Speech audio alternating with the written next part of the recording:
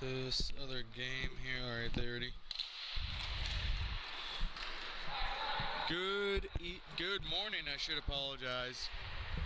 We do apologize that there's no video to start out the broadcast. We are working on those technical issues here, but we are live from the Fraser Hockey Land in Fraser, Michigan, just outside of beautiful Detroit, Michigan, to bring you some MIHA championship action. We're starting here out at the Tier 4 level between two Chicago teams, the Chicago Moneyball and the Chicago Mary Pats.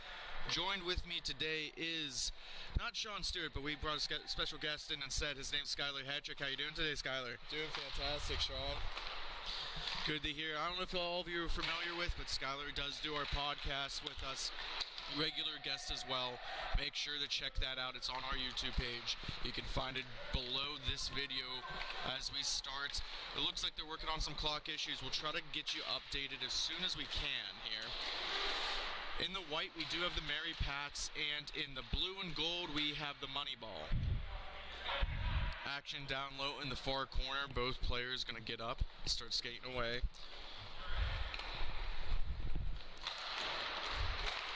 Quick saucer across the defensive zone. Chef, number 76, is bringing it up. Going to drop it for Balicki. Tries for a redirect in front, and that gets knocked out of play for a quick whistle.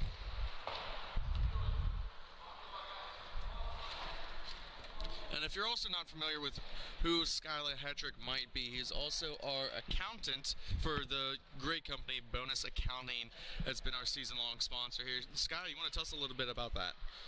Yeah, so we're an accounting firm based out of Shakora, PA, which is about, say, a half hour from Grove City, a couple hours away from where we're at today. And if you need any tax services, we also do payroll, bookkeeping. We're familiar with different state systems as well. And yeah, if you need any accounting services, don't be afraid to look us up on that. They do excellent work. I get my taxes thrown through.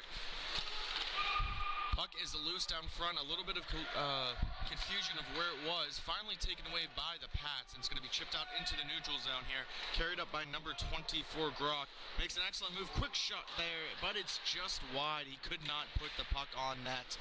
But it will be held into the zone by number 27, Cahill. On the backhand, throws one off the left leg pad into the corner, and puck will come all the way back out to center. Excellent puck movement so far by the Pats. A nice slow-paced game to start out, but we'll see when these two teams will heat it up. Balicki, number 26, skating it through, winding it up now. Going on the backhand. He's going to go through a couple of Pats players, but eventually turns it over. Trying for a centering feed was number 91, Hernandez, and it's going to be turned over and going the other way for the Moneyball. Quick feed in front, that's off a skate. It's going to go the other way. 2-on-2 action here. Great defense by number 91, cutting off the angle, and it's going to go back the other way for the Moneyball. Long stretch pass. Here comes number 2 skating it on, and there's going to be a penalty upcoming. Looked like a clear lane to the net, and we will get our first power play opportunity here for the Moneyball. Honestly, Sean, that was a great penalty to take right there. He had a wide open lane to the net. He was just about to finish on the backhand and then got his stick right up in there to stop him. And honestly, you can't be mad about that penalty. Now, I'm sure his goaltender really appreciates what he did for there. He'd rather take the chance instead of having a 1-on-0, maybe taking the 4-on-3 here. Yeah, of course. And Skylar, you've had a little bit of playing history here. You played for, obviously, the Slippery Rock team when you were in college and collegiate. So, I mean, what's kind of this, tournament setup explained, what these kind of weekends are here? These weekends, honestly, are a lot of fun. I bet a bunch of these guys just enjoy coming out, playing some good hockey. Some of these guys are probably coming here for the first time. It's always nice going around to different cities, seeing what it has to offer, and then playing a bunch of people that you normally don't play at your home rink. So whenever I was in college, that was always the stuff I look forward to, and that's always a nice bonding experience with your teammates as well. And I'm sure they've done a little bit of bonding here between both the teams. Maybe both these teams know each other. They're both from Chicago. An early round matchup here, as Buckley had a quick shot on net that was swallowed up by the netminder of the Pats. Sustained pressure will be alleviated with a dump down low by number 73, Rumps. Taking their time now is the Moneyball, trying to set up. Schmidt coming up through the neutral zone. He's got a man in front, not alone, that is Chef, but it will come all the way back around for number 7, Buckley. Trying to put on the stop, cannot do it. Finally taken into the zone. Given back. Quick shot there by Schmitz, just off the right blocker pad of the netminder for the Pats. And the puck will come all the way back down into the Moneyball zone. Can't be much time left here on this power play opportunity to start off game number 1 here for the MIHA Championship weekend. Quick, whoa! What an excellent save there by the Pats netminder to keep that puck out of the net. Number 40, Davey, just sprawling out. Excellent save, Sean. Excellent save. He didn't have much, but he was able to use that paddle to his advantage. Looks like we're all evened up here. Hernandez coming out of the box. He's going to head straight to the bench.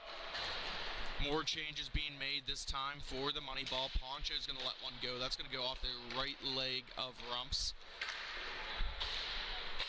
Puck on the near boards here. Moneyball will contain and keep possession here, and they'll bring it all the way back into their own zone.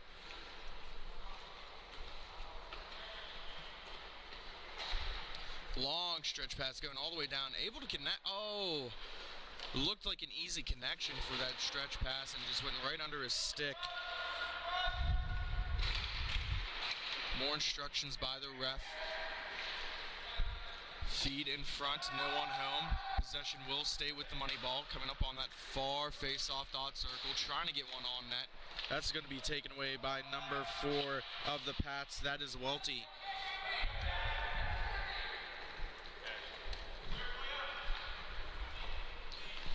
So thank you for staying tuned in. We do have the video back up and running, so we do appreciate you hanging on here with us.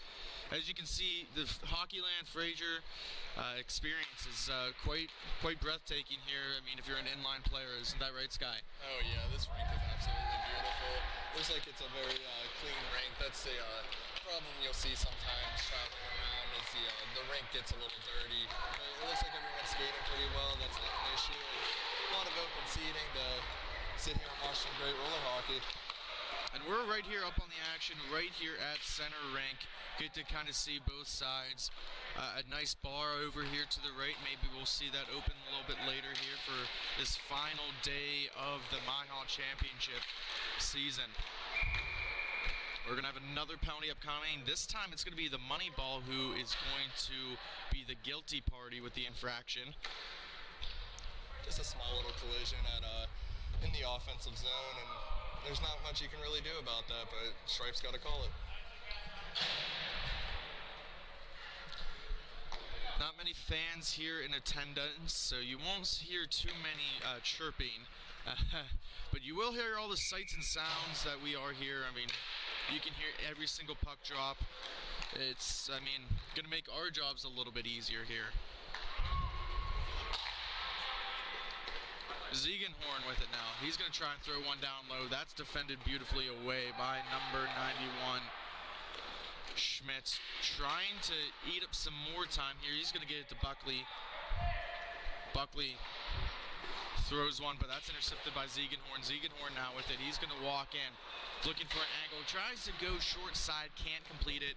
Cahill trying to keep it in the zone. Puck on an edge, and it's going to come back out into center rink. Gets it to Welty. Heavy back check. He's going to reverse it back to his D-man, Cahill. Cahill's going to walk in. He's going to let one go off of a leg in front, and that's going to be cleared away, but kept in the zone. Ziegenhorn to Cahill. Cahill's got some space. He's going to let one go off the blocker behind the net. Another bad turnover here by the Moneyball. Ziegenhorn trying to throw a backhand on the netminder. Can't come away with it.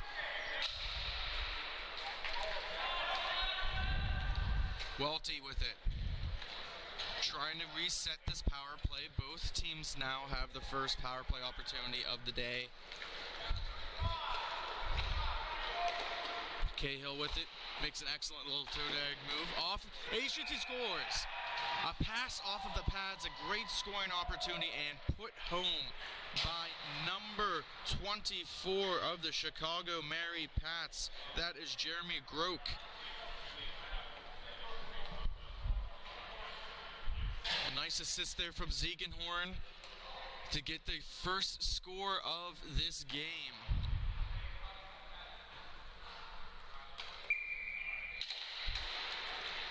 Face-off dropped, and the Pats will win the upcoming face-off, and it's going to be thrown down into the offensive zone, played there by number 77, Schmidt. Ooh, netminder a little out of position there. That is another Balicki.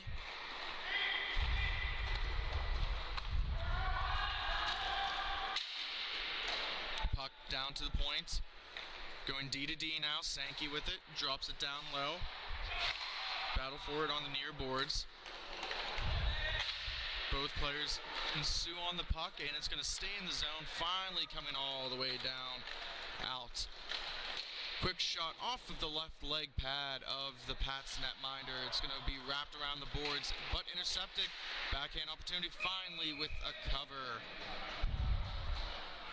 Some great opportunities here in the first period, Sean. Yeah, I mean, both teams seem like they're in a rhythm here, going up and down the rank, just trying to find, some small opportunities, whether it's redirects, maybe some nice rebound opportunities, and, creating some different kinds of scoring threats. Yeah, for sure. And with these early morning games as well, they got to get their legs under them. They just woke up. You're going to see some mishandlings, and we'll see if that turns into anything. Now, as a player, did you prefer the early morning games or the later in the afternoon kind?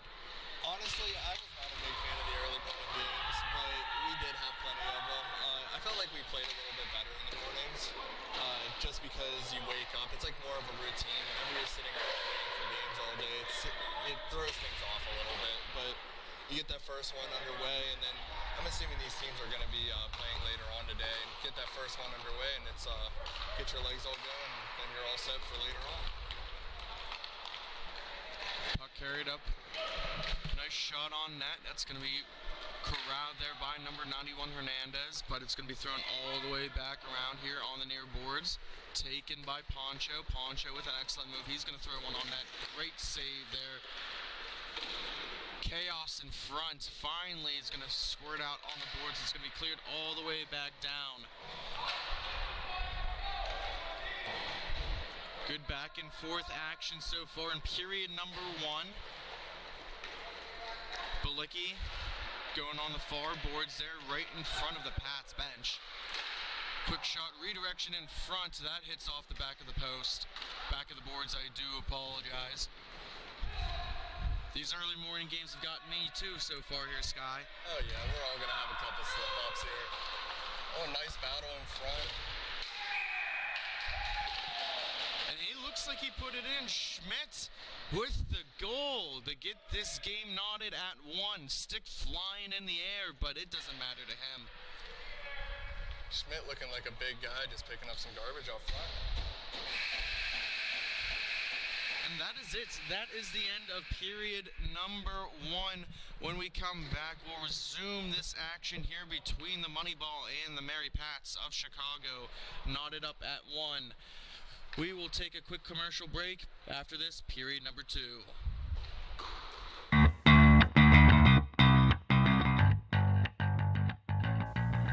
Bonus Accounting is Western PA's premier accounting firm, offering payroll services, QuickBook advising, and business accounting, making them an accounting hat trick. Visit them today at bonusaccounting.com. Bonus Accounting, the firm of the future.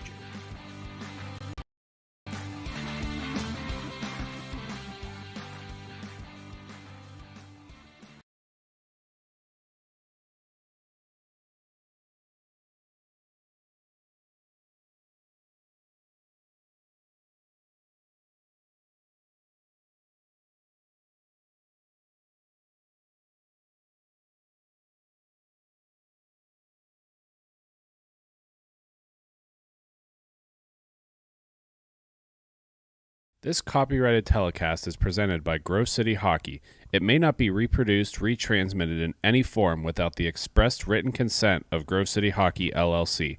We thank you for your understanding and hope to continue to enjoy this complimentary broadcast. To purchase footage, email grovecityhockeyllc@gmail.com.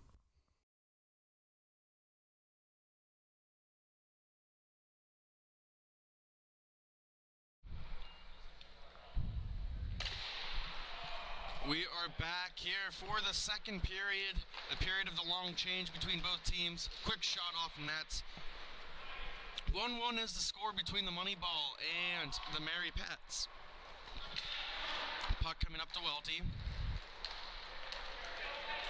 He's going to try and skate on in on the far boards. He's going to drop it off there for Ziegenhorn. Ziegenhorn's going to walk and shoot. Blocker save there over in the far corner. Retrieval there by Ziegenhorn. Again, a little bit of a grab, and Sky in that position. I mean, how do you come around and, try to prevent that penalty and not get a holding call in that situation? I'd say just be more aware. You're going to want to try to step out of the way so you don't have that call go against you, which led to their goal. But it seems like the Moneyball is a very physical team from what I can see. They like to pressure the puck well, so they're going to have those penalties occur every so often, and there's not much you can do about it when you play that type of style of roller. Puck almost squirting by the Moneyball netminder here. Took a second to try and figure out where that puck was. Able to corral it down in the goal scorer, Schmidt. He's going to try for a breakout pass off the boards, and that will be taken away by Welty of the Mary Pats. In net, we have Josh Shook for the Moneyball. Made a couple of excellent saves here to start us off, and of course in net, we have Jordan Martinac for the Mary Pats. Welty skating up, nice little persistence there from Moneyball. Puck's going to come all the way back out to center rink where Rumps will take over. Pressure and forces the issue to Welty. Trying to prevent any kind of breakout into the offensive zone. Finally, the Pats are going to take over. Number 24 with the puck. He's going to dump it down low. That is Jeremy Grove. He was the goal scorer for the Pats. Ziegenhorn now, maybe a 3-on-2. He's got one right in front. Ooh, right off of the left leg there. Another shot attempt. Goalie without a stick. Ziegenhorn shoots it again. Another miss. Puck coming up around the boards, finally thrown down to Welty.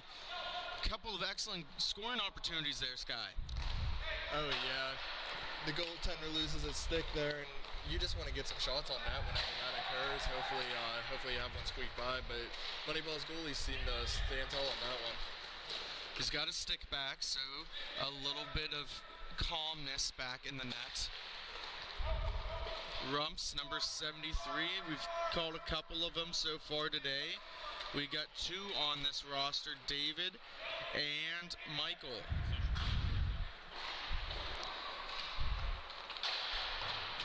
David throwing it back around. Now here comes Michael with the retrieval. Looking for an outlet pass. He gets it to his brother. Going to drop it off for Cahill. Cahill's going to walk it in on the forehand, a right-handed shot. Throws it in, an easy glove save there for the Moneyball netminder. Trying for a stretch pass out of the zone. Hits a man in front and finally getting out, but they can't keep possession. And it'll come back into the Moneyball zone. Rumps on it now. Poncho, the defenseman for the Moneyball, able to regain possession. Both teams making some changes. Interception by Welty. 2-on-3, not the most prime opportunity, but an excellent stand-up there by a Moneyball defender. That's number 2. That's Hoslinger. That's just perfect example on the way Moneyball's been playing all day. Just stands tall whenever he tries to make a move to the center of the rink and just doesn't let him by. And we should see a little bit more of that. Like you mentioned, it seems like that has been their MO, their style of play so far through the first period and a half. The Pats wanting to slow the pace of game down. Cahill with it. He's going to drop it down low once again, but missing the stick of his forward partner. That it was number 15, Sankey. Chef with it. Cahill calling for a hold, nothing there. Puck on the far boards right in front of the bench. Trying for a pinch there. Couldn't come away, but it does stay in the offensive zone for the money ball. Given off to Poncho. Thrown in on net. Another save. Oh, the puck is loose still. Nothing called. Jamming away at it.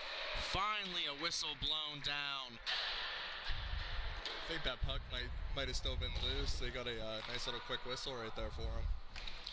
I think Davey will be a little bit appreciative that the whistle blew a little early in that situation. And, I mean, we've both been there too, reffing-wise. I mean, where do you make that call there? I mean, do you say it's whenever you're about to blow the whistle, or does you have to blow it immediately?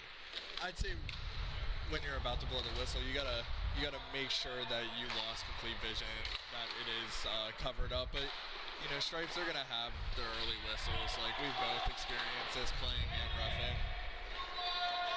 Hernandez carrying it through a 2-on-1 if he hurries. He's got it on the forehand. Shot opportunity, not a good one as it goes very far wide of the blocker. But they are able to keep possession here. Siegenhorn with it now. He's got Hernandez with him. A little bit of pressure there by Chef. Quick shot, and he goes top blocker side. That is in. Number 92, Siegenhorn, buries it. And Sky, what did you see there? I mean, that was just such a quick shot and release there on that goal. He just had just enough time to pull back and just rip one. They gave him just enough room, and I think he might have been screened by his own defenseman a little bit, but you can't take away from that shot. That was just such a beauty. It did look like Balicki was blocking his own netminder a little bit. That could have been a definite, a little bit of rough play here on the board, trying to get that puck loose. Finally, they jam it out. Siegenhorn, the goal scorer, is going to come up on it on the face-off dot, met there with some resistance by Hoslinger.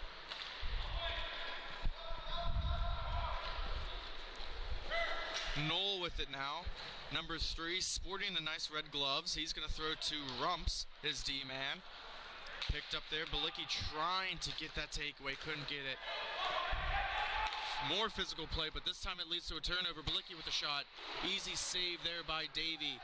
But he's trying to get it out of the crease there. His own D-man, almost something that we saw from Pittsburgh, the Penguins from our hometown do a couple times yesterday, put in their own net. You don't want to do that. No, you do not. I had the same occurrence happen to me last week playing hockey. I had 2 in my own net, and it just happens sometimes, and there's not much you can do about it. We do want to thank everybody in attendance and here and bringing us out. I mean, we're so excited to be out here. This is a great venue. This is, you know, great area to be around in the greater Detroit metropolitan area. I mean, nothing but hospitality so far since we've been here. Yeah, this time has been beautiful, and it's a great day for some hockey. It's a little warm outside, but we're thankfully inside here, get some nice cooling air conditioning. And like you said, nothing beats championship hockey. Hoslinger throws it into Balicki. Balicki can't control it, just too hard of a pass. And it's going to be taken the other way here. Grove with it now. Trying to make a couple of moves. Met 3 different Moneyball players, and it's going to be a counterattack now. An excellent poke check, but it goes right to another Moneyball defender, and it's going to be finally covered up there by number 40. Collision down front. Let's hope both players are okay. Both look a little bit shaken up. Looks like they're getting up a little slowly. Hopefully they are all right. Very gingerly getting up, but it looks like both players are good to go.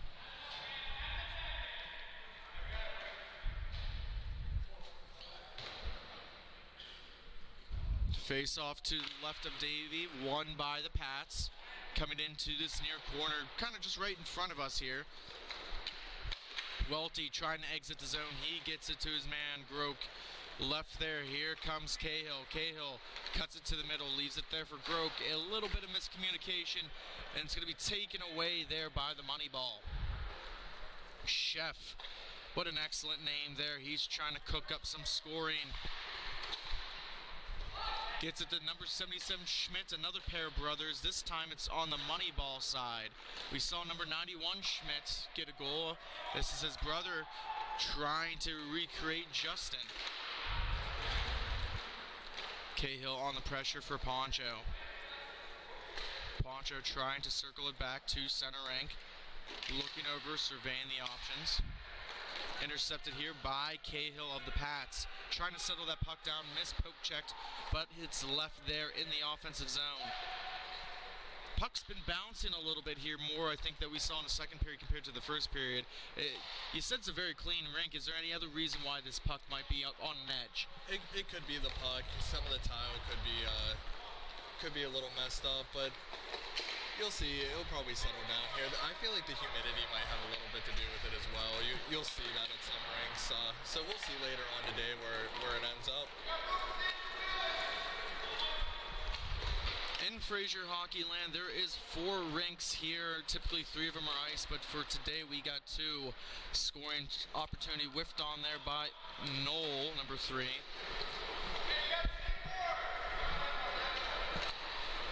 And especially with this, MIHA action, we actually have 2 sets of games going on at a time here. We're in the priority rank right now, so we're going to be here all day. We won't see any of the other action, but we will see the championship games here. Shot. That doesn't even go into the netting. That goes over the netting here, and we're going to get a stoppage of play. Face-off will be in the Pats' defensive zone.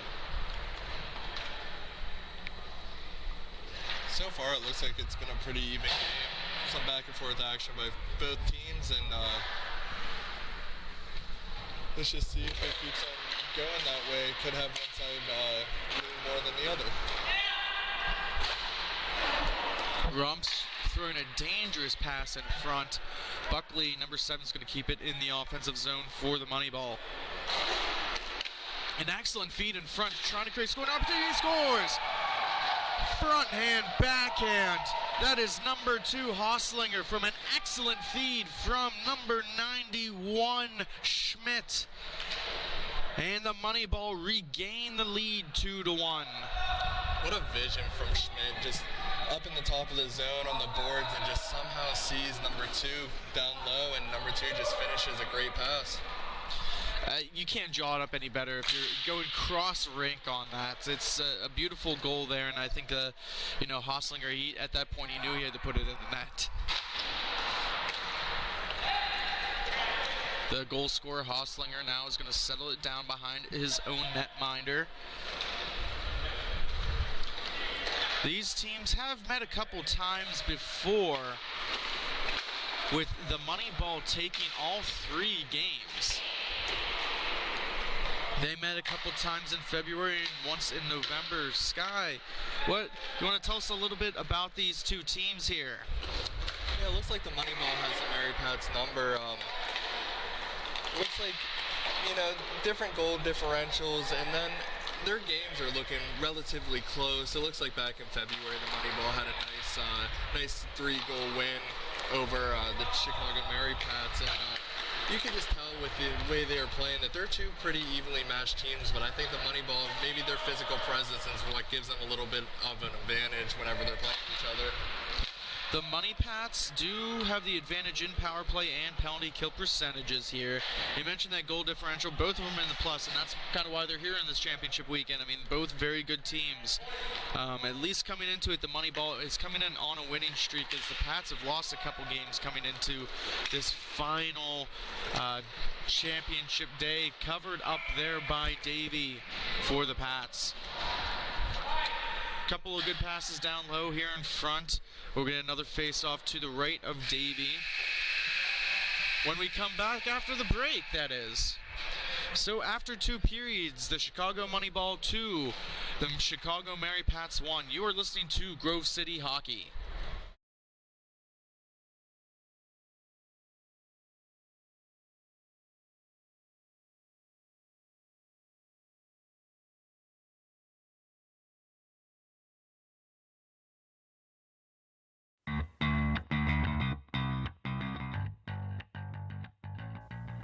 Bonus Accounting is Western PA's premier accounting firm, offering payroll services, QuickBook advising, and business accounting, making them an accounting hat trick. Visit them today at bonusaccounting.com. Bonus Accounting, the firm of the future.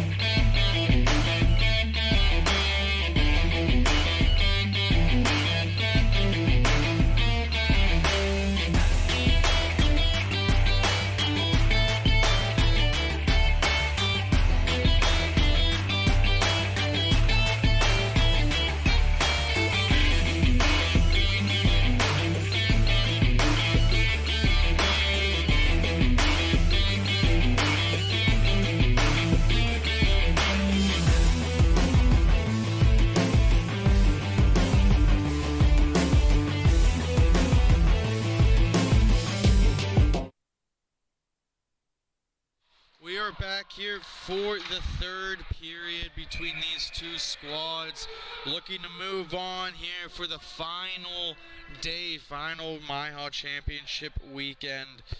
The Chicago Mary Pats are trailing the Moneyball of Chicago 2-1 as we speak. Face off to the left of Davey, shot just behind the net.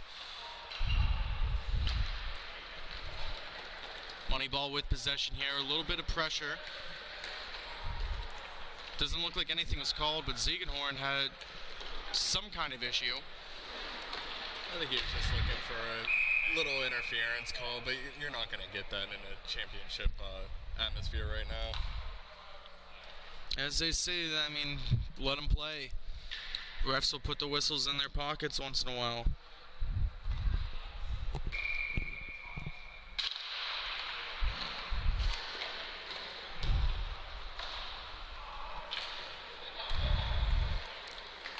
Schmidt with the puck now. He's going to drop it off there for Poncho. Poncho's going to skate hand on the backhand, but that will be at least forced back out to the point where Poncho will keep control. He's going to throw it down low. Hoslinger now. He's going to try and create some kind of space. Quick shot and he scores! Number 2 Hoslinger with the goal. He gets his second of this early morning tilt from an assist from number 92 Poncho. That was a great move cutting in the middle right there. They gave him just enough space to just cut across and get a nice little quick shot off that surprised the goaltender. Yeah, I mean, when you got guys in front, you want to try to utilize those screens as much as possible. An excellent shot there. Found a hole, and we got a 3-2 game. Poncho now with it again. He's trying to stop on the dime was number 14, Chris Birch. Couldn't come away with it. Puck will go all the way down. It's going to be frozen. No, this isn't ice hockey. There's no ice that's going to be sprayed on him. So very heavy stop, I don't think, for any particular reason.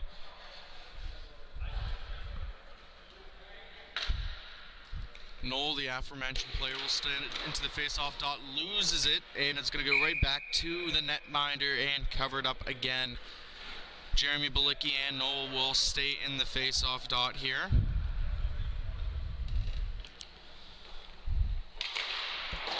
For this time, it's won by the Mary Pats. Another quick shot, looking for a redirection in front, but it goes just wide. Retrieval there by Noel. Nice little drop there for Welty. Welty going behind the net.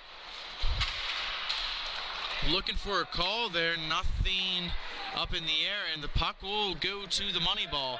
Welty looks like a man on a mission here. Pinching up now is Rumps. Rumps with it. He's going to cut it to the middle. Cuts right back to the right. Quick shot there. It's going to go wide. Welty with the retrieval behind the net. He throws it in front. No one home.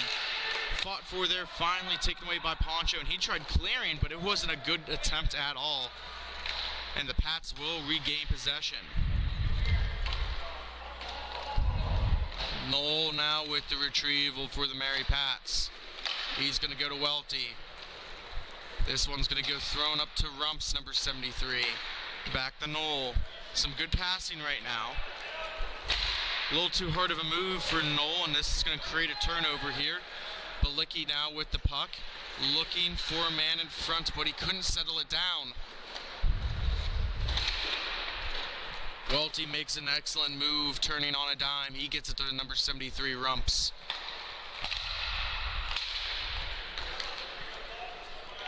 Picked up by Buckley for the money ball. He's going to throw it off of the board, so it goes right underneath the stick of Birch.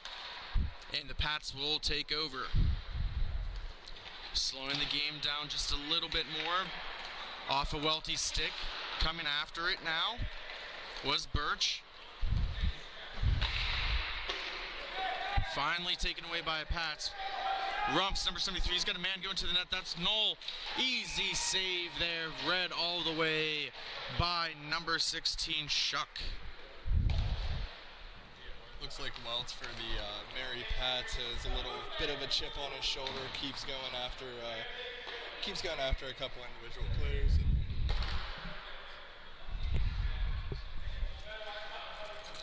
Face off to the right of Shuck. One briefly there by the money ball. It's going to be held in. Sankey throws it down low. Groch, one of the goal scorers today, this morning, throws it down low.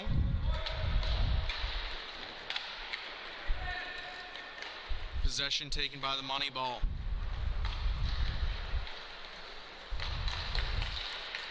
Hostlinger now throws it on net. That hits a couple man in front, and it goes into the corner. Chipped off the boards, looking for Groch. Kept in by Schmidt. It'll go behind Davey in net. Picked up there. Nothing called. Nice board work. Both teams trying to move it. They finally do. The Pats with it.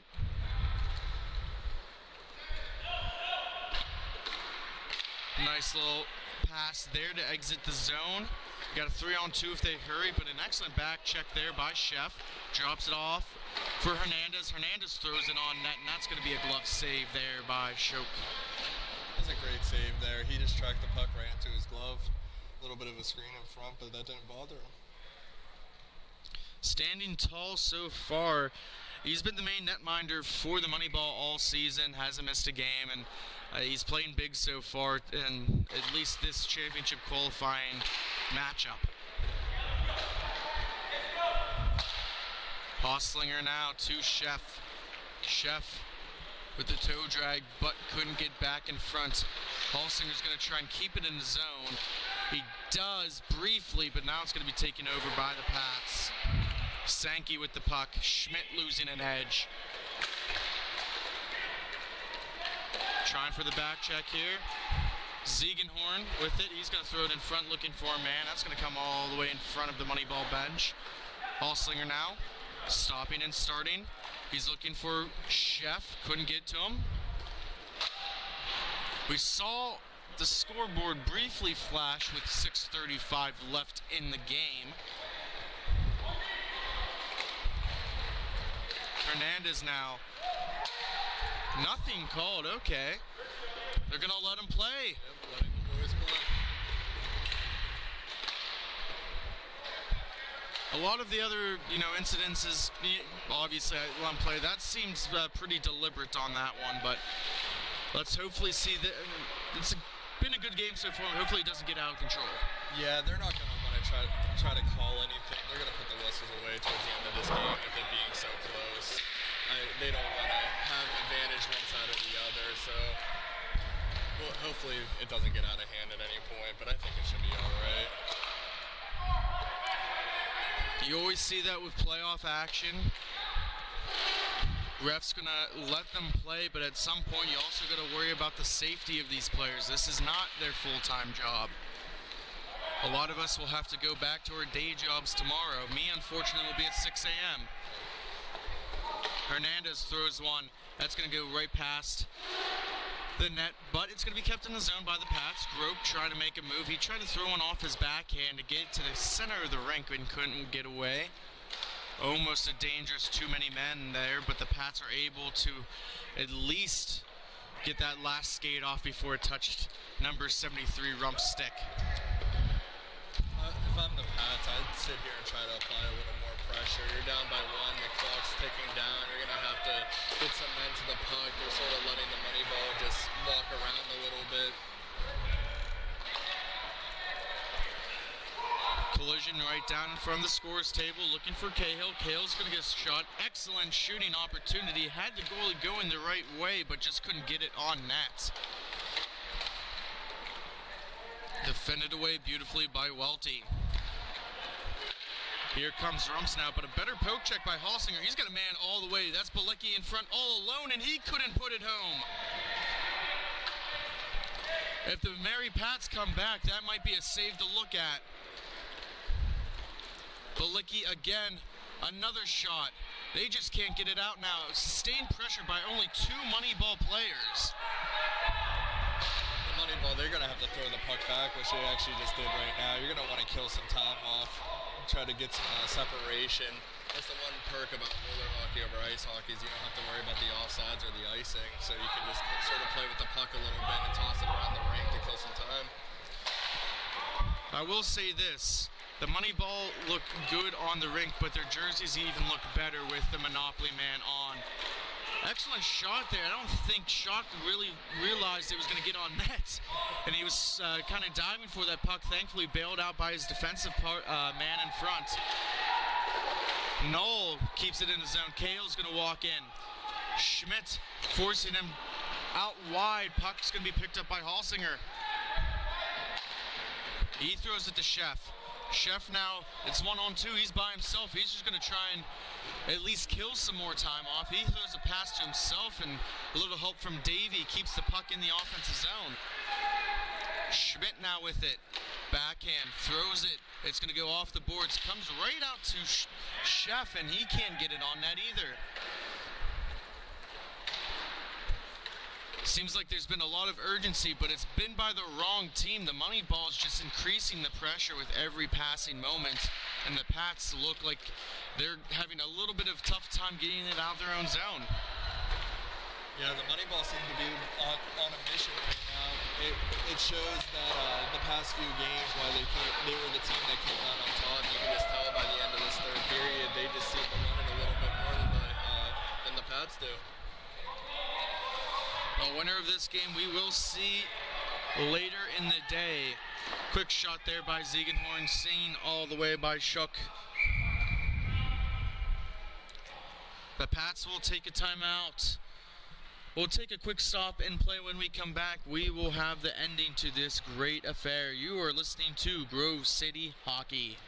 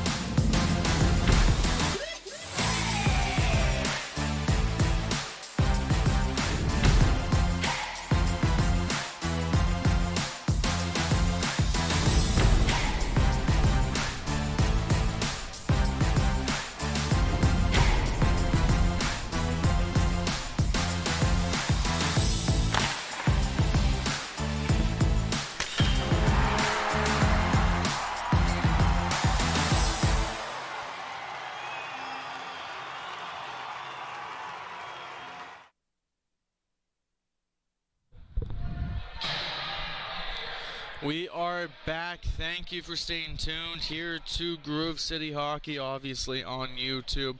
We're going to 6:50 tonight, guys. So I hope you brought your coffee. We got a little bit of Tim Hortons here, so it's going to be a long one. Oh yeah, it's always nice traveling to different states whenever you're from PA. We have no Tim Hortons around us, so it's nice. It's a nice little treat being out here in Michigan. And it's a treat to be out here in the Fraser Hockey Land. A great facility, have 8,000 seating capacity, 4 different rinks. Like I said, we're on the priority rink. Both teams battling it down low, finally taken away, but the Pats are going to keep it in. Welty backhanding it down low, looking for Ziegenhorn.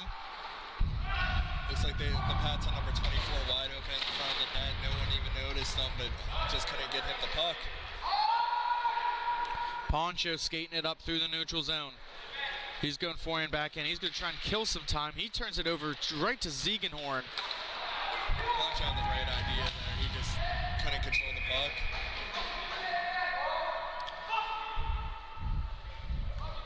You can hear both benches. We do want to apologize for any unfriendly words you might hear. We can't control, but both teams are, in a heated battle right now. Face-off won by the Moneyball. Puck behind the net. Two defenders collide. It's going to be cleared out. Cahill's going to try and chase it down. Halsinger's going to force the issue here. Welty picks it up. Welty looking for Cahill, but a little bit of miscommunication of where he was going to be at. But Cahill's going to end up with the puck anyways. He's going to walk in. He's going to let one go. That shot's going to go up into the netting and out of play. That's a great shot opportunity there. It looked like Moneyball's goaltender had a little bit of a hard time tracking that one down. He had to fight that one off a little bit, but he was still able to pull through. You can almost say, Sky, that the Moneyball's netminder has been on the money so far today. He's saved quite a bit of good scoring opportunities, and he's kept his team in it, put him in a position to win. And not much time remaining here. They might be walking away, and we'll see them later here in the afternoon. Puck cleared all the way down on an edge. It's going to go into the pad zone. Played there by Davey for Knoll. Davey heading to the bench, looking for some 5-on-4 action. Pressured there by Chef. Welty with it. A little cross-ring pass. Battle in front of the net between Cahill and Poncho. Cahill coming to play the puck.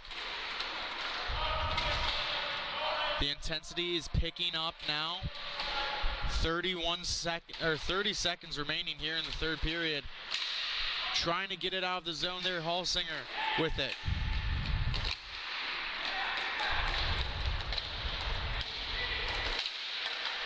Knoll coming with it. 2-on-3. He's going to go back. He shoots. Oh, what? He misses. It's just above the post. That was almost a game-tying goal. You have to finish that shot there, Sean. He had a wide open net with no time. You can't draw it up any better, and the execution was almost perfect until that last shot. And a victory here for the Chicago Moneyball. They will be moving on. Unfortunately for the Chicago Mary Pats, their season, it's not the outcome they wanted. It's not completely done yet, but they're not going to be playing for the championship. So when we come back, we're going to take a quick break. We're going to have game number 2 here for some MIHA action. Thank you for listening to Grove City Hockey. This copyrighted telecast is presented by Grove City Hockey. It may not be reproduced, retransmitted in any form without the expressed written consent of Grove City Hockey LLC. We thank you for your understanding and hope to continue to enjoy this complimentary broadcast. To purchase footage, email grovecityhockeyllc@gmail.com.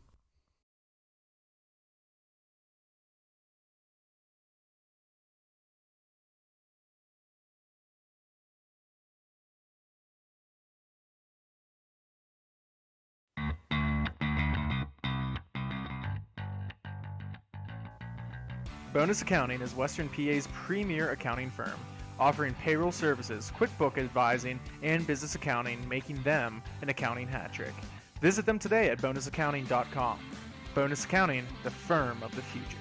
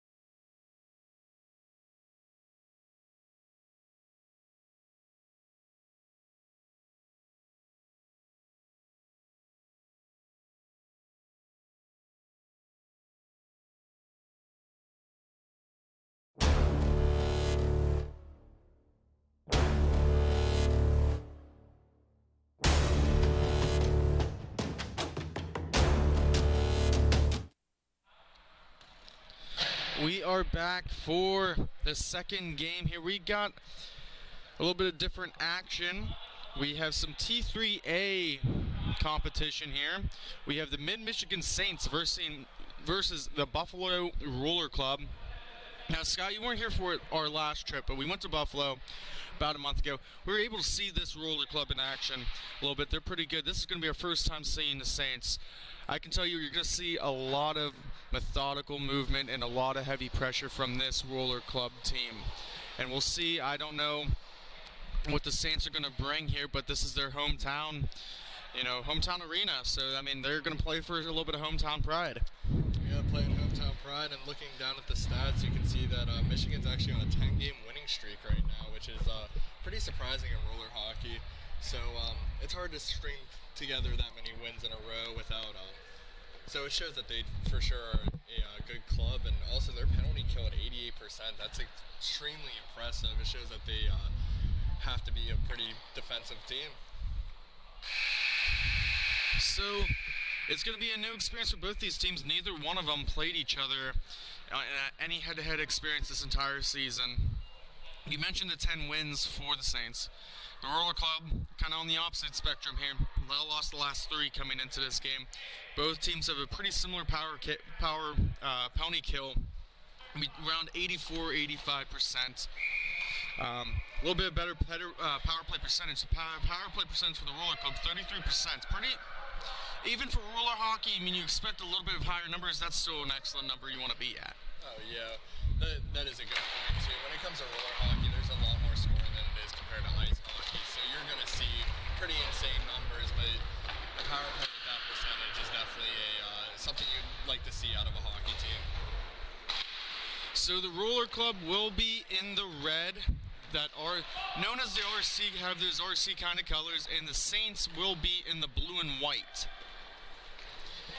As we go right to left, the Roller Club with the puck, looking for a breakout here, trying to get out of the zone. Number 16, Monaco, with it. He's going to throw it to his man, number 12. That is Radizwan. All the way back down low to his D-man, going DDD now.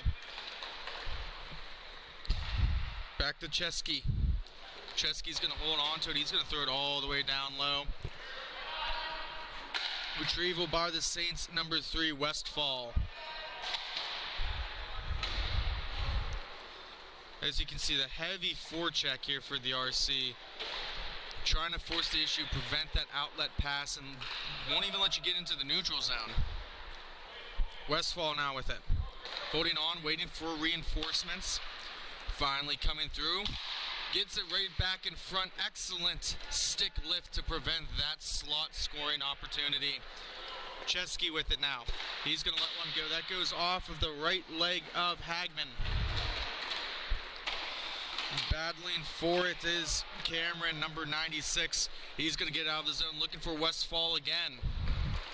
Westfall makes an excellent move, trying to get scoring opportunity. Puck sits right in front. It's going to be covered up by the RC netminder. He thought better of it. Looks like that's number 30, Alex Strickland, in net for the Roller Club. Strickland getting challenged pretty early. If you noticed during warm-ups, he actually wasn't out there. If you were watching, he was stretching in the crease a little bit to get a nice little warm-up action going. So he was challenged early and was able to save it. Sprawling save again, right as you finished that sentence, Sky. Yeah, he's getting tested quite a bit here and made a couple of excellent saves right there. And you've played goalie a little bit. I mean, how difficult is it if you haven't faced any shots in warm-up? Oh, you feel so far behind. I feel like you just you want to get those first couple ones out of the way. You get those prior game jitters and just, I don't know, warm-up gets you going a little bit. And coming in without a warm-up, it's a pretty bold move. It is a bold move, and it's working well so far for him. A couple of shots faced here in the early minutes here of the first period. Number 21 carrying up. He's going to let one go. Couldn't get it on net. Puck's going to come all the way down to The Saints netminder, we have yet to mention him really. His net, Tarpinian, is the one in net for the Saints. I think he's, oh, what an excellent shot there. Bar down. In the words of the immaculate Brian Whitney, sunk. What a great play there, Sean. Just came down and was able to just catch Strickland off guard and get him with that high-rising shot. The first goal of the tilt between the Saints and the Roller Club will go to the Saints. The Saints now up 1-0 here in the first period. They're going to decide to hold on to it. Going D to D now. Westfall back out there. The goal scorer, Hagman. Chasing after it is 96. Here's Cameron. Cameron with it now. He's looking for it. Oh, he misses just wide above the post. Extremely bad turnover there. That's something you just can't allow to happen, and you just leave your goalie out there to dry. But luckily, he missed the net coming down. Another opportunity here, thinking better of it. The good back check by the Roller Club, but the possession's going to stay here with the Saints. Very methodical approach, shot on net. That's blocked in front by number 24. That is Greg Marsh.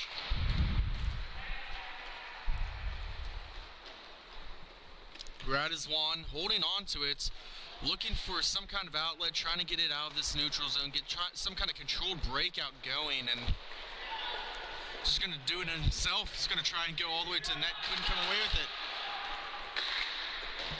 Pass off the boards. Here comes Westfall. This is 2-0. Westfall with it. Give and go. What an excellent save by Strickland. If it wasn't for Strickland, Roller Club would be down a couple right now. They did not come ready to play based off this first period. Hopefully they can just turn it around and keep it a little closer. But Michigan's just coming hard at them, and Roller Club's just not ready for it. I'm kind of in shock here because this is not the Roller Club that at least we saw in Buffalo about a month ago. Strickland, like you said, he's all on it. Puck in front, and that's going to get deflected wide. Looking for it on the doorstep was Heimbrecht. Another opportunity for Westfall. He's going to make a move. He's going to try and get one on Strickland, and he scores. Screened by his own man in front, Westfall capitalizes and increases the lead to 2. That was just a perfect play shot. He went far left post in, took advantage of the little room that he had, caught Strickland off guard because of the screen and by his own players. Now they're sitting here with a 2-goal advantage. More changes being made here in the first period. 2-0 is the score. Like you said, Sky. Face-off tangled up, fought for, finally pried away by the Saints. That's number 98, Bishop. Trying to get it out. Chesky with a shot. That's going to be covered up there by Tarpinian. That's something right there that can get the Roller Club going. Get some quick shots on. Try to test this goalie early. As you can see, he just skated down, top of the circle. Just let one rip, and hopefully they can get some more going off of that. Another face-off tied up. Roller Club victorious in the dot in this period so far. Fought for on the far boards there. Chesky trying to get a takeaway. He does. 2-on-1, maybe 3-on-1. Chesky walks in front. Oh, and he can't bury the shot. Just hits the glass. And now a 3-on-1 for the Saints. Looking for a man. Quick shot. That's going to hit off the glass. Staying behind the net. Picked up by Monaco. Monaco with a nice outlet pass to Davis. Davis trying to carry it through. Cannot. Pickpocketed there by number 19 of the Saints, Adam Dow. Wind-up shot off the left leg there of Strickland. Easy save. Davis with a nice little toe drag move. About 6:20 left here in the first period. Davis trying to get a shot off. He does, but it was not a very heavy one. He's going to get the puck right in front again. Another back-checking opportunity here for the Saints. Great team defense to collapse in front of the net. 2-on-2, number 77 with a shot off of the glass, and that's going to cream wide down in front of the Roller Club bench. Strickland really had to fight that one off. He did not see that coming, but was just able to get a nice little piece of it. I think at this point he might be reconsidering himself. It's nothing what he hasn't done wrong. It's just unfortunately some of the play in front of him hasn't been up to par. An excellent redirect in front. He couldn't put it on nets. He had a wide open one. Quick shot there by Westfall. Multiple opportunities now. On the retrieval is Sivland. Coming all the way back down is Hagman. Hagman to Cameron. Cameron trying to cut to the middle. Backhand opportunity saved by the glove of Strickland. Lots of pressure here. And Sky, how do you counter? If you're the Roller Club, how do you counteract it? How do you get it out of your own zone now? With roller hockey, a lot of it's puck possession. That's something the Roller Club hasn't had, but getting that quick whistle gives them a little bit time to reset, to get some pressure off, because they're just struggling very, very hard in their own zone right now. They've had a couple good opportunities, but besides that, this game's been all Michigan. The Mid-Michigan Saints with that 2-0 lead. Chesky throws one towards the net on a spinning shot. Couldn't get it on. The Saints will hold on to possession here. Cameron throwing for his D-man. Gets it all the way up to the boards of Sivland. Cross rink now to Cameron once more. Cameron stopping and starting. He's going to let a heavy shot go, and that's going to come all the way around. Picked up here by the Roller Club. Trying to settle the puck down is Marsh. Finally able to, but just at a terrible angle. Gets one on net, but an easy save by their netminder Tarpinian. Face-off will be to the right of Tarpinian. Slow changes here. From my experience, you want to look for about 6 to 8 guys here on a team. We got a full 2 lines here for the Saints and only 6 players here for the Roller Club. Is this going to play any kind of factor? I think later on down the road with this game that you'll see that they'll start slowing down here in the third period. It seems like they got some bigger guys on this team as well, and me being a bigger guy too, it's just wears down on you when you don't have the subs. But you know, if they're only bringing 6 here, chances are they probably do it pretty often, so maybe they might be able to overcome the challenge of that. Pass off the stick of Davis. The Saints will take over. A good back check by Chesky, but they're going to recycle it now. Hagman with the puck. He's going to go behind Tarpinian. Long stretch pass. Just under 4 minutes remaining here in the first period. Seems like it's been a lot of action for the first period and been talking non-stop here. It's a 2-goal lead for the Saints.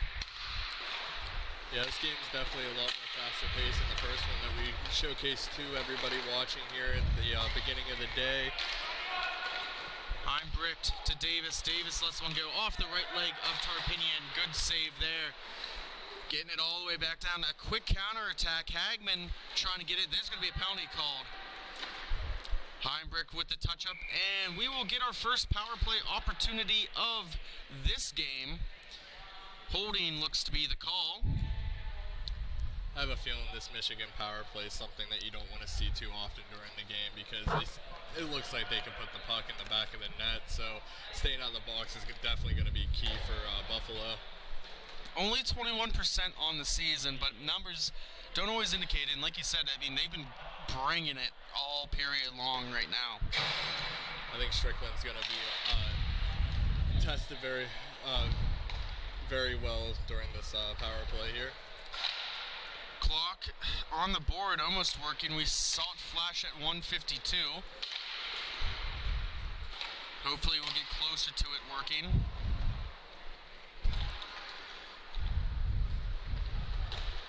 Holding on to it deliberately was number 22 of the Saints, looking for a man. Back and low. Back and forth, down low. Quick cover up there by Strickland. They get a stoppage of play. Going to take his time here, try to kill off as much clock. We're just under the 1 minute marker here of period number 1.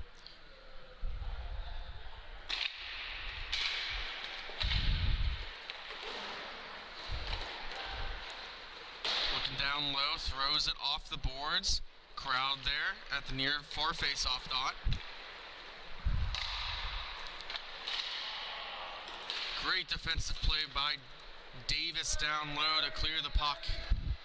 Cameron on the retrieval. 43 seconds remain on the power play. Looking for a tip in front. Just a tad bit high. Going back to the point, collapsing down low. Almost another redirection in front by Sivland. Cameron with it now. Trying to feed in front once more. Maybe a shorthanded opportunity here.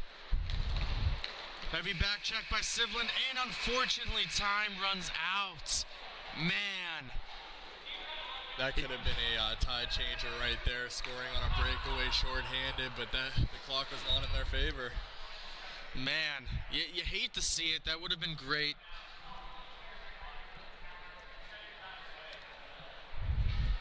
Both refs converging towards the benches here. They're trying, it seems like it gets a little bit closer and closer that we're seeing this scoreboard come up here. They're working on it as we speak. I want to give a quick shout out to, our excellent staff here. I know this is your first time out, Sky, but I do appreciate you coming out. But we have our, usuals here. We got Bender on camera. Thank you very much. We have Flan here. He's also on camera. He's taking photos, running kind of the show back here for us. So, and of course we have the main man, Jake, the visionary of it all, the team president. Just like to thank all of you for bringing us out. I mean, I personally enjoy this. I hope you're having a great time here, Sky. Yeah, so far so good. I can't complain whatsoever. It's been a blast coming out here so far. This is game number 2, and I can't wait to see the later on games and see what this tournament has to offer.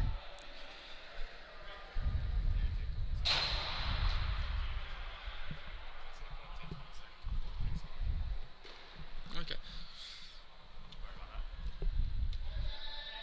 Both teams lining up. Clock still kind of flashing. 17 seconds will remain on this power play opportunity here. Period of the long change, mentioned it last game. Always want to keep an eye on it. It's going to play some kind of factor. He shoots his scores right off of the face-off.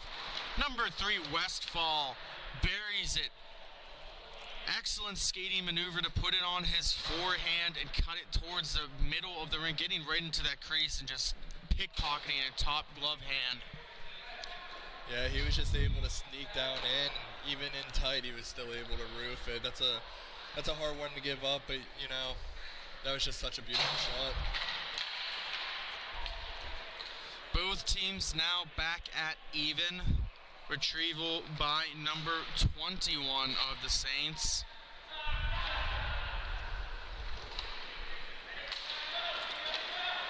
Quick breakout intercepted there. Chesky, he couldn't hold on to it. Heinbricht trying to keep it in the offensive zone only momentarily. The goal scorer, Westfall, will pick up the puck. He's got a 3-on-2 if he hurries. Quick shot there. That's off of the right leg pad. In front, slaps it home. That was number 98, Bishop, on the doorstep, looking to bury the biscuit.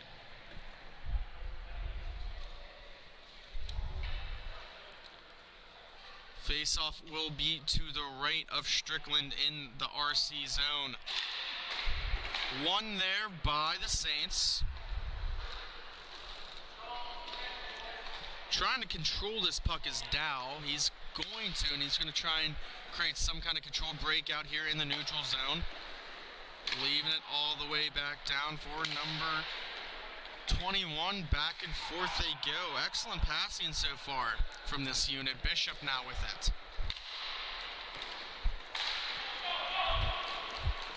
Bishop trying to create some kind of scoring opportunity off the legs of Strickland. RC looking for the counterattack now. Marsh with it. Down on the close end boards. He throws it in front. It's going to be picked up by number 16, Monaco, who we saw with that shorthand opportunity before time expired. Maybe a 2-on-1 now. The Saints feeling it. Here we go. Backhand opportunity off the post. You couldn't ask for a better opportunity on that pass. Man, great setup there. He could not bury it home. I believe the number says 22, but I believe that is 92. Ryan Spears with that backhanded opportunity that he almost just inches away from extending this very generous lead. Seems like it's still been all Michigan. Hopefully RC can do something to turn the tides on this one, but Michigan is just coming with the speed and just good opportunity. Their vision of the rink is remarkable right now, and it's going to be hard to try to throw them off their game. Here comes Westfall again. He's going to leave it on the doorstep. A nice little drop pass. Puck still loose in front. Finally picked up there by RC. Monaco to Marsh. Surveying his options, trying to throw it in front. Couldn't get it to Heimbrecht. One-on-one opportunity now. Coming down low, quick shot just high of the glove hand of Strickland. RC will take possession now. Davis off the boards, picks it up. 3-on-2 if he hurried. Slowing, stopping. He's going to throw one cross crease. Couldn't get it through. Marsh down low to Heimbrecht. Looks like RC's making an adjustment. They have one man all the way back to prevent any 1-on-0s, 2-on-0 opportunities. Going to be very conservative now.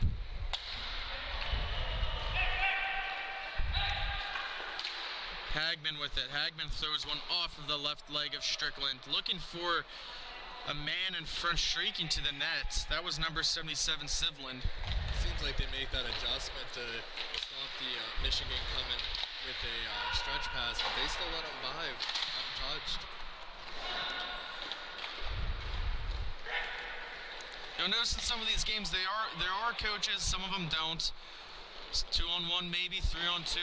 Going for Sivland in front. It doesn't get Sivland's stick. I think that was Westfall who just buried it from very high. I mean, almost at the blue line here right in front of us is where he took that shot. Looking for a redirect, and we'll see who they credit it to.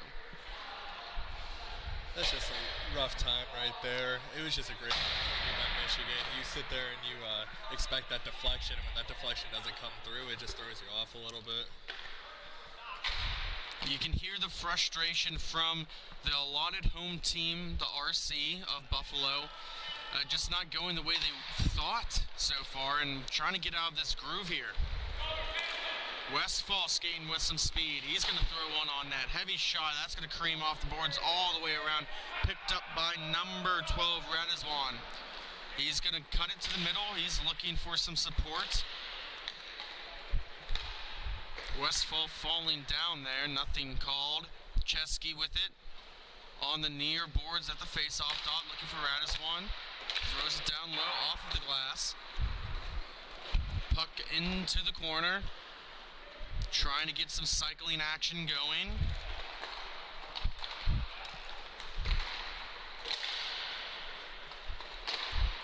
More maneuvering. A little bit better puck possession this time for RC. Creating some sustained offensive pressure. Radizwan with it. He's going to try and cut it to the middle to try to get a shot off. He does. Couldn't get it on net. Oh, squeaks through. It's going to be covered up there by Tarpinian. It was one of RC's better chances this game, and they almost took advantage of it. You can see on the faces of some of these RC players, you know, kind of hunched over a little bit. I don't know if they expected this kind of speed here. The Saints, I mean, they picked up where they left off. Yeah. That's without a doubt. They came to play. It's going to be hard to slow them down. Cutting through with some speed, throws one on net, but just wide of the right leg pad. Picked up by number 19, Dow. He's going to hold on to it, keep possession. Going to try to throw one all the way down low, just goes past the skates of the referee. Two men on the forecheck here for the Saints, but can't be taken away as Radizwan with it now, leaves it for his D-man. Einblot with it now. It's going to come all the way back to Monaco. He throws it down low. Chesky trying to get one on net. He's going to intercept that pass to keep it in the offensive zone. Gets it to Radiswan. Radiswan shoots, he scores! The quick shot off of the blade of Radiswan gets one for the Buffalo RC. Michigan got a little tangled up there, left him wide open in the slot, and he took advantage of that and just ripped one high glove. Inching a little bit closer. I mean, no lead is safe in any kind of hockey game, but in inline hockey, a 3-goal lead, it's still very dangerous, especially with a lot of time left here in the second period and in the game. Quick shot there off of the glove of Strickland.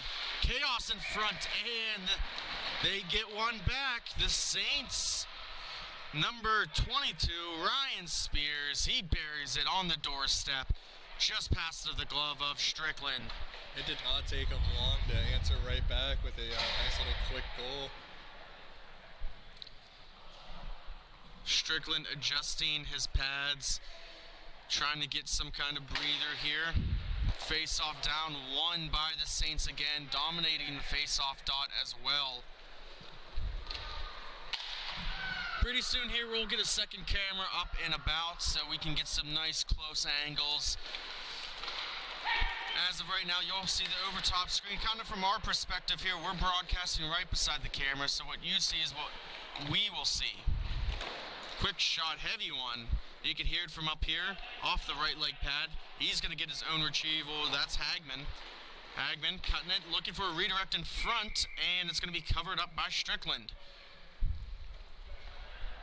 One thing Michigan's doing this game that's very impressive is they're getting themselves to those open areas, and it's benefiting them very greatly. A little bit of an increase of level from the last game we saw was Tier 4, now we're in Tier 3. So, I mean, we're getting a little, nothing against the Tier 4 players, but, I mean, you expect to see some great movements, great puck movement from these players. Davis throws one. It's going to be retrieved there by Chesky. He's going to throw it all the way back to his D-man, Monaco. Monaco tries to throw it, almost intercepted there by 96 Cameron.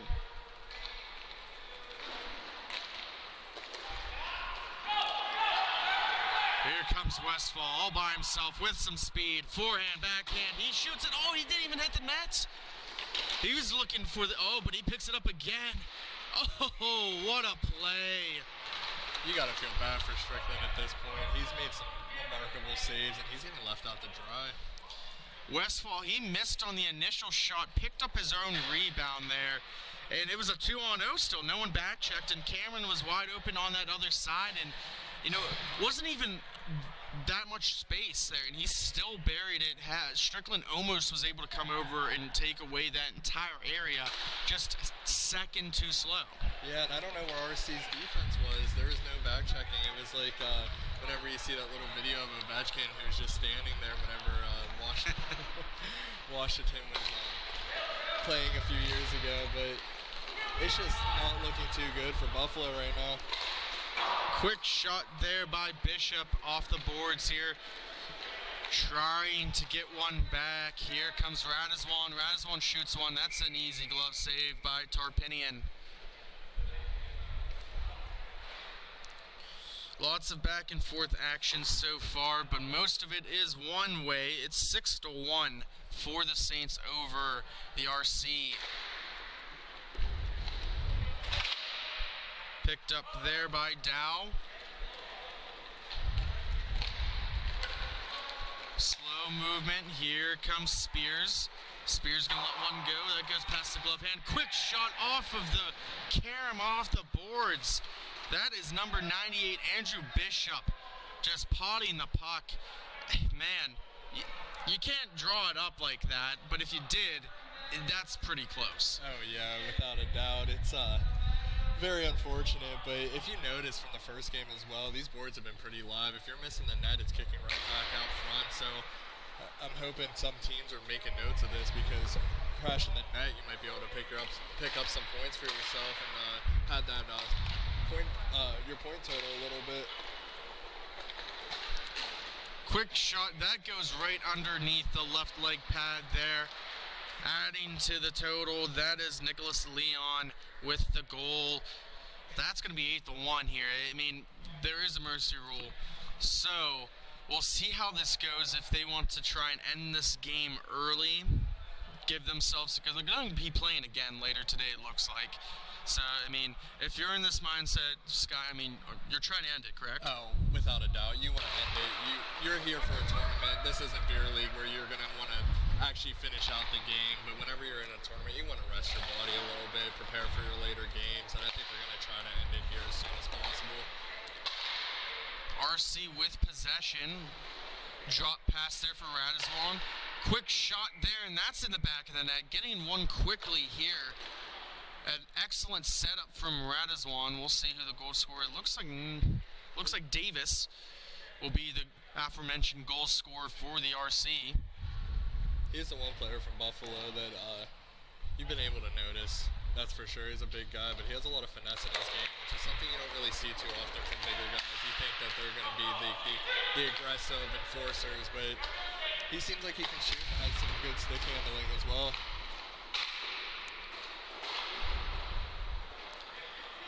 The intensity, maybe the chippiness also increasing right now. I think both teams realizing, you know, what the score is. Maybe trying to get under each other's skin just a little bit. Puck comes all the way up, right to stick of Radisson, and that's the end of the second period. So when we come back, we'll have period number 3 between the Buffalo Roller Club and the Mid-Michigan Saints. You are listening to Grove City Hockey.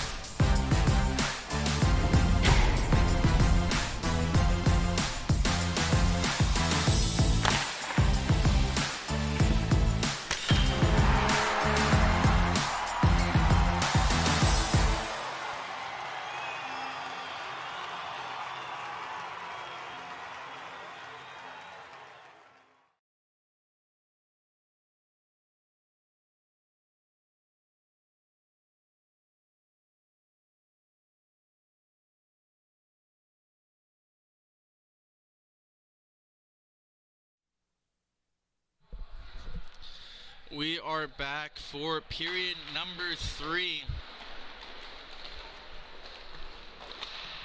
Quick shot off the boards by Chesky. Going to go the other way here for the Saints. Half slap, doesn't shoot it. Just going to cycle it around now is Hagman. Down low is Westfall looking for an opportunity. He's going to go back to Hagman. Drops it down low to Sivland. Hagelin once more. Westfall with it now. Looking for the cross crease opportunity. Puck loose in front. It's still there. Finally taken away, and a sigh of relief from Strickland. 2 remarkable saves there. Chesky looking for a man, and I think Radisson was looking for a change, and no one was home. Oh no. Essentially a 2-on-1. Quick shot there, just missing the net. Back in front, no one home. Here comes Westfall with the fall off. Up off the left leg, taken away by Radisson.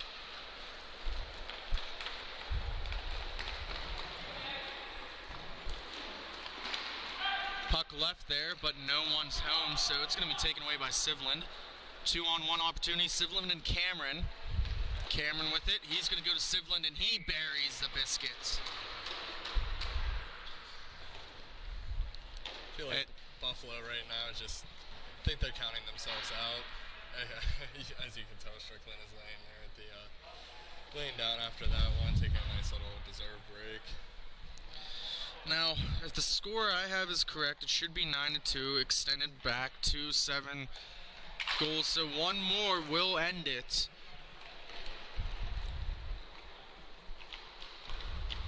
Just as a reminder, if you're looking to get any attention for your business and your company, sponsorships are readily available with Grove City Hockey. For all of our broadcasts in the local areas, Butler to Murraysville, and of course here, in Detroit or Buffalo, unique commercial opportunities. Obviously, you can have anything customized the way you want it.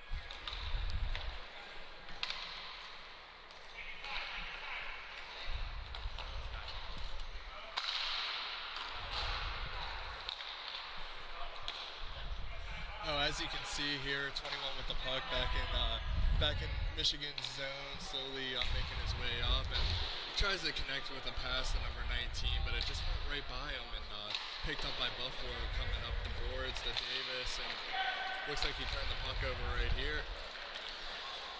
Trying to maneuver through that offensive zone. They're just going to reset this play here. Off of the stick of Dow, and it's going to go into the far boards right behind Strickland. Looking for a breakout here is the Roller Club. Davis now. He's a big man, but he's got some silk hands. Look at that. And, just an excellent poke check there. And coming the other way is Bishop. Bishop's got a man with him. He's going to give it to him. And he whiffs on the shot. Some more urgency now for the Roller Club. Bishop with it. He's going to go back over, and it's off of his stick again. Spears just trying to settle it down. 2 separate opportunities, and he couldn't. Looked like there might be a hole in his stick after those 2 opportunities. He can't catch a break. Dow with it 2-on-1, trying to end it here. Throws it on net, and Spears misses the net.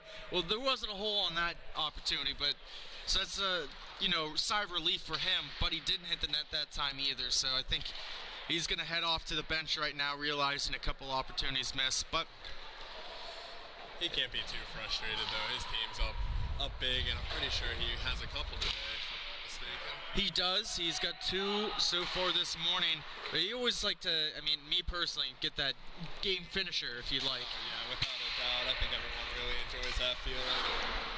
Hopefully they can get one here soon, because I feel like they're going to want a little extended break to prep themselves for this next game. And of course, the Buffalo Roller Club, they're playing for pride right now. Their day's not done. Here comes Westfall all by himself. He's going to make a move. An excellent right leg save. Strickland's not giving up. Nope, he's keeping his team alive right now. I think they owe him a dinner after this game. Quick shot, and Davis scores. Tic-tac-toe. Excellent passing there by the Buffalo Roller Club. Maybe a little too late, but this is something they could try and carry into that next game as well. Trying to work on these little things. Yeah, Davis sitting there with his with another goal for today, and if you're looking at his point total, he has 36 points in 16 games, a little over 2 points per game, and you can tell by the way he plays that he's a great player, and based off his score sheet as well, he's definitely one of Buffalo's top players right there. A key contributor, maybe looking forward to that next game to get in a groove, and he's with the puck again. He's going to cut it to the middle, but throws it all the way back to Radizwan. Radizwan now to Davis. He's going to throw one towards the net. It gets to the stick of Radizwan. Radizwan throws it down low for Davis again. They're trying to play some pitch and catch, but oh man, a 3-on-1 opportunity. Could this be the end of it? Westfall with it. He's trying to settle that puck down. He can't. Gets it to the front of the net. Throws it back and forth. Just wide of the right leg. Hagman tried to bury it, and that puck was on an edge. We've talked about the boards. We've talked about the puck now. The puck just played a factor. Here comes Davis. He whiffs on the shot. It just looks like Buffalo is trying to get pressure in the offensive zone to get some goals, but they're in back checking. I feel so bad for Strickland at this point. He's seeing so many on-man rushes on the way back, and he's making save after save. One more Westfall, and there it is. We'll see. That should be game from, the rules that I've read and everything. We'll see how they want to go about this. Looks like they're ready to call it a game.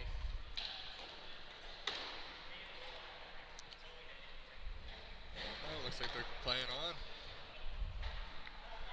Maybe there's some miscalculation of goals here. I mean, it says 10-3. I guess it's up to 7 now. So here comes Dow. He's looking for a man in front, trying to. So I guess the next goal is going to be here. Hopefully we can get the scoreboard up and running. We can give you more accurate representation of the time, more accurate representation of the score as well.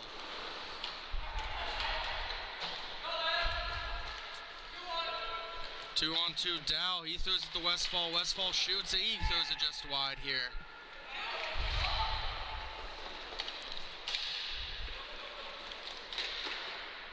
Excellent poke there by Radizwan, trying to keep it. Looks like he's still playing. Gets it to Chesky. Chesky's going to walk in. He's going to let one go. Wow, what a shot. Wow, what a rip right there. He put everything he had into that quick release and goes bar down. Maybe a little bit of frustration coming out on that puck, and it was a beautiful goal. Bar down. I mean, that very far glove hand corner. You can't place it any better. You cannot. It's going to be something nice for him. I mean, whenever you're getting, when you're playing in a lopsided game, it's always nice to just get one on the score sheet just to feel a little bit better about it. 10-4 is the score. Chesky, the last goal scorer for the Roller Club, he's going to walk in again, try to get another one. Backhand opportunity right into the chest of Tarpinian.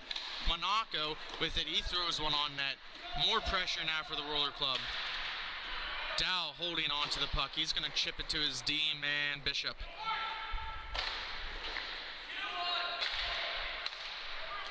Two on one now. Quick shot, follow-up attempt, and he couldn't get it. Our net was Spears. Shot from Leon.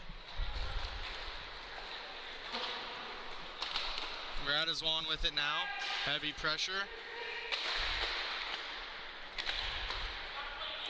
Radizwan collapsed on by a couple different players. Taken away briefly by Spears, but intercepted now by Monaco. Monaco trying to cut it to the center. He shoots one. That hits a man in front. Couldn't get it through. That was a good block right there. Now another on-man rush back. Dow shoots it. That's just wide of the blocker. More changes being made. They say possession is 9/10 of the law. They're going to throw it all the way back down low and just eat up some more clock. Hagman with it now. Throws it around the boards. Picked up there by Westfall. Westfall carrying it through 3-on-3. He's going to try and ship it over to his forward partner on the break, but couldn't get through off of a skate of a Roller Club defender. Cameron with it. Cameron's going to let a long shot fly. Sevlin picks it up. He's going to throw it around the net for Westfall. Back to Sevlin. Oh, he couldn't get the cross-crease opportunity. Now looking for a reset. Chesky forcing the issue with the heavy back check. Both players battling for it. Chipped out in front. The Saints just fighting it off. Excellent one-man opportunity there in front by number 47, Heimbrecht. Couldn't make anything of it, and they're going to try and reset again to prevent this game from being out of reach. Westfall walks in, he shoots, he scores. Right through the 5-hole of Strickland. A beautiful move, excellent skater right there by Westfall. He adds another one to his total. You could tell he's a great skater just by the way he was able to cut in and just tuck one in 5-hole and just tally up some more goals for Michigan here. So back to within one, 11-4. High scoring game and game number 2 here from Detroit. The Saints leading 11-4 over the Buffalo Roller Club, the hometown team coming in on a 10-game win streak. Sivlin drops it off for Westfall. Westfall shoots. He scores. And that should do it. What an excellent first 2 games we've seen here. High-paced action. We're going to take a quick break. We'll come back for game number 3 for some MIHA action. You're listening to Grove City Hockey on YouTube. Thank you very much.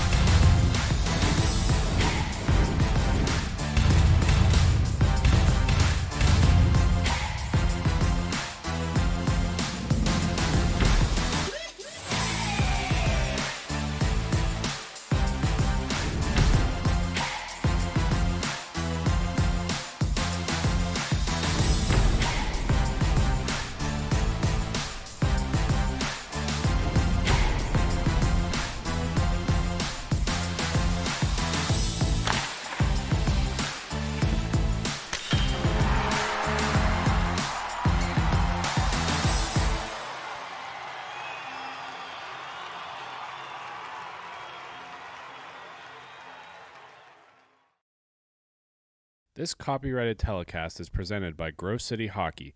It may not be reproduced, retransmitted in any form without the expressed written consent of Grove City Hockey LLC.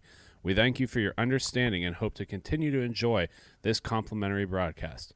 To purchase footage, email grovecityhockeyllc@gmail.com.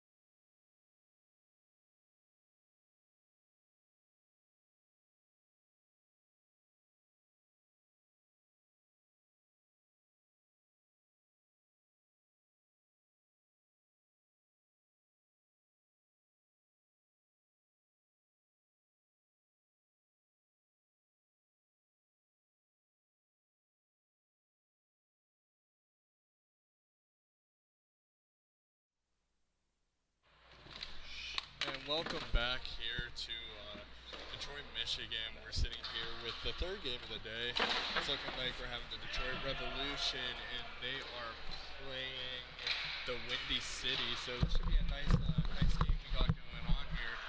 As we start off with back in the Windy City zone, we're passing into the neutral zone.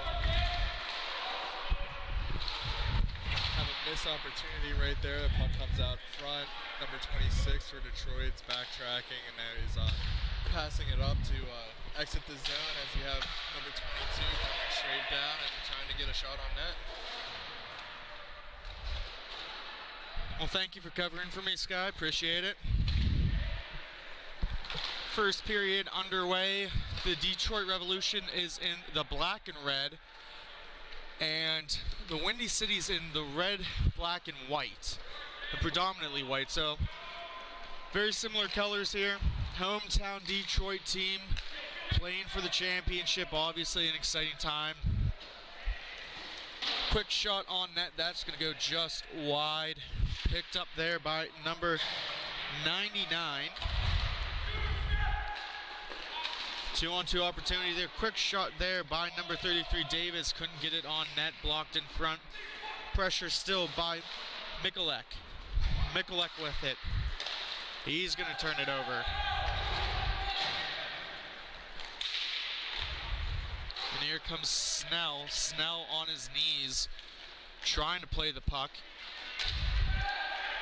Looks like a little bit of friendliness to get the game started here, and that's going to be a penalty. That's going to be on number 97, Ellenberger, with a slash.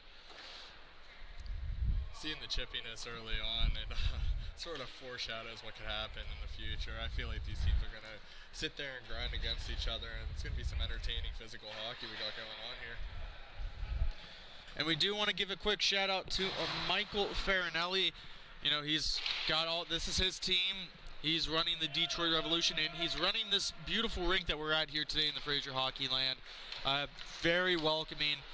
I want to say thank you very much, Michael, for everything you've done to help us bring this broadcast to everyone viewing at home. Thrown in around the boards by Cumming. Cumming's going to get the puck now. He's going to wind up for a slap shot. That gets knocked away at the 11:30 marker here. Picked up by number 33, Amig. Cumming to Amig. He's going to throw it down low. Back to Cumming. Cumming's going to shoot it. That's off of the blocker. Congestion in front, trying to get it out as a syndicate, and they can't. Finally, they do for a brief moment of time. It's going to be coming out to the neutral zone. Pushed down there by number 67, Sandage. He gets possession. You're going to try and kill some time here. A couple of Detroit players collide. Poked away by number 8, Nick Amig. 2 Amigs on this Detroit squad here. He's going to let a shot go. That's going to get off of the skate of number 33, Davis. That was a great play by number 67 in white. He had an opportunity coming down on the left-hand side, and whenever he was coming down, he realized he didn't really have much room, so he just threw it back to try to kill a little bit more time. Both these teams previously met earlier in the year. Here's a breakaway opportunity. Quick shot there, covered up, and finally stopped for a whistle. That's going to be Luis Clark in net for the Revolution. He's going to cover it up for a save. That was a great opportunity, but even a better save that they had there. Just under the 10-minute mark here of the first period. Like I was saying, both these teams met before January 23rd and 24th, but the Revolution coming away victorious in both those games. 5-3 in one and 4-2 in another. So they hold a little bit of an advantage here. Maybe some familiarity between both teams, and another cover for Clark. Whenever you get familiar with teams as well, and you're playing them sort of consistently, you tend to pick up on who their better players are and how they like to play the game, and you can try to exploit those as best as you can. And maybe Detroit has something written up to try to get a third win out of this matchup. Quick shot on that. That's going to be blockered away there by the netminder of the Revolution. Antonucci throws it back to his D-man, Ellenberger. Syndicate trying to hold and sustain some pressure. Another quick shot by Haas. Getting friendlier in front of the net. Clark with another great save. That's sort of one of those dangerous plays right there. Yeah, he's in on your goalie, but there's not really a point to really attack him because he wasn't really doing anything. You end up pushing him into your goalie. Yeah, that's the last man you want taking any kind of heat is your netminder in front. Face-off won by the Syndicate all the way back. Antonucci with it. Both teams have quite full bench. So should see a lot of fast-paced action here. Both teams should be fresh.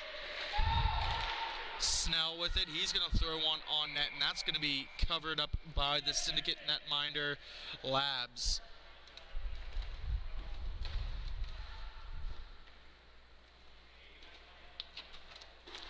Face off to the left of Labs. Won by the Syndicate. Carried through the zone now by number 87, Konacker. I do apologize, Conacher. Snell with it now. Maybe a 3-on-2. If he hurries, he's going to throw cross rink. It's going to be followed up there by number 39, Heitch. Cumming chips it back. A little bit of pressure there on Holland, and it's taken away. Great save there. Clark, he's going to hold on to it. He's going to let him play it out. That's one thing you don't want to do. If you're the last man back, you don't want to be sitting there trying to stick him on the line. It's going to end up going to him on one break, but luckily his goalie bailed him out. A dangerous play, like you said, buried out by his netminder. Trying to continue with some pressure now. Down low is Gaglio. Retrieval now by Cumming. He's going to try and slow it down just a bit. Holland throws it up. Down on these close boards, back to Holland. Right in front of the scorer's table. Pressure there by Conacher. Holland with it. He's going to take a slap shot very far out. Off the boards. This is going to be chipped away.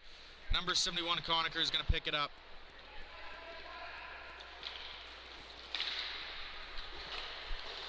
One theme here seen through a lot of these games and teams is a lot of brothers, a lot of family members playing the factor. You have number 87, Austin Conacher, and number 71, Ralph for the Windy Syndicate.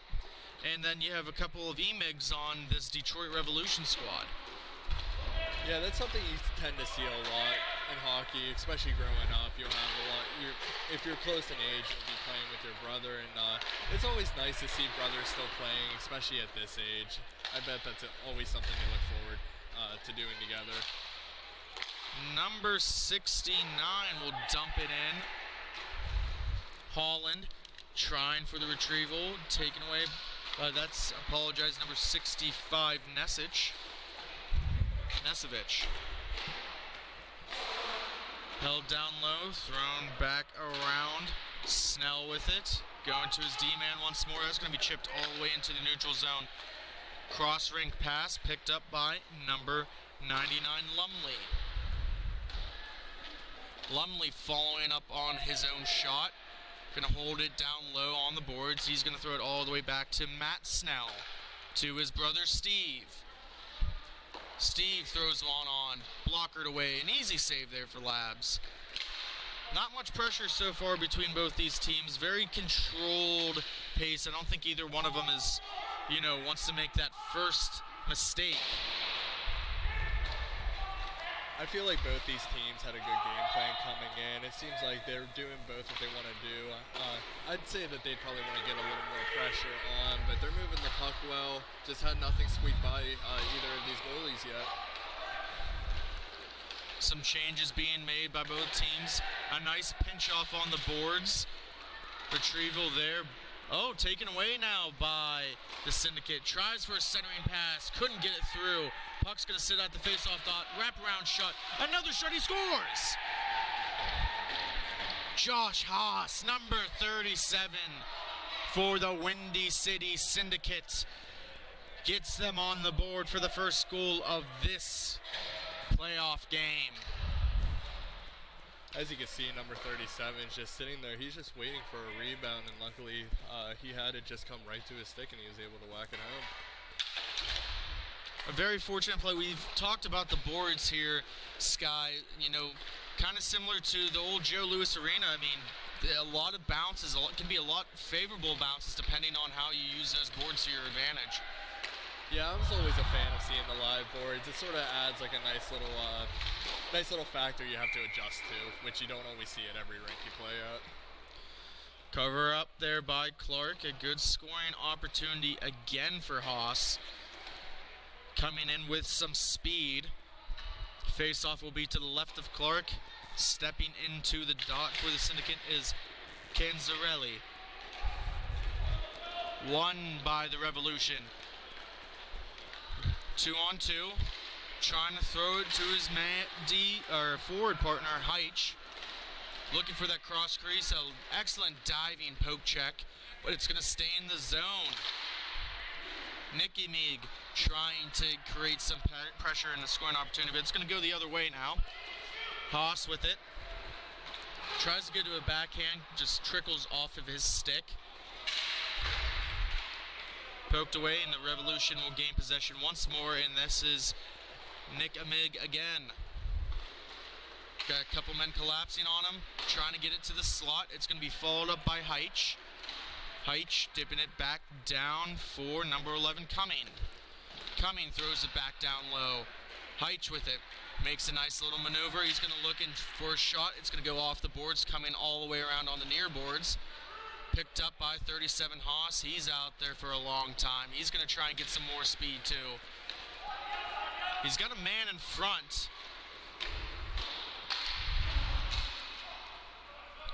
Yeah, Haas has been out there for a minute. It looks like his teammates ready to take him off here in a second. Pinching down was Ellenberger. He's going to hold on to it. He's going to try and cut to the middle. Gets a shot off. That's going to go wide of the net. Picked up, thrown down. Heitch with it. He loses it for just a moment. And he's going to hold on to it. Try to keep possession. It's going to go all the way down here in this near far corner to the left-hand side of your viewing screen. Coming with the outlet pass. Trying to get through the zone is Gaglio. Gaglio following up on his own shot, taken away by Nesevich. Carnicker now. That's number 87, Austin. He's going for a backhand wraparound opportunity. He couldn't complete it. More sustained pressure there. We're going to get another penalty call. We'll see what this is. It should be on number 71, Ralph Conacher. Either a trip or a hook. He didn't seem too happy about that one, but that's just something the refs have to call in that scenario, and it looks like Detroit's going to be out here on the power play. Let's see if they can convert. So that was a holding call. So Detroit is heading to the power play here. Stepping into the face-off dot is Nick Amig.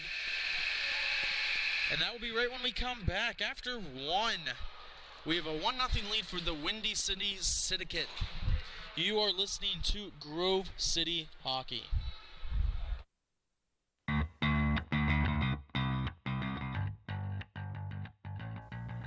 Bonus Accounting is Western PA's premier accounting firm, offering payroll services, QuickBook advising, and business accounting, making them an accounting hat trick. Visit them today at bonusaccounting.com. Bonus Accounting, the firm of the future.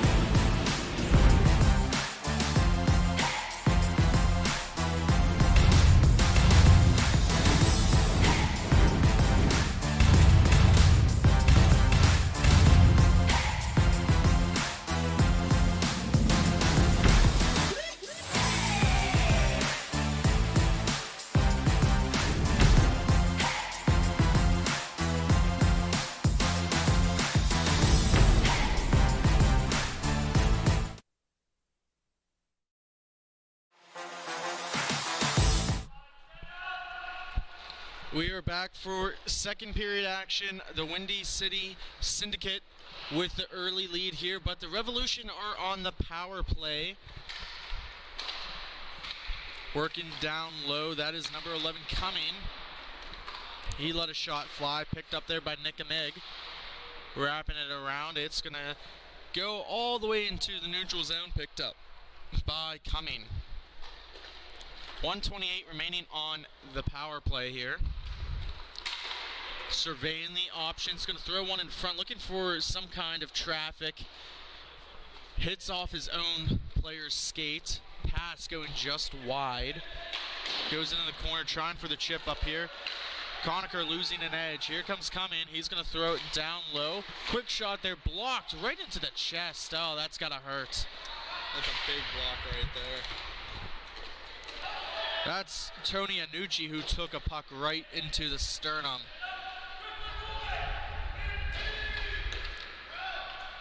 50 seconds remain here in the power play.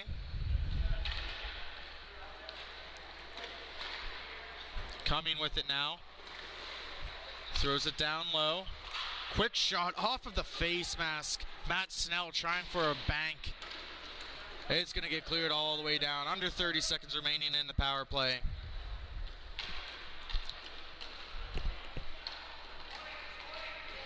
Long stretch pass. No one there. He shoots, he scores.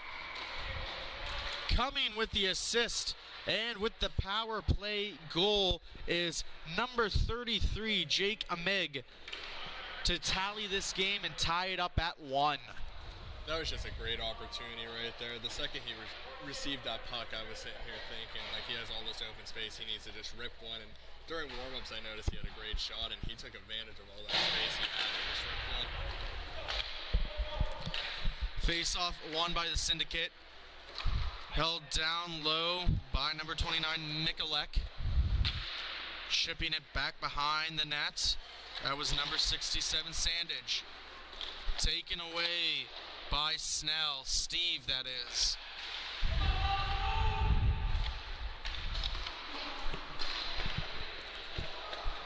Two on two now. Heitch, he's surveying. He's going to take a tough angle shot. That hits off the back of the net. He's going to throw a nice backhand saucer to his D-man. Throws it on net, deflected in front. Ellenberger, the defenseman, knocks it just wide, and he's going to take possession of it. He's trying to gain some speed and momentum. He's coming hard and heavy through the neutral zone. He's going to let one go. A heavy shot. Oh, rebound in front. I lost it for a second there. I thought Clark covered it, but that wasn't the case. Beautiful move there. Opportunity right off of Labs, and Labs came up big there. Great scoring opportunity there by Lumley. Both these teams exchanged a nice little shot, and it's a 1-1. They're very evenly matched teams, and this is some pretty entertaining hockey they have going on for us right now. I don't want to say anything bad about the other teams, but I would have to say from the play I've seen so far, these might have to be two of the favorites in this Tier 4 division. And I can see why. They play very complete games, and they came to play. Both these benches are fully loaded. Their legs are staying fresh the entire time. They're grinding the corners. They're doing every little thing that they need to. They both have that drive to win, and that's always nice to see whenever you're coming to one of these tournaments. Snell to Heitch. Back to Snell. He's going to take it behind Clark. He's going to stop pressure there by Haas. Haas losing an edge. Maybe a 3-on-2 if they hurry. Good back check there by Cantanucci. Holding on to it is Holland. Holland's going to flip it towards the center of the rink. Picked up there by Cumming. Cumming to Holland.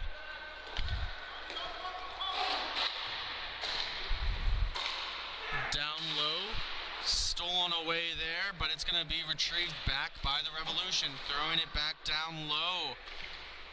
Taking a half slapper right off the right leg of Labs was Gaglio. Following up is Holland. Blocked in front. That's going to be taken away. Maybe a 2-on-1 if they hurry. Davis to Haas. Haas with it on the backhand. Goes forehand. Nothing called. Cumming picks it up. Switches being made by the Syndicate. More up and down action. Half slapper blocked in front by number 54, Antonucci. 2-on-1 once more. Haas now. He throws it to his man, Canzarelli, and he couldn't hold on. That's going to come in front. Clark swats it away. Battle ensues behind the net. Chipped all the way around the far boards. Taken away now by the Revolution. They're going to try and get it out. Haas with an excellent poke check. Finally goes all the way down into the Syndicate zone. Looking for a centering pass. He had coming heading to the net. Oh, man, right in front. Gaglio throws one on. Blocked away by the left leg of Labs. Oh, here we go. Conacher shoots and he scores! Number 87. Well, he does what 87 professionally does, and that's bury the biscuit. Austin Conacher. He's going to regain the lead for the Windy City Syndicate, making it 2-1 on a 1-on-0. That was just a great opportunity. He took advantage of getting the puck down the boards and just came out on a breakaway and buried it top shelf. Face-off won by the Revolution, played by the netminder Clark. It's going to get wrapped around for Jake Amig. Amig's going to throw it all the way across the rink for his brother Nick. Takes a shot, right leg saved by Labs. Possession will stay down low, trying to get a shot off. Lumley throws it in front, no one's there. A lot of stick checking. Weich with it now. He's going to go all the way to his D-man, who's very far back in his own zone. Skates it up now. Nick with it. Drops it off of his brother Jake. Jake's going to take a very far shot. That's going to be blocked away easily by Labs. Another quick shot there, this time by Snell. And maybe a 2-on-2, 3-on-2 if they can hurry. Here comes Austin Conacher, the goal scorer again. Great save there. He holds on to the puck. Don't think they called a hand pass. Yes, they did, so they're going to let it play. Let the Revolution get control of this. And it's going to come back all the way down on the left-hand side. Snell with it, backhand shot, easy glove save. No, it's fallen down, trying to find it. I thought that was an easy glove save, but it looked like he was a little uncertain there, Sky. Yeah, that's the thing you'll see with those sharp angle shots and shots that you just don't expect. Like, you are not prepared for it as well, and he just swatted it down. It dropped right at his feet. I'm thinking Detroit probably should throw a couple more shots like that on there. Get him to second guess where that puck is. Detroit wins the faceoff. Another quick shot off of the left leg of Labs. Looking for a man in front. That's going to be intercepted and going the other way. He's got Sandage wide open. He tries to feed it to him. Couldn't complete it. Now 1-on-0, maybe a 1-on-2. Good back check there by Ellenberger. 3-on-2. Dropped off for Nick Amig. He's going to take a shot. That going just wide of the left leg. Sandage picks it up now for the Syndicate. Little reversal in action. Drops it for his D-man. He's going to streak all the way to the net. Heavy forecheck. Puck comes to Ellenberger. He's going to take a heavy shot, and that's going to go up into the netting and out of play. That's something you see pretty frequently whenever you have a player trying to force a pass on a on-man rush opportunity, and then it just kicks out, and then you have another opportunity for the other team on the way back. And it's just like a nice little back-and-forth action, but neither team could really convert on those opportunities. And if you like this action, don't forget, at Grove City Hockey, we sell highlight reels of your team. Maybe you're looking for a specific player you had in mind. Let us know. Email us at Grove City Hockey LLC. We'll customize something perfectly just for you.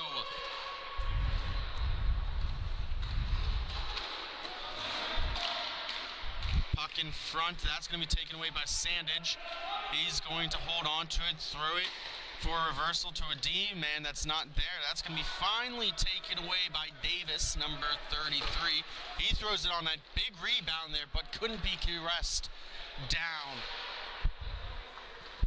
Antonucci's going to dump it all the way down low for the retrieval of Sandage. Sandage throws one in front. Nice toe move by Mikulek. Trying to get a shot off. That hits a man in front. I do believe that was Lumley with the block. Lumley finally now following up. He could be by himself. A nice stop and stutter. Ooh, off of the mask of Labs, and he covers up his face for a save. I think that stutter step sort of threw off his shot a little bit and just went for a right at the mask of the goalie. And in that scenario, I think you'd want to throw it off the pads and hit the man coming in to the net, but he just was not able to do that. Face-off won by the Revolution. Holding on to it now is Snell. Intercepted, maybe a 2-on-1 if they get a back check. Here comes Haas. Haas goes for his man. He couldn't complete it. It's going to go the other way for a 3-on-2 opportunity. Nikamig, he throws one on net. That hits his face again. Lab's able to squeeze those pads tight enough for a cover. Well, if he's not awake, I think he's awake now. 3 straight headshots there. You hope at least, I mean, at the very minimum, he is awake now, and you don't hope there's anything else severe. I mean, I've seen some goalies take shots off the mask and, you know, get a concussion from it. Yeah. It's something you see pretty frequently nowadays. I actually had a goalie in high school that during the warm-up, he always wanted me to shoot one off his head just to get him going a little bit. That's quite odd, because every time I did it in high school, I got yelled at. Weich now with it. He's holding on, he's cycling, he throws it in front, that's deflected away by Davis, number 33. Battle along the boards, finally taken away by Haas. Haas, he's going to skate it all the way down in. Little pressure there, no hook. Oh, now we're going to have a call. A little bit of a late call there. I think Haas needs to start shooting the puck on net, though. He's been in so many on-man opportunities, and he's just passing it away every time. I think he needs to just step into one and just let it rip. The guilty man for the hooking call is going to be number 22. That is Holland. Maybe a necessary call in itself, but the Syndicate will now go to the power play, looking to extend this lead. And if not, I mean, the Revolution, this is a big penalty kill here. I mean, it can try to swing the momentum. Yeah, given the Windy City, a 3-1 lead is just not ideal for them. I think getting a good kill can really light a fire under them and maybe try to tie this game up. Should be a minute 20 remaining in the period, about a minute 40 on the penalty. Haas now with it. He passes back. Ellenberger with the shot. That deflects away out wide. Trying to keep it alive was Antonucci. He does. Haas over to Ellenberger.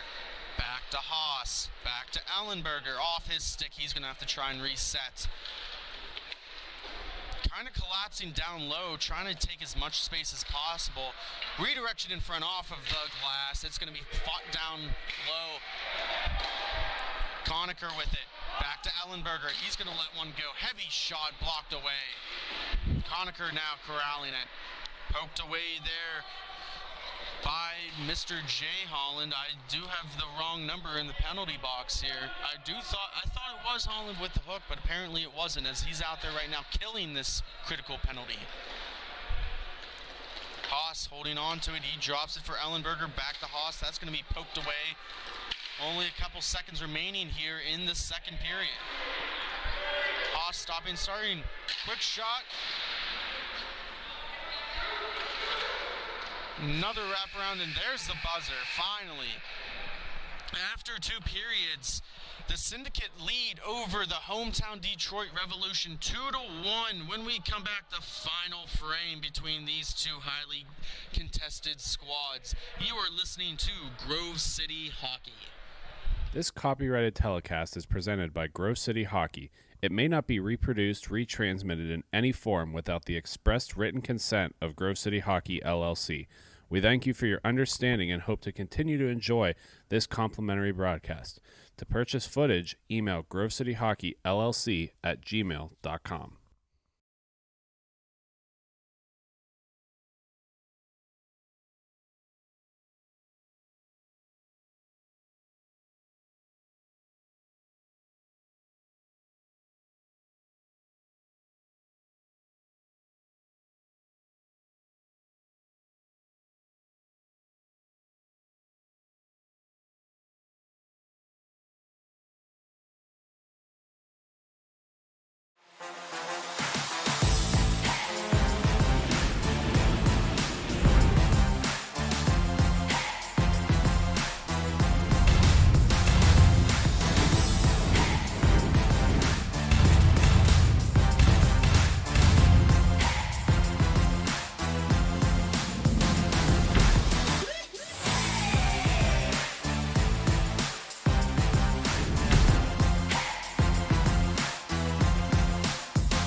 back for the third and final period between these two teams.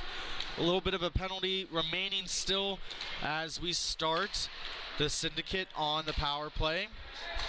Snell ready to come out of the box. Nisevic, he lets one go. That's an easy blocker save there for Clark. He's going to get the retrieval, Nisevic. Teams are now at even. 4-on-4 action, another heavy shot. Not even close that time. Snell out of the box. He's going to get possession of the puck for the Revolution. Carrying it through. He's going to drop it off. That was number 26, Matt Snell. He's going to retrieve it now all the way down into the offensive zone, played by number 54, Antonucci. Puck just trickling on the far boards. Finally just going to be dumped all the way down by the Syndicate. Sandage trying to get it. Played there by Emeg. Lumley's going to wrap it around the boards. Nice saucer, but just skips over the stick of Jake Emeg. Off of the post, very low shot. I don't think Labs was expecting that one. I think that's one thing Detroit should be doing, just trying to get pucks into the net, try to challenge the goaltender a little bit more. It seems like he's been a little shaky with some easier shots that have been coming his way. Here comes number 99, Lumley. Quick shot there, easy stick save by Labs on Snell.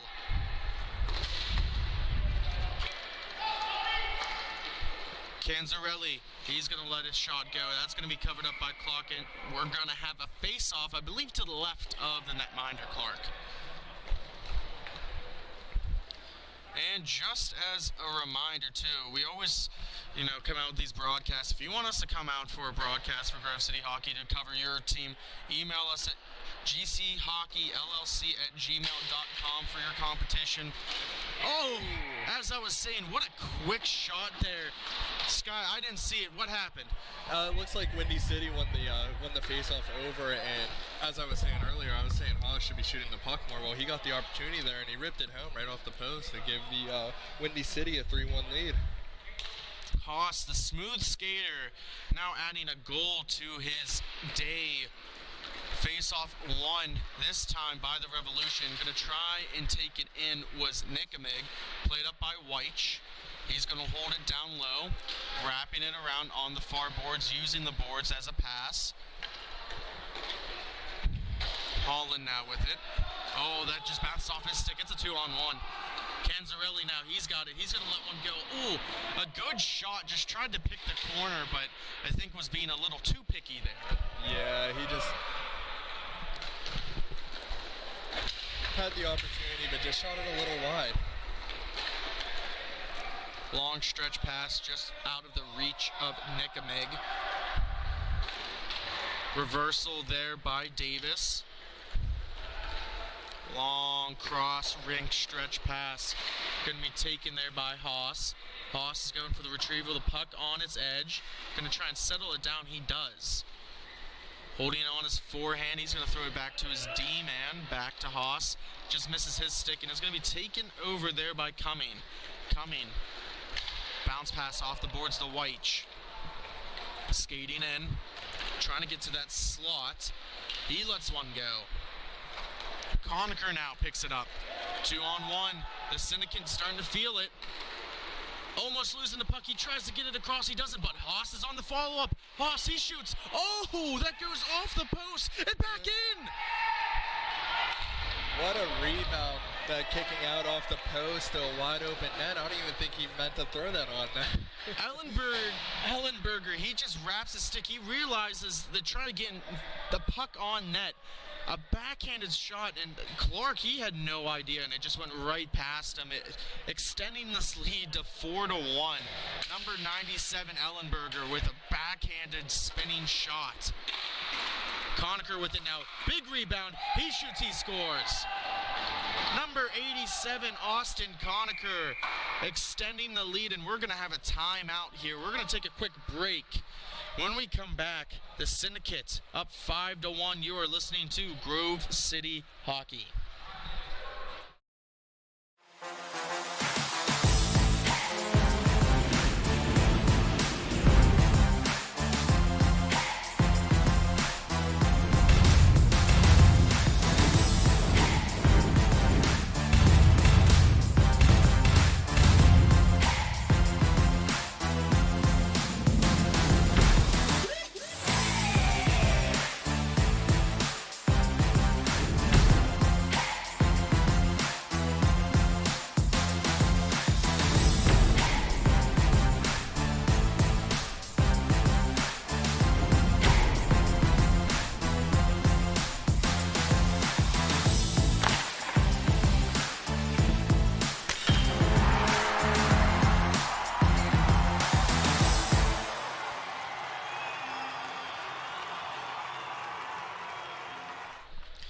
We are back here.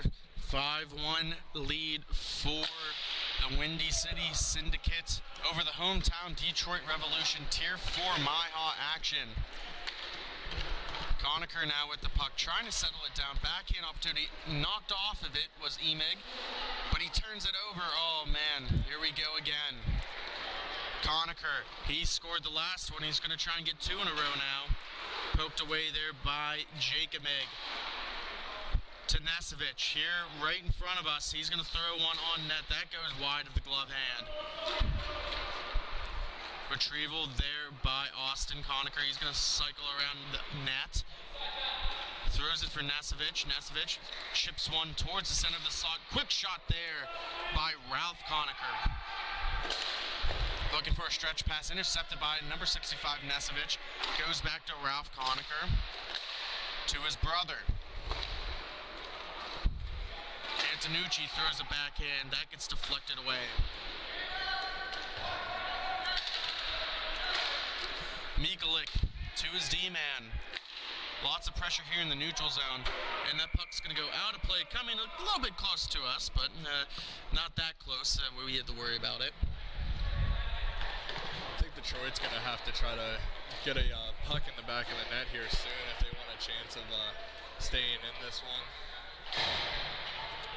They need to get something going for them.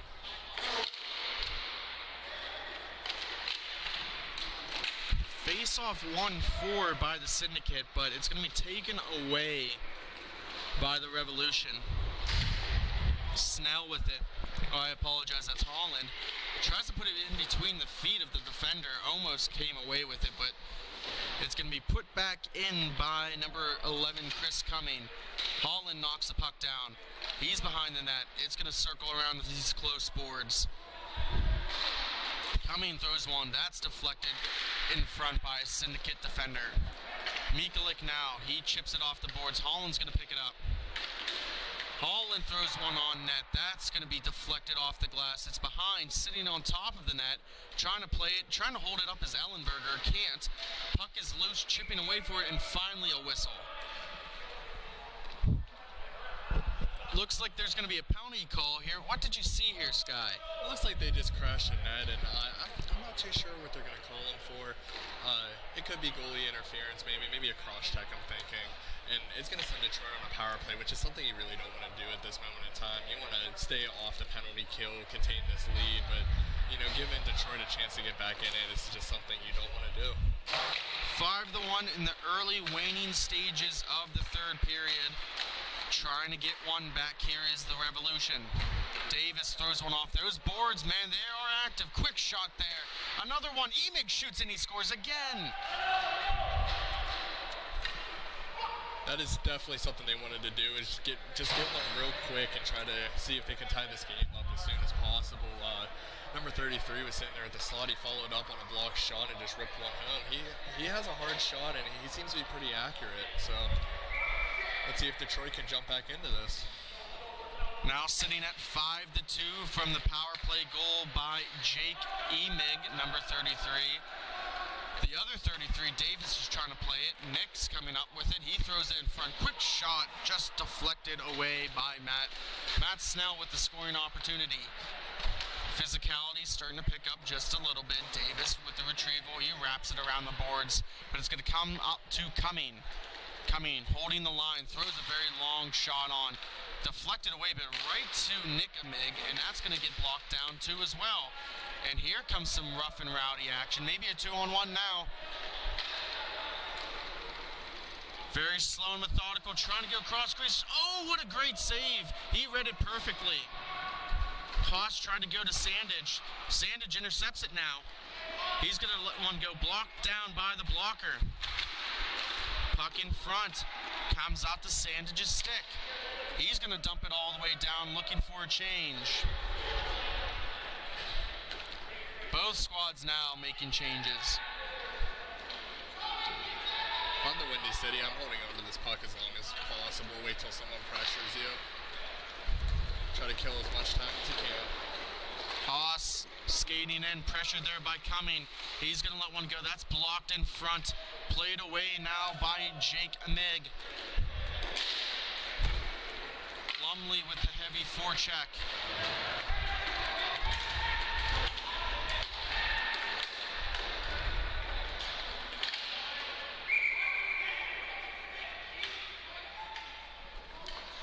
Cover in front.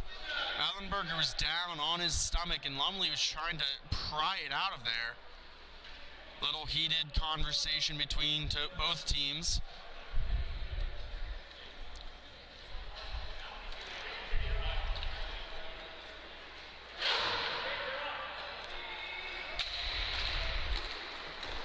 Face-off won by Lumley. He's going to skate it down here on the near boards. Pressure there by Davis. Throws it back to Holland. Holland now with it. He's going to look for his D-man. That's Nickamig. He throws one looking for a redirection in front. He had Lumley there. Wraparound opportunity, shoots and scores! Off of the left leg pad, Nickamig gets one notch closer for the Detroit Revolution. He's just establishing himself in front of the net and just got a nice little rebound. That's one thing you always got to teach kids whenever they're growing up playing hockey. Is just get to the net. Something's going to pop out to you, and he just took advantage of a wide open net right there. And I believe Detroit's one goal away from tying this one. Should be 5-3, Sky, but I won't hold it against you. My apologies. But it is 2 consecutive goals. They're starting to pick it up here. There's still time remaining in the third period. So they're in a position to at least come back here. They got to continue doing what they're doing. Conacher now with it. He's going to skate it up. He's going to look for a pass in front. He shoots, he scores. That is number 16, Tony Canzarelli for the Windy City Syndicate. And as quickly as we were talking about Detroit coming back in this game, a little bit of that's now erased as it's now 6-3.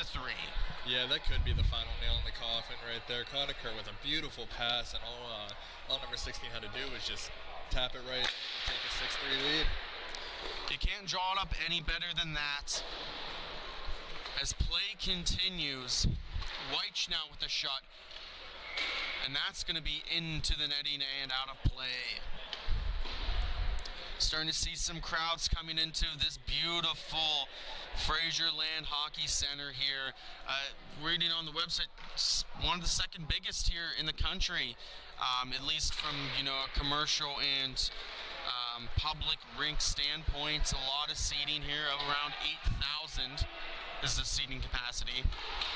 Yeah, I was noticing that. There's so many seats here, and you don't see that with a lot of rinks, but I bet they get a lot of players coming here, and this is probably an ideal rink for a lot of hardcore hockey fans to scratch off their bucket list on rinks to play at. Yeah, and I mean, I'm very happy to be here myself. I know you are too, and I'd like to say thank you to Mike Farinelli. I want to say thank you to Carl Richardson, the excellent director of MIHA, for bringing us out here on this weekend. As Nickamig skates it, he blows past Davis. Quick shot in front. Oh, the rebound was there, and Weich, there was just some kind of stick or something that deflected away. He hit a wide open net. And here we go the other way, 1-0. Quick shot there. Clark, he's going to cover it up for a save. That was a great initial save by Windy City's netminder over there. Just barely got a piece of it off his blocker and stretched out to make the second save off the rebound, keeping that 6-3 lead.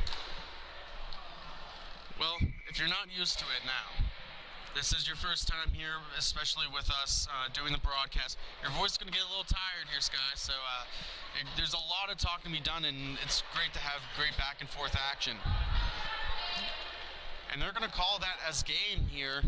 I did not hear a whistle go, but the Windy City Syndicate notches one in the victory column over the Detroit Revolution, the handshake line. When we come back, we're going to continue with all-day hockey MIHA action.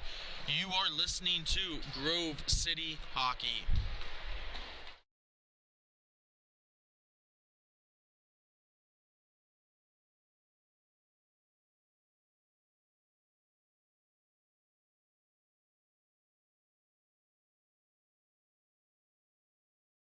This copyrighted telecast is presented by Grove City Hockey. It may not be reproduced, retransmitted in any form without the expressed written consent of Grove City Hockey LLC. We thank you for your understanding and hope to continue to enjoy this complimentary broadcast. To purchase footage, email Grove City Hockey LLC at gmail.com.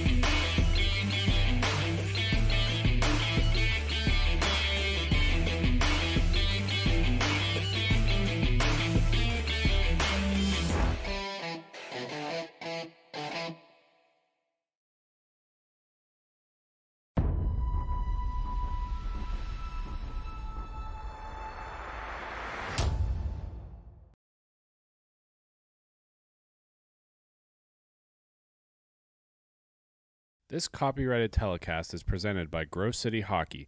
It may not be reproduced, retransmitted in any form without the expressed written consent of Grove City Hockey LLC. We thank you for your understanding and hope to continue to enjoy this complimentary broadcast. To purchase footage, email Grove City Hockey LLC at gmail.com.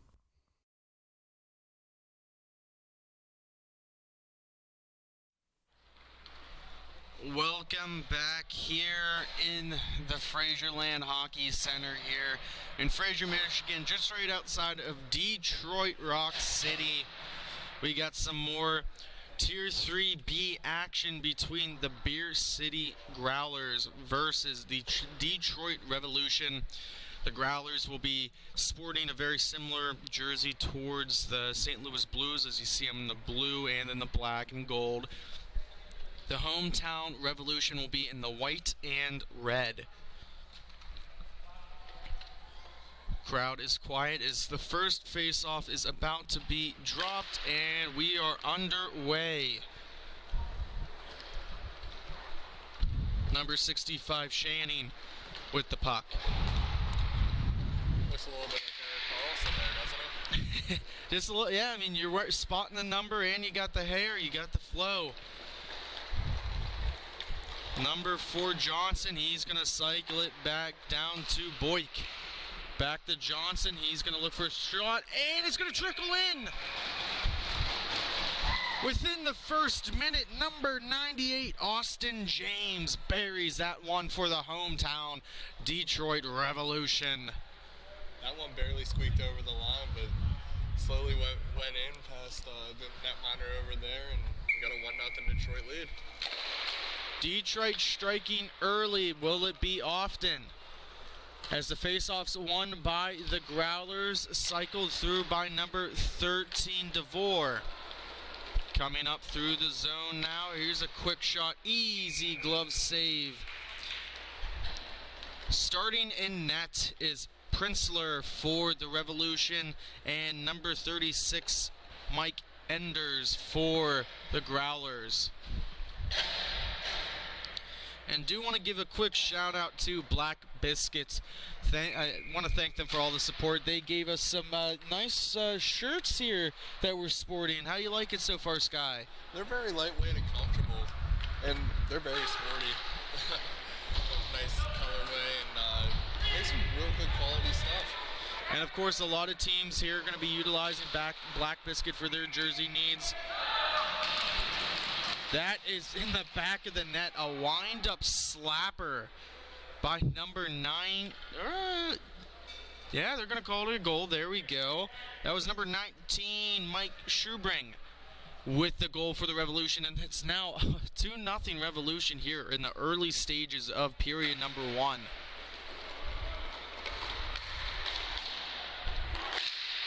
Van Dellen chipping it off the boards, but it's going to go back to the Revolution. Going D to D. We have the goal scorer Schubring over to number 14, Girton. Schubring now with it. He's going to hold on.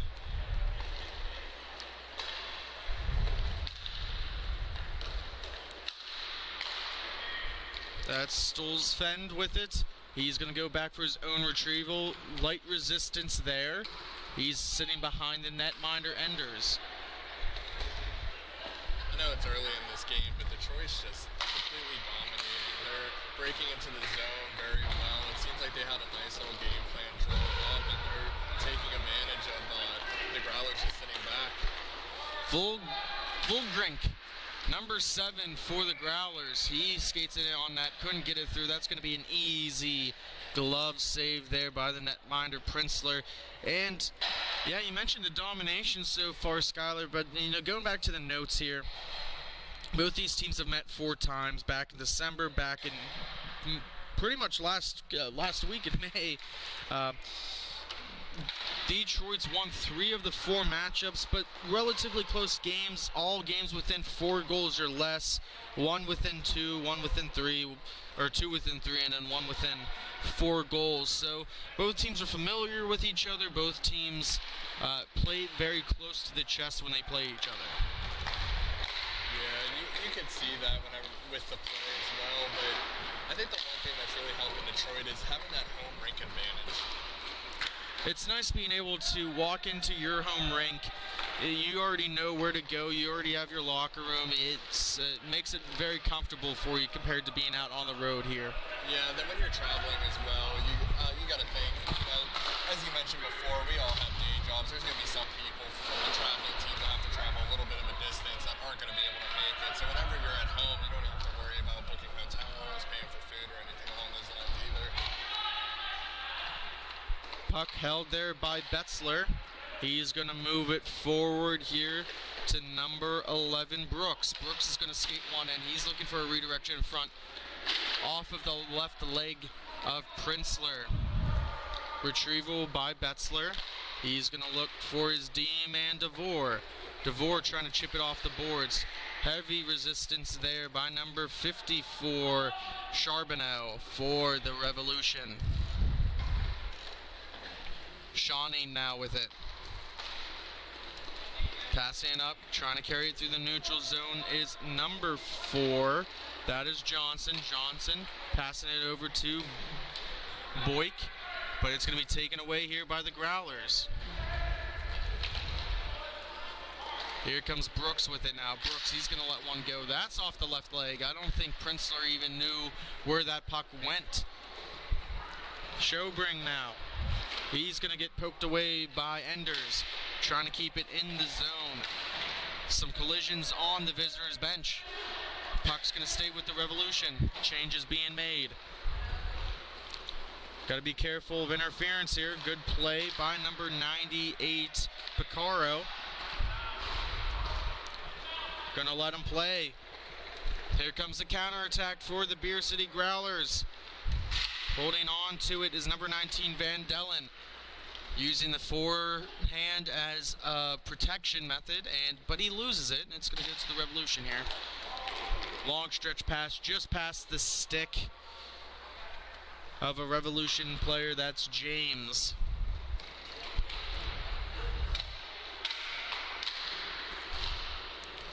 Growlers trying to sustain some kind of pressure. It's going to be carried up by number 43 here. Quick shot.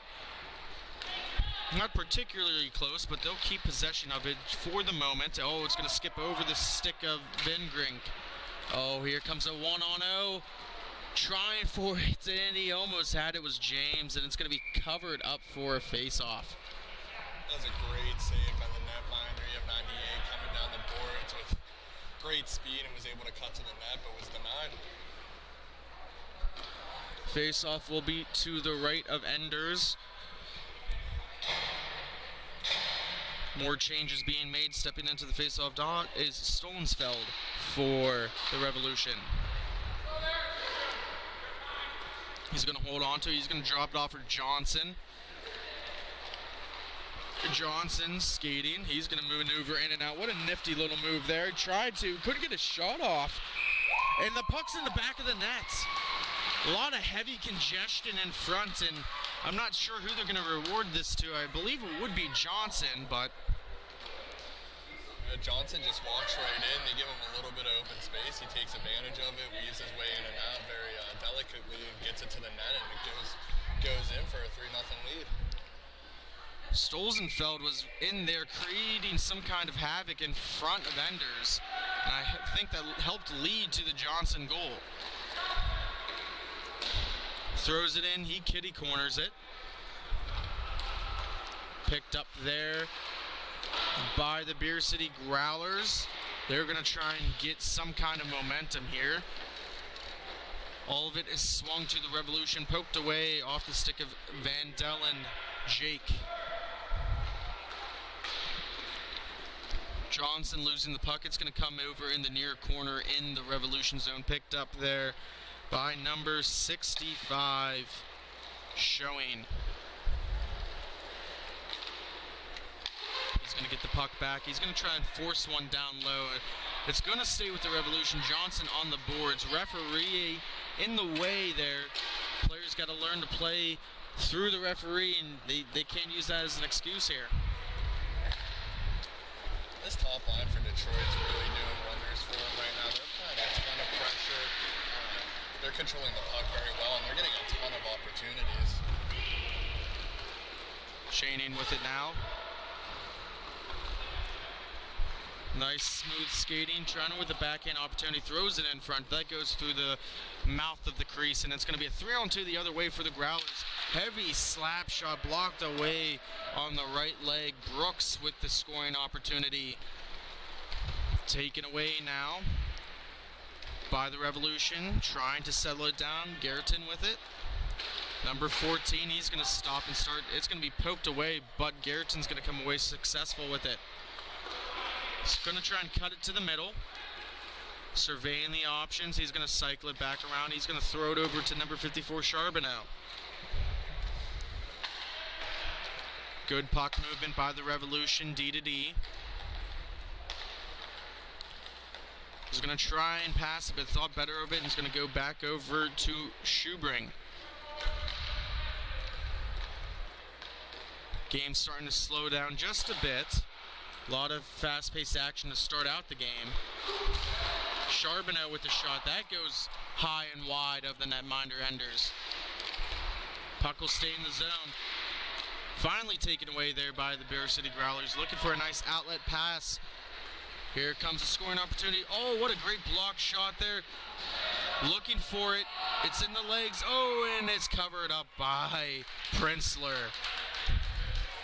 Farr, one of the top goal scorers for the Growlers, almost added another one to his tally, but Princeler was able to find it in his padding.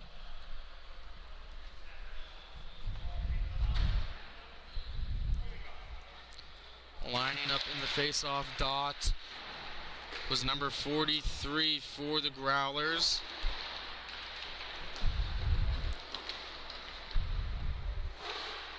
Holding on to it is Gerton. Behind his own netminder, he's looking for an outlet pass, getting that controlled breakout set up. Excellent move there made by Schubring. Nice deflection in front, but couldn't bury it. Schubring's going to throw it all the way back to his D partner, and they're going to go for a reset.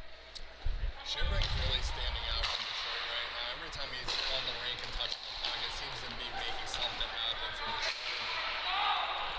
I bet they really appreciate the work he puts in for this team. And as a quick reminder, if you are in the Western PA area, we are having a golf outing to help our youth program and, help continue bring some of this action along. It's going to be August 1st. We are accepting donations through our PayPal page, but of course, if you want to be a whole sponsor, if you want to just, come out and golf and have a fun time, it's going to be at the Slippery Rock Golf Course in Slippery Rock, Pennsylvania. Email us at Grove City Hockey LLC for registration. Vrigrick with it, losing it to the Revolution. Here comes Johnson. Johnson skating it up with some speed. He's going to drop it off down low. Back and forth action. Oh, almost a goal with that give and go. Van Dellen taking the puck now for the Growlers. Trying to exit the zone and alleviate some of this pressure. Holding on to it. Skating up through it is Van Grink. Showing, he's going to clear it all the way around the boards. That's going to be picked up there by number 16, Huey. Oh, a 3-on-1's going to happen here for the Revolution. Looking, surveying options, quick shot, he scores! Austin James gets his second of the game on a 3-on-1 opportunity, goes 5-hole on the netminder Enders. When you're seeing that opportunity break out, you see that it was a block shot that led to the whole 3-on-1, and I think the goalie was probably expecting a pass, but he just fired it right past him, looked like blocker side. Face-off won by Brooks Ford, maybe a 2-on-1. He's looking to pass it through, couldn't come away with it. Johnson now 3-on-2 the other way. He's got James with him. He's going to cut to the slot. He's looking for it. Oh, what a great blocker save. Putting the paddle down and preventing that from squeaking through was Enders. It's just a high-quality save right there. Keeping his team in it. Time winding down in period number 1. Johnson with the face-off win. Quick little shot. He scored. Whoa!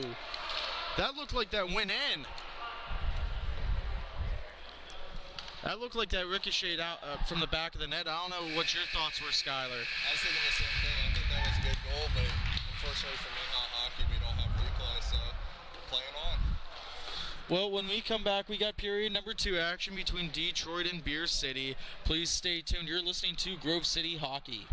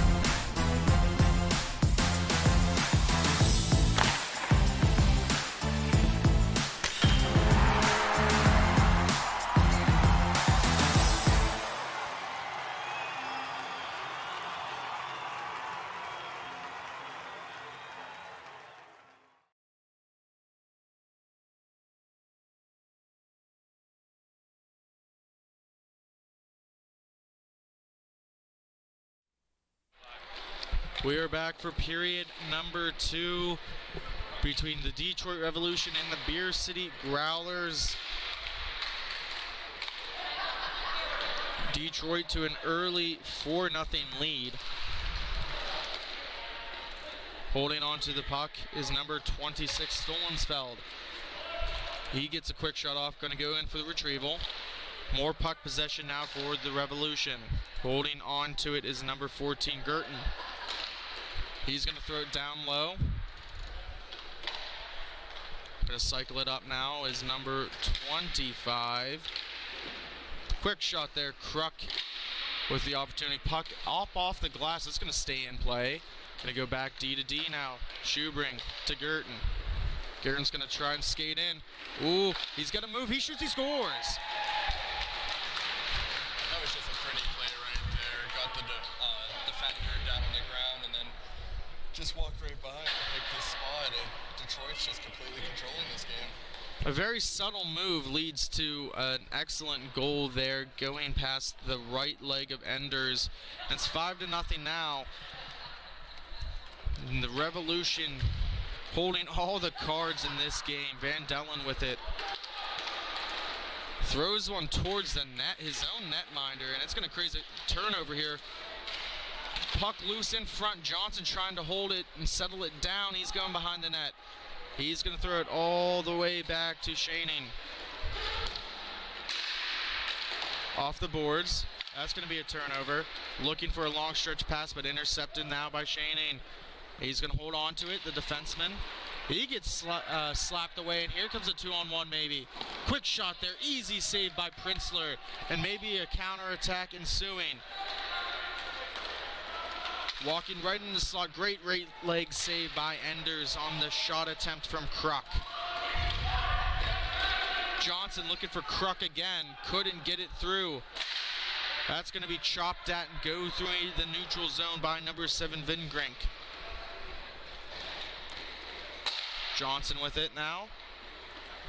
Passing by his own D partner, Shaning. Shaning's going to receive the pass. He's walking right in the slot. He throws down another scoring opportunity. Oh, he tried to pick a corner and he couldn't come away with it, hitting glass. I think he would have netted that one, but the puck was on edge and he just couldn't get control of it and just shot the fire one. Just went a little high. Schubring already has a goal in this game. He was looking for a second. Heavy shot on net. That's going to be going into the breadbasket of Enders.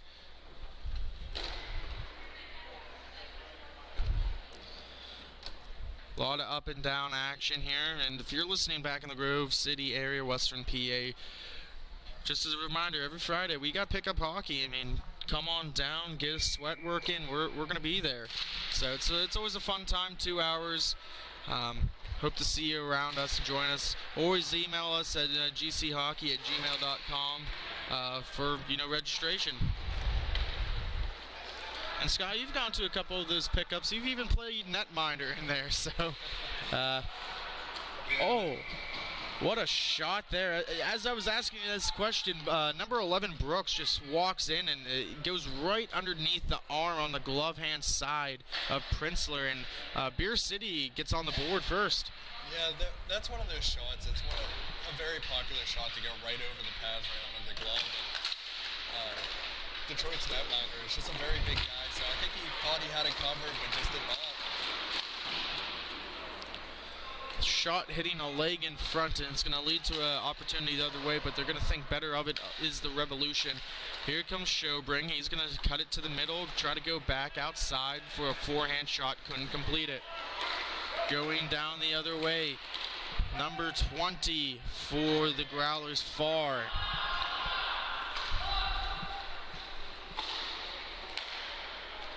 Intercepted there by Picaro. Here comes Farr again. Farr's going to try and make a move. He does, and what an excellent save. Prinzler. Prinzler was out of position, but he recovered extremely well, reaching across the blocker, taking away the wide net. He almost looked like he lost his footing. He's going to stand on it again. High shot by Farr. Puck taken away by the Revolution, a 3-on-2. Beer City just looks a little gassed right now. They're going to drop it off. Couple swinging plays here. Oh, what an excellent shooting opportunity by Pecora, and it's going to be covered up by Enders. Man, running out of breath here, Sky. Just this back and forth action. Just game after game, but it's great to be here just watching this entertaining hockey. It's fantastic.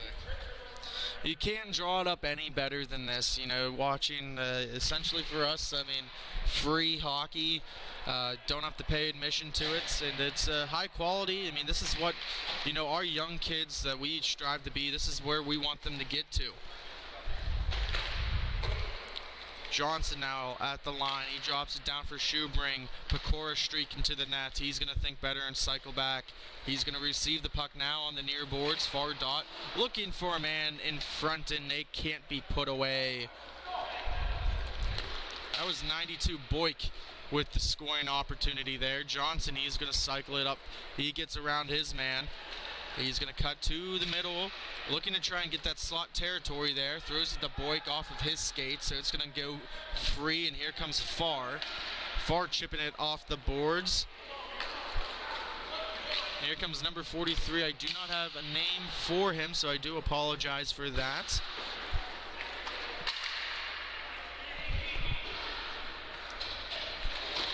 Puck wrapped around the boards for Mitchell Ben Grink. Going back to Van Dellen. Dropping it off there for Van Grink. He's going to look for a shot. That hits a man in front. Picked up there by 43. He's going to go forehand, backhand with some speed. Puck's going to be taken away by the Revolution, but an excellent back check. He's trying to get this down here. Cutting to the slot, looking for play, and that goes off of the right leg. Battle along the boards. Van Dellen gets it out of harm's danger, but only for a short period of time. What an excellent trying for the toe drag move. Couldn't cut it through. Puck will come all the way back out. Garrison with it. He's going to try and make a move on these near boards. He gets around both of them, but the puck's going to sit there, and it's going to go all the way back to Schubring. Detroit's doing a great job right now. Puck possession, as I said, that they turn the puck over, but they've been doing a great job just this entire game. Having pretty good control over it, and it's showing on the scoreboard. Wearing down the Beer City Growlers as much as they possibly can here. The faceoff will be in the Detroit zone to the left of Princeler. Taking the draw is Kirk against Brooks. Kruk with the win. He's going to leave it there for Stolzenfeld. Fouled. He goes to Schubring. Schubring with heavy pressure there by Brooks. He's going to go to Garrison. Garrison hassled there by Farr. Great back check by number 20, the leading goal scorer for the Growlers. Forces a turnover, and they will take possession. Betzler now with it behind his own netminder. Trying to set up a controlled breakout of their zone. Going to go for the long stretch pass all the way down. Tipped in front. Here comes Kruk. Kruk with it. He's going to take a shot. Using some people as a screen. Collision of some players down low. Kruk holding it on the boards. Hassled there by Betzler. Finally gets it to Garrison. Garrison looking for a nice toe drag move. He winds up with a quick little shot there. Trying for the snapshot. Almost got it through. Stolzenfeld lets one fly. Picked up by Betzler. He's going to try and clear the zone. Puck stays in. Johnson with it now. Caressing the puck. Holding forehand, backhand. And there's going to be a hooking call there. On Farr. Princeler out of the net. Puck held there by Kruk. Extra man on. 5-on-4 action.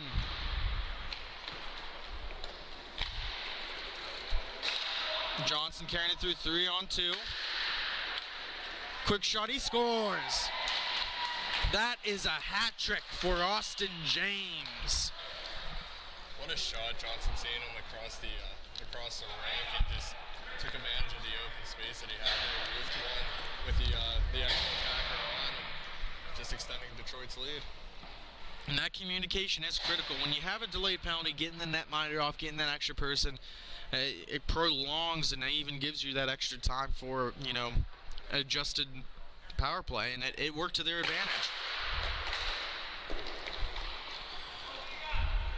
Still here in the second period, about halfway through. The Revolution up pretty handily so far in this one. Pass off the boards. Defended there by Van Dellen. Kept in the zone by number 54. Looking for an outlet. Charbonneau couldn't get it through, and he's going to try and get it out of the zone. Johnson picks it off. Shannon with it now. Shannon fakes the shot. Throws it down low to Charbonneau. He loses a foot. Van Brink now. Intercepted by Schubring. Just constant pressure on the Beer City Growlers from Detroit. Ooh, Johnson can't stop up. Here comes the scoring opportunity. Deflected. That's going to stay in. Huey with the scoring opportunity. Defended away there by Shannon. He's going to pick up the puck once more. He's going to let one fly, and that hits the back of Johnson, and you can see him. He feels it. He's a little shooken up after that one. I think it hit his helmet, but still, you don't want to see that with someone not wearing a cage or a mask and having a puck come up on him like that.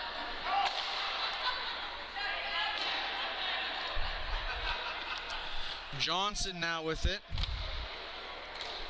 Going to Shannon. Lots of space, lots of territory for the taking. He gets a nice stretch pass there. He's going to try and walk it in. Oh, he couldn't come away with it with Schubring.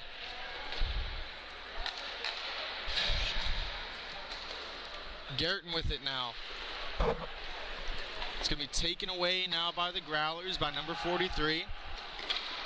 To bring.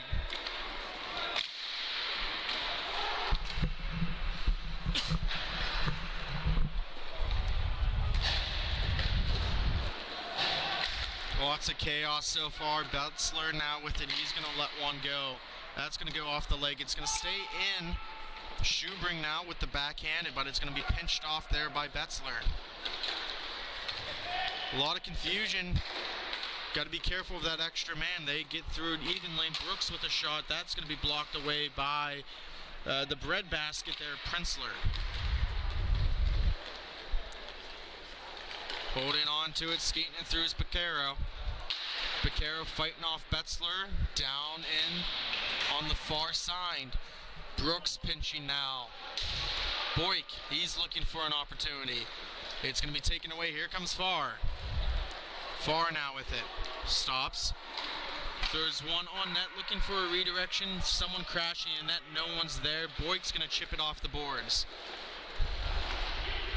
Piccaro fighting for it. He's going to reach the loose puck first. He's going to try and pass it to Boyd, but what a great defensive play.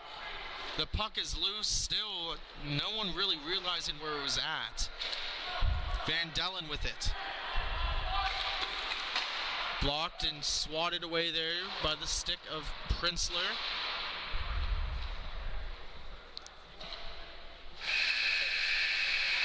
Well, that is the end of period number 2. When we come back, the final frame. You are listening to Grove City Hockey. This copyrighted telecast is presented by Grove City Hockey. It may not be reproduced, retransmitted in any form without the expressed written consent of Grove City Hockey LLC. We thank you for your understanding and hope to continue to enjoy this complimentary broadcast.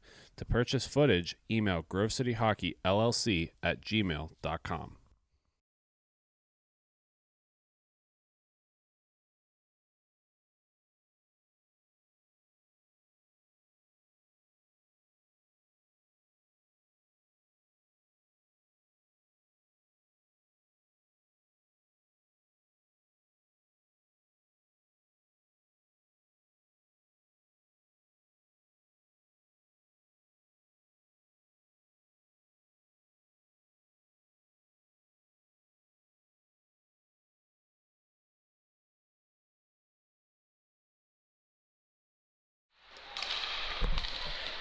Puck is down for period number 3.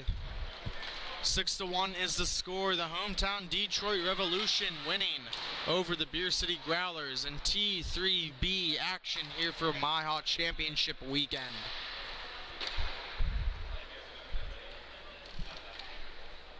Princeler holding it there for Johnson. Just going to hold on to possession, kill some clock, take their time, and hold on to the puck. Yeah, you'll start seeing them skate around a little more with the puck and just try to maintain the lead that they have right now. Scoring opportunity for Kruk.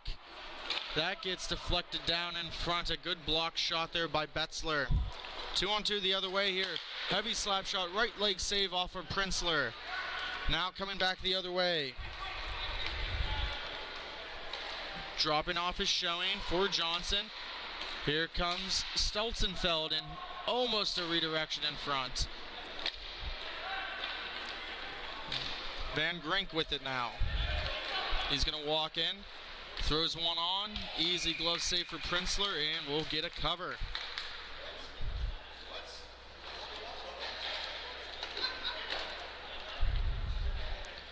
Lots of time remaining here in the third period. Only 5-goal deficit for the Growlers, trying to keep their playoff hopes alive.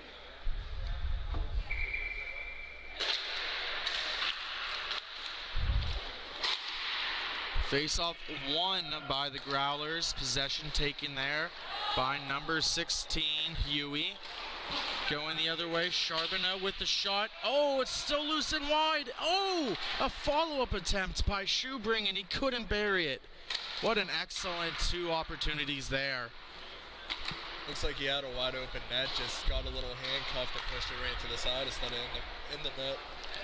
Enders has looked strong. Same with Princeler. It's just been a couple relapses in front that have led to the scoring opportunities. Both teams slow to skate into the face-off dot. Face-off down, finally won by the Growlers. Hustling after it is Huey, trying to settle that puck down. Pass off the boards to far. He's got Brooks with him. He drops it off for Brooks. Retrieval in the corner. He's going to wrap it all the way around for Huey. Huey back down low to Brooks. He skates, and that's blocked in front.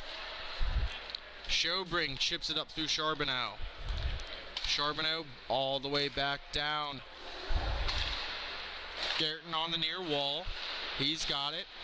He's holding on to it. 3-on-3 action right now. 2 players in the back of the play.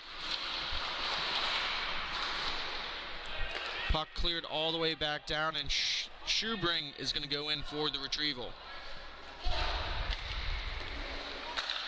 Garrett with it. He's going to throw it down low, looking for Charbonneau.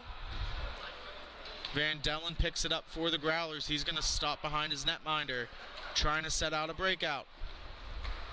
Gives it to Huey. Huey looking for Van Grink.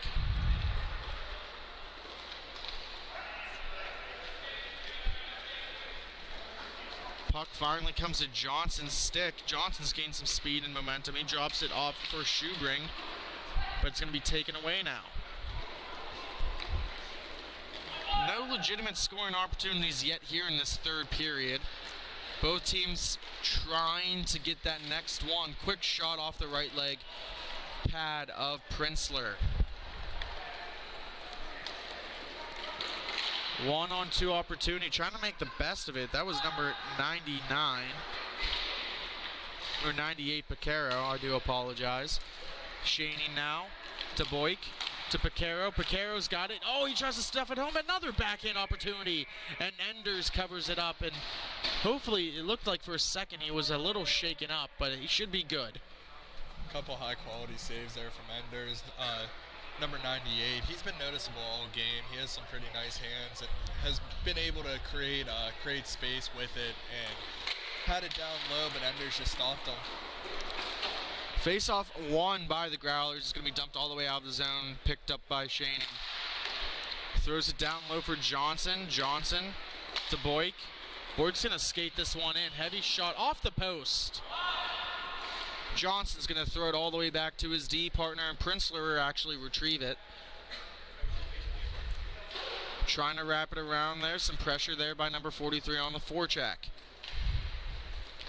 Johnson skating it through his own zone. Trying to make a move. He's going to drop it off for Shaning.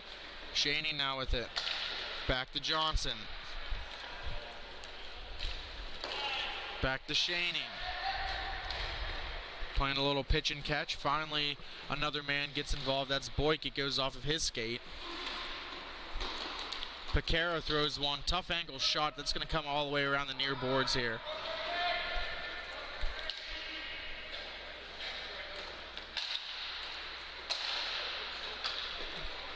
Boyk drops it there for Picaro. Picaro defended away by Betzler. Puck comes out to Gerton. Gerton for Boyk. Schubring drops it off for Gerton.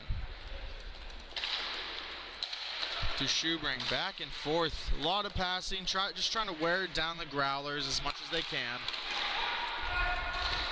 Maybe an opportunity heading the other way here. Comes number 43 for the Growlers. He does have a man streaking to the net, loses the puck, and he can't stop and find it. It's going to be picked up by Picaro. Some changes being made by the Growlers. Picaro picking up speed. He's getting around two people. He shoots one, and that's up into the netting and out of play. Real sneaky shot there from Picaro, just walking in, using the defenseman as a screen, and almost went bar down, but hit the bar and shot up out of play. As a reminder, if you're here in the arena, we do have some of our merchandise on sale here for purchase. If not, you can always email us at Grove City Hockey LLC. We got some t-shirts, we got hats, we got masks. You can think of it, we can do it. Just out past the stretch of Huey, and it's going to be taken away there by the Revolution. Kruk with it to Stolzenfeld. Slowing the play down even more. Just killing clock. The Growlers just look clean right now. I think they've thrown themselves out of it, but Detroit's going to still come back and just keep control of the puck and just try to tick the clock down a little bit. Stolzenfeld drops it off there for Schubring. Schubring slap shot, heavy battle in front of the board, or in front of the netminder there. Finally, they deconverge. Van Dellen, he's going to walk in. That shot's going to go into the netting and out of play.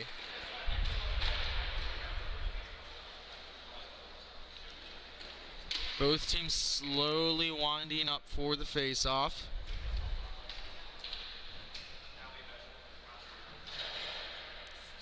Brooks to take it for the Growlers. Kruk for the Revolution.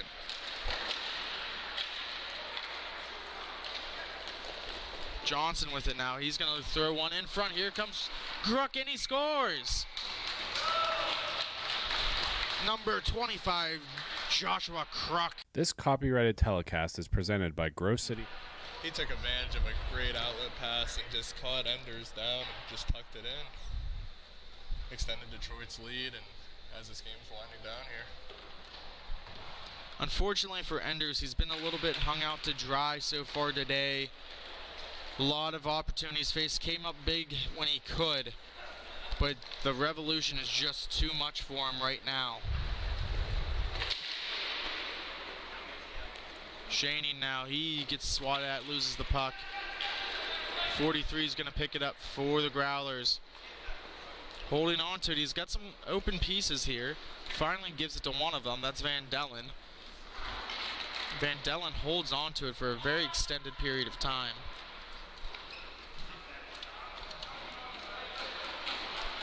.43 losing an edge.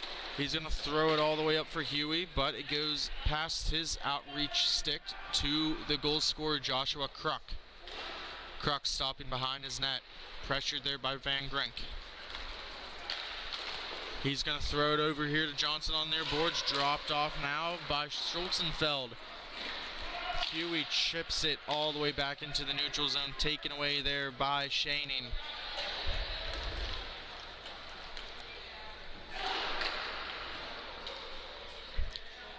content with where they're at in this game. Just going to hold on to it and play keep away, essentially. Maybe get some scoring opportunities when they can. Heavy slash there by Far. 2 of them in a row. Puck coming all the way back down to the Revolution zone. Schubring wraps it on for Garrison.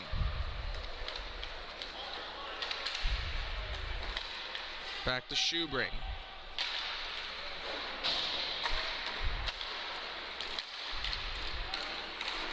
Little stutter step move. Oh, rebound in front, couldn't get it down. Trying for another centering pass, couldn't come away with it.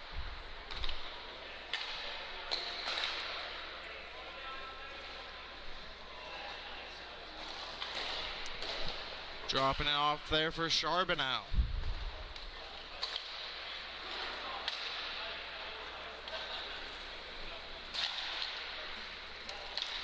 Back and forth action, very little resistance now. I think the only thing that's left in this game is the time. I think it's pretty much settled here. What do you think, Sky? Yeah, that's what it's looking like. Detroit just wants to move on and just prep for the next game. The Growlers are they just seem very drained and just out of it. I think all they want to do is have this game be over. And obviously, I mean, during these MIHA weekends, it's a 2-day event. You play the round robin on Saturday and then the playoffs on Sunday. So, I mean, these teams have both played a little bit of hockey coming into this, maybe a little sore, a little tired. So, just trying to rest up and go for the next one here. Yep.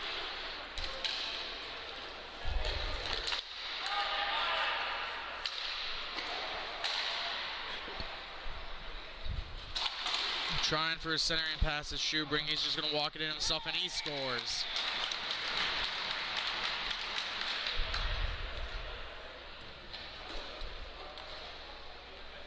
Just took advantage of all the open space, was able to tuck one in, and I think the Growlers have nothing left in them.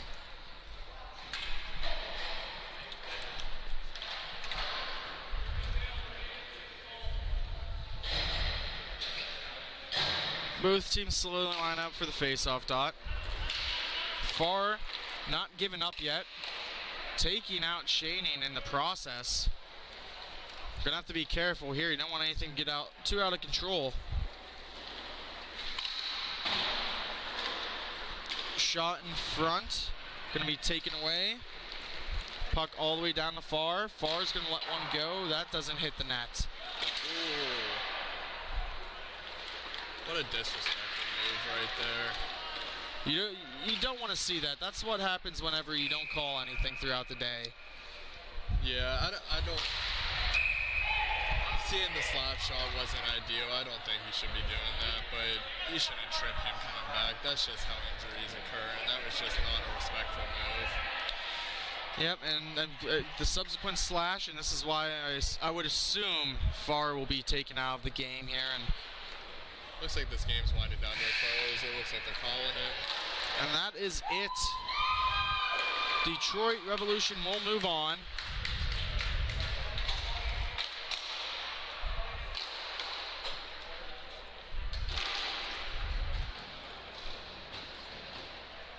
Looks like we have a prize to hand out here.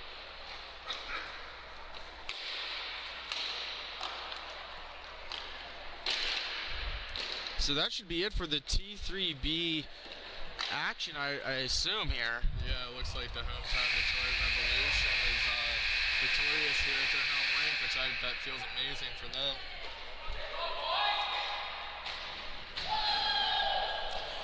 Carl Richardson handing out the trophy there for the Revolution. Well, we got an interesting game here coming up for T3A action. We'll see our hometown team essentially in the Shockwave. They're going to be taking on the Chicago Rampage. That should be an entertaining game. It's nice coming out to Detroit, but still being able to see your hometown team. And eventually, when we get as far as we can here with Grove City, we can be out here as well playing in these games.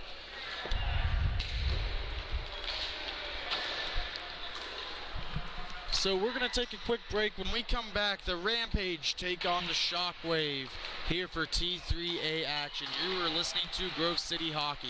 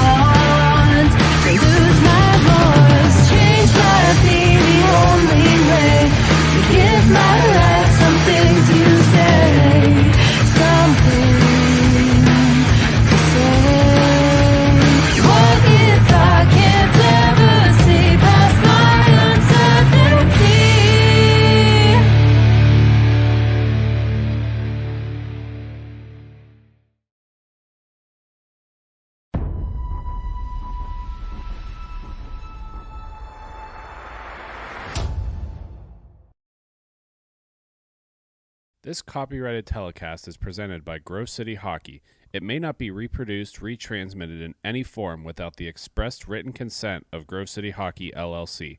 We thank you for your understanding and hope to continue to enjoy this complimentary broadcast. To purchase footage, email grovecityhockeyllc@gmail.com.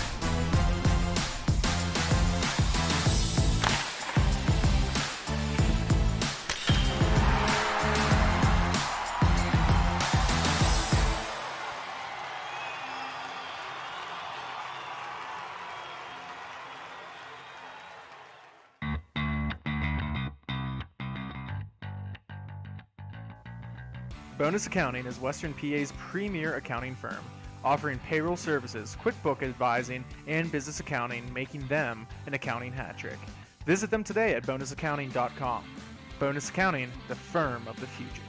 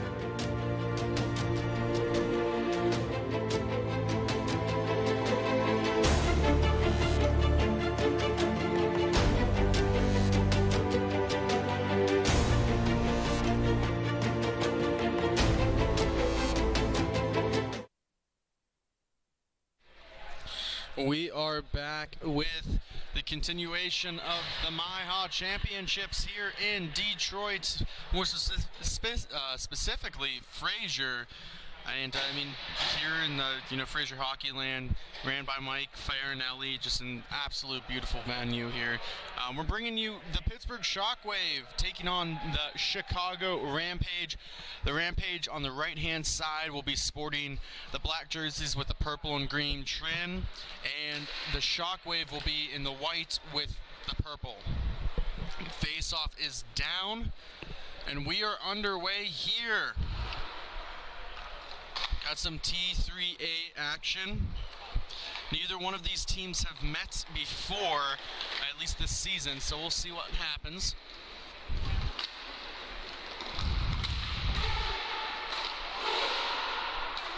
Puck to Sexner. He's going to drop it off there for Shirley.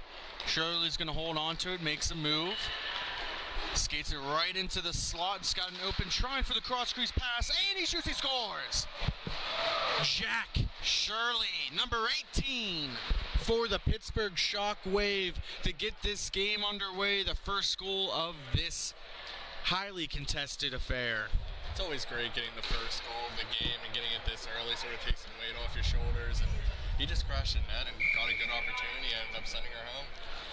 Now, one thing I've noticed, especially with the Shockwave, at least watching them, working with them, I mean, they're very precise, they're very precision, they're going to take time, they really work on that puck possession game. Yeah, we're going to probably see a lot of that during this game, and see all the puck possession, all the breakouts, and it seems like the positioning is just they're very well positioned. I apologize for that. Nick Pilati, number 76, he's going to dump it all the way down for Checkner. Back to Pilati, he plays it at his feet. Here comes Colossi, number 67, holding on to it. He's going to circle it back. He's got Shirley with him, gives it to Pilati. Back to Shirley. Makes a nice little move again. He's going to work it back to Pilati. Probably could have skated that one in, but decides against it. Pilati with the shot. That's blocked away by number 20, Humphrey. Trying to get possession of it now is Esposito, number 77 for the Rampage. He takes it behind his own netminder. Starting in net for both squads should be Rossi in for the Shockwave, and for the Rampage it should be Music. We'll get confirmation on that as soon as we can. Jerseys are a little hard to read for the Rampage. Nicely designed, but a little hard for the lettering at least. Reminds me of Arizona's Kachina jerseys. A little bit with the colorway that they got going on. And who doesn't love the Arizona Kachina jerseys? Pass is going to be all the way dropped down in the defensive zone. It's going to be taken away by McNair. He's going to walk in, a shot by number 8, Ozinger. McNair looking for number 23.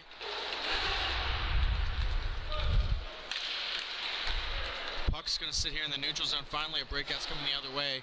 Excellent little toe drag move, trying to play the body, and that's going to be a penalty call here.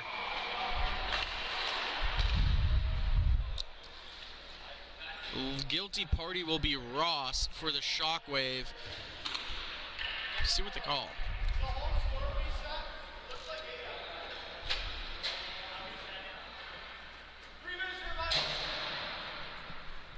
So holding is the call. We'll see the first power play of the day. It's going to go to the Chicago Rampage. Face-off one back.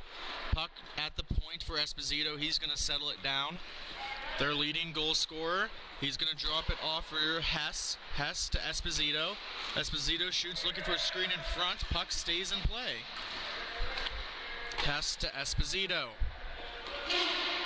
Back to Hess. Quick shot, blocked away. Looking for a rebound. Came out to Esposito, and it went over his stick. More time off the clock.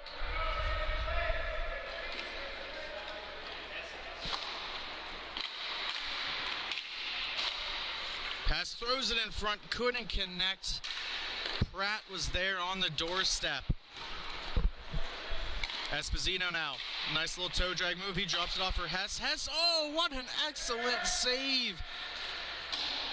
Rossi, he holds it out, and now it's going to be taken away by Ozinger.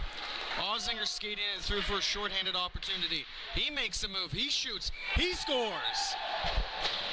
Number 8. I do apologize. Mike Ozinger with the goal. I feel like you got to give Rossi credit on that one. He's making some unbelievable saves, and this one just led to an opportunity going down one-on-one. He threw his puck in between the defensive legs and then just came in and shot it far side. Face-off won by Pratt. Taken away by number 7. Pratt throws it down. Can't be corralled there, down low. Finally, they'll keep it in the zone. Pratt with it. He's looking at Esposito. He's thinking better of it. Going to try and settle it down. Back to Esposito. He shoots it, looking for a redirection in front. Couldn't tip it away, was Orr, number 19. Esposito. Down low. Oh, a whiff on the pass. And there's going to be a penalty call here on the Rampage. It's going to be number 2, Ryan Orr.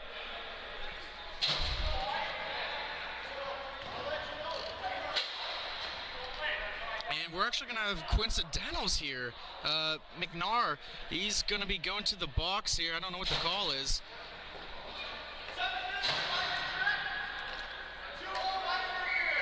So we got a tripping on McNair for the Shockwave and an interference call on number 2, Ryan Orr, for the Chicago Rampage. So it'll stay at 4-on-4 action. Did you see anything there, Sky? I did not. I was just about to mention that. I saw the penalty on the Rampage for interference, but but I did not see a chip, but hey, the refs might have saw something we didn't then. So it looks like we're going to play some 4-on-4 hockey, and we're going to sit for 3 minutes, see where it goes. That's why they get paid the big Mutts Checkner now, and that's going to be a slashing call. I think there's been more penalties this game than we've seen all day so far. Both teams playing hard and rough.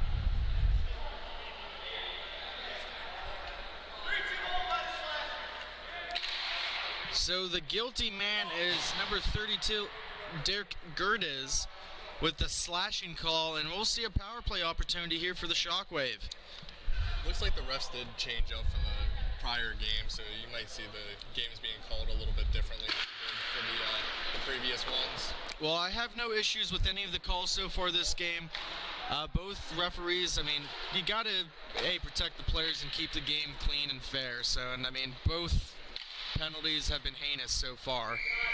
Shot by Colossi up into the netting and out of play, and the face-off will go to the right of the Rampage netminder music. Just as a reminder, you want to go out golfing August 1st, we got you taken care of here at the Slippery Rock Golf Course for the first annual Grove City Hockey outing. We are going to have prizes and auction. Another penalty is going to be upcoming as I'm finishing that. Looks like it's going to be number 77 Esposito. Colossi now back to Pilati. I have a feeling this game might get a little chippy. They're two physical teams just going at it. Save made there, touched up finally by Hess.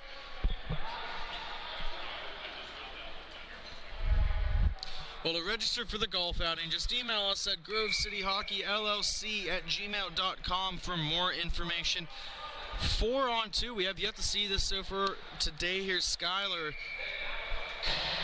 Yeah, you're going to want to sit here and just move the puck around to get him out of position, and then just start putting some pucks on net and see if you can get one past the Rampage goalie. 5 minutes remaining in the period, flashing up on the scoreboard here. The one side of the scoreboard's working, facing the Rampage netminder. They're still working on the rest of it as we speak. Shirley with it, dropping it off, going cross crease, Pilati. Oh, going back again, quick shot. Eventually you got to shoot that puck. Yeah. And Pilati shoots and he scores.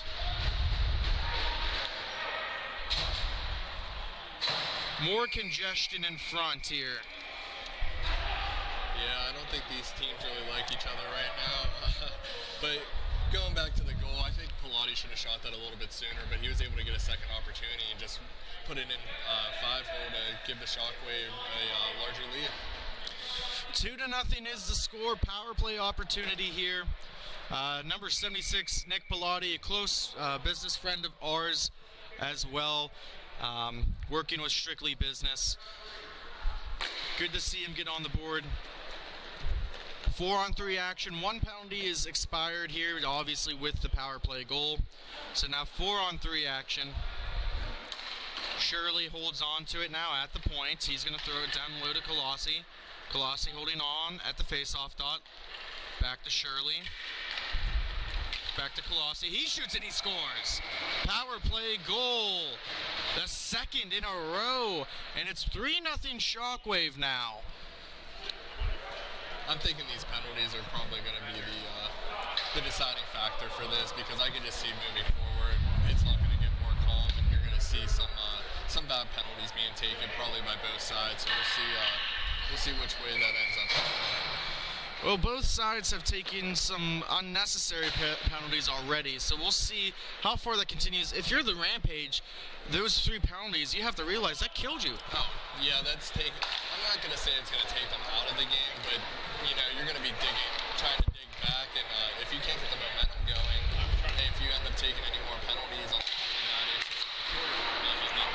it's just going to give Shockwave a win. It's easier to play ahead than it is to play behind. Ross now with the puck. He feeds one in front. Oh, trying for a redirect. Looking for number 23. That should be Burkhart with the scoring opportunity. Ozinger now with it. He's going to hold on to it. He's going to go behind his own netminder, Rossi. McNair, he's going to throw it up for Burkhart. Burkhart trying to work around Orr.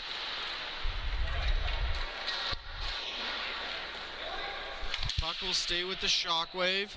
Controlling, this is their type of game. Get ahead and then, just work him down as much as you possibly can. Ozinger with a nice spinorama move. He's making a couple people miss. He's going to skate into the slot. He's looking for an opportunity. He throws one on net. Looking for some help down low. Burkhart trying to collapse on it. Could not. Finally going back the other way. The Rampage trying to create a scoring opportunity. They cannot. The Ozinger's going to take it away. Pratt with that scoring opportunity for the Rampage. It seems like the Rampage is a very physical team, but with the positioning of Shockwave, I think that's going to take the players sort of out of position whenever they're trying to come up and be as aggressive as they are. As you noticed with that spinorama, it was just sort of, they pushed him to do that, and it led to an opportunity right there in front of them. That's the chance you take when you play an aggressive style of hockey. Holding up is Orr. We got two Orrs. That one is Mark, number 19. Shot deflected down by Rossi, and it goes for a cover. Face-off will be to the right of Rossi in the Shockwave zone. Both teams making some more changes, getting some fresh troops out there, maybe switching up these units that they have. Rossi stepping in.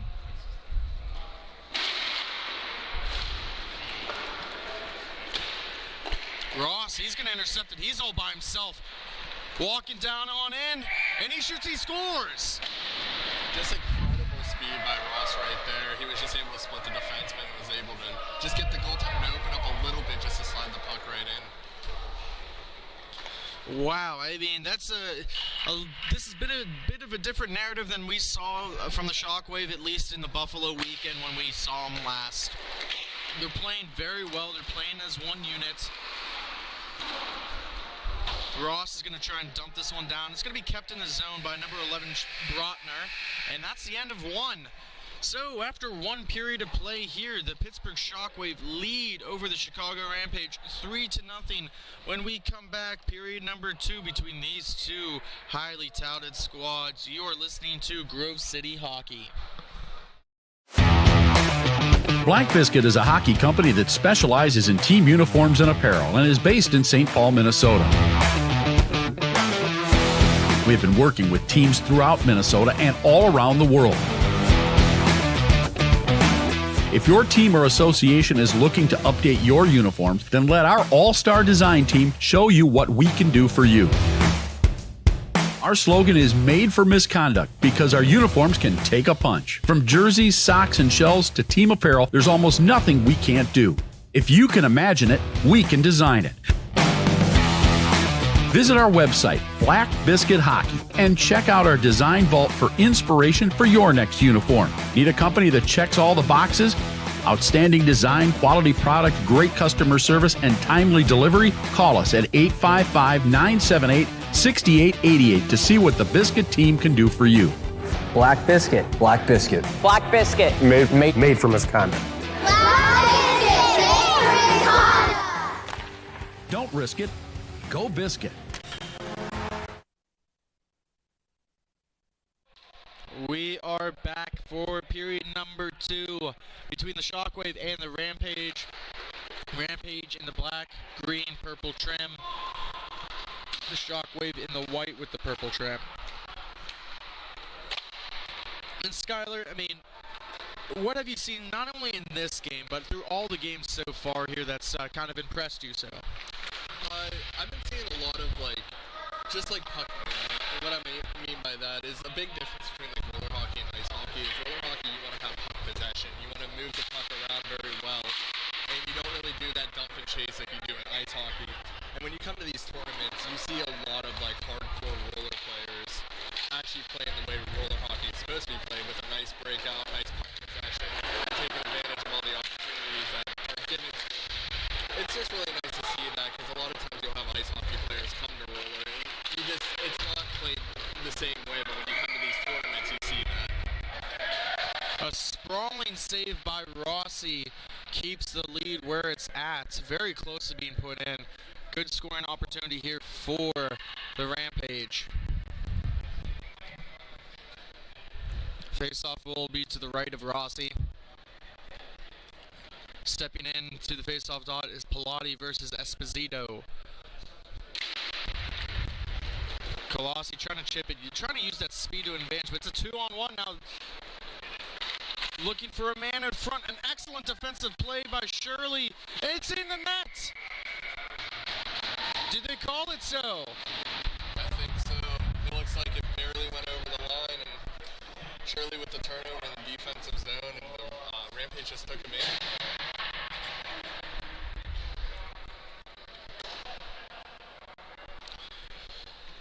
To my knowledge, it should have been number 89, Pratt, with the goal, but, I mean, there was a lot of chaos ensuing down there, so we'll have to look at the box score to see what happened here. Burkhart with it. He's going to take a shot. That's going to go into the glass. Retrieval there by Ross. Played away by Orr. Picked off there by Ozinger. Ozinger's going to drop it all the way down for McNair. Burkhart looking for that backhand pass. Couldn't complete it. Esposito picks it off. McNair now picks it off himself. He loses an edge. He's going to dump it all the way down just to alleviate some pressure. Shot on net. Rossi swats it into the corner. Esposito's still with it. He's looking for some options, looking for some help. Gonna throw it to number 2, or Ryan. Ross now with it. He's gonna pick it up, tries to play it around on the backhand. Couldn't do it. Or with the shot. Easy glove save by Rossi. Seems like the Rampage have woke up this second period. Feel like they're playing the game that they want to play and really putting the pressure on Shockwave. There is a little bit of a size difference here between both teams. Shockwave having some of the smaller players, quick, athletic, whereas I think originally maybe the Rampage, they were trying to use their size and it was biting them in the butt, and now they're trying to just play their game. Quick shot, that's going to be deflected into the net. We're going to get another face-off here. Shot by Brotner. The defenseman has got 10 points in 18 games so far through the MIHA season. McNair picks it up. He's going to do a reversal here for Burkhart. Burkhart looking for the breakout. Long stretch pass, trying to get the Ross to use that speed. Just couldn't get it on the tape. Esposito now with it. He's going to work it across there for Hess. Hess tries leaving it there, but no one was home. Fighting for it now. McNair is going to pick it up. He's going to reverse it for Ross. No one's home. Orr's going to chip it back down low. Hess with it. Looking for Esposito. Picking it up. Burkhart falling down low. Counterattack the other way. 2-on-2 action. Here comes Ozinger. Ozinger trying to feed it through. Rampage pinching off Ross to prevent that feed right into the slot. Good defensive play. Ross is going to pick it up. He's going to try and build some speed. He's got Ozinger with him. Does a toe drag. Loses the puck and an edge down in the corner. He's going to drop it off for Burkhart on the far wall. Back to McNair. He's going to take it all the way back.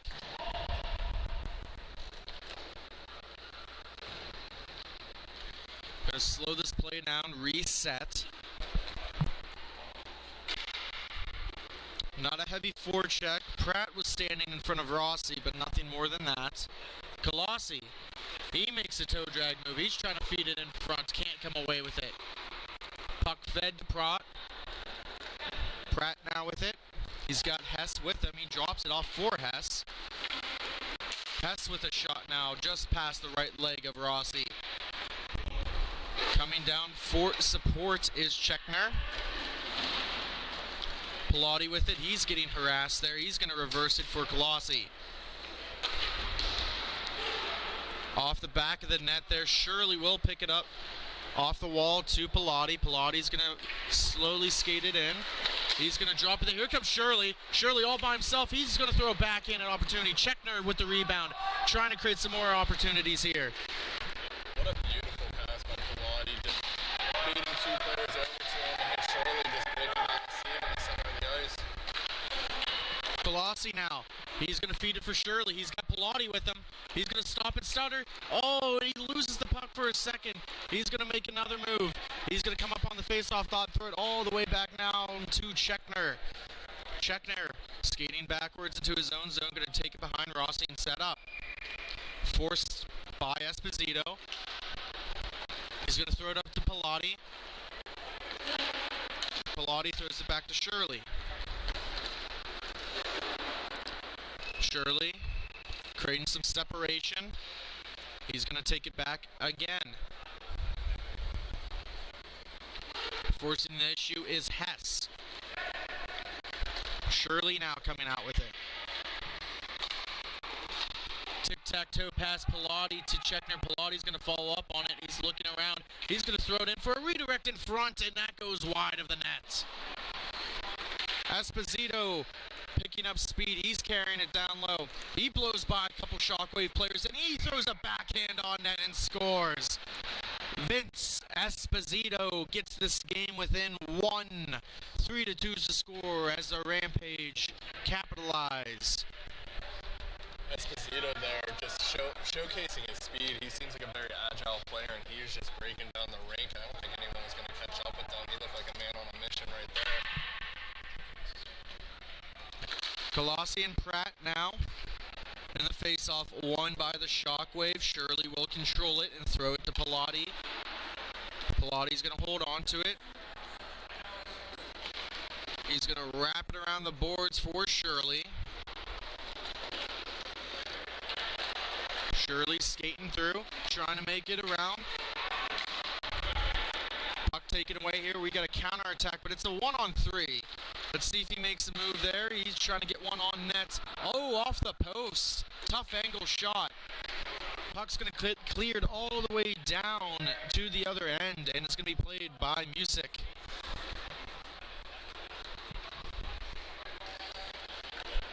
Shipping it up for number 20, Humphrey. But it's turned over. Colossi with it now. He's going to walk in and shoot. Heavy shot. That's sitting behind the net. Checkner with it now. He's going to wrap it around. Brantner with the puck. Heavy pressure there by Checkner. Colossi trying to help out. Moving the puck. Throws it to Pilati. Pilati's walking in from the point. Drops it down low for Colossi. Colossi trying to use the boards. Cannot. It's going to be followed up by a Rampage player, thrown all the way down low, and Pratt going to be on it. He swats at it and fights with it with Rossi. Getting some help there. Pilati intercepts the pass. Pratt's making sure his presence is good. He's playing hard in the pocket. I think that's what the Rampage wanted to do to create some opportunities for them. Lots of stopping and starting. You can definitely hear it out there. Colossi now with it. He makes a move. Ref getting in the way, a little upset. Looking for a counterattack now is the Rampage. That's Hess. Pilati now with it with a great defensive move. Drop there. Here comes Ausinger. Ausinger throws it to McNard. Back to Ausinger. Backhand shot opportunity off the glass, and it's going to stay in the zone though. Ausinger with the retrieval. Ausinger now on the near boards. He tries for a feed in front for McNair. Couldn't get it through. Burkhart with the back check. Or drops it off for Esposito. Esposito's going to walk it in. He's going to try and make some magic happen once more. Puck loose, squirts out in front of the mouth of the net. Taken away by McNair. 3-on-2 for the Shockwave. Up and down action. McNair's going to walk it in. Looking for some kind of lane. Couldn't find it. Puck up, and here comes Esposito. He's got a man this time. That's Hess. Looking for it, and what a save by Rossi. What a beautiful save. Esposito had so much room to try to fire it home, but Rossi was able to get over to make a big-time save. I think he was just sitting there waiting for it. He knew it was going to be a give and go, and he just didn't even budge. And an excellent defensive play by McNair to try and, take away any kind of passing lane that he had. Ross now to Burkhart. Burkhart losing the puck. Oh, shot in front. It goes off into the corner. Esposito's not going to walk away with it. 2-on-1. He's got Hess streak into the net, but he's going to decide better against it and walk it in himself. He throws one on, fought off on the right blocker side of Rossi. Esposito again in the slot, and that's tipped in front, I do believe, by Hess. Hess with the goal, and it should be knotted up at 3. Yeah, that looked like it could have kicked right off the skate. That's just showing, going to the net, you're going to get something going for you, and Rampage are fighting back in this one. The score is listed 5-2 so far. We'll see how accurate that is. It should be now 5-3, I believe. Pratt trying to settle it down, throws it off the boards to himself. Looking for a long stretch pass there. It's going to be trying to be pinched off by McNair. Losing a foot, and it's going to be skated in on Rossi, and he's going to cover it up, and there's going to be a penalty called. Yeah, it looks like they're going to nab number 3 from Shockwave with a hold, which is a penalty you really don't want to take in that situation. He didn't have much room to begin with. He should have just gave him the room instead of holding him, but Rampage are going to be back on the power play, and hopefully they're going to hope to try to score to get this game even close. Ross, that's his second infraction of the game. And if you're the Rampage, this is kind of what the doctor ordered here. You just scored the last goal. It's 5-3, and you're now going on the power play. This is a time to capitalize to get this game within 1. I think you got to be careful being on the power play against Shockwave, though. A lot of the players are small and really quick. You make one mistake, they're off to the races. Esposito now slowly carrying it up.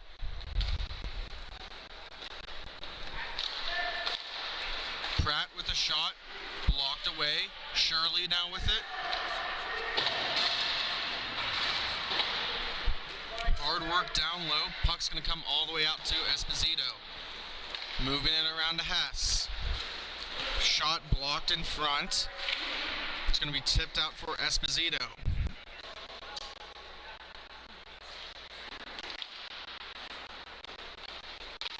Trying to work it down low. That is Brantner. Brantner to Esposito. Throws it to Hess. To Esposito. Puck is popped up. It's going to stay in play. Scheckner now is going to try and clear it all the way down. Under a minute remaining in this power play opportunity. Hess skating through. He's going to look for a redirect in front. Brantner was there, blocked away. Here comes Colossi. Colossi now trying to get some speed. He gets open and he almost gets it. He gets it in! Colossi tucks it in under the left leg as the buzzer sounds in period number 2 to extend this lead to 3. What a way to end the period, Sky. Yeah, that's ending it on a high note, and you're going to see them buzzing coming into the 3rd period after that goal. Well, when we come back, you'll see the final period between the Shockwave and the Rampage. 6-3 is the score. We'll be right back. You are listening to Grove City Hockey. This copyrighted telecast is presented by Grove City Hockey. It may not be reproduced, retransmitted in any form without the expressed written consent of Grove City Hockey LLC. We thank you for your understanding and hope to continue to enjoy this complimentary broadcast. To purchase footage, email grovecityhockeyllc@gmail.com.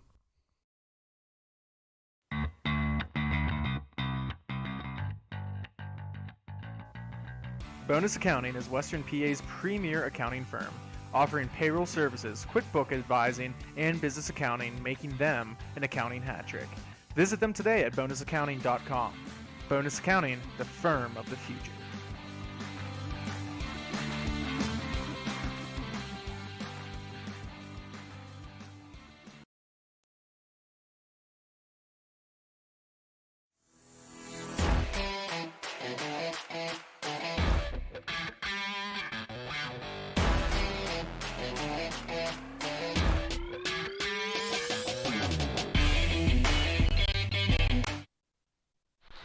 Puck is down for period number 3.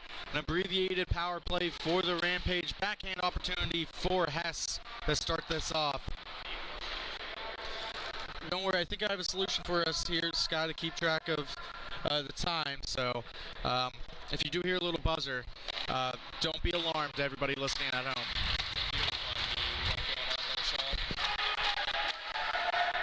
Ross coming out of the penalty box, and it almost looked like he caught it, and I think there was a little bit of hesitation there to even touch the puck. He was trying to make sure that the penalty was completely over. Having the same issues, you can't see it. You can't see when the penalty is exactly over. Esposito trying to find someone streaking. Brantner now on it with Burkhart. Orr following up. That is Mark Orr, number 19. His brother Ryan is number 2. Street trying to get the Hess. Pilati on defense now. Picked up by Pilati. Reaching for it on his knees was Hess. It's going to be wrapped around here for Alzinger. Pinched off there down low, trying to feed it in front, and that's intercepted by Alzinger. Here come the Shockwave. Burkhart streaking to the net. Looking for a redirect in front. That's swatted away by the paddle of the Rampage netminder. It's going to be cleared all the way down low. Pilati's going to pick it up in his own zone. Slight pressure there by Humphrey. Humphrey going to force the issue now, looking for Shirley. Intercepted by Brantner. Brantner's going to drop it off for Esposito. Back to Brantner, but that's intercepted. Burkhart coming out with it now. He's got Shirley with him. He throws it to Shirley. Shirley trying to get possession of it, and it's going to be covered up by Music. Couple of great back and forth opportunities right there. And while I have a moment here, like I said before, sponsorships, partnerships with Grove City Hockey are readily available. We can do any kind. We do live reads, commercials that you'll see during the broadcast. We can do any kind of flyers, any subscription that you can think of. We'll work with you. Just email grovecityhockey@llc@gmail.com, and we'll get you taken care of.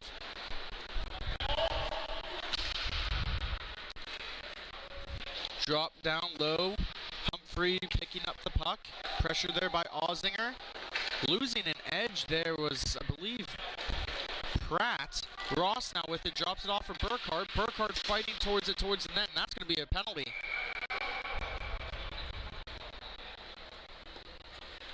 Looks like they're either going to call him for maybe a trip or even a high stick. It looks like he's grabbing his mouth a little bit.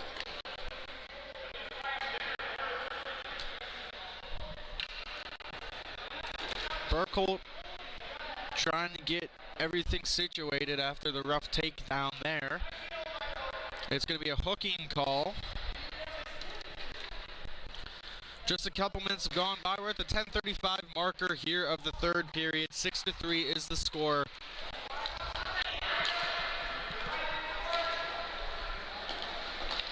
McNair with it now to Colossi.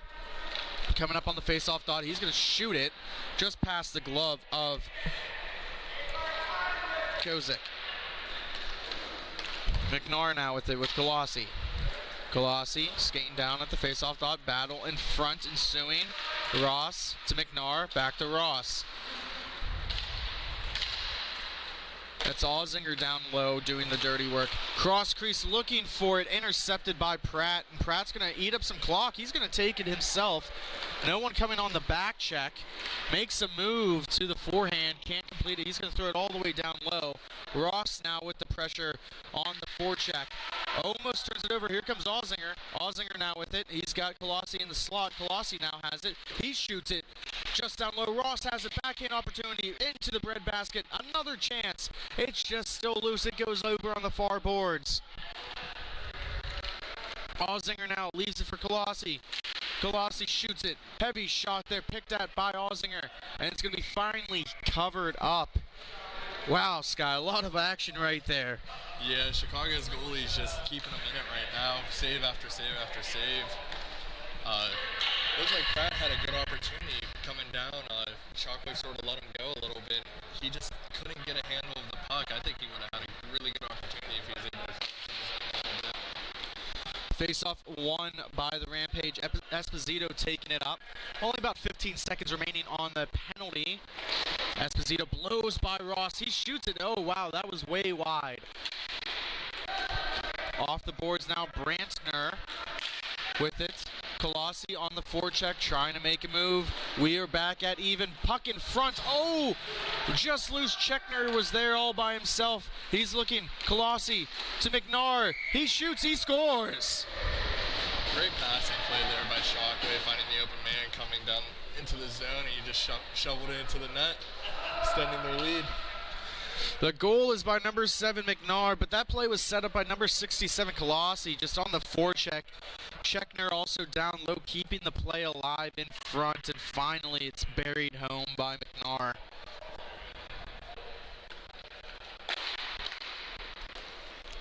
Seven to 3 is the score. Shirley almost turned it over as the face-off happens. Shirley trying to get a hold of the puck. He's got Checkner down low by himself as Brantner forces the issue on Shirley. Back all the way down to Nick Pilati.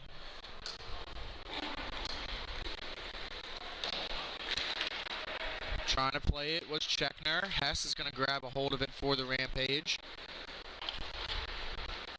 He's going to wrap it all the way around very slowly, and it's going to be dropped back for Hess. Hess to Brantner. He can't hold on to it. Shirley has the puck. He throws a pass, but it goes in Brantner's skate. As you can see, there's some teams warming up right beside us here. Sky getting ready for the next game. Oh, quick turnover here. 2-on-0. He shoots, he scores. They are down but not out as the Rampage climb an inch closer here. A goal by number 19, Mark Orr. Maybe this goal will lead to the Rampage just getting a little bit more back into it. It looked like Rossi's probably expecting like a higher shot, and he just caught him 5-4. 7-4 now, only still a 3-goal deficit. Faces one and taken hold of. Oh, what a bad turnover. Here comes Burkholt. Burkholt with it. He shoots. Oh, and he can't bury the biscuit. Puck's going to come all the way around for Marcus Pratt. He's going to stop some pressure there. Ozinger falls down. Esposito streaking to the net, poked away by Rossi. Pilati on it. Now he's going to chip it up the far boards. Ozinger now with it. He's going to settle it down, throws it to Shirley. Shirley to Pilati, coming up on 6 minutes remaining here in period number 3. Burkholt now with the puck. Drops it off for Ozinger. Ozinger cranes some space. He's going to walk in the slot. He leaves it for Burkhart. Quick shot there. Loose. Swatted away by Brantner. Burkhart all the way back down to Pilates. They're going to try and eat up some more clock. Burkholt now with it.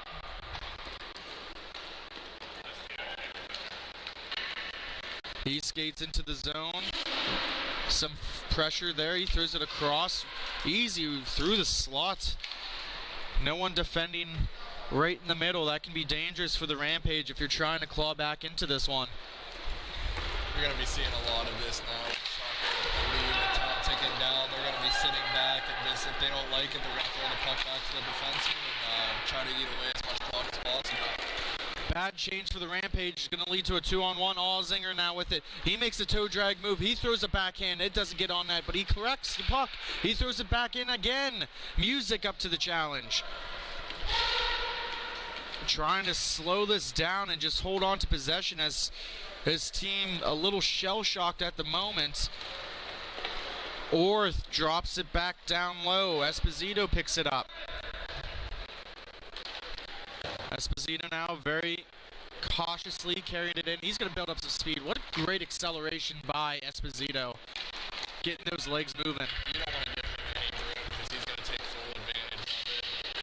Very quick agile What a goal! Crosby-esque. Ross comes down, goes right behind the net, and he banks it off the left skate of Music, the netminder, and it goes in. He's going to want that one back. That's not a goal you want to give up as a netminder. It's, but I mean, a very nice play here by Ross. Oh, without a doubt. 8-4, the lead back up to 4. As the Shockwave holding on to the lead here, just under 4 minutes to go in period number 3. Trying to just eat up some more clock here, being careful with the puck. Very little forecheck as of right now. Let's see. Yep, Orr's going to try and go back there. He gets an interception, looking for a man in front. He's got someone there. Brantner Humphrey couldn't put it away. Battle for it along the boards. It's down low now. Ross fighting with it with Humphrey. Hess with the puck now. He's going to try and create some space. He's defended away by Ross. Hess trying to pick up some speed, leaves it there. Here comes Humphrey. Humphrey with a beautiful move. He's going to walk in. He shoots it. Heavy shot, but it misses the back of the net. It's on the back of the net, and we'll get a whistle and stoppage in play. Looks like the Rampage had a little burst of energy right there, but just couldn't hammer it home on Rossi.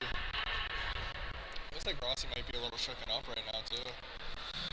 He's going to need to regain some energy. They're going to have another game later on today. Face-off one forward by the Rampage's Hess. Scheckner now with it. He's going to stop and start. Number 13 drops it all the way back down for McNair.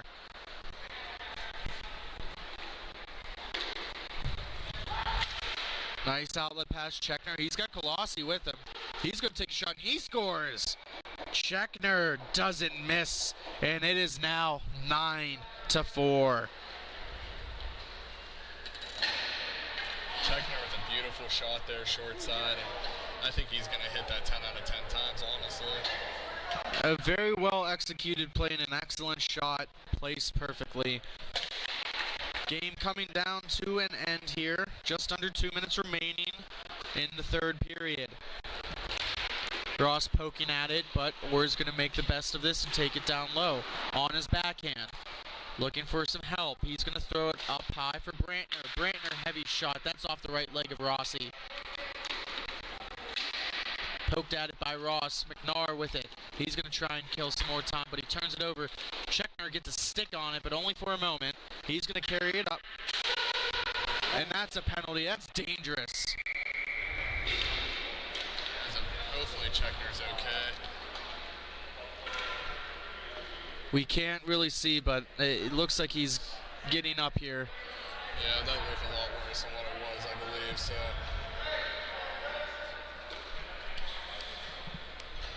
Clock is running for the essential moment here. It's going to be a cross-checking call on the Rampage, and they're going to finish the game on the power play unless a goal is scored here. That's Orr, number 19, the guilty man.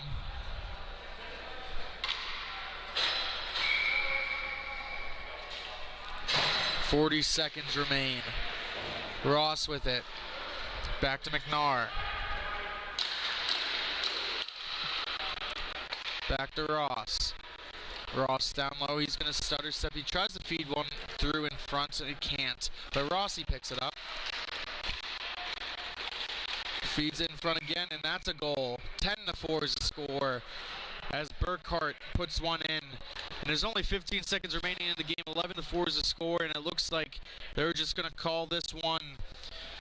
Victorious in this one is the Pittsburgh Shockwave, 11-4 over the Chicago Rampage. When we come back, we are going to have the Indy Inline team taking on the Detroit Knights. You are listening to Grove City Hockey.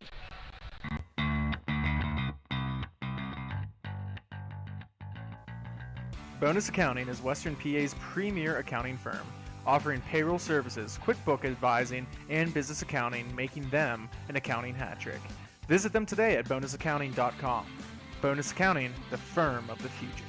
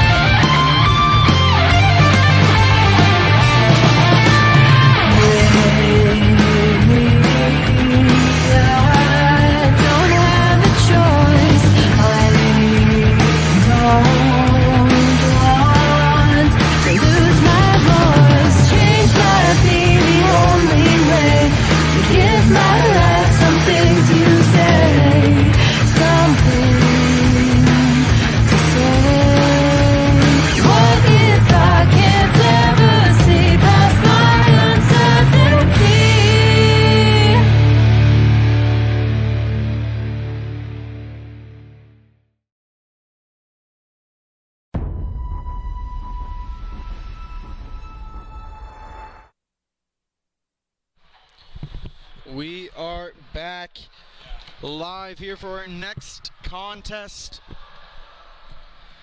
We have the Indy Inline Hockey Program taking on the Detroit Knights. Tier 4 action. We're going to welcome in a special guest currently at the moment. Mr. Jake Drzezinski, how are we doing today? Oh, not too bad, Sean. You know, it's really nice to get into the box and watch some hockey here. I know all of the guys on the crew work really hard, and getting to enjoy some finally championship hockey. This is what the boys have been waiting for, and it's really nice to be able to see here.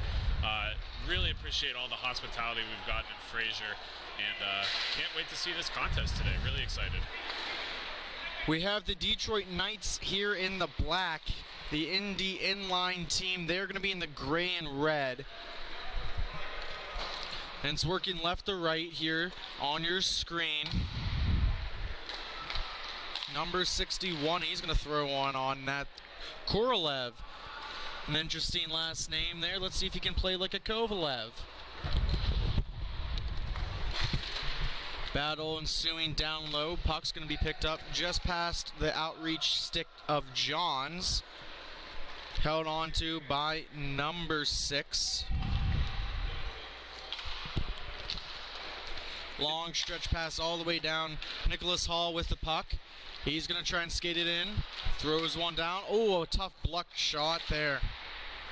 It's really cool to see how both teams here are really stretching this rink out. They're not just playing in their own zone. A lot of stretch passes. The rink is really wide open. It allows a lot of opportunity to really spread the play out, get some interesting breakouts, and get a lot of good looks here.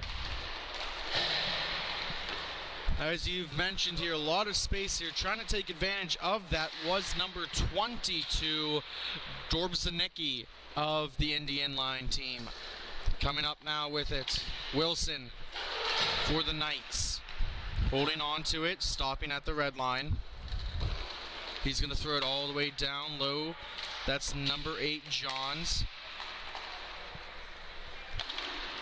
A lot of good puck movement so far. Throws him on net just past the left leg of the netminder Kleber.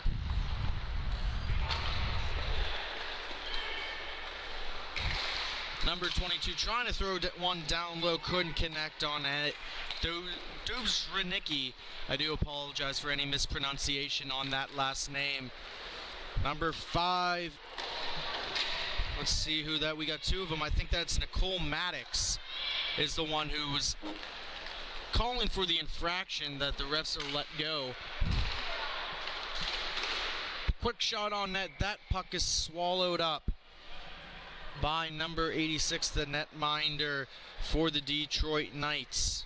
It's also pointed to point out that there's only one sub for Detroit on the bench there, so it's going to be a long game for these guys. Hopefully they're able to keep the puck moving, get it up a early lead here in the first, and be able to finish out and hold on. I know the guys are going to get a lot tired here throughout the day, so hopefully they can save the legs and keep skating hard.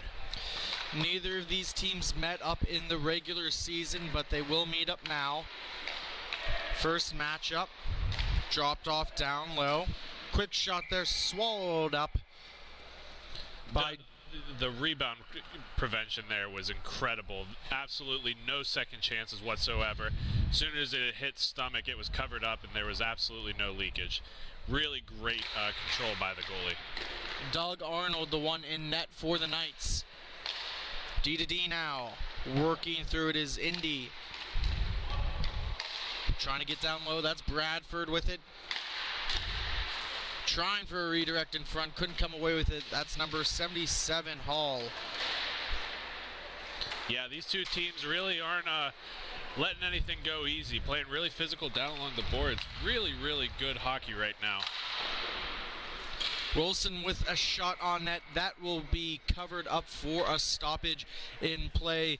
And while I have you here, Jake, you want to tell us a little bit about, this golf outing we have upcoming here in August? Yeah, so again, the mission of Grove City Hockey is to grow inline hockey, and of course, like anything in life, that takes funding and that takes money. So we're having this golf outing to raise some funds so we can, promote our youth league, promote our in-house adult leagues, to keep the broadcast going and keep doing what we're doing.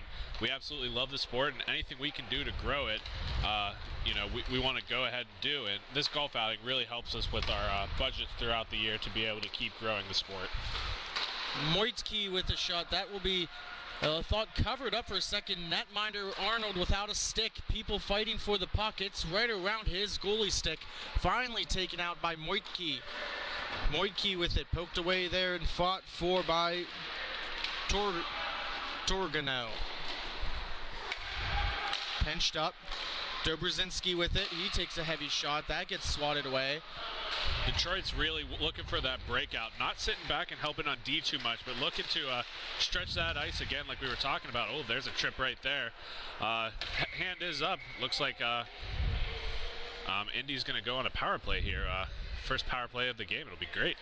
As Guy went down onto the surface, we'll see. It could be a hold, could be a check. We'll see how it goes. They're going to call it a hooking call. It's going to be on number 13, Wilson. He is the guilty party here for the Detroit Knights.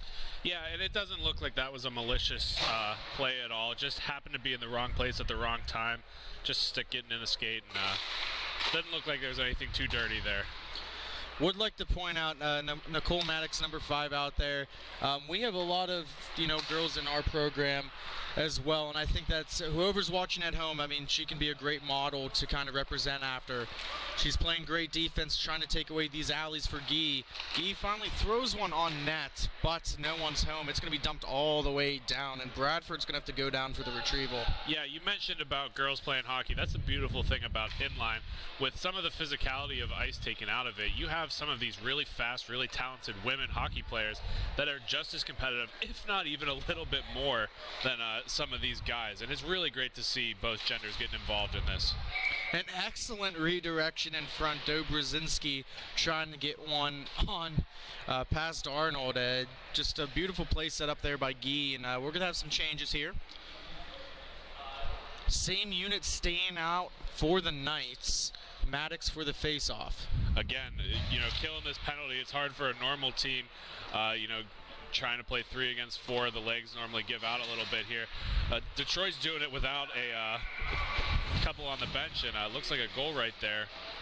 That is number 61, Korolev, with the goal. Just a nice wrap around. The puck came bouncing out. Very tough angle shot and just buried it past Arnold on the short side. Well, Jake, I'd like to say thank you for, taking the time being with us right now. So we do greatly appreciate it. The team president of Grove City Hockey, always here with the broadcast. He helps us out. He makes me sound good. So you know what, Sean? There's not a whole lot of things in life you can do by yourself, and this is one of those situations where you need successful people around you. And the guys that we have working for us today, Ryan Bender on camera, Matt Flannery on camera, Damon Pajak in our merch booth, Skylar Hetrick is a floating color commentator. It's great to see people, interested. And people listening at home, if you guys have interest in job shadowing, internships, practicums, we're always looking for talented people to join our little team and help grow inline hockey the way that we want to do it. Puck dumped back down low by Kruzman. Korolev picking it out of the netminder. Hall drops it off. Kruzman missing it. But Indy will retain possession. Taken up by number 12, Spar. He throws it down low. Quick shot, left leg save by Arnold. It's going to stay in the offensive zone for Indy. Spar with it now. Trying to settle the puck down, having a little bit of trouble with it, but he finally gets it all the way over to Kruzman.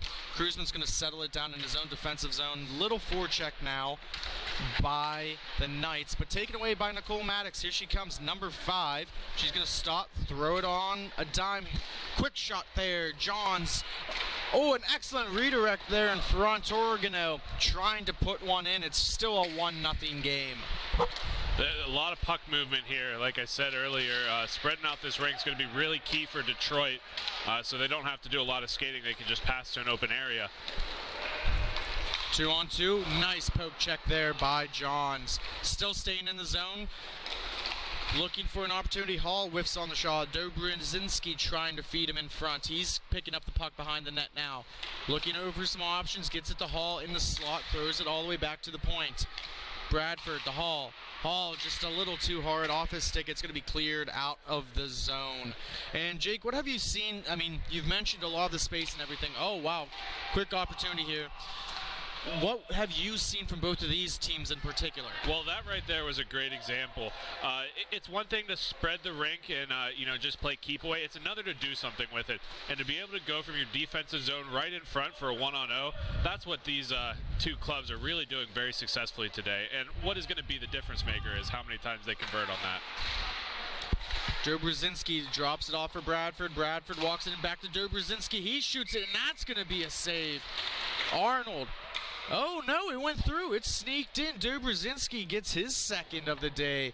Man, that just blew right by. Did you see that there, Jake? Yeah, it was hard to go 5-hole on that. I thought Arnold's had a great game so far, and it's been really tricky, when you have a 2-on-0 in front to be able to make a save like that. I thought he stood tall, but, Indy just squeaks it right between the wickets there, as old Doc Emmerich would say.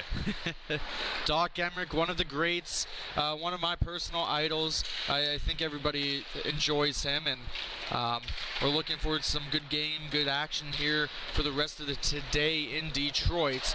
Guy with it now stopping on a dime. He's going to look cross rink. He's going to feed it there to Moitke. Moitke makes a move. He's going to try and take it slot. Throws it to Guy. Guy trying to get it. Oh, it's going to squirt out in front, and it's going to be taken away by Krell. Krell skating on. Oh, he's trying to get it through the wickets of the feet of number 66, and he could not complete the play. In some of my younger days, Sean, I have played some collegiate inline, and when you see rinks like this that are put over top of, ice, there's a lot of slipping and, puck bouncing. This rink looks solid, and these players seem like they're sticking to the floor very well. The puck's moving well.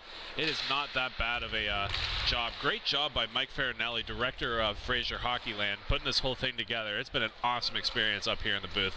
We've mentioned him putting this together, too. He's also done a pretty good job so far with coaching the Detroit teams here, at least in this MIHA Championship weekend, gained a couple wins. Let's see if he can add on to it as we speak. His team is currently down 1-0 to Indy. Face-off will be to the left of the Indy netminder Kleber.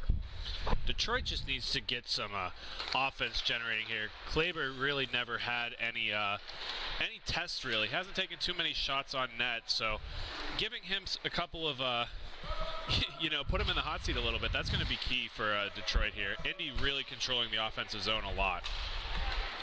Speaking of controlling the offensive zone, Spar trying to throw one on net. White there colliding behind the net, and that's finally going to be taken away by Krell on the backhand. That's an underrated blocker save by Arnold. Huge, and he's coming out to play this. Oh, that's a little risky. Hall with it now. He's got a wide open man, but he shoots it in the breadbasket of Arnold for a cover. The score is not indicative of how great Arnold is playing today. Everything that's coming at him is just getting sucked up. He seems on his angles. He seems on point, really focused. Great effort by the Detroit netminder. Hall lining up for the face-off for Indy.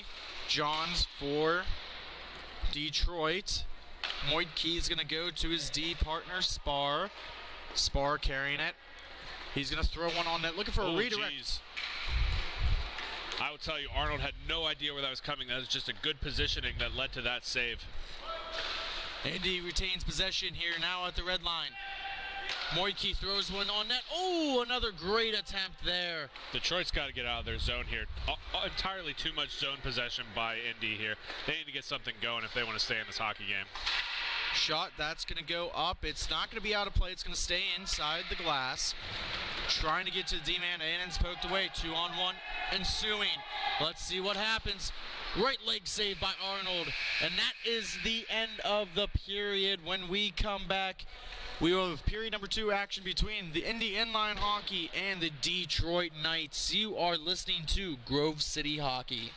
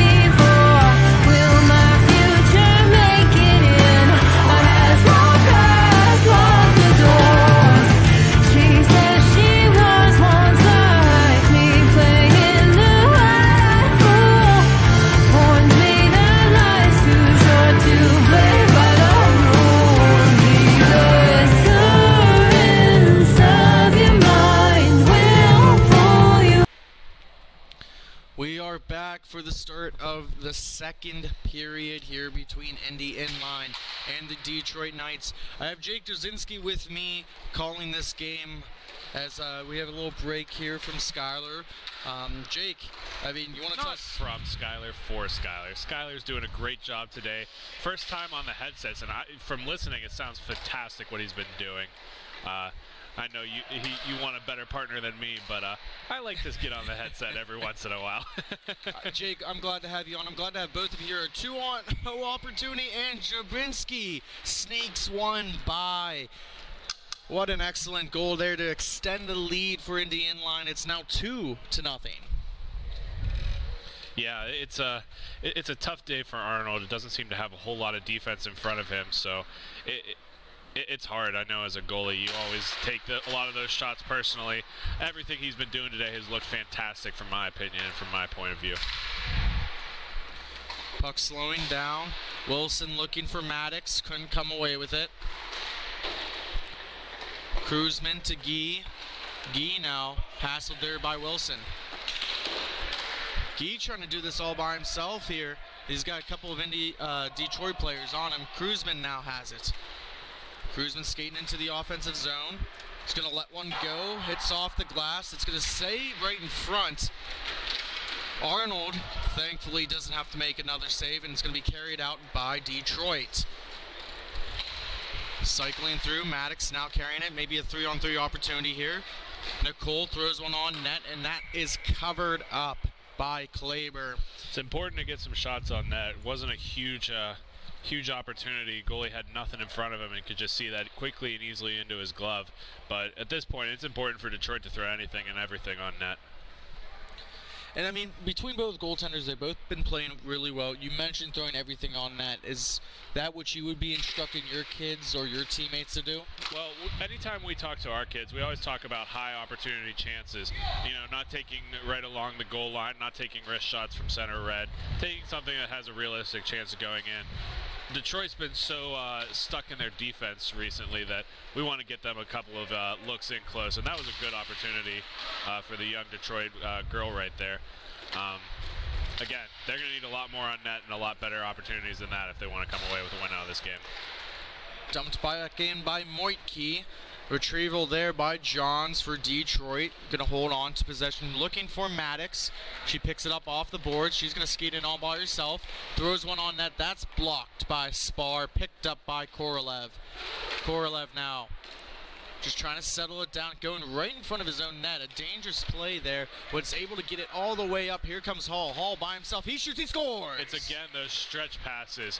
Nothing against the Detroit team, but this Indy team just is spacing the rink so well. Beautiful shot, low blocker. Arnold didn't have a chance there. An excellent shot by number 77, Nicholas Hall, to extend the lead to 3-0. Face-off one. Moitke now has it. Throwing to Korolev. Tier 4 action in the MIHA Championships. Hall with it. Carrying it through. Is going to throw it all the way up to Moitke. Trying to, put it between his own legs, couldn't complete it, and that's going to be pressured there by Krell. Sidney Crosby-esque, the way he received that pass, taking it right off his backhand into the boards, right to his front hand. Beautiful little reception of that pass. A lot of opportunities here in front of the netminder. Arnold finally coming away with it is number 8, Johns. He's going to let a far angle shot. This is going to be picked up, maybe a rebound opportunity, but it's poked away. Wilson could not get a shot off. Moitke with excellent pressure there. That's what we're talking about, getting pucks on net. That was a nice hard shot right off the leg pad. Doesn't seem to have a little bit of a rebound chance, but again, directed perfectly to the half boards. Nothing really in front. Now picking up the puck, number 23 here for Detroit. Quick shot by Johns. Battled there with Moitke. Johns going to pick up the puck. He's going to throw it in front. Oh, no one was home. He was looking for Krell. Korolev now. He's coming down 2-on-1. He's got Hall with him. Just going to shoot it on net, and that's saved there by Arnold. Big, huge save, and a big timely save, too. Detroit just seemed to get something going in their offensive zone. Goal scored there by Indy would have been devastating to them. Torgano wrapping it around the boards. That's picked up there by Korolev. Korolev throws it up looking for Hall. Could not complete the pass. Taken away by Johns, intercepted by Moitke. Moitke now with it. Going to slow this down just a bit. Quick change there. Guy comes off. Dumped back down in low for the Indy zone. Guy picking up the puck. Stopping on a dime. Looking for Trailer. Here comes Moitke dropping it down low for Korolev. More switching. Bradford hops out for Indy. Going to walk it in slot. That puck's going to go into the netting and out of play. Jake, tell us a little bit about some highlight reels. You're the main guy who edits these. Yeah, so like we've always been saying, we're trying to make inline just as exciting as ice. And, we offer anything for any team that wants to, put something on their social media. I know a couple of these teams actually have websites that they post pictures and video highlights, and that's something that Grove City can offer for you and do. Make sure you email Grove City Hockey LLC at gmail.com for more information on that. Jake, you are a natural in here in the booth with me. We might have to have you on for a couple more games here in the future, but we will go back to Skyler eventually. Yeah, he's biting at the grip sitting here right next to me. It's important to give everybody a little bit of time off, but whenever Skyler's ready to go back in, we'll have him in there. Maybe he could be good luck for this Detroit team as they just get scored on yet again. Joe Brzezinski, man, he made some excellent dancing in front. Couldn't get a hold of him, and he puts his third in. Yeah, it's not looking great for Detroit right now. They're having a little bit of defensive problems on the back, trying to keep this out of the middle. You mentioned as a coach what I would be pushing right now is taking that puck right to the corner. It's really hard to score from behind the net. I know a couple of these guys are talented enough to do it, but keep them out of the middle at all costs. That's what I would be saying right now if I was coaching. Joe Brzezinski with it. He's going to leave it there for Moitke. Moitke lets a shot go. Detroit is on a 4-game losing streak, so it hasn't been a good week last couple weekends for them. Indy inline, they're coming in on a 1-game losing streak, so not too much downside for them. They've definitely found their game again here in this one against Detroit as Joe Brzezinski knocks one down. He's going to walk it in, trying to feed one in front for Guy. Couldn't complete it. Guy wipes out behind the boards. Picked up there by number 8, Johns. Johns looking forward. Torgan. He's going to drop it off for Johns. Poked away there by Joe Brzezinski. Here comes Joe Brzezinski. Winds up for a heavy shot. Easy save there by Arnold. Picked up by Johns, trying to just create some kind of offensive sustained pressure. He's going to throw one on that. Easy save by Kleber. And a rebound opportunity for Johns, and he pots that puck. Just when you thought the Detroit has been giving up a little bit, Johns has a beautiful shot and then follows up, crashing the net hard. Really great to see.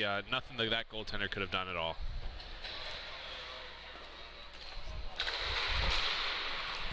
Four to 1 is the score. Detroit trying to slowly claw their way back into it. Still some time left here in second period. Still have period number 3 left to play. Johns trying to feed one in front. Hassled there by a couple of Indy players. on the near boards, finally taken away by Hall. Hall's going to go cross ring to Korolev. Korolev skating on in. He's going to let one go. That puck's going to go into the glass. It's going to stay in play. Korolev gets his own rebound. Looking for the trailer, Spurs. Spurs going to dump it back down low for Hall. He's got Korolev streaking to the front of the net. Oh, what an excellent opportunity there. Almost, as Arnold almost poked that away to Korolev, and it's going to come back the other way as Maddox, 4-on-2. Going to walk on in, looking for an option. Oh, loses the puck on an edge, and it's going to wrap around the near boards here. You know, Johns really seems to be breathing some life as he's playing a lot more aggressively down along the boards, trying to get those puck battles won for his team here. Maddox with this puck, you know, she's looking like she's trying to cut to the middle as much time as off. Excellent redirection. Great pass by Maddox to create that scoring opportunity. Hall going cross rink now. Johns on the retrieval. Johns trying to settle it down. A little tic-tac-toe passing here. Wilson with it. Shot looking for that redirect in front. Almost had it as Torrigo almost potted that one.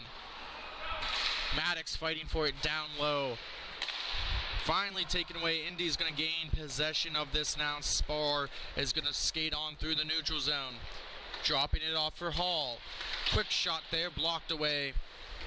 Now, Jake, you've mentioned these short benches here. What's going to be the mindset? 2-on-1, quick shot, blocked away. I was just going to say, Maddox looks absolutely tanked. She looks gassed and looks like she needs a break. Not a whole lot of life in the legs of Detroit right now, but a quick goal can change a lot of the momentum and the energy. So let's hope here we get something going for Detroit. Detroit has one on the bench. That is Wilson. Johns with the puck, looking cross rink. Falling up, quick shot there. Kleber trying to cover it up, and we get a whistle. Face-off will be to the left of the Indy netminder. Yeah, a lot of really crashing the net here. Detroit seems to be understanding what the game plan needs to be. Those high shots well above the circles just aren't going to fly against this goaltender. They really need to be looking for those rebounds. That's the only opportunity they're going to have to score some goals here late. Dobrzinski having the game of the day so far. Face-off won by Detroit. Johns picking up the puck on the near boards. Throws one on net. Kleber, right leg save. Yeah, John's got to crash the net a little bit harder there, especially when the goaltender gives you a rebound as juicy as that one. It was wide open in front, just nobody getting there to the puck. Dobrzinski making some moves. I don't know how that puck stayed on his stick, but it was on a rope, and here comes the other way, though. Johns dropping it off for Maddox. Maddox skating it into the slot, looking for an option to go to. Is just going to throw one on net just wide, picked up by number 22, Torengo. Torengo to Johns. Johns. Block shot there. It's going to be taken away, chipped up off by Moitke, and here comes Dobrzinski all by himself. Dobrzinski, little forehand backhand, and an excellent goal there to extend the lead for Indy. What a beautiful move, and that move was made with so much speed. On that breakaway, he had no chance to slow down on that. Little quick hand, forehand, backhand action, and he hides it where Mama keeps the cookies. Pulling a little bit out of the cookie jar there, and had that puck on a string.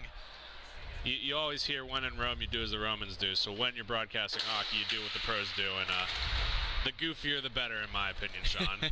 Well, you're doing an excellent job here as Guy tries to throw one on net. Fought for there by a couple of Detroit players. Finally, they will gain possession. Krell with it, dropping it off for Torengo. Torengo trying to settle the puck down. Now going to throw it back to Krell. Defended away by Moitke.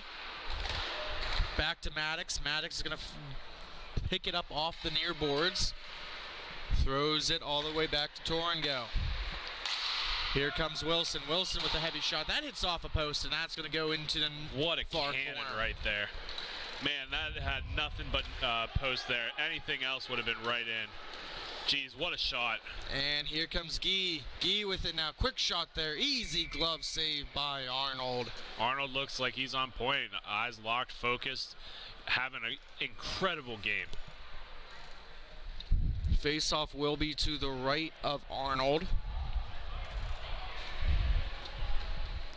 Dobrzinski lining up against Maddox. won by Maddox, and here comes Wilson back to Krell, carrying it through the neutral zone. Backhand pass to Wilson, got a couple streaking to the net, looking for the redirection in front. Torengo trying to keep it in the offensive zone, cannot, and now comes Dobrzinski, making her move around Maddox, dropping off for Gee. Has Spar, excellent passing there. Spar throws one on that, easy save again by Arnold. Dobrzinski is just using his size and his build to get around these players and make space for his teammates. Takes on the body up front to have a nice little drop pass and creates a chance out of it. Well, when we come back, the final period between these two squads, Indy and Detroit, Indianapolis leading.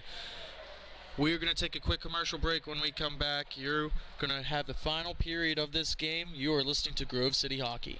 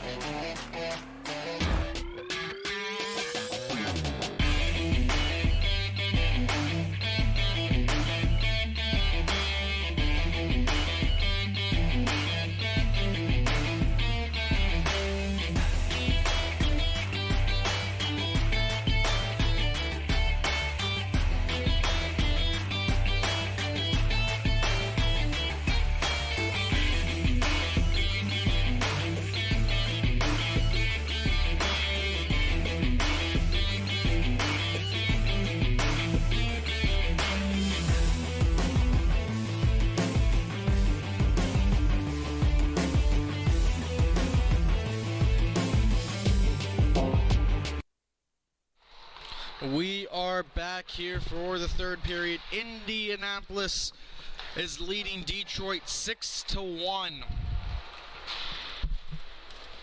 Let's see if Detroit can create some momentum. Skylar back in the booth with me now. Thank you for giving up some of your time here to have Jake on the call with me. Oh yeah, I bet you enjoyed that very much. Jake's a wonderful human being, and I'd like to thank him for having us out here too. Quick shot there by Krell, defended away. Korolev picking up the trash in front and trying to get it out of the zone. Chipped up by Hall. Hall's trying to settle it down. Quick shot there off the glass. It's going to circle all the way right in front of us here. Dumped back down by Moitke. Moitke with it. Kresman. Back. Here's Hall. Quick shot. Puck covered, and we'll finally get a whistle here. Well, watching it from perspective here, not calling a game, what have you seen so far here, Sky? It seems like the teams are a little tired. I'm going to assume that it's the short bench. If you look over there, there's not really too many players sitting there. But besides that, it's been a pretty well-paced game. It looks like I'm going to say Indianapolis has been playing decently well, and we'll see where it goes from there. A cover by Kleber will lead to a face-off in the offensive zone.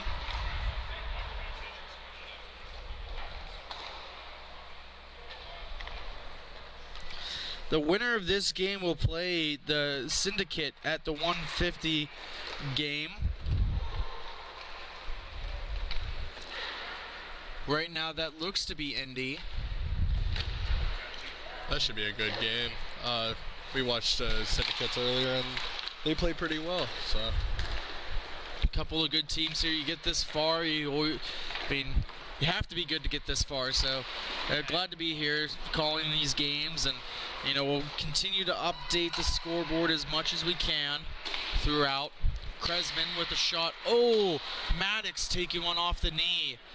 Oh, she's feeling that one. I don't blame her. That was a heavy shot there by Kresman. Trying to, get going the other way. We got a 3-on-1 here. Maddox with it. Shoots it. Oh, just high of the post.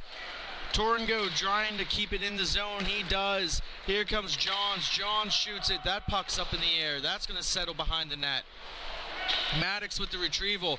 Wraparound opportunity. That stays in again. More sustained pressure for Detroit.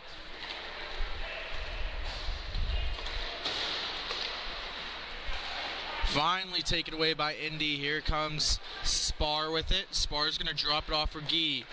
Gee to Spar.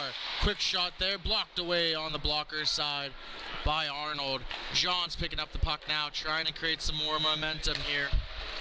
Throws it down low for Torengo. Could not pick it up. Moitke and Krell down low, trying to pick it out. Moitke wins that battle. Could have been a 3-on-1 if they hurried, but it's going to be a 2-on-1. Moitke with Spar. Moitke shoots it, and he scores. That's just a beautiful shot streaming down the side. Can't ask for anything better than that. An excellent goal there. And the lead is now up to 6, 7-1. At this point of the game, I mean, a couple minutes have gone by here in the third period. Not much time, you know, with each passing minute obviously going by. And you only have 5 players here. I mean, at what point do you just try to lay it all out on the line or, you know, wait for the next game? Yeah, that's a good point. It's so hard to come into a tournament like this with such a short bench, honestly, because you're going to get tired because you're playing game after game after game, and it's to the point where they are going to have to just give it every percentage that they got, and hopefully they can do something with it. All these teams fought so hard this season to get to where they're at right now, looking to continue and try to prevent any kind of opportunity that would send them packing home. Puck's going to come all the way out to Wilson at the point. Wilson's going to let one go. Looking for a redirect in front. That goes wide by Torengo. Spar throws it around, picked up by Moitke. Moitke's going to use the boards as an ally here. Gets it up to Gee. Gee trying to chip it off the boards and get around Wilson, and turns it over to Krell. Krell to Wilson. All the way down to Torengo. Maybe a 3-on-2. Johns with the puck now. Going to let one go, and he shoots, he scores. What a wind-up by Nathan Johns. Yeah, I don't think the goalie was expecting that expecting him to get that shot off and rocket it off his stick and then picked it off the left side on the floor. What an excellent opportunity there. Capitalizing was number 8, Nathan Johns. Another shot by Torengo down low. A lot of congestion in front, finally taken away by Moitke. Korolev with the puck, trying to feed one in front, can't. Krell drops it off for Johns. A lot of movement here. Hall coming away with it. Victorious trying to feed one to Korolev. Can't come away. Johns intercepts it, chips it off the boards. Torengo trying to go in between the feet of Kresman. Cover it up there by Kleber.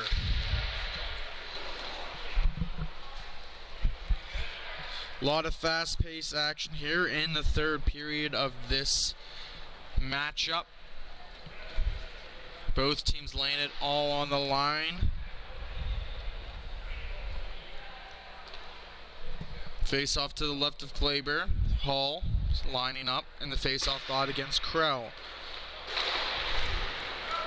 A little congestion around the boards. Hall's going to come away with victorious. 2-on-1 opportunity here. Here comes Hall. Quick shot, and he scores. 5-hole. He buries it. Number 77, Nicholas Hall, extending that lead back up to 6. That was just a really nice shot, just coming down. He picked his head up and picked exactly where he wanted to place the puck. Time dwindling down here in the final period.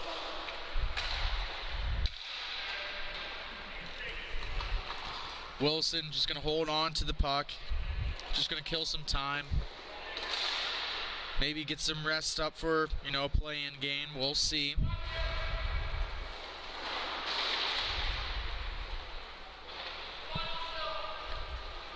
Coming up after this game here, we have our 1 o'clock matchup of the Knights versus the Revolution. 2 Detroit teams going at it. So it should be an interesting one there, Sky. We'll see which one gets more favor here with the home crowd. Yeah, it should be an interesting game. It's always fun seeing the hometown teams play against each other because everyone's familiar with each other, so it makes that game a little more fun, I feel like. Ooh. What a goal right there. Looks like number 61 had it in tight and just was able to roof it.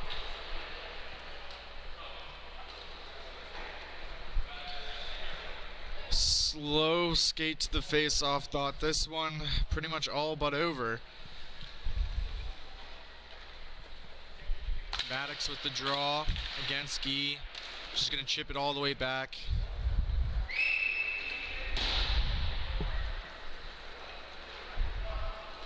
Just killing some more time here, as you can hear some of the crowds whistling in favor.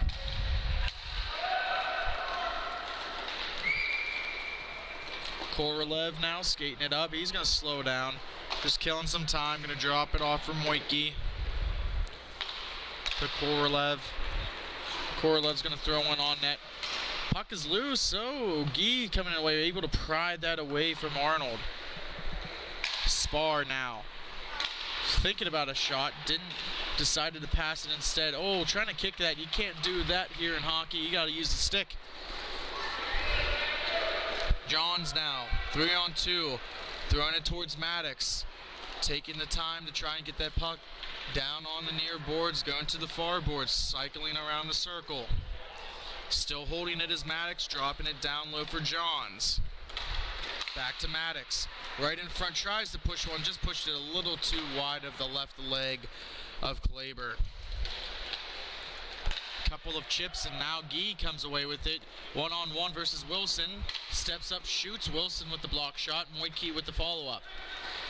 Dropping it all the way back down to Spar. Spar over to Drobzinski. Just holding on to it, looking for a long stretch pass. Moitke's going to pick it up, dumping it around the boards. Just going to make Detroit skate for it. Maddox now with it, trying to settle the puck down, blocked away on the right leg of Kleber. Maddox not giving up. Drobzinski pinning it up against the boards, fighting with it against Johns. Puck coming all the way back down to Wilson. Johns holding on to it, finally takes a shot. Big rebound, it's going to be picked up there by Drobzinski. Throwing it down below the boards. Moitke now with it. Spar. Just trying to eat up some more clock. John's not giving up on the play for Detroit. Time winding down here in the third period.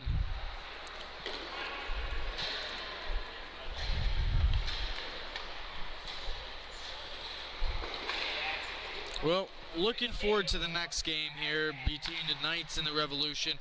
Only one contest between them, with the Revolution victorious in that one, 6-3. And this is going to be, Tier 3 action, Tier 3A. So it's going to be pretty up and down. Yeah, it should be an excited one. Just seeing the two hometown crowds going at it. See who ends up on top. Hall picking up the puck on the corner. Just going to stop and hold right in front of us. Cross the rink to Moitke. Kruzman dropping it down. Drobzinski. He's going to walk in. Let's see if he even shoots it. Oh, put it in between his legs, trying to get a little fancy there. Maddox going to make one more push.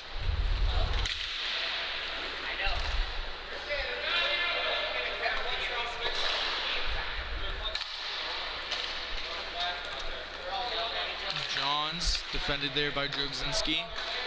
Back to Johns. Can get one more on the board. A couple of excellent moves. Oh, and the backhand just misses. Maddox holding it down low, looking for Johns again. Kleber's going to cover it up, and that will be for whistle and a face-off. Looks like that's going to wrap it up.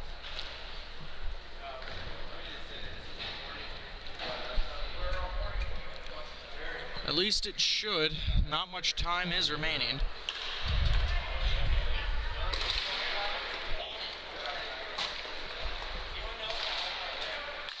one of the Detroit teams right below us, as you can hear them conversating. Here comes Korolev. Korolev, not going to shoot, just going to cycle it back. Don't want to add insult to injury here.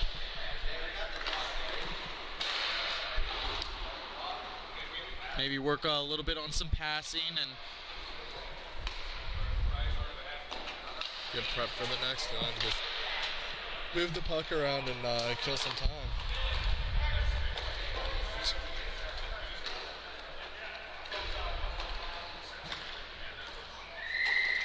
That should do it.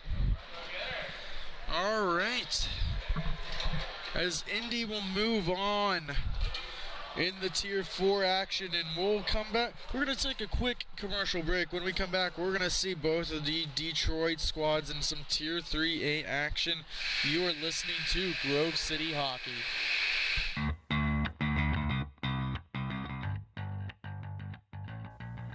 Bonus Accounting is Western PA's premier accounting firm, offering payroll services, QuickBook advising, and business accounting, making them an accounting hat trick.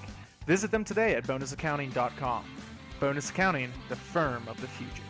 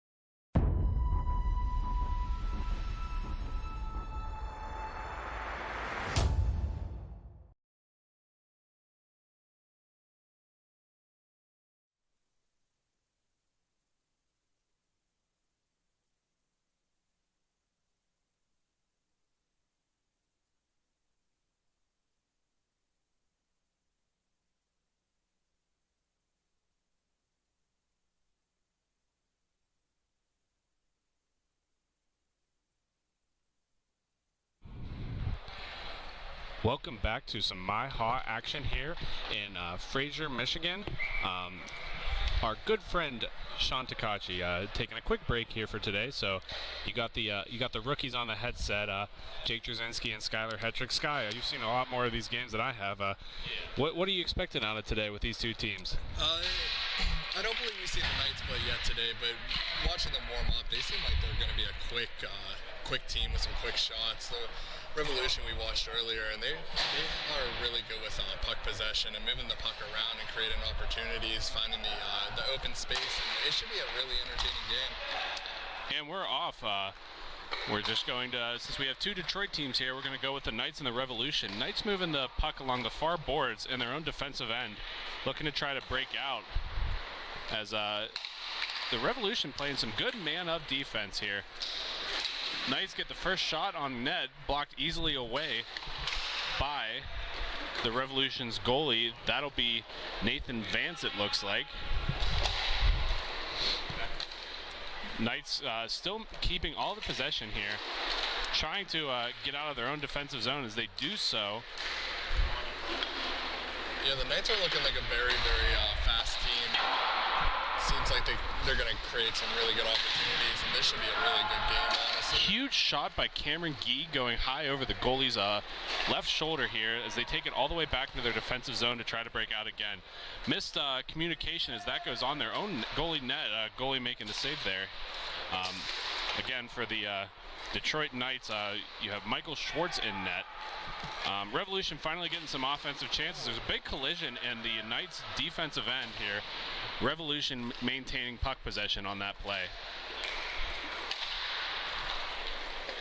Coming into the offensive zone on a 2-on-1, the Detroit Revolution, big glove save by Michael Schwartz, second opportunity, and that'll go in.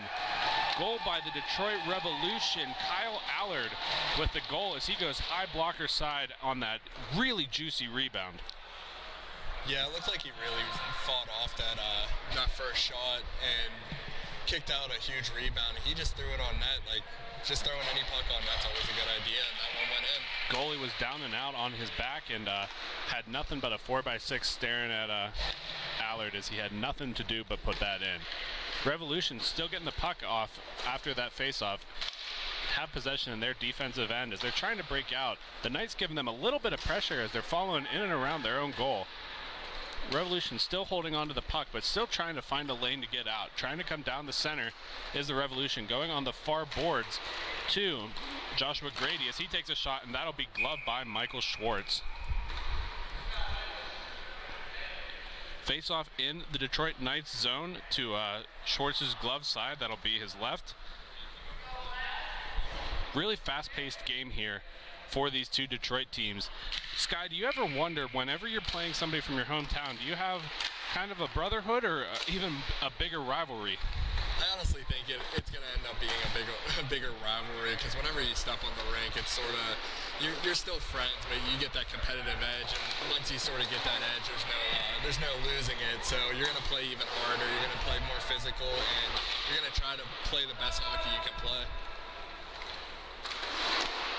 Revolution in the far corner as Lasowiecki loses the puck to the Revolution, as that is again just taken away by the Revolution, going down on the blocker side. Shot blocked off by Schwartz and maintained by the Knights. Knights with the puck in the corner, battling to try to get an escape route, finds it along the half boards, coming cross crease, but that'll be taken away by the Revolution. Puck battle in center rink as the Knights are to come away with it. Detroit Knights looking for an opportunity here, but the Revolution just playing impeccable zone defense here. Switching it up between the two zone strategies, trying to fool the Knights on how to get into this zone, has really been a struggle for the Revolution. Yeah, I feel like they have their positioning pretty well down pack. And I think a big thing for this game is going to be the turnovers. Honestly, we'll see what the turnovers end up leading to, and it's probably going to open up the scoring a little bit. The Knights to try to break out again. Revolution waiting for them in their defensive zone. Nice little move taken away by the Revolution. Put to center, but that'll be taken back over by the Knights. With space, looking on the back door, shot, and that'll go wide, stuck on the back of the neck as the two teams, and that'll be covered up by the Revolution goalie, Nathan Vance again. Puck drop in the Revolution zone, glove side of the goalie. One forward by the Knights as that'll be taken away by the Revolution. Dug along by the half boards, swatted to center. That'll be a hand pass if the Revolution doesn't get to it first, but the Knights seem to make tan with it. I don't know if that was a missed call by the refs or I just didn't see the right thing, but that should have been a hand pass for sure. Yeah, that's what I was thinking as well. Knights on the far boards. Coming in with speed, trying to get a shot off. Can't as he's directed behind his own net. Looking center, can't find anything as the Revolution come away with it on the half boards. Little quick tie-up, nothing called here. Revolution get a shot, and that is blocked away by Schwartz. Crazy how fast these kids can shoot in this league. Yeah, they're flying out there. These kids are remarkable skaters, and it's really showing. They're playing some great hockey. Revolution with another shot chance, high and wide, as it goes to the near corner. On the back door, another shot fought off by Schwartz as the Knights will take possession on the breakout. On the near board, pass open. A little bit of space, 3-on-2 shot, and that'll be directed to the far corner by the Detroit Revolution. Knights breaking in again for a shot opportunity. Looks like on the back door, shot, and that is whiffed by number 6, unfortunately not rostered, so we did not have a name for that. The Revolution coming out, Schwartz again standing tall as the Knights are going the other way. Detroit Knights with a little 3-on-2 here, cutting middle, and that is broken up by the Revolution. Put on net anyways as the Revolution break out with that play. Center, and that'll be a goal for the Detroit Revolution. Colton James going right between the legs as he was wide open in the middle of the rink. Yeah, I think he caught the netminder for the Knights just like a little off guard. It seemed like he sort of fell over whenever he shot a 5-hole. It's like whenever you're sitting there waiting for a fastball and you get caught with a curveball coming in. Yeah, Schwartz playing the original shot, didn't see the pass in the middle, and just can't recover fast enough. Revolution to get the puck coming through the neutral zone, trying to find an entry, can't find it as they'll redirect back to the defensive zone to try again. Revolution finally entering the zone. Glove down by Kyle Levenko as he tries to go behind the net looking for something out front. Levenko with the puck on the near boards, redirects it all the way back into the zone for Roy Lozen. Lozen looking center. Finds a Revolution player as they're coming through. 3-on-3 here. Looking in front, here's an opportunity for Loco, and that is knocked in by his own goalie. That puck just sat in the air for eternity, and eventually Schwartz, trying in a desperation save, unfortunately puts it in the back of his own net. What a terrible break of luck for the young goaltender Michael Schwartz. Yeah, that's something he's going to want back. He made that really good initial save, but then trying to make a desperation save to knock it out of the air, unfortunately knocks it into his own net. Roy Lozen with the goal on that as he just put anything on net, and it worked out well for him. Revolution with the puck back in their own zone, trying to break out, broken up by the Knights. Knights on the near board looking for a cross crease pass, finds it, trying to cut middle but can't, redirects it back to the neutral zone where that is broken up by the Revolution. Revolution's got a lead man, can't make the pass, still possessions possession, looking center for a shot opportunity. Shot, and that gets blocked up. Schwartz with the rebound attempt.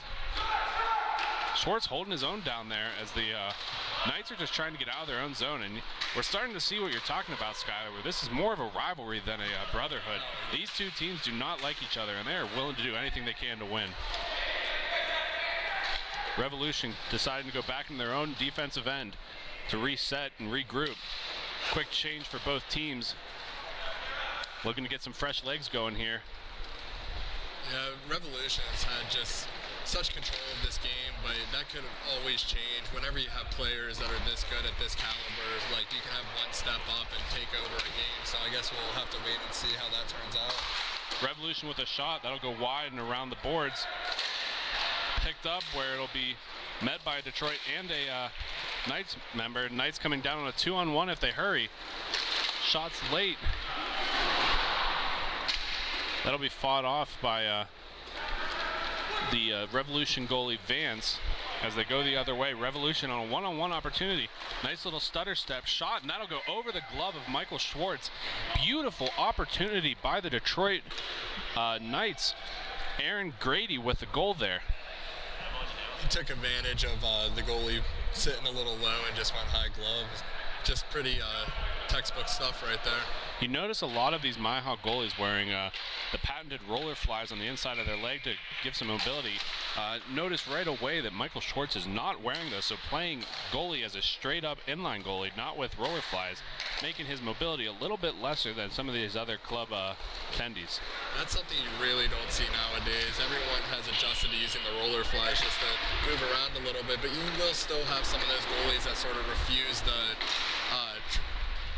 to go with the roller flies because they like playing the inline style of netminder. And not sure if we have a goal here or a save. It looks like they're going to say that was saved by Vance, as a little backhand shot by the Knights did not go on the near side.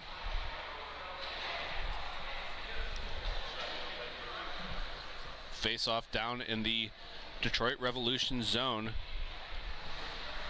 To take the draw for the Knights is Mike Funyak. Funyak, an existing Slippery Rock University player, a buddy of most of the guys here at Grove City Hockey.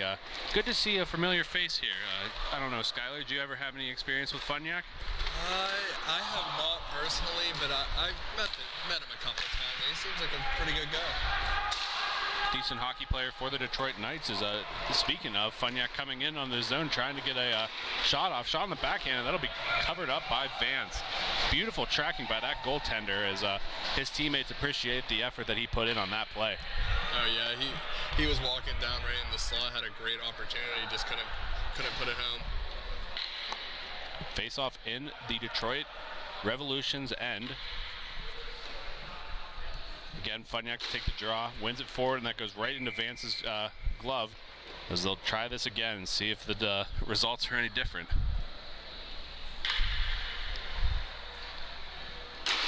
Draw one back by the Revolution, but Funyak to go forward to take it away.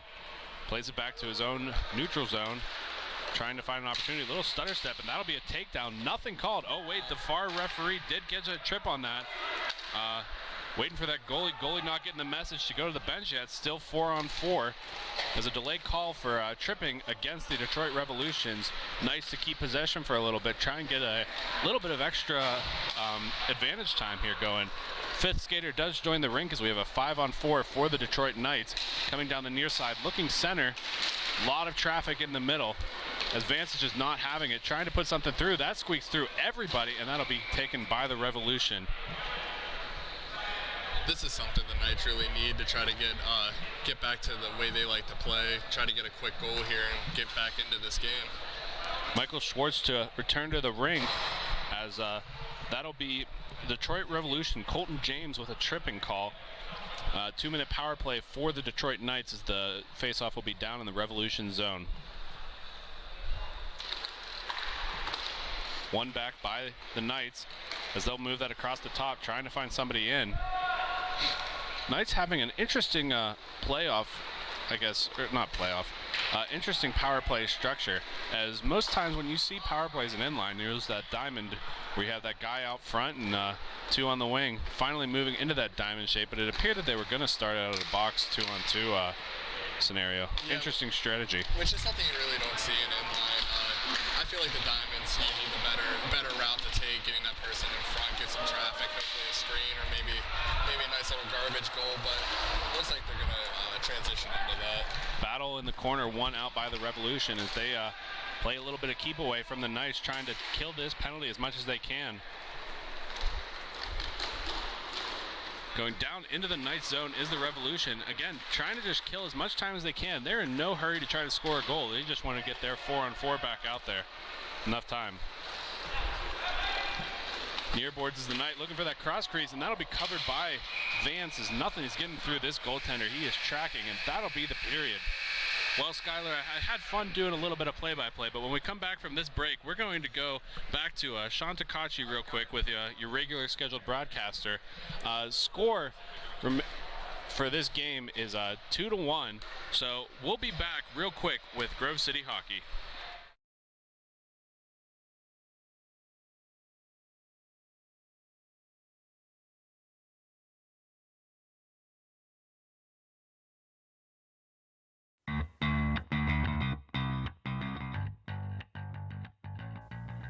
Bonus Accounting is Western PA's premier accounting firm, offering payroll services, QuickBook advising, and business accounting, making them an accounting hat trick. Visit them today at bonusaccounting.com. Bonus Accounting, the firm of the future.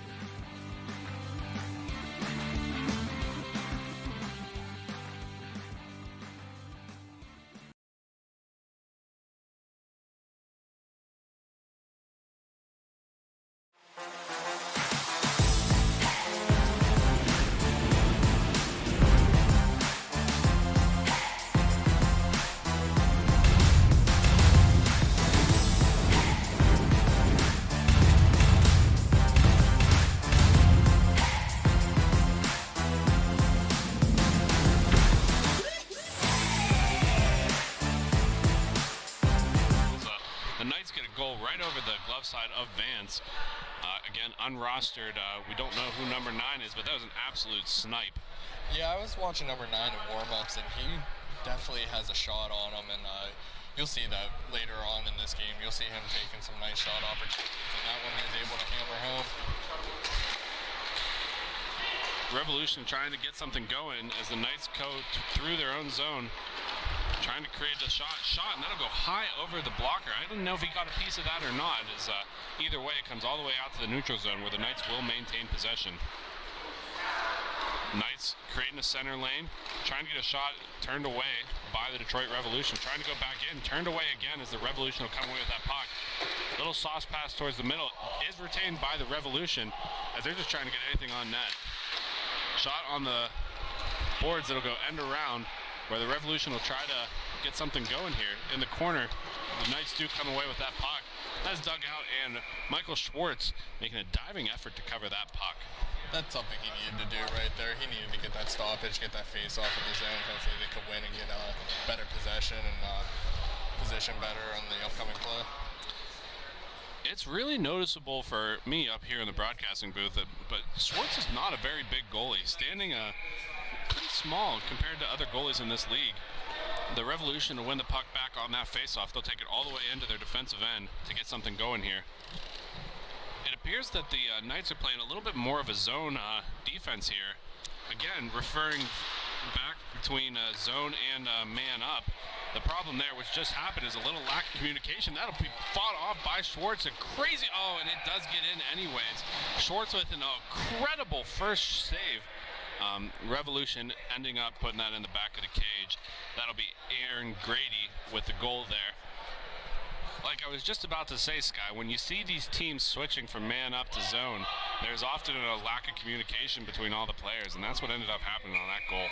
Yeah, you can definitely see that with the rebound kicking out, and usually when you're looking at this level of play, you're seeing a lot more man than you are zone, and there was just a miscommunication right there and led to a Revolution goal. Grady on the near boards, trying to fight around the Detroit Knights, taken on by 2 men as the Knights eventually come away with the puck. Looking up the boards, trying to create some space is Cameron Gee. Cameron with speed, trying to take a shot, and that goes wide. Not even close to the net, but he had Vance beat. Vance way out of position. Trip not called, as one of the Detroit Revolution is without a stick right now. You can definitely tell in the play that the Knights are feeling frustrated. They're getting a little more aggressive, so maybe that might help them try to get back into this game, maybe create some opportunities, but you might see some long-man breaks back. Schultz holding the puck in his own end, trying to find something, turns back into his defensive end, finds a man on the wing. Missed pass as that goes all the way into the zone where the Knights will try to dig it out. Hidden in on the boards, the Revolution and Knights try to battle for it. Puck battle still continues. Big dumping by the Detroit Knights, no penalty called. Didn't appear to be a check, but sometimes these refs will call reactionary based on actual rules, and that could have been one of those situations. Yeah, it looks like they're gonna let them play a little bit, and you'll probably see some more physical action coming. Big stretch pass by the Knights, shot, and that'll be a goal. The Detroit Knights finally getting on the board. Vance just, not coming out far enough in his net. He was sunk back a little too deep, leaving that up.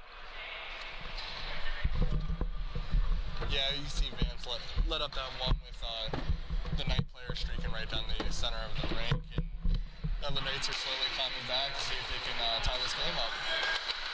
And as you can see over here, the Revolution have the puck back into their own zone as they're trying to work their way up, and number 40 passing it over to number 71, I believe that is, and he's breaking down into the corner, trying to create some opportunity, get some open space going, and we like to welcome Jake Brzezinski back into the Thanks for taking over, Sky. As we mentioned, some of these times we have to get a couple of people wearing different hats. A lot of broadcasting today. We'll be here late into the afternoon broadcasting these exciting MIHA championships. MIHA against, of course, playing all over the Midwestern United States. Teams as far as Buffalo and Chicago, Pennsylvania, all over the place, and really, really exciting and high-level hockey. Revolution coming into the Knights zone, trying to make something happen, as that'll be broken up by the Knights. Puck down along the end boards. So that's right near the Zamboni door. Like we said earlier in this broadcast, this is an ice hockey rink transferred into a inline rink for the weekend. And the Knights escaped their zone, trying to get something happening in the offensive zone. Looking for a centering pass. That'll be blocked and up into the netting. Being that that's tipped out front, face-off should be in the Revolution zone. Both teams making a full wagon change, getting new bodies on the rink.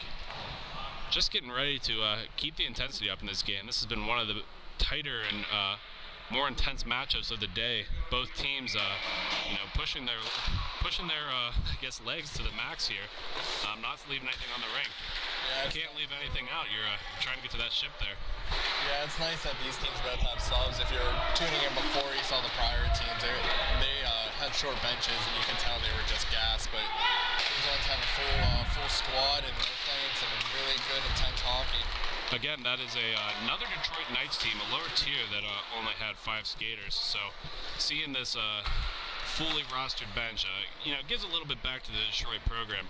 Again, a lot of high-level talent here from the Detroit area. Got this MIHA championship in Fraser, Michigan. Shot goes high and wide over Vance. One back by the Knights, still keeping possession in their offensive zone. A missed communication will bring that all the way back into the defensive end, where the Knights again try to reset up a play. Schultz with the puck on the far board, stops up to pass up, but can't find his man, as that'll be taken over by the Revolution on the near boards. Big stretch pass by the Revolution, trying to create some opportunities here. Does create some space.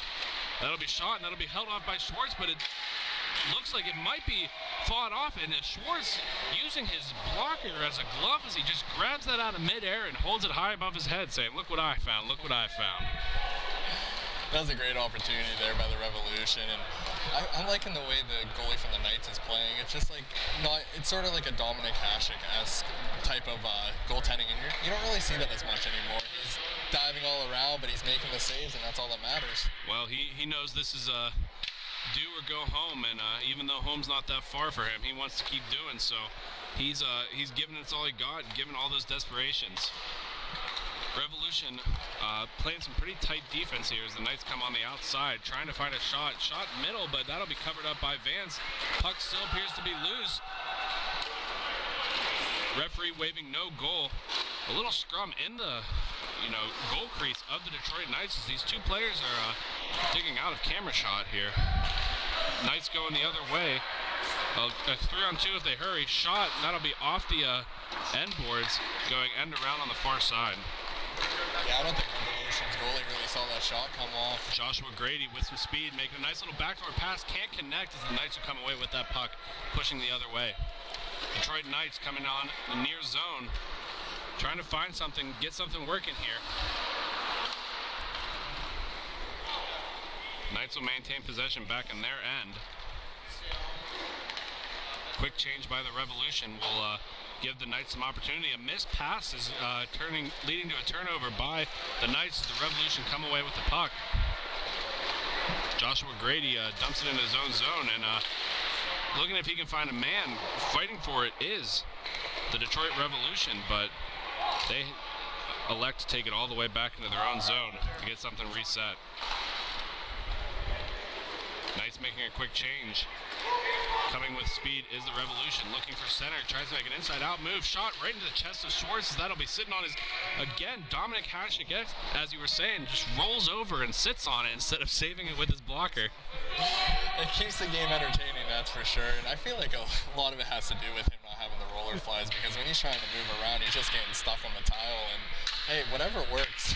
I mean, he's here for a reason, right? Schwartz being a very entertaining goalie to watch, also very effective as he has only let in a couple of goals today. Revolution on the far side, moving the puck around towards the neutral zone. Again, the Knights appearing to play more of a zone rather than man-to-man, which is really odd to be switching between the two styles, keeping the Revolution guessing. But hey, it's working out for them so far, so good for them on that. Revolution with some space, taking a shot, and that'll be covered by Schwartz right into his glove hand. Don't know if that knocked him over, if he fell over on his own, but falling down with that puck, hangs on and keeps it out of the net. Face off in the Detroit Knights zone. Again, Funyak to take the drop for the Knights, one back by the Revolution. Going across the top is the Detroit Revolution.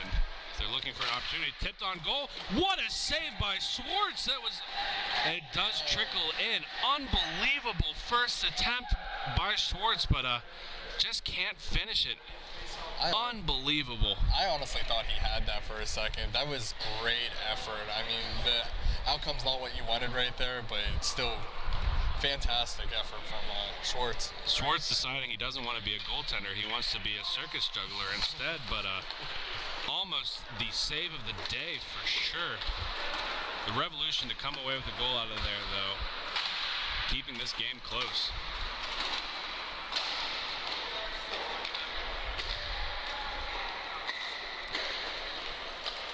Nice little move made by the Knights as they're looking for space. Edged off by the Revolution, so they'll have to turn back in their zone. Stretch pass to the corner will be broken up by the Revolution, trying to create something as they go along the near corner.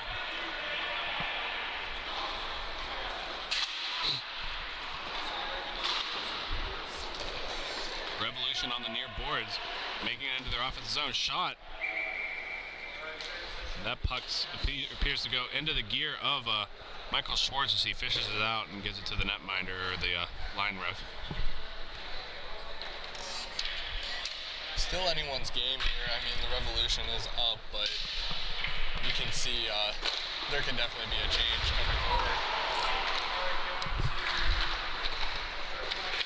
Revolution fighting on the near corner, going end around as the Knights will come away with it. Looking center, that'll be broken up by the Revolution. Funyak to get it on the near boards. Funyak with space, trying to take a backhanded shot, can't. Vance will easily cover that up as there's not a lot of gusto behind that shot. He tried to make the best of the opportunity. He just couldn't get that second hand back on his stick to get an effective backhand on that, so he just shuffled it with one hand back. Face off in the Revolution zone. Funyak to take the draw for the Detroit Knights.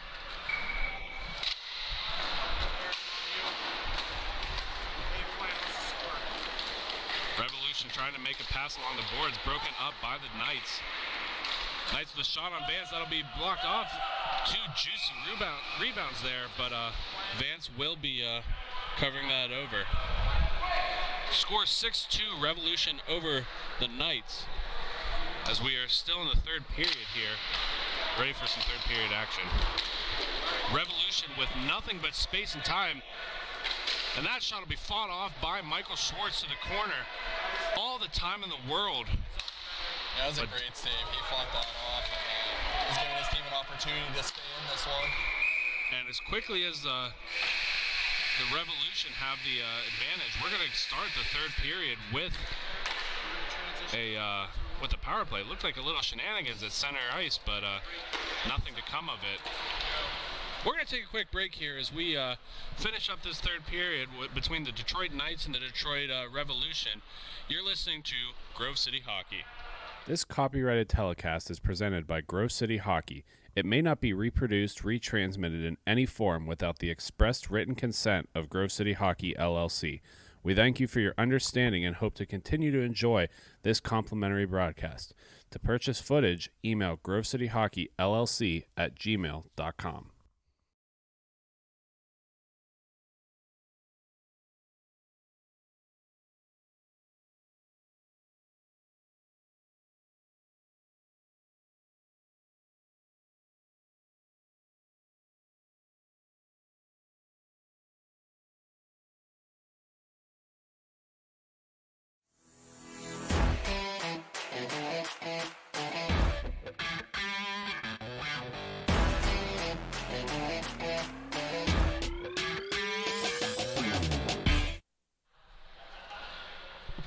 Welcome back for the third period. Again, if you missed it at the second, Colton James with a tripping call had a beautiful breakaway, but then took some frustration out on not converting and got a penalty for his team. And now the Revolutions are on the penalty kill. Knights have a little bit of a power play here to help them get back into this game. 6-2, the Revolution over the Knights. Revolution on the near board have a man up front trying to get something on net here. Again, this power play is just what they need to get the momentum going for them in this late third period. Shot fought off by Vance, and that'll be dumped down into the Knights zone. Michael Schwartz out to play the puck. Looks like the Knights just need to get something established and try to open up some room so they can get some shots on net, try to crawl their way back into the game. Revolution again trying to clear it, and that will just barely bounce over the Knights' stick as they try to come back into their zone. Detroit Knights having a lot of space, but Revolution just seeming to play as a third and fourth goalie for this club as they are not letting anything through to Vance. Finally, something does go through. Nice big juicy rebound. That'll be blocked again. He's hurting on that one. Yeah, that's a stinger right there. As you were saying, they're like three goalies out there. They're blocking everything that's coming to them. Again, Paris Kevin with a huge block out front decides to stay on and continue this penalty kill. Nice trying to find something. Stops up quick, but can't convert as the Revolution will dump it down into the Knights zone. Again, Schwartz out to play the puck, being a very, very active goalie. Knights on the near boards, trying to get something started here. Huge opportunity with this power play. They just need to convert something. Big blast, that'll be swallowed up by Vance. It was a good opportunity the Knights had right there. Just wasn't able to bring it home. Was able to get that slap shot off. I think he should have held on and tried to walk it in a little bit, but it was a great opportunity either way. Power play about to expire, but the fourth man cannot enter the rink till the puck is dropped. Door open as Pastor Kevin is ready to escape. Oh, sorry, that'll be Colton James ready to escape.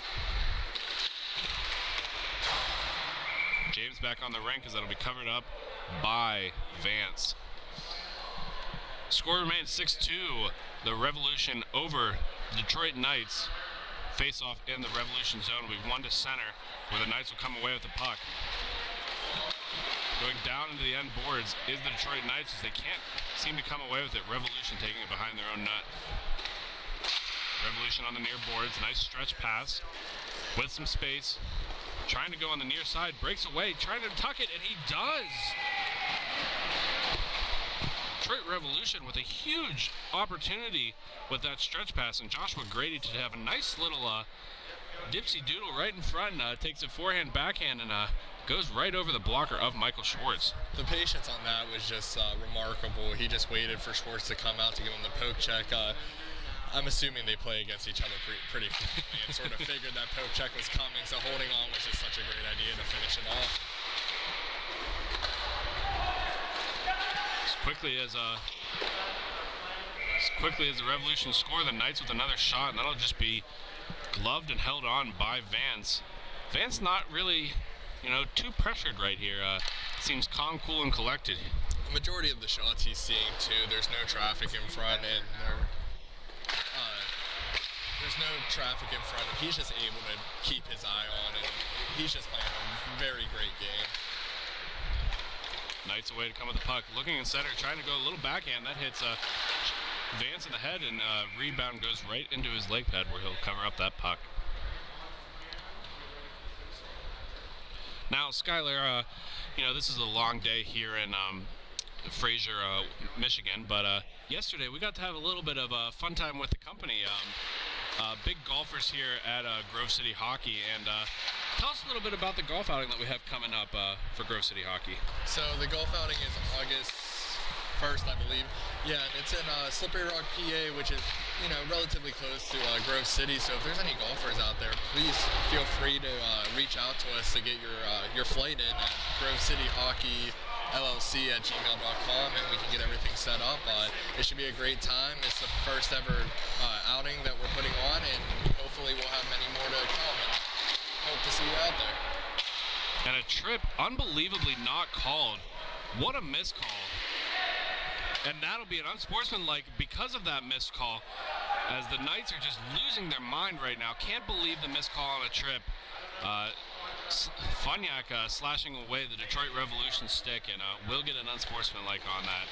Just losing their mind and falling apart is the Knights here. Yeah, I don't see Funyak really being in the game if he keeps running around like this. He threw the stick, took a run at somebody. He's probably going to be sitting for a little bit. He's very frustrated. Revolution just playing with their food right now, and not willing to risk anything too much. They're just trying to kill this game and get as much of an advantage as they can. They want to get goals here. A reminder that on top of your seeding, the tiebreakers for seeding will also be goal differential. So these teams aren't really just looking to give up here. They want to keep the games going and keep getting as many as they can. Funyak visibly frustrated as he just chips the puck away from the ref. Surprised there wasn't an ejection right there.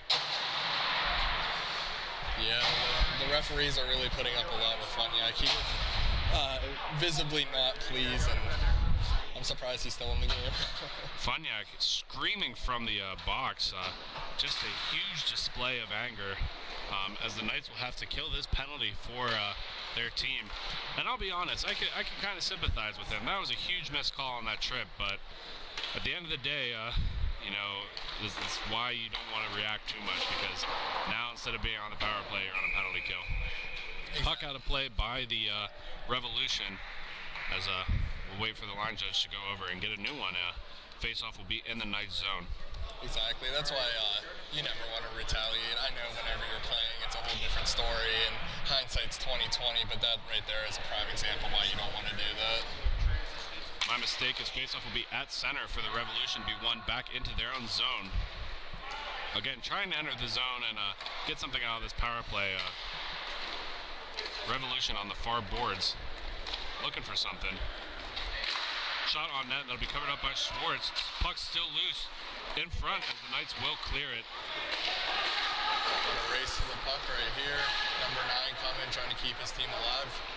Again, number 9 not on the roster sheet, so we're not really sure who that is, but he's been a dominant force for this Knights. Oh, as he gets a high stick, and that will be called. Just speak of the devil, number 9, laying it all out for his teammate, takes one up in the face, does not have a visor or a shield, so that's nothing but skin for him.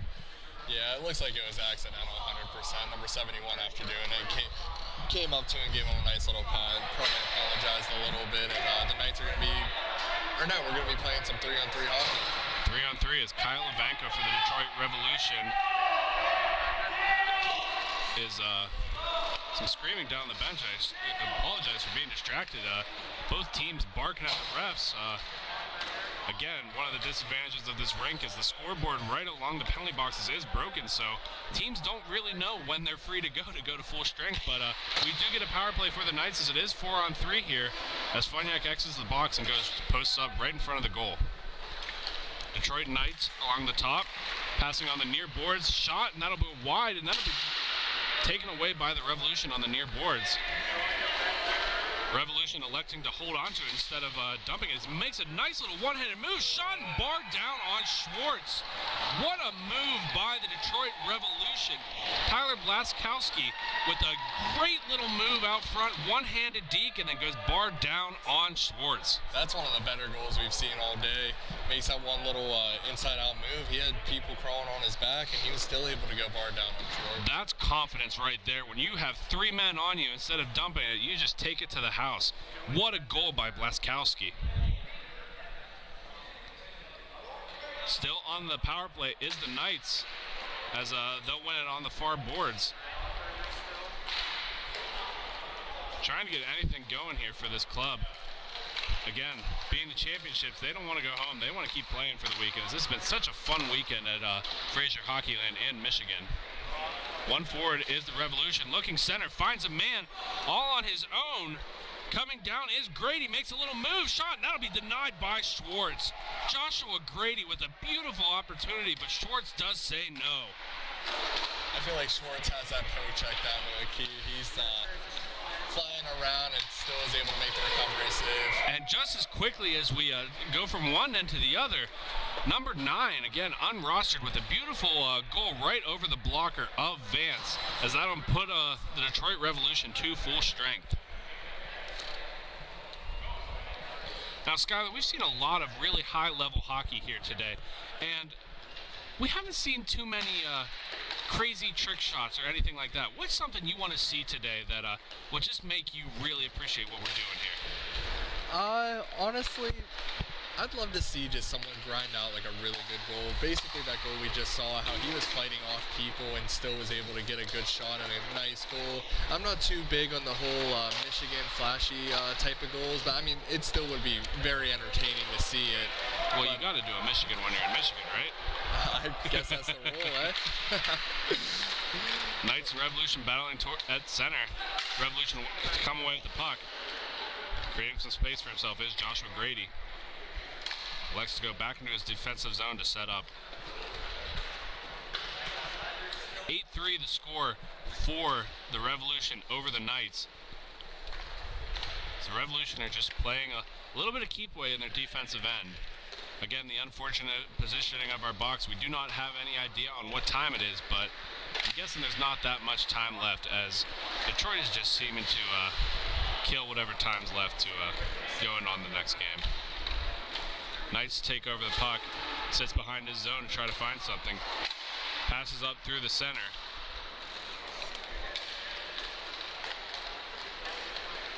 Again, unfortunately, we just got news from one of the medical staff here at Fraser Hockey Land that number 9 took a stick up high, has exited the building as he will not finish the rest of this game. Not sure if that has to do with the penalty or not, because he did score a goal right there, but something must be bothering him with his face or his teeth. Hopefully he is okay here, as that, again, wasn't a malicious hit, but just unfortunate, and hopefully we wish him all the best here at Grove City Hockey. Hopefully he has a quick recovery. Knights with a shot low and wide, trying to get something set up. It's odd. It seems like there's a sudden reinvigorating energy here as the Knights shoot into Vance, and that'll be fought off. Huge collision in the corner. As again, number 6 just seeming to control this game. That's the type of play you're going to want to. I mean, it is a little late, and it'd be very unlikely if the Knights are able to really fight back into it, but that's great effort by number 6 just to really grind every corner out and get a good shot opportunity. Revolution, one-on-one, coming down in with space, shots right into the shin pad, and that'll be covered up by Schwartz. Huge save out front by James Schultz, who's been playing some pretty solid defense for the Knights. Unfortunately, the contest doesn't go in the way that he wanted, but he's keeping the play in front of him and keeping the play moving down into the offensive zone. Yeah, you couldn't ask anything more from him. He's been playing outstanding, and it just really sucks that they couldn't pull it out for Schwartz, but yeah, Schwartz having an unbelievable game. The score not indicative of how he's been playing today. Again, as the Knights seem to have some more energy built as Funniak's coming up on the far side. Looking in front, that'll be covered by Vance. No goal as that'll be kept out. Seemed to have it right on his blocker as he just seems to punch it out into the offensive zone, which will be cleared down by the Detroit Revolution. Looks like this game is slowly ticking down. And that'll do it as time expires. The Revolution 8, the Detroit Knights 3. This game being a huge, huge excitement between these two Detroit clubs. Battle of Detroit, as they say. You always love to see Battle of Pennsylvania between our Pittsburgh Penguins and the Detroit Flyers. Detroit Flyers, eh? Yeah, Detroit Flyers. The Detroit Revolution coming away with a big win there. We're going to get ready for our next game here. We have a couple of quick messages from our sponsors, but we'll be right back here with Grove City Hockey.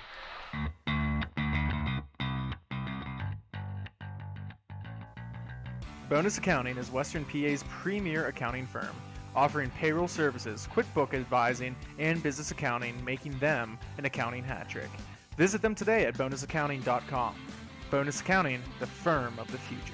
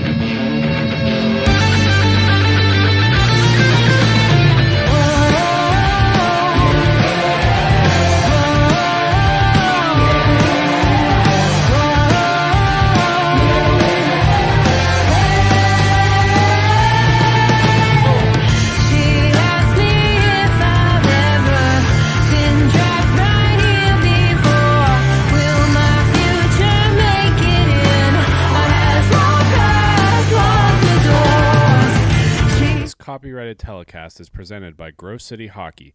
It may not be reproduced, retransmitted in any form without the expressed written consent of Grove City Hockey LLC. We thank you for your understanding and hope to continue to enjoy this complimentary broadcast. To purchase footage, email grovecityhockeyllc@gmail.com.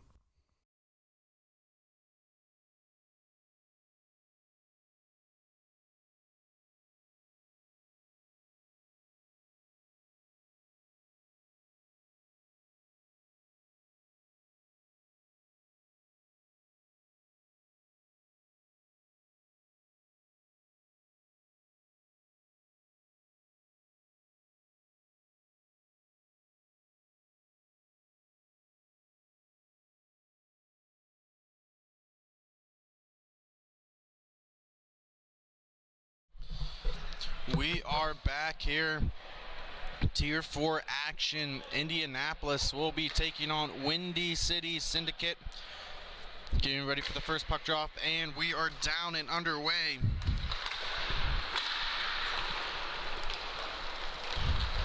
Puck carried through by the Syndicate. Drop down low.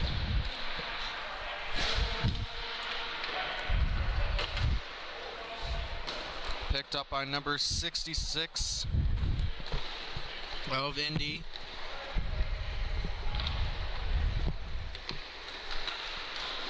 Very slow pace to start off the game here.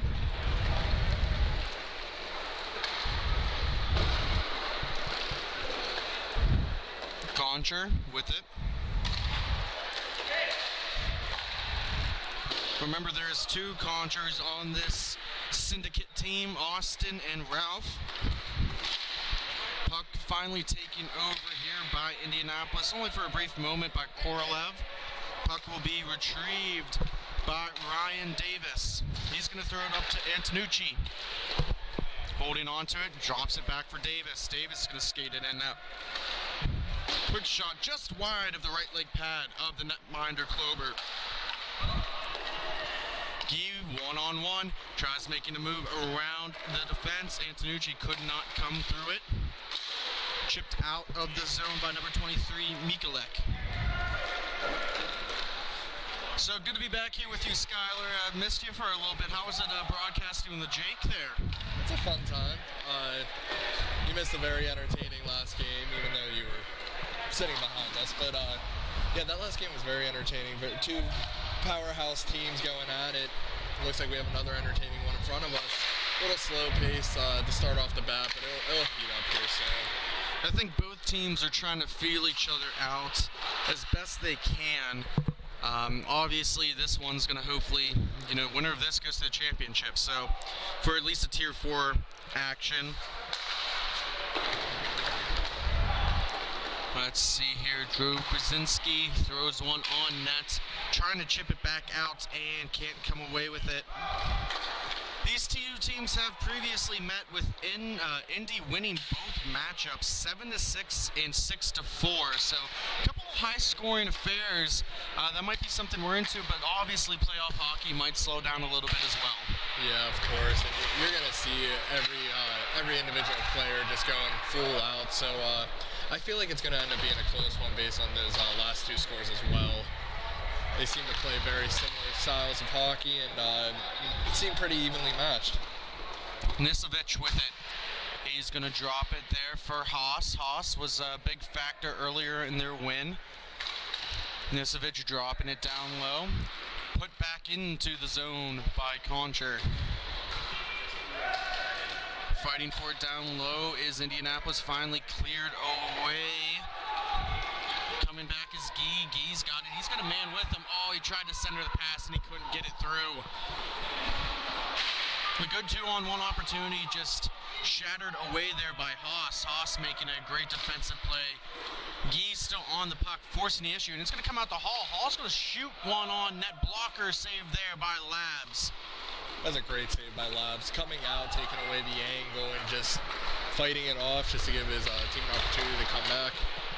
Cover up by Kleber. We've seen both these goaltenders. Both these goaltenders had a very good first game in their own respective rights. Obviously, both teams won earlier today, so something's got to give in this matchup here. And you said they were feeling, I mean, obviously having this feeling out process. We'll see the face-off to the left of Kleber, won by Indianapolis, and they'll wrap it around by Spar. I wouldn't mind seeing a nice goalie matchup to like a 1-0 game. Obviously within line, a little bit more of a high-scoring pace compared to your traditional ice, and I think that's, you know, something that we as fans can thoroughly enjoy. Fought there by Korolev, the captain of this Indy team. Big factor as well for their earlier win. Davis now with it. He's going to chip it down. Conchar with it. That's Austin. He's going to throw it. Oh, just whiffed on there by Antonucci. Stick lift, and it's going to come all the way on the near boards to Korolev. Korolev now, he's trying to skate it through. He's got a couple of players converging on him. Hall's going to poke it down into the zone to continue the play. Puck's going to be carried all the way back and thrown to the D-man Spar. Spar with it. He goes to Kruzman. Kruzman trying to generate some speed. He throws a shot. Oh, puck's loose in front of the net. Just squirted out there. That was such a great opportunity. They gave him so much room to walk in and try to rip one. And the rebound was sitting there, but no one to tap it home. Antonucci trying to counterattack the other way. Just couldn't get anything off. Quick shot there by Davis, and he scores! 1-0. The Windy City Syndicates get on board first with a point shot goal from Mr. Davis, number 33, to get this lead to 1-0. What did you see there, Sky? I think the goalie's going to want that one back. Just a good opportunity, just throwing something on net, and he had to just go 5-hole, and it was, couldn't draw it up any better right there. Drobozinski now coming up with the puck. He's in the slot. He gets it over to Spar, and trying to get rid of it was Labs. He almost put it in his own net for a second there, but, you know, cleared out of danger. It's going to be taken away by Nesevich. Thrown all the way down, trying to find someone down there. No one home. Haas was in the vicinity. Oh. Drobozinski goes down. Nothing called there. Holding on to it is Nesevich. A little bit of a hassle there by Sandage. Sandage now taking puck away. He tries to center it, can't complete it, and Drobozinski's now going to lead the counterattack. Oh, there's a couple of back-checking Syndicate players. Oh, what an excellent move. He almost got away through it. Ellenberger steps up on there. Oh, he's there again, and he puts it in. The man, the myth, the legend, Drobozinski, number 22, ties this game at 1. That was such a great individual effort, and he, number 22, was hit sort of in the center of the rink, and I think he wanted a call on that, but the refs just let him play, and I think that gave him a little bit of a bite to come down and try to, you know. He didn't need much of a, you know, reason to go down and score. Besides when he got hit, it gave him a little bit of extra motivation. Ball shoots one, that's blocked down in front by Antonucci. Curling around was Mikulek, drops it for Antonucci. Antonucci's going to try and cut it to the zone. Can't come away with it. Davis recoils. Mikulek now, he's going to take it all the way back into his own zone behind his netminder Labs. Surveying his options, slowly stick handling through the zone. Couple of referee changes happening in front. Davis with the puck now behind Klober. He's trying to feed one in front, couldn't get through. Antonucci picks it up quickly, dumps it back in to continue the offensive zone pressure. Falling down was Sandage. They will retain possession as the Syndicate throw it back down into the offensive zone, just sustaining nothing too serious at the moment, but trying to wear down this Indy team. They're making a good effort at it, but looks like Indy has a nice little jump in their step, and might see something come off of it. Mike Key now throws it to Bradford. Bradford's going to scare it on the near boards here. He takes it one-handed. He's going to pass it. He's got a wide open man. Oh, an aggressive move by Labs pays off, and it's going to go the other way. Slowing it down is Mikulik. He throws one in front, looking for the redirect on Haas's stick. Couldn't connect. Korolev's going to pick it up, skate in front of his own netminder, take it through the neutral zone, looking for a man. He found Hall. Hall, half slapper attempt off the glove hand of Labs. Pressuring him is Davis on the boards. Hall's still going to come away victorious with the puck. He's going to throw it all the way back down to Kruzman. Korolev to Kruzman. Holding on to it, stick handling. He's going to give it back to Korolev. Oh, dangerous play there. Poked away. Kleber, he's going to throw it around the net, try to clear that puck out of his own zone. And it's going to come all the way back down. Number 97, Ellenberger with it. Throws it up top. Haas has it, uses his skate as a pass to himself. He throws it on net. Kleber swallows it up. Face off to the left of Kleber, the netminder. Do want to thank everybody that's welcomed us here in the Detroit metro area. Mike Farinelli's one, Carl Richardson from MIHA is another. Two big supporters of us, and we're glad to be here. Drobrzinski comes in, he skates one on in, and he scores. He goes 5-hole. I don't think Labs even knew or saw what was happening in front of him. This man is on a mission right now. Every time he's on the rink, you can tell, and he's definitely helping his team play extremely well, and it's very entertaining to watch these two evenly matched teams go at it. I think you said it right there, and regular season stats don't always mean anything in the playoffs, but it does for his sake. 47 points in 13 games. That's pretty impressive.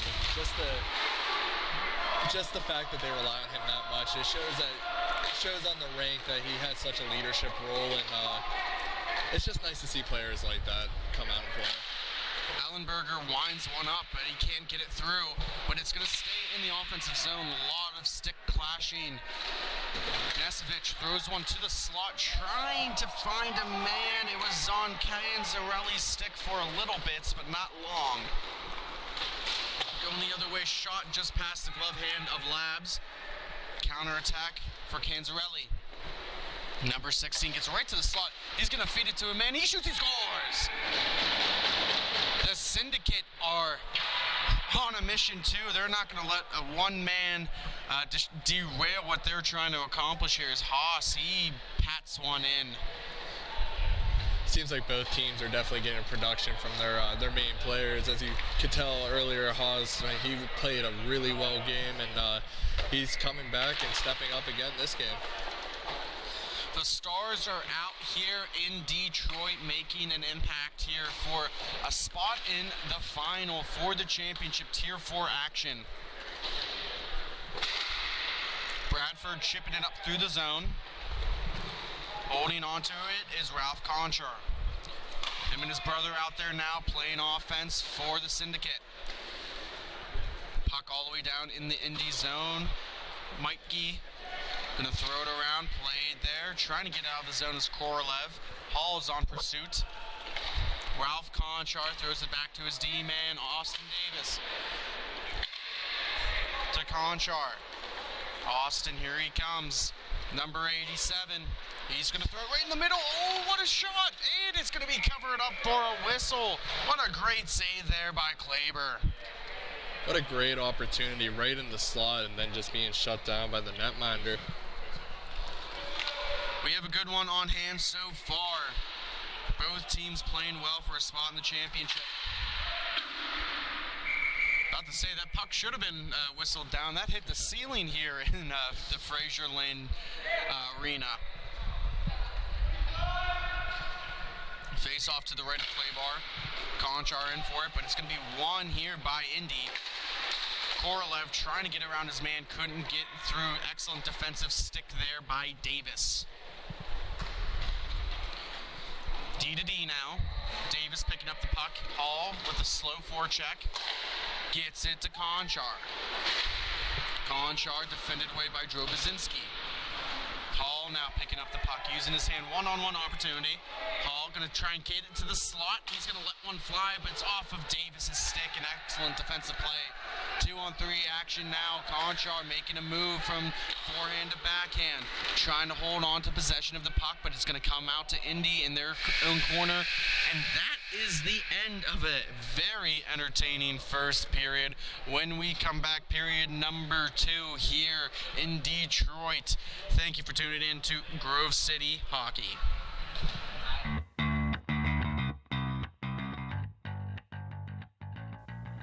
Bonus Accounting is Western PA's premier accounting firm, offering payroll services, QuickBook advising, and business accounting, making them an accounting hat trick. Visit them today at bonusaccounting.com. Bonus Accounting, the firm of the future.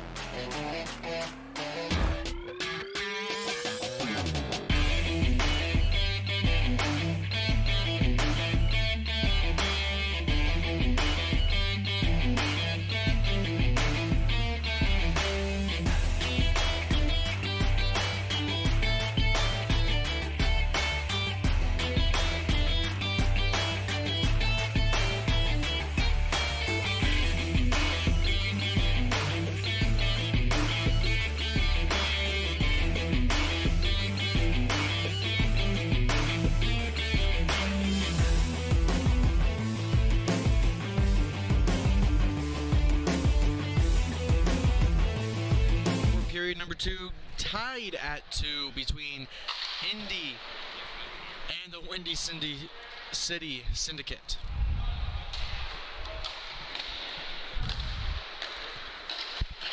Playing for it, Dobrzinski. It's going to be thrown all the way down into the Indy zone. As a reminder, this is the period of the long change here. Both benches are full. Should see some up and down action. 2-on-2 now. Feeding in front. Guy with the shot. Covering it up, and we get a whistle and play there. Labs just, trying to get a reset there. An excellent scoring opportunity by Guy with a redirection in front.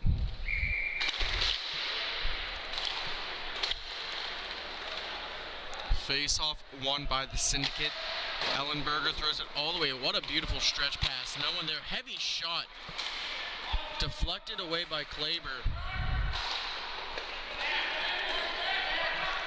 Drobinecki throws it to Guy. Oh, what another good scoring opportunity there, and Labs up for the task. I mean, we saw 4 goals in that first period, but the goaltending's still been excellent so far. Oh, it's been amazing. They're standing tall, and I don't see many getting past them coming forward. They're just playing some excellent hockey. Very sound positionally in the net. Face off to the left of Labs. Korolev wins it. Gets it to the point man. Rips a shot there. That's going to get deflected wide off the glass. Hall with the retrieval on the floor. Face off.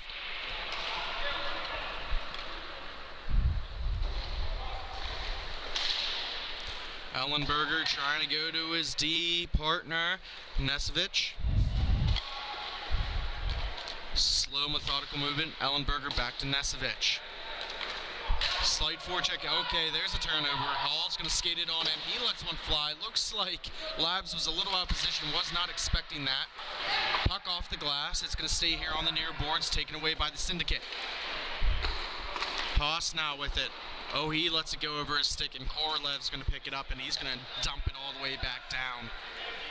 Ellenberger now retreating into his own zone. Sits behind his own netminder. Looking for a breakout. He's going to move off to the left. Coming up on the near boards, slowly and methodically. Trying to find an outlet pass. He does. Oh, but he misses it. Looking for Haas. It's going to go the other way. Kruzman throws one. Ooh, what a great glove save there by Labs to keep this score right where it's at. Labs is just tracking the puck so well, playing extremely good hockey for his team. Keep it a minute. That's all you can ask for your netminder. And hopefully, just pot a couple. All you need is one. Hall gets the puck. He shoots it. Another great save by Labs. 2 great saves in a row. Haas now with the puck. He's going to try and exit his zone. He's got 2 guys on him. He gets by both of them. He's going to pick up some speed. He lets one go, and he scores. What a shot. He caught the goaltender just a little deep in his crease, and he made him pay for it. Josh Haas. What a shot. Gives his team the brief lead here. Let's see if it stands. 3-2 is now the score as the Windy City Syndicate have taken the lead here in period number 2. Face off down. One predominantly by the Syndicate. Even kind of draw. Conjar with it, almost running into his own man. Guy now with the puck. He's going to stop up. He's going to recycle. He throws it back to his D man. That's Bradford. Bradford with it. He goes over to Mikey. He's going to just walk it in. Another glove save by Labs. He saw that all the way. Well, I hope you're enjoying this one as much as we are. For everyone at home, everyone in the stadium, at the bar watching. We thoroughly enjoy this game. We're thoroughly enjoying being here. This is such a great venue and such a great event. Quick shot. Oh, off the post by Drobanecki. Mikey with it now. He's got the puck. He's looking with the Warrior stick. Gives it back to Bradford. Bradford tries to throw one down low, hits off of the shin pad of Kober. Oh, I apologize. Concher. Thinking of the netminder. Usually he's making the ones making the saves here. The truth. He scoops up the puck, gives it up to Drobanecki. Drobanecki trying to make his way around Danglin, can't do it. He's going to give it back to Bradford, go over to Guy. Trying to settle the puck down, throws it in on net. That's going to deflect behind the net. Pick up there by Mikey. Pressure there by Concher. That's Ralph, to be exact. Mikey with it again. To Guy. Sustained pressure now. Labs fights that one off again. Mikey with the retrieval on the boards. Fought there by Ralph Concher.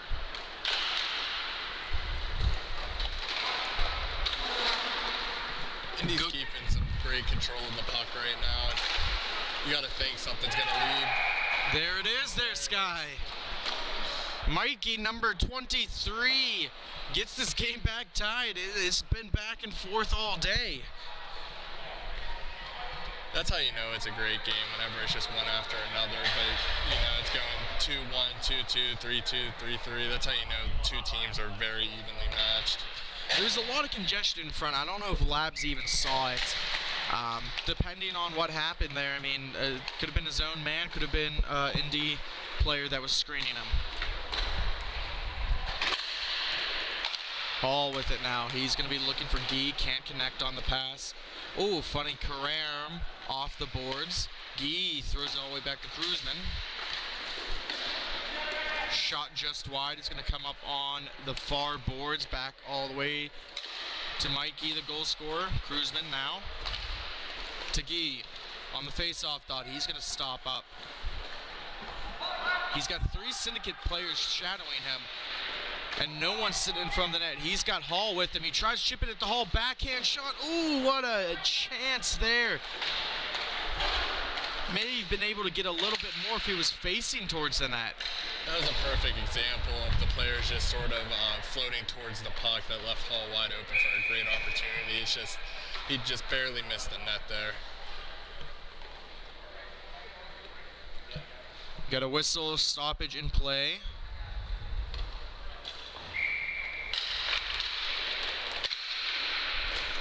Face off down one briefly by Syndicate. It's going to stay in the offensive zone. Good cover there, and another save for Labs. We will redo the face-off in the same exact spot to the right of Labs. Hall in for Indy. It's won back by the Syndicate. Foot race now for it. Ooh, a wipeout there. Let's see what happens. Sandage was trying to stay on his feet. He could not. Korolev now with the puck. Little give and go action. He's going to try and get some momentum, get some speed. He's putting petroleum in the gas tank. Throws it in front, no one there. Hall picks it up. Trying to chip it down low, cannot come away with it. Throws it, here comes Korolev. He throws it on, another easy save for Labs, make it look easy, man. It's just a great goaltending there, and it's a good game so far here, Sky. Yes, it is. It's a great game so far, and I'm excited to see who's going to end up coming out on top since they're so evenly matched.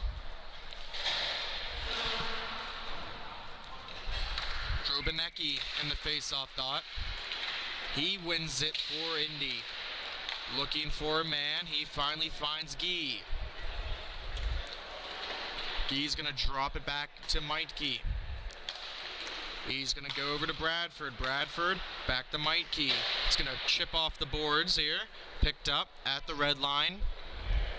Just cycling it back. He's gonna take his time. Guy with it now, looking for a pass, gets it over to Bradford, going to skate it on in, gives it back to Guy. Guy's going to throw one in, and that's going to go off the left leg there of Davis. Counterattack perhaps for the Syndicate, just a backhanded chip into the zone. Couple of Syndicate players converge, one of them is Haas. Guy now, he's got Drobinecki with him. He's going to throw it over. Drobinecki, oh, he almost had it. Could not hold on. Davis pressuring him in the corner, looking for someone in front. Couldn't get it home. Guy's going to go in with the retrieval. Centering pass again. Meitke's going to throw it all the way back to Bradford. Bradford to Meitke. Heavy pressure there by Haas. Good attempt and poke at it with the stick by Haas. Holds him up here at the far face-off dot. Bradford now lets one go, and that's blocked down. Which Conchar is this? Oh, I apologize, that's Canzanelli. He throws it on net. Nice twig save by the netminder Glaber. 2-on-1 action here. Let's see what Drobinecki can do. He misses the net. It's going to be loose to the right of Labs. Thrown up just off the reach of number 87, Conchar. The Syndicates have been looking very flat since Haas's goal, and hopefully that's not all they have to offer right now. They can get back into it. Drobinecki with a nice opportunity right there, just couldn't bury it. Indy changing it up, getting some fresh troops out there. Davis now, he's going to let one go. That's off the stick of Meitke. It's going to be taken away now. Hall's going to dance around his man. 2-on-2 action now. Let's see what happens. Quick shot there. Labs blocks it away with the stick. Puck in down low. Conchar picking it up now. Austin trying to get some speed. He makes a nice maneuver around Korolev. He throws one on net. That's blocked away off the left leg. Another shot on net, and that's going to be an easy glove save for Klober.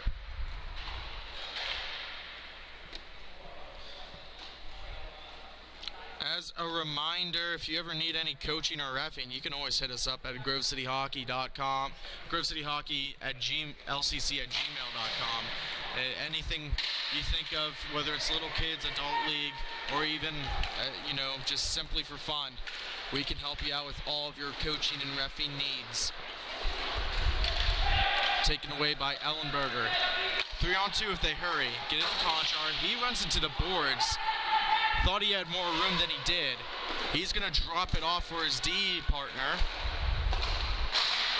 Ellenberger throws it in down deep to Conchar. Battle in front of the net. Who's going to win this one? Thrown down. Spar with it. He's going to wrap it around, trying to find someone. I don't think anyone was home. It's going to come all the way back out to the red line where Ellenberger picks it up. A high rising shot off the glass, and that's going to float towards the far boards. Chopped away at by Conchar. Korolev now picks up the puck 1-on-2. He's going to wait for reinforcements. He's going to drop it off to Kruzman. to Korolev, a little give-and-go action. If he can settle it this down, he might have a shot. Puck's behind him. It's going to be taken away by Ellenberger. Ellenberger now walks in. He lets one go. Heavy shot down. Poked away. It's actually going to come all the way back down to Nisevic. Nisevic trying to re-enter the zone just off the stick of Conchar. Conchar now, he throws one on net, backhanded, off of the post. 2. One good save by the netminder, one by the post.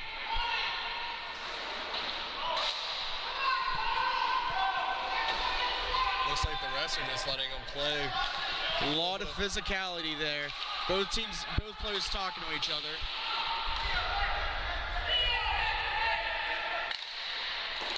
Shot down low, looking for Conchar. Backhanded opportunity. Got it on net, but not enough of it.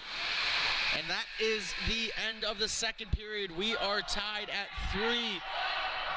We're going to hold it here just for a second. Both teams exchanging some words, saying some greetings. Well, we're going to take a quick commercial break. When we come back. Period number 3 in this tied game for the championship of T4 action. You are listening to Grove City Hockey. Black Biscuit is a hockey company that specializes in team uniforms and apparel and is based in St. Paul, Minnesota. We have been working with teams throughout Minnesota and all around the world. If your team or association is looking to update your uniforms, then let our all-star design team show you what we can do for you. Our slogan is made for misconduct because our uniforms can take a punch. From jerseys, socks, and shells to team apparel, there's almost nothing we can't do. If you can imagine it, we can design it. Visit our website, Black Biscuit Hockey, and check out our design vault for inspiration for your next uniform. Need a company that checks all the boxes? Outstanding design, quality product, great customer service, and timely delivery? Call us at 855-978-6888 to see what the Biscuit team can do for you. Black Biscuit. Black Biscuit. Black Biscuit. Made for misconduct. Black Biscuit, made for misconduct. Don't risk it. Go Biscuit.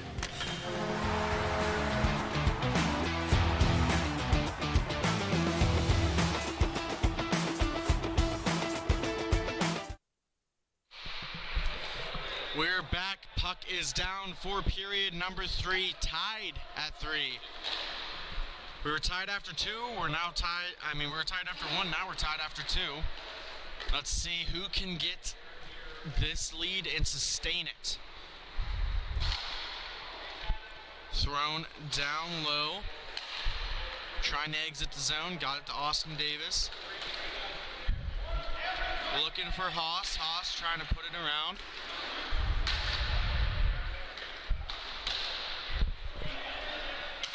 Davis now with the puck. He throws one on net. That goes just wide.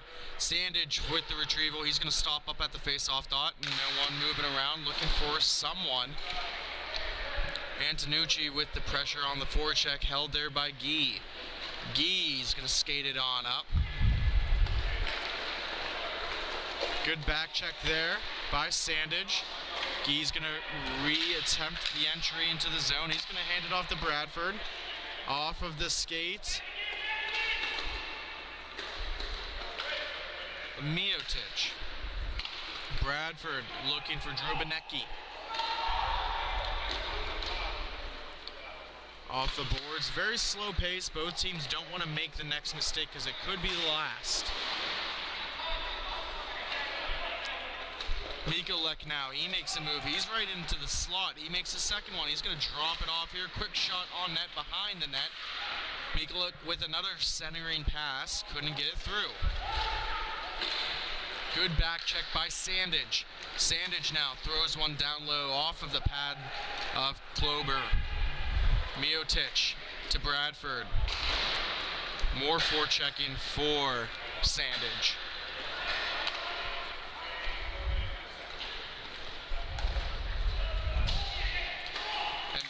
Pass is going to lead to an opportunity here. Here comes Antonucci. Antonucci's got someone with him. That's Haas. Trying to throw it in front. Klober pokes it away. Drobanecki now with the puck. Gaining some speed. Look at that excellent stick handling ability. Couldn't get a shot off though. Another big save by Labs. Edlenberger with it. Some great opportunities there. I feel like this game could go either way. Both teams very evenly matched. Oh, what a shot! As quickly as we were talking about how even that is, Haas said no. We're getting the lead back here for Windy City. It's nice to see that Haas is starting to shoot the puck a little more, because that first game he was passing and just nothing was connected. This time he used the defenseman as a screen, shot it right in between his legs, and just hit top shelf. That puck had seeing eyes. Nesevich now chips it up for Haas. Haas going to go for it. Keeps it in the offensive zone.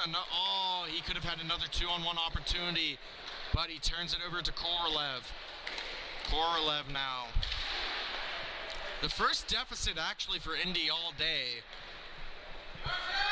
They constantly had the lead in Windy City, just kind of returning the favor each single time. Now they're going to play from behind. Oh, what a terrible turnover that is. Oh, good, excellent shot there. Just a good, better poke check there by the Indy defense. Yeah, that one kind of really hurt them there, but it's going to be interesting to see how Indy plays trailing for once today and see where it gets them. Face off to the left of Klober. Conchard trying to win it. Hall is victorious in the dot. He's going to cycle around his own net. Oh, he throws it right off of a syndicate player. Here we go. Some zone entry time now for Indy. Spar with it. He's looking for the center of the rink. He finds Korolev. He stops up on a dime. He shoots. That's going to be deflected into the netting and out of play.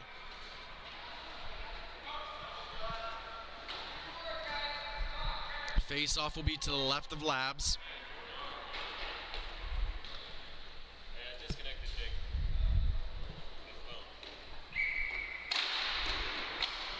Face-off won by Austin Conchard. Thrown back into the offensive zone by Kruzman. Nesevich now trying to exit his own zone. 3-on-3 opportunity here. Quick shot, that's going to go way wide. And Hall's going to pick it up, maybe for a 1-on-1. Good back check by Conchard. He's going to let one fly. Labs blocks it down. Edlenberger swats it out of harm's way, and he's looking for a counterattack. Good back check by Spar. Great shot there. Klober lets one go. Now we're seeing some up and down action. Both teams trading opportunities. Puck swallowed up there by Labs, and the faceoff will go to the left of them.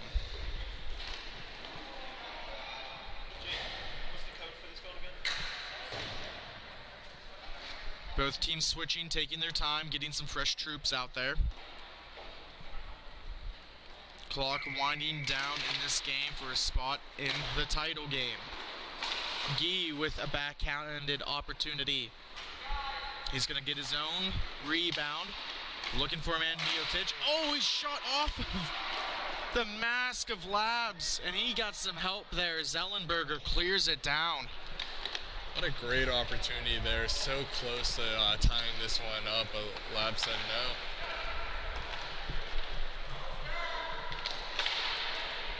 Bradford now with the puck. He's going to stop. He can't get around his man. Puck's loose. Nesevich trying to get it out of harm's way. Antonucci now with it. Antonucci making his way towards Klober. He throws a shot, blocked away with the glove hand, but couldn't be corralled. 2-on-1 now. Here we go. Bradford with it. He's going to throw. Oh! Drobanecki couldn't put another one in. He came so close. Miralek now with the counterattack. He's trying to settle the puck down. Throws one wide, just left of the glove hand. Another save there. A lot of heavy pressure trying to get it out. Oh, it comes right out to Miralek. He throws a backhanded shot. Congestion right in front of Klober. Drobanecki. Heavy shot blocked way Thought that was out of play, but it's going to continue on. Antonucci now with it.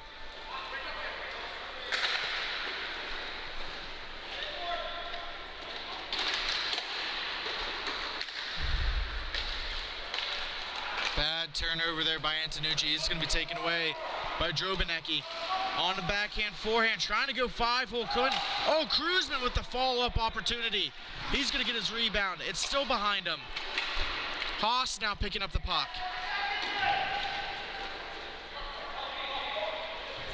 Trying to slow it down. Quick shot. Ooh, off the glove. Follow-up opportunity. Another big save by Klober. Indy can't even buy a tying goal right now. Syndicate's just, netminer's just standing on his head. Here comes Ellenberger. He's going to try and skate it in. Going on the backhand. Another big save there by Klober. Both goalies keeping the score where it's at to give their team a fighting chance in this one. Kruzman now skating into the slot. He throws one. Oh, it's off of the leg of Ellenberger. Another block shot. Here comes Conchar now. Nothing. Oh, what a goal. Haas again with the follow-up. Conchar took it to the net, fell hard down low, and the follow-up play from Haas nets his team a 2-goal lead. What a beautiful follow-up. Just crashing the net just to get that extra insurance marker right there. And it looks like Indy's netminder's a little shaken up right now. We're going to get a little bit of stoppage. We're going to take a quick break here. Whenever we come back, we'll resume third period action between Indy and the Syndicate.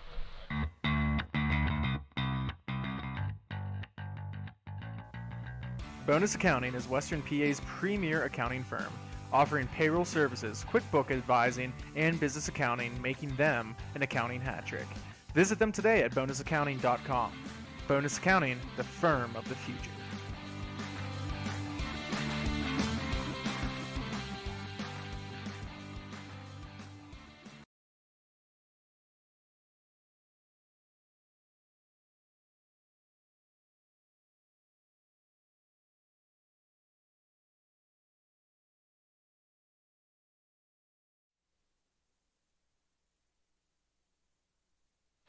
We are back here.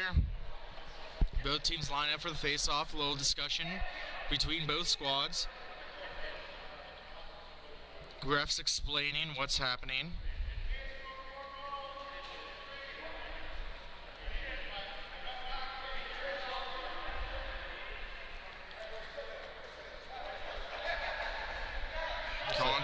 Go ahead. I was about to say, it looks like we got everything figured out. Conchar against Hall in the face-off, thought won by Hall. Bradford goes across the rink, looking for Korolev. Off the skate to Hall. Hall's going to skate into his slot, lets one go. Right leg saved by Labs. Great pinch there by Conchar, and here comes Austin. Austin's going to let one go. He's going to swallow it up and get a cover and a freeze. Face-off will be to the right of Klober. Indy's going to start to have to take some chances, try to get some more pucks to the net to see if they can try to tie this game up. Ellenberger now lets one go. That's going to go off of the right blocker of Kleber. Quick up now for Korolev. He's going to try and cut it to the middle. Shot, deflected, and into the netting for another stoppage of play.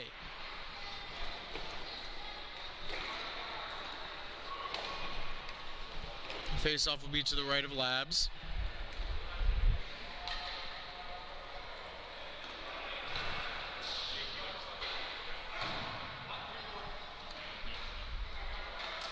Both teams taking their time. You'd think there'd be a little bit more urgency with the game on the line. Yeah, you would think so, but they're just lining up casually, and I don't know, I don't see any urgency going on. Especially if you're Indy, you're down in the game, you think you'd want to get it lined up as quickly as possible. Puck on its edge, rolling.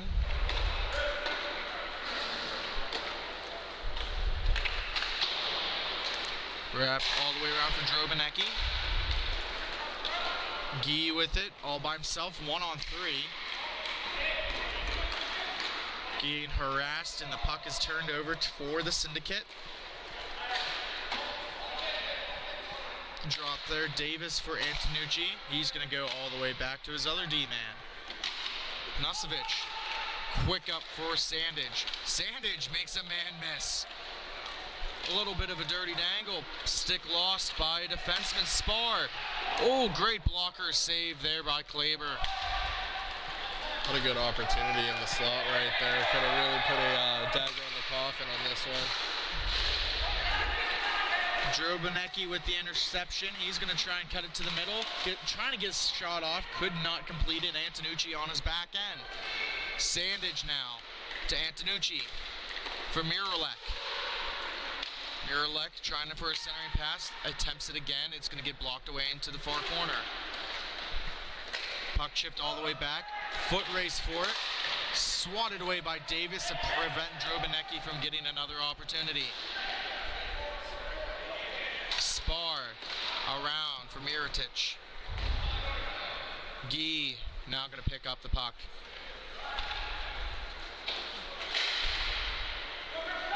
Spar throws it cross rink, picked up by Haas. Haas now. A lot more of passing, just trying to kill some time as possible. Reverses it back for his D-man. Gonchar now again with it. And he scores! Beats Kleber clean, blocker side to extend the lead to 3. And it looks like the Syndicate will have a date in the title game. That was just a beautiful shot coming down the right-hand side. Can't draw it up much better than that one. Gonna be a timeout for Indianapolis.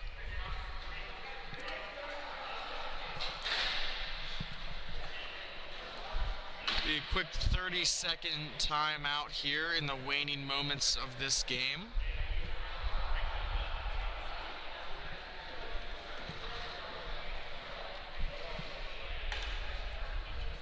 A very clean game called by both referees, wouldn't you say here, Sky? Yeah, I would say that.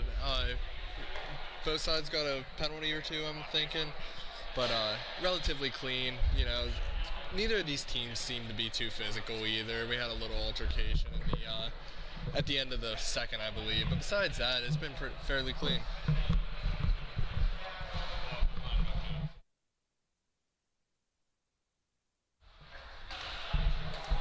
So coming out of the timeout, we'll see who lines where. Hall's going to take the face-off for Indy. Gonchar now in the dot for the Syndicate. Face-off won by Hall. Won a ton of them so far today, but it hasn't helped result in the scoreboard yet. Hall the Mikey. Drops it back for Hall. He throws a shot, ooh, right off of the inside of the knee of Gonchar. He's a little hobbled. Hopefully he's okay, sacrificing the body to make the play. Empty net now. 5-on-4 action. Spar to Hall. Throws one across, couldn't get Drobinecki. Back to Spar. Off of the stick of Mirotic.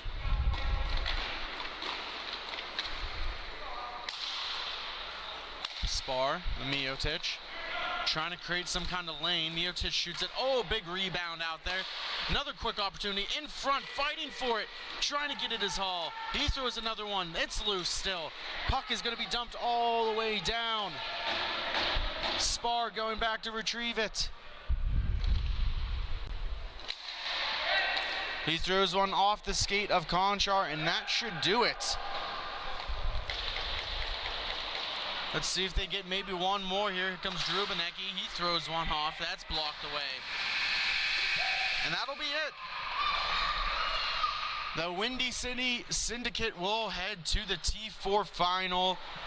We'll see who they'll play against here very shortly. Until then, we're going to take a quick break. When we come back, we're going to continue some excellent MIHA action. You are listening to Grove City Hockey.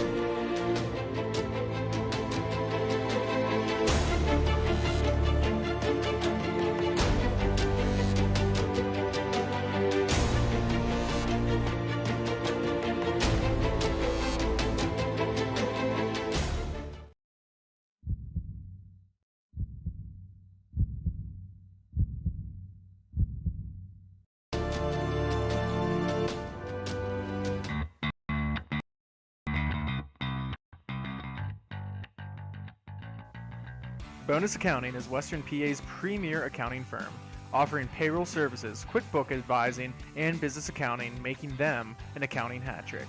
Visit them today at bonusaccounting.com. Bonus Accounting, the firm of the future.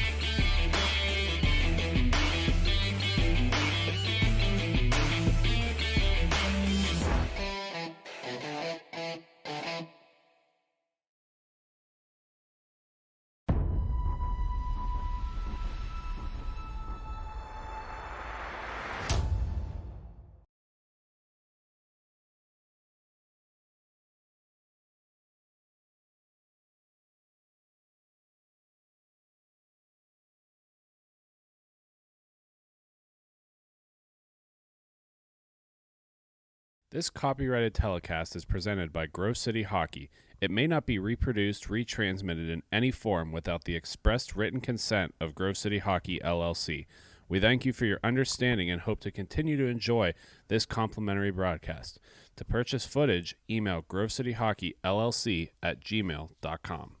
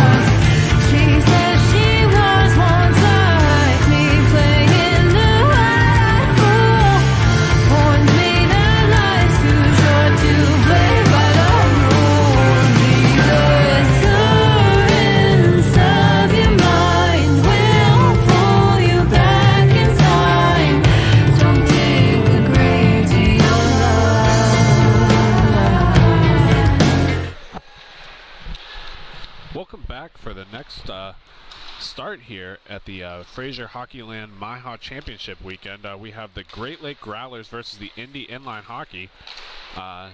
Quick start here, Indy in the offensive zone here. Bradley Denny taking a quick shot down. Behind the net is Indy as Great Lakes try to break it out.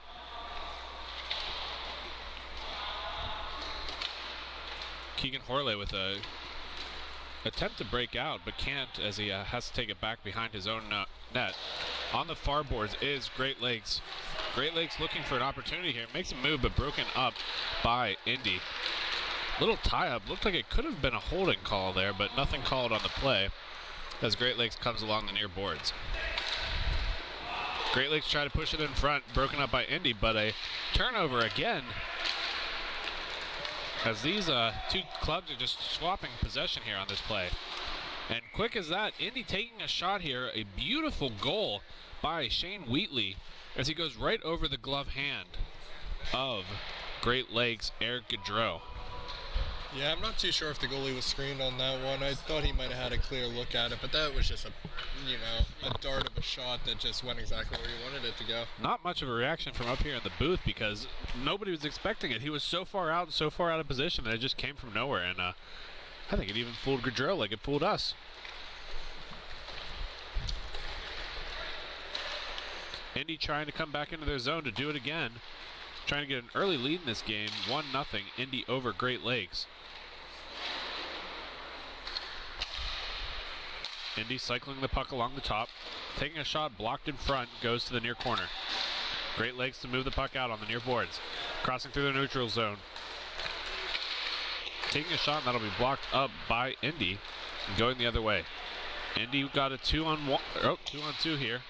Again, John Hall trying to make a move in, tries to tuck it, and that'll be covered up by Gaudreau. It's a pretty nifty move coming into the offensive zone there. Subtle but still effective, you know? Yeah, you see these teams in here, and a lot of people who are used to watching ice hockey don't really understand 4-on-4 creates a lot of space, and you can really cut through the defense very easily. And with no hitting as well, you'll see more players make moves like that because they're not going to be put on their pocket if they do make a move like that. Great Lakes along the outside trying to make it through the neutral zone, broken up, possession retained as it quite simply just goes the other way. As quickly as they got it back, they lost it again. Short on the near boards, passing it back to Hall. Hall across the top, shot on net, that'll be blocked away by Gaudreau to the near boards. Peters dumps it back. Great Lakes in the near corner, trying to get something happening. Finds a man on the far board. Cross crease pass, broken up a little bit, but possession is contained. Dump in to try and chase the puck, but can't make it to it as Indy comes away with the puck first. Battle in front for the puck as Indy goes behind their own net, trying to get out of it. Gets stuck on the back of the net. Great Lakes to pull it in front. He gets tripped on it. Still loose. Shot. That'll be saved by goaltender. Looks like Devin Goodman. Again, Indy rostering two goalies here, trying to see a number on this. Looks like Great Lakes player in front who fell down ended up blocking the shot because it looked like it was tracking for a wide open net. Yeah, it was a huge desperation save, and that is confirmed. Devin Goodman with the save there. Face-off in Indy zone. Do we have a penalty here? Looks like we do have a penalty on the play. I couldn't imagine what it is. Maybe that trip up front.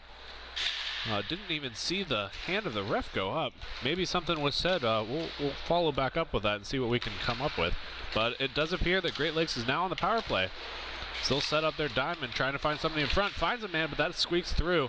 Pass can't connect as it goes on the far boards. Possession maintained by Great Lakes as they're digging in the corner for it. Indy to come away with the puck. Indy on the near boards, and he dumps it far corner, and that'll sit right out in front for Great Lakes to pick up the play.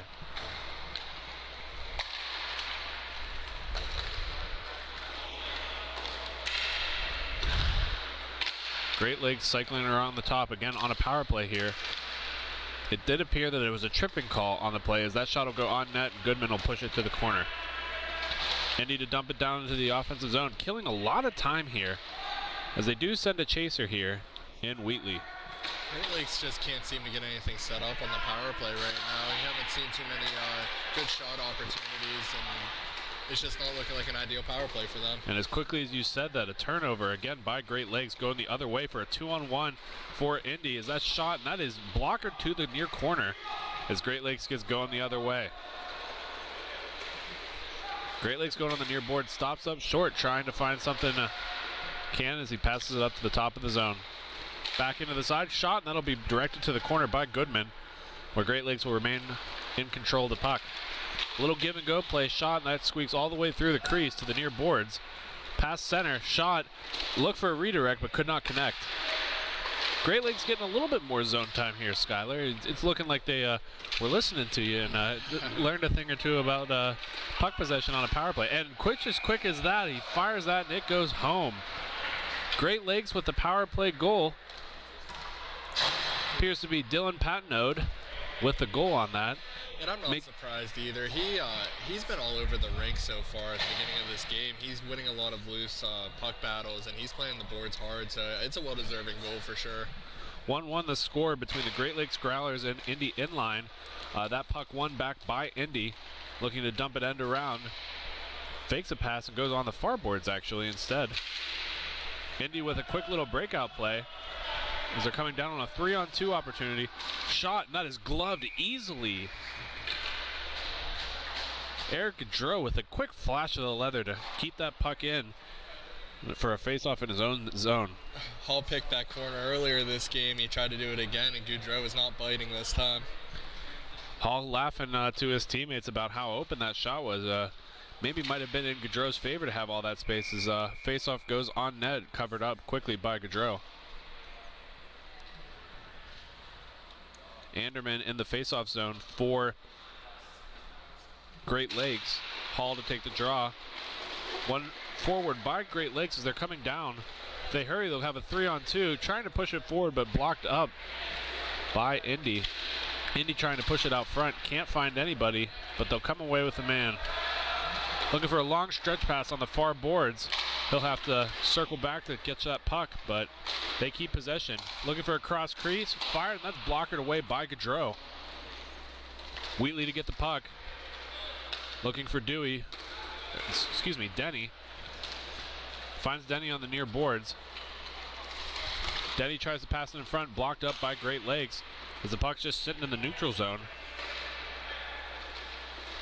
Brood out, takes the puck, looking up, finds Indy offensive man, tries to put it on front, but the redirect squeaks through. Great Lakes on the near boards with a quick breakout. It's got time and space. Shoots. That'll be blockered aside by Goodman.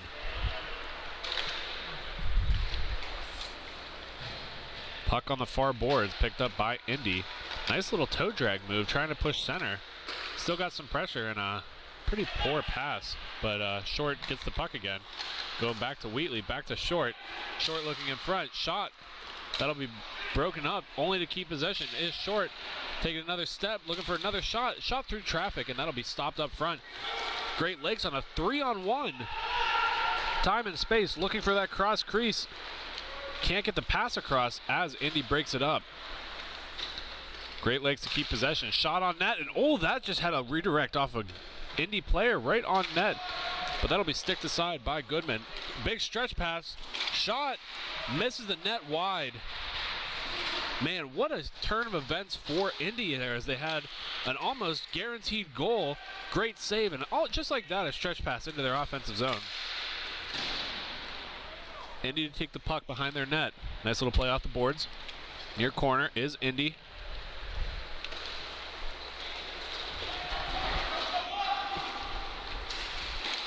Indy with time and space looking for a man on the back door. Couldn't find it as Great Lakes goes away with it. Justin Vanteen almost gets that puck. Looking back in for Bradley Denny, that is. Bradley keeping the puck. Looking across, can't find Sussman. Sussman down low, battling it out with Great Lakes players as they take it to the far boards. Indy's had so many chances so far this period. It's sort of surprising that they only have one goal on the board, but I'm pretty sure more will flow in once these chances keep on rolling. Indy taking that puck. It was a missed shot by Great Lakes, playing it off the boards to Sussman. Sussman with time and space. Doesn't have the selfish play. Tries to make a pass. Probably should have just shot that himself in hindsight. Great Lakes coming on the near side. Looking to make a spot. Fought off by Goodman. And possession dumped by Indy. Taking the puck on the near boards is Great Lakes. Anderman taking it across. Trying to find a teammate in Justin Vanteen. Vanteen with the puck in the corners. That's fought and around. Only to be taken out by Indy. 1-1 the score in this contest. The Indy inline versus the Great Lake Growlers. And just like that, a big shot by Indy. Covered up by Goudreau. Hall's going to be such a key player in this game. He's already had one goal and so many chances, and it's just going to keep on rolling from there. So if you want to keep an eye on a specific player, I'd say number 19 from Indy is going to be your guy. Hall with a great opportunity there, and his size is what's the big thing. Nobody's able to muscle him off the puck. He is just so strong in there. That's what it is with the big guys with finesse. Like, they just have so much weight to them that it's hard to bump them off the puck. Puck sent to the side, where it'll be broken up by Indy. Justin Short passing it over to Newdrout, and that'll be shot on the end boards, tucked in behind the net. Refs have been calling that all day. Let that one get shot out. So a little odd decision by the refs. Growlers are along the near side, fighting through it, trying to get past. Does make it past. Nice little move. Looking to put it on net, and that'll be kicked out by Goodman.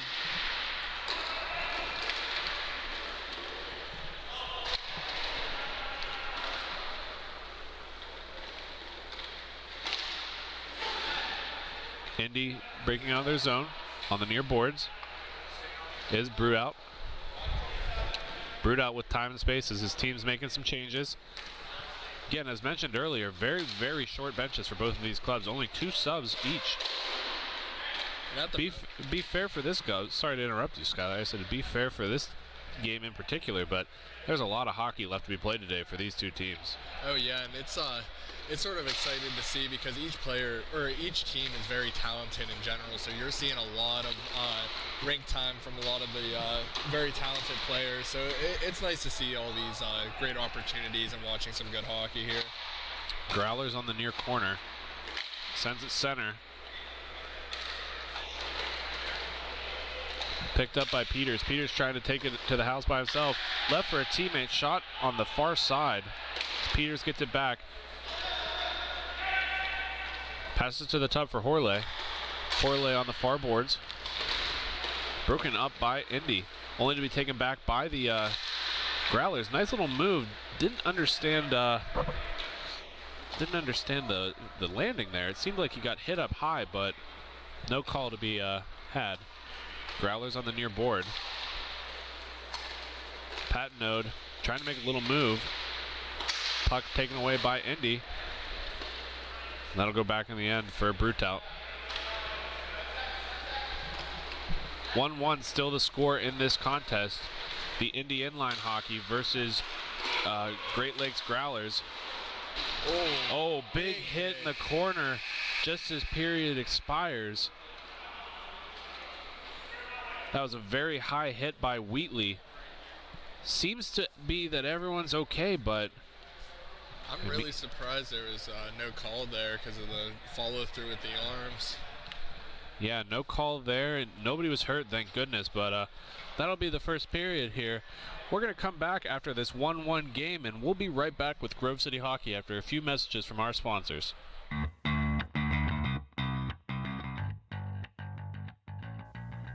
Bonus Accounting is Western PA's premier accounting firm, offering payroll services, QuickBook advising, and business accounting, making them an accounting hat trick. Visit them today at bonusaccounting.com. Bonus Accounting, the firm of the future.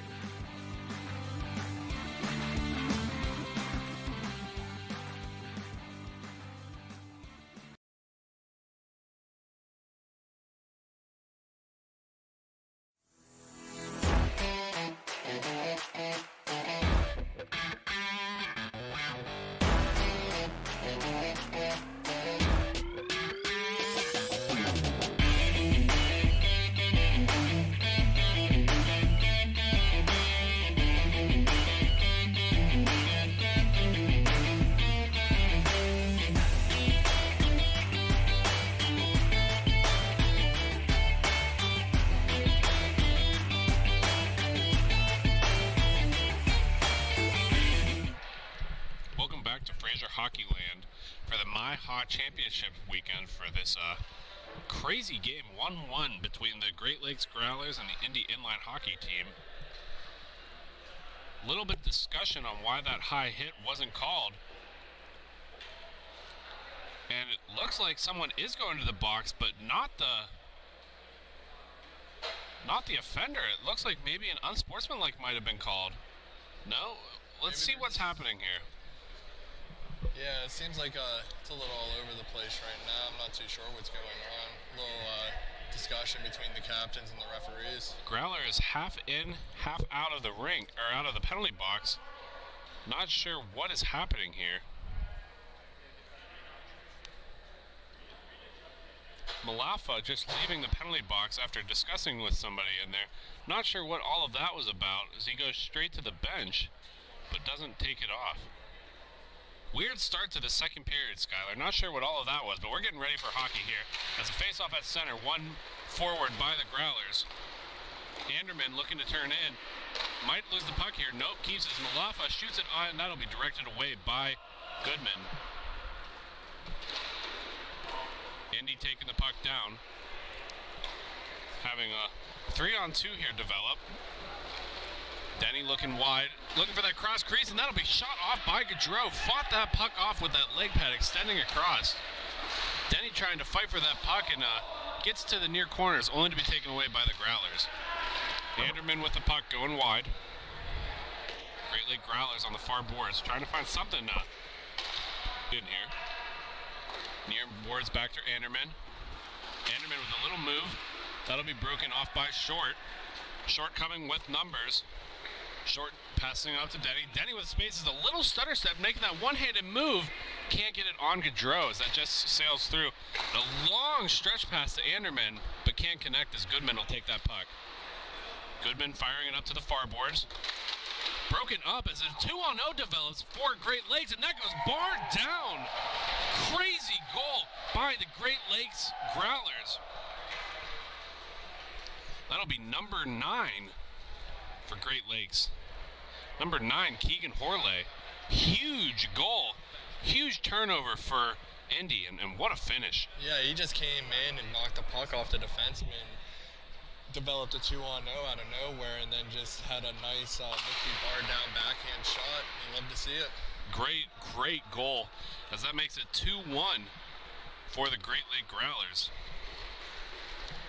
Growlers having the possession again after this face-off, trying to do it again on the near boards. Looking wide. Joey Hawken taking it through the middle. Hawken turning it back in. Again for Peters. Peters looking up. Hall just barely misses that as Anderman loses the puck. Hall to take the puck for Indy. Looking on the far boards for Bradley Denny. Looking for that redirect up front, but misses far wide. Wheatley cross pass to Denny. Denny looking for someone center. Tries to take it himself. Looks in front, misses the pass. But Hall will get to that puck first. Dumping in is Paul. Wheatley losing the puck to Great Lakes. Great Lakes trying to bounce it off the boards. Must have hit a soft spot because that didn't go very far. No matter for the boards as Ryan Peters tries to take it on by himself, misses on the short side. And Indy's coming back the other way. Indy with a long stretch pass. That's Justin Short hitting wide. Great Lakes to come away with the puck. Joey Hawken turning back into his own zone. Looking for relief on the near boards, finds it. A man streaking to the center can't be hit as Peters dumps it back to Hawken. Hawken playing smart, going back into his zone. Back over to Peters. Peters looking low, finds a man. Shot in front, fought off by Goodman. As Hall will get to that puck first. Hall knocks it ahead for Wheatley. Wheatley with some space here, space and speed, taking a shot. And that goes off the near side to the near boards. Peters sends that back down to Hawken. Hawken sits up behind their goal. Hawken to Peters. Peters looking for options, finds somebody on the near boards in Malafa. Malafa waits and lets that for Patenode. Peters back to Doc. There's just a lot of patience right now with this Great Lakes team here. Yeah, they had a little bit of a slow start, but they really started to heat up and find the flow to their game.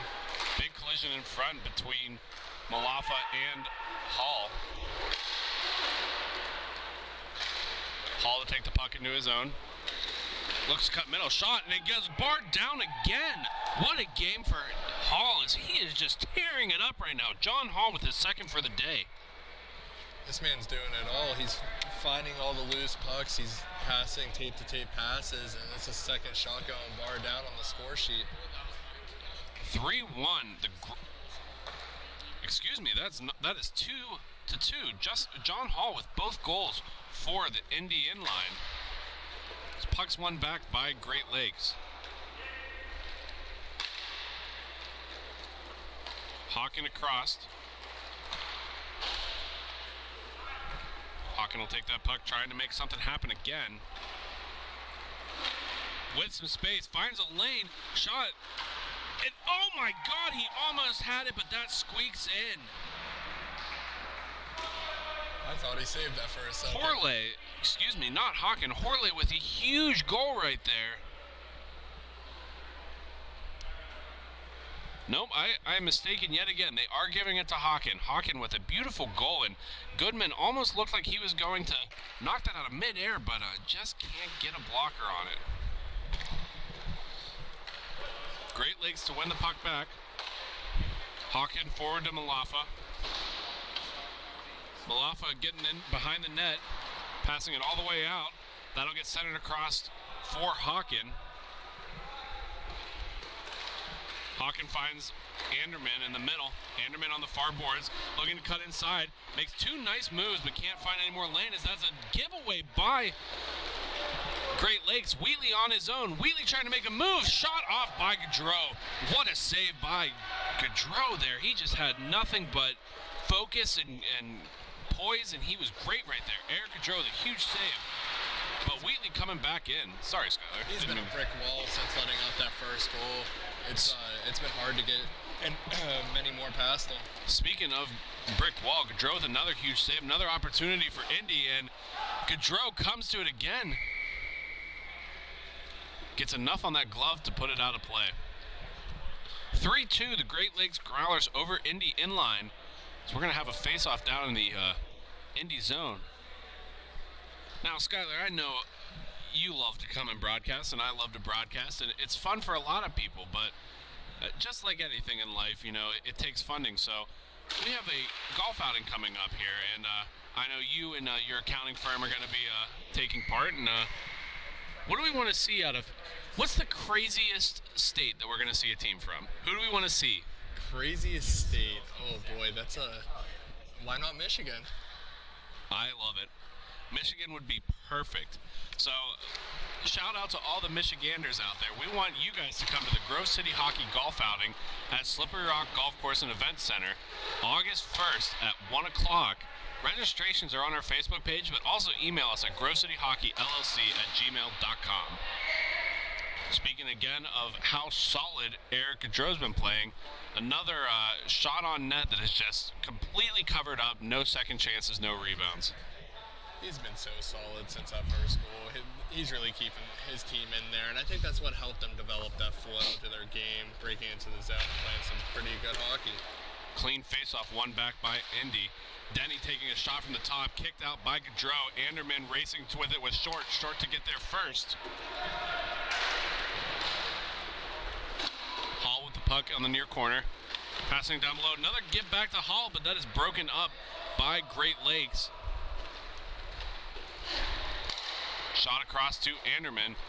Anderman on the near side with Patnode. Patnode down to the far corners of Anderman. Left in the corner, couldn't retain the puck is Anderman, but battles back to it. Still there, still fighting for it. Tries to put it center, but that's kicked out by Indy. Indy looking ahead for Hall. Hall's got Denny as a streaker. That's broken up by number 24, Joey Hawken. Bradley Denny racing to the puck, does get away with it first as he cut back towards the center. Looking far. Lost stick on the play. Keeping possession is Indy. Shot on net by number 10, Justin Short. Trip not called in the corner as they keep battling for it. Joey Hawken to get away with the puck.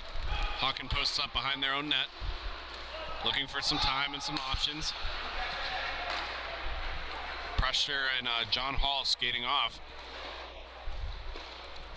As Great Lakes has some time to do something. Ryan Peters down in the lower corner to Patnode. Patnode with some space, shot, and that's a blocker and post out. Huge save by Goodman. Still there, another big save by Goodman as that is still put on net by Malafa. Malafa shot, and that'll go in. Third time's the charm for this Great Lakes. They had three great opportunities, but finally capitalized on the last one. You can't give a big guy like that some time to pull back because he's just going to rocket one, and that's exactly what he did. He rocketed one top shelf to give Great Lakes the lead. 4-2, the Great Lake Growlers over Indy inline. Face off at center as both these teams are still very much in this. One back to Joey Hawken. Hawken will elect to take it behind their net, where he does have a chaser in Wheatley. Finds a teammate up the board. Still there for Patnode. Patnode coming with speed, pulls it across, and another goal by this team. They're just opening up the floodgates. So that makes it 5-2. Patnode with a beautiful single-handed effort right there. He came to play today, and it's very clear he had some open space, and he is very, very quick, and he took advantage of that. Now it's looking like Indy's taking some time out, or taking a timeout to regroup after there's 2 goals right there. Well, we have a quick timeout by Indy inline as the two teams seem to be barking at each other. Doesn't look like it's quite malicious, but these teams definitely have some talking to do today. When we come back from this timeout, we're going to listen to our sponsored messages real quick, and we'll be back with some more of the MIHA championship games. Again, these are just the seeding games, so we got the playoffs remaining and then championships coming up after 2 games. You're listening to Grove City Hockey. This copyrighted telecast is presented by Grove City Hockey. It may not be reproduced, retransmitted in any form without the expressed written consent of Grove City Hockey LLC. We thank you for your understanding and hope to continue to enjoy this complimentary broadcast. To purchase footage, email grovecityhockeyllc@gmail.com.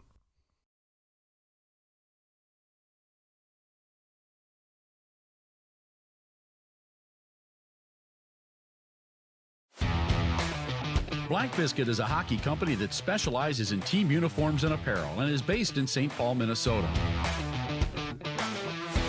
We have been working with teams throughout Minnesota and all around the world.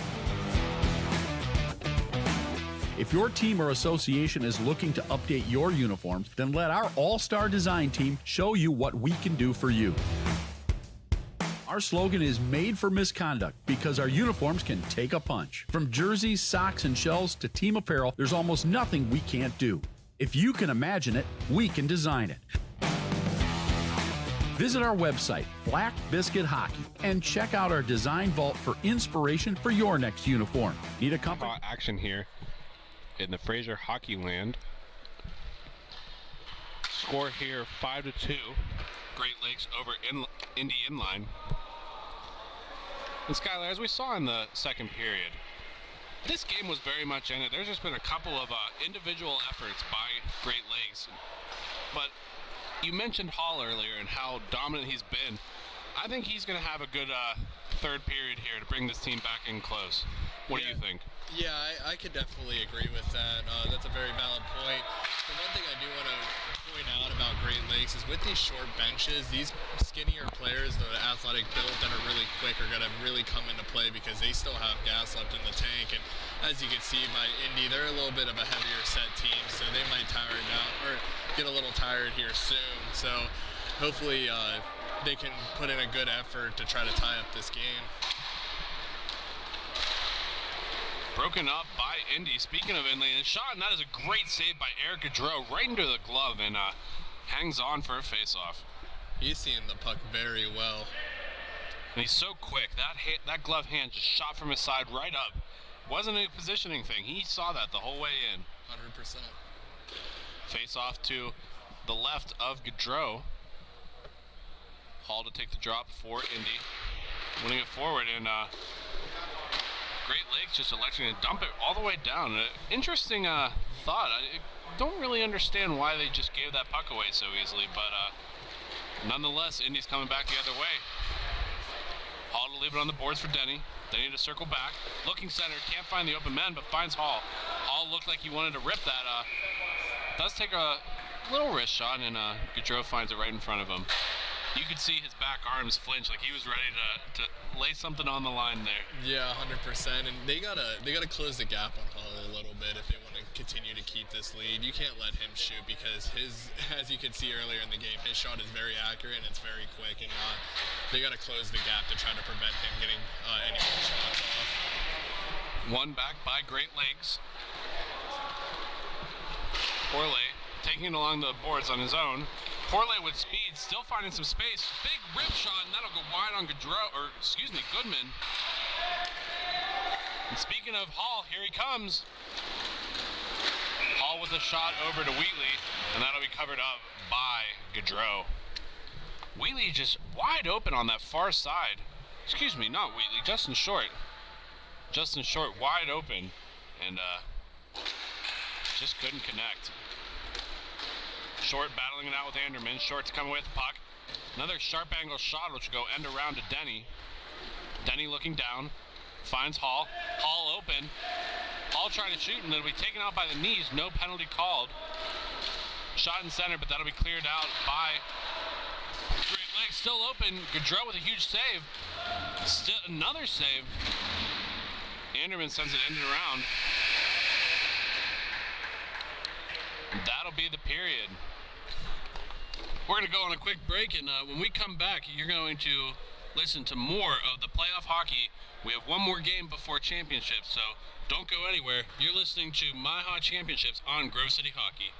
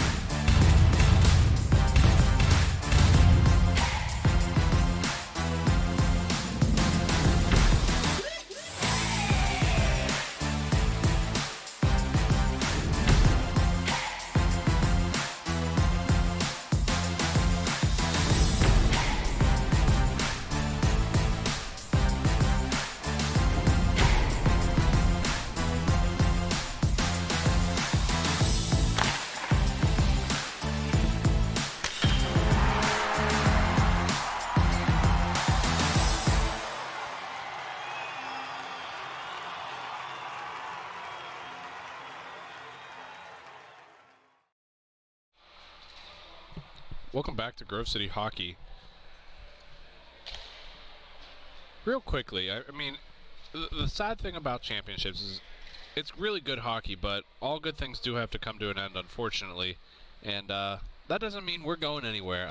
Skylar, you're a member of the Men's League Legend podcast, our Monday afternoon podcast that we do weekly. And talk a little bit about, what you've seen on it as we quickly have a shot, and that'll be a save by Gaudreau? Yeah, that was a beautiful save. Oh, my goodness. What a save as he got across so quickly that he thought he overcommitted and stuck it wide. But a beautiful save by Gaudreau, Eric Gaudreau there. Hall to take the draw. Sorry to interrupt. But, again, the podcast has been something that we're doing. Like we always say, we want to grow the sport of inline, and this is a way to do it. Yeah, so we tend to record the podcast every Friday night. We post it every Monday afternoon, and we talk about many NHL issues. I think we're going to start incorporating a little more roller hockey into it as well to try to grow that a little more. And what we talk about, it's not... Hall with a shot fought off by Gaudreau. Sorry to interrupt, Skylar. You're fine, but it's not all about who scored this goal this week. We like to talk about some of the hotter issues and give the listeners our opinions and see if they what they think upon the issues as well. And that was a huge save by Goodman with a low leg kick. Yeah, Skylar, so as you mentioned, we talk about some of the broader topics of hockey, and we're going to give a quick teaser for this upcoming Monday's show, and make sure you guys comment and see what you think. So we've been talking about how great these goalies have been with some of their saves, and one of the topics that we talked about is why aren't goalies, as in like soccer, allowed to be an offensive threat? Why aren't they allowed to go past the center line? And we don't want to hear our takes now. We want you to listen to the podcast, but give us your thoughts. Do you think goalies should be allowed to cross center red and try to score a goal? Doesn't mean goalies haven't scored goals, but they might score a lot more. Yeah, you never know. And then along with that, we talk about other penalties and rules of the game that we think could be changed, what should be, stay the same. And you guys should just listen in to see our point of views and give us your own. And don't forget our favorite segment, Bet to Build. One of our other podcast members, Damon Pajak, is a little bit of a losing streak and could really use your help. So make sure you guys tweet us or send us a private message on Facebook with some of the parlays that you think will hit, and we'll just see if he can get a couple of wins under his belt. Getting back to the action here, Pat Node on the far boards, trying to take it up the middle. Tries to break between two defensemen, but Hall to turn the puck back. Indy with a nice little move, coming down with numbers is Wheatley. Wheatley looking to shoot, and that'll be directed up into the netting.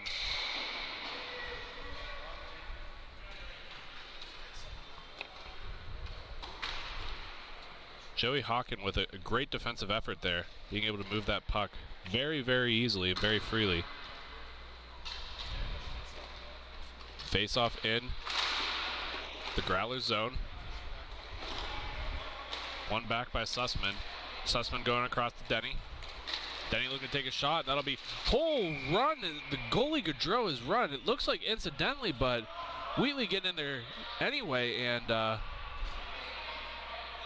looking like some chirping going back and forth between the two clubs as Gaudreau is luckily not hurt, but quite dangerously ran right there. Yeah, there's nothing the Indy player could have done right there. If you're sitting there watching, number 5 pushed him right into his own goaltender, and thankfully Gaudreau was not hurt in the play. Gaudreau nonetheless giving him a little whack on the way out as a goodbye present, as Great Lakes dumps it into the Indy zone. Sussman to get the puck back for Indy. Looking on the near boards. Finds Denny. Denny looking up. Wheatley and number 17, that would be Malafa, are getting very physical. Again, Gaudreau making a solid save. Wheatley and Malafa really chirping at each other here. We'll see if something develops.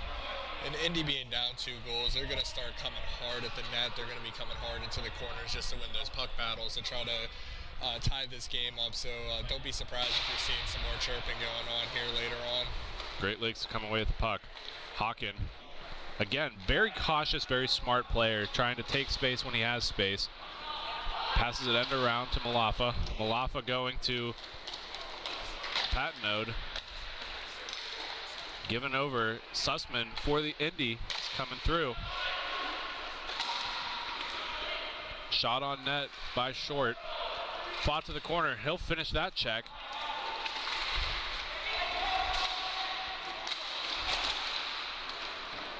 Directed behind. Patnode to come away with the puck.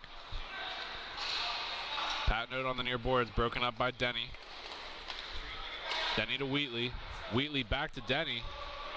Denny being a little cheeky there, holding 24 stick, holding Joey Hawkins' stick, and continues to hold Joey Hawkins' stick. Hawkins, being a pest on him. Hawkins eventually coming away with the puck, only to be broken up by Short.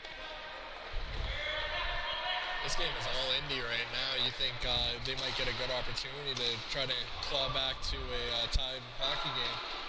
Dewey to Hall. Hall circling. Would have taken a shot there, but Short sticks in the way. Sussman's shot on net, blocked away by Gaudreau.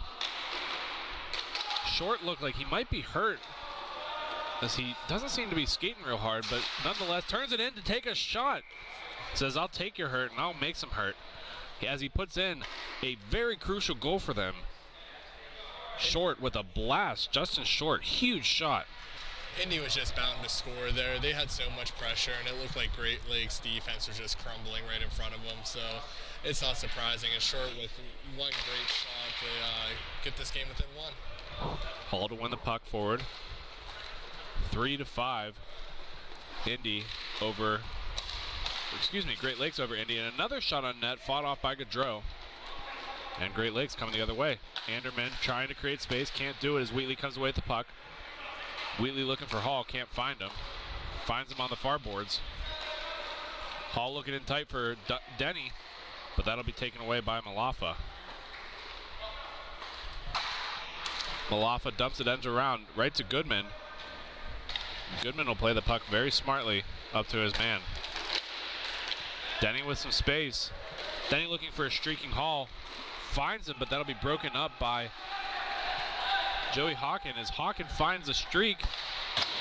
Joey Malafa with a hard shot on the near side. So he gets dumped in the corner, still keeping the puck. Doesn't give up on the play, but nonetheless comes away with Indy. Denny to create some space. Looking for Wheatley on the far boards. Makes a little inside-outside move. Gets tied up by the goaltender of all things.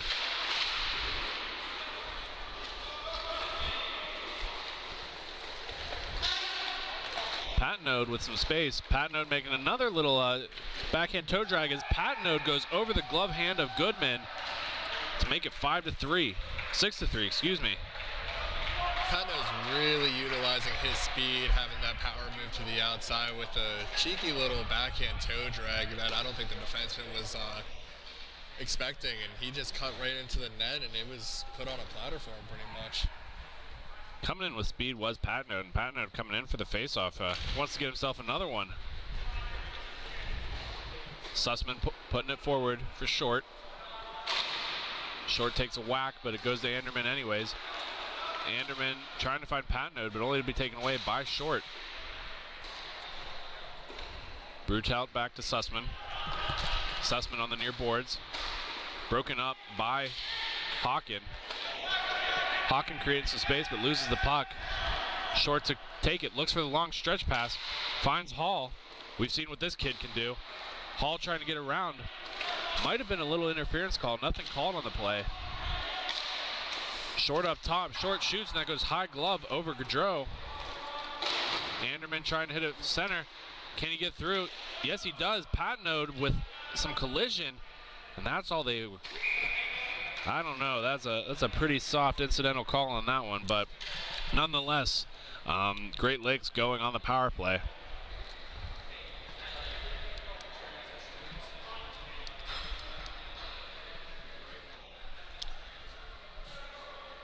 That'll be Brutout with the interference call.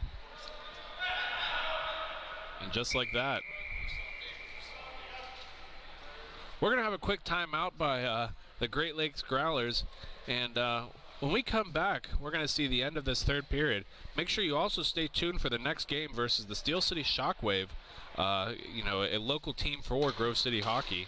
Local might be a stretch, but nonetheless, it's good to see some PA guys making their debut and, making Pennsylvania proud. So we're going to go to a quick break here. When we come back, you're listening to Grove City Hockey.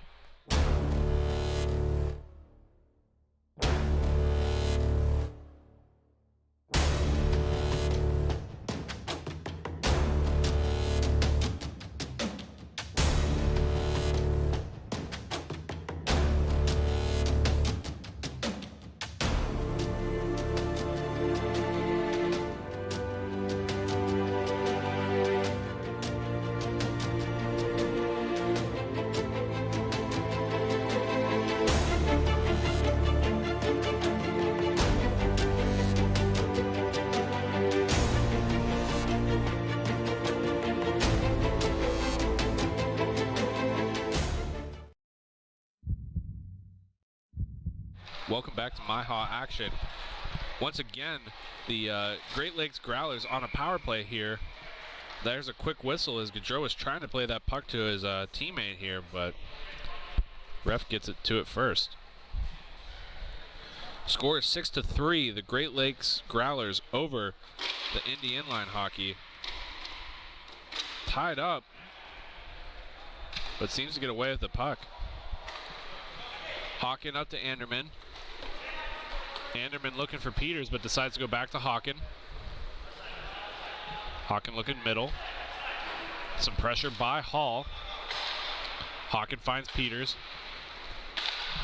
Peters goes deep to Malafa. Malafa trying to shoot it off Goodman, but only to be taken away. Long stretch pass. Hall's going to race to it, gets it there before Peters. Can't make it there as Hawken comes to take the puck away. Hawken on the far boards. Comes back across to Peters.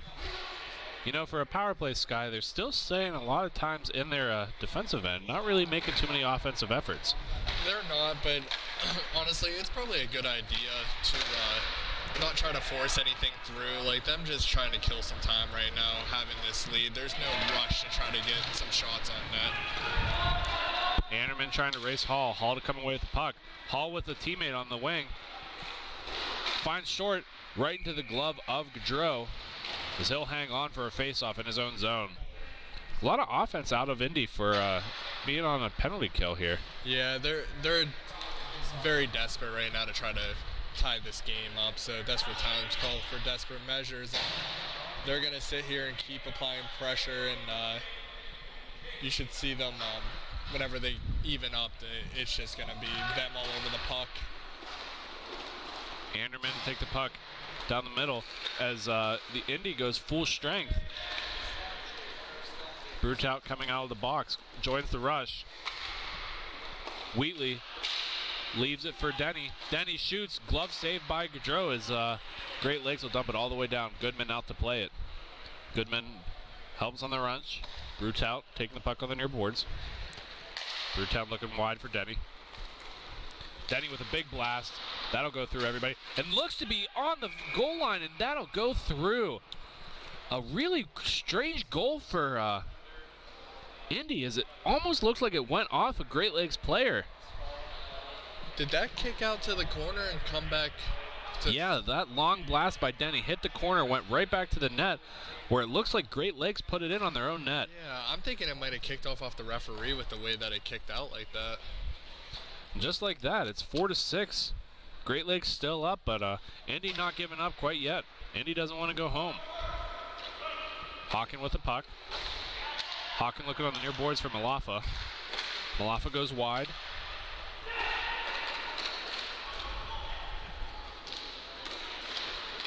Goodman playing a dangerous long game, but Hall will come away with the puck anyways. Excuse me, Short with the puck. Short over to Denny. Denny shooting it up. That'll go right into the trapper of Gaudreau. A lot of really sharp angle shots for this Indy team. They need to just get out in front and shoot. They need to get somebody in front of Gaudreau, too, because Gaudreau is just seeing it into his glove every step of the way. Yeah, they need to get some traffic up front if they want to be able to beat him. And it looks like Indy pulled their goalie. Indy with the empty net. Great Lakes to dump it down. Of course, nobody there to help. Wheatley to go back to retrieve it. And finally, looks like Sussman's going to be that man that sits in front. Tied up is Hawken and Sussman. Getting out is Hall. Hall looks to the center. Denny with some time. Denny over to Sussman. Sussman on the far boards across to Denny. Denny winding up. Fakes the shot, passes it over to Sussman. Sussman can't hold on to that. Sussman back over to Denny.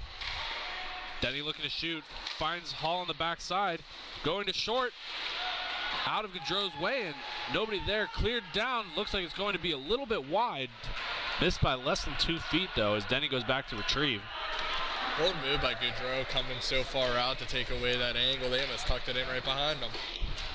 Denny to Hall. Hall looking short. Can't find anything. Again, cleared down towards the net. Race there by Patnode. Patnode's going to win that race and bury it, making it a 7-4 game. There's the dagger right there as Patnode is putting his team onto the championship.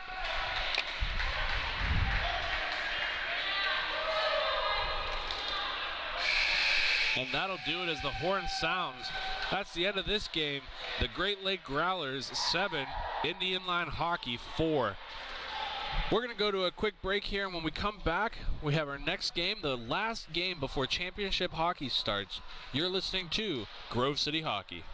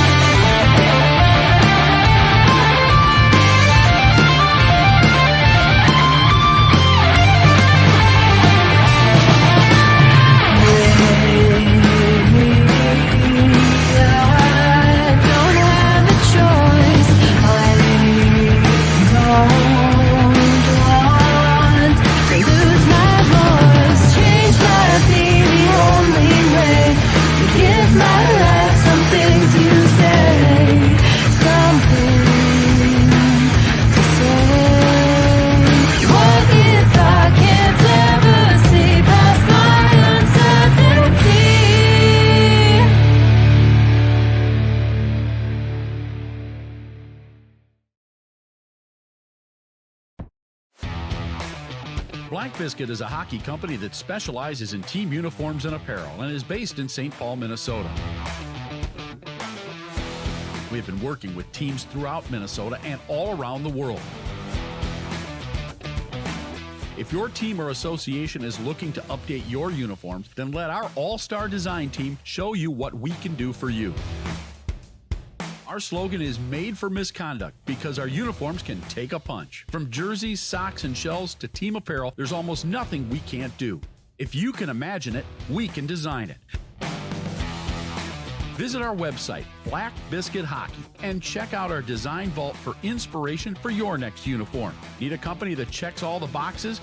Outstanding design, quality product, great customer service, and timely delivery? Call us at 855-978-6888 to see what the Biscuit team can do for you. Black Biscuit. Black Biscuit. Black Biscuit. Made for misconduct. Black Biscuit, made for misconduct. Don't risk it.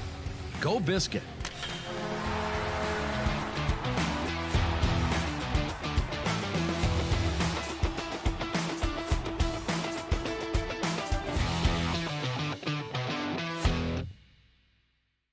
This copyrighted telecast is presented by Grove City Hockey.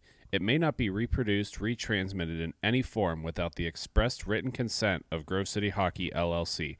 We thank you for your understanding and hope to continue to enjoy this complimentary broadcast. To purchase footage, email grovecityhockeyllc@gmail.com.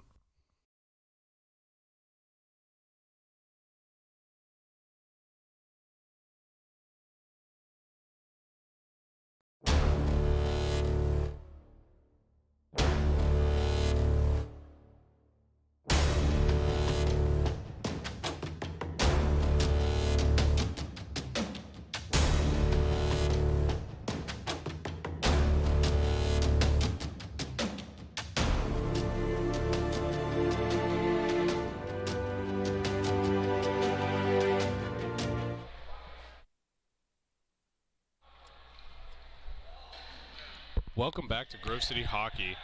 The Steel City Shockwave versus the Detroit Revolution.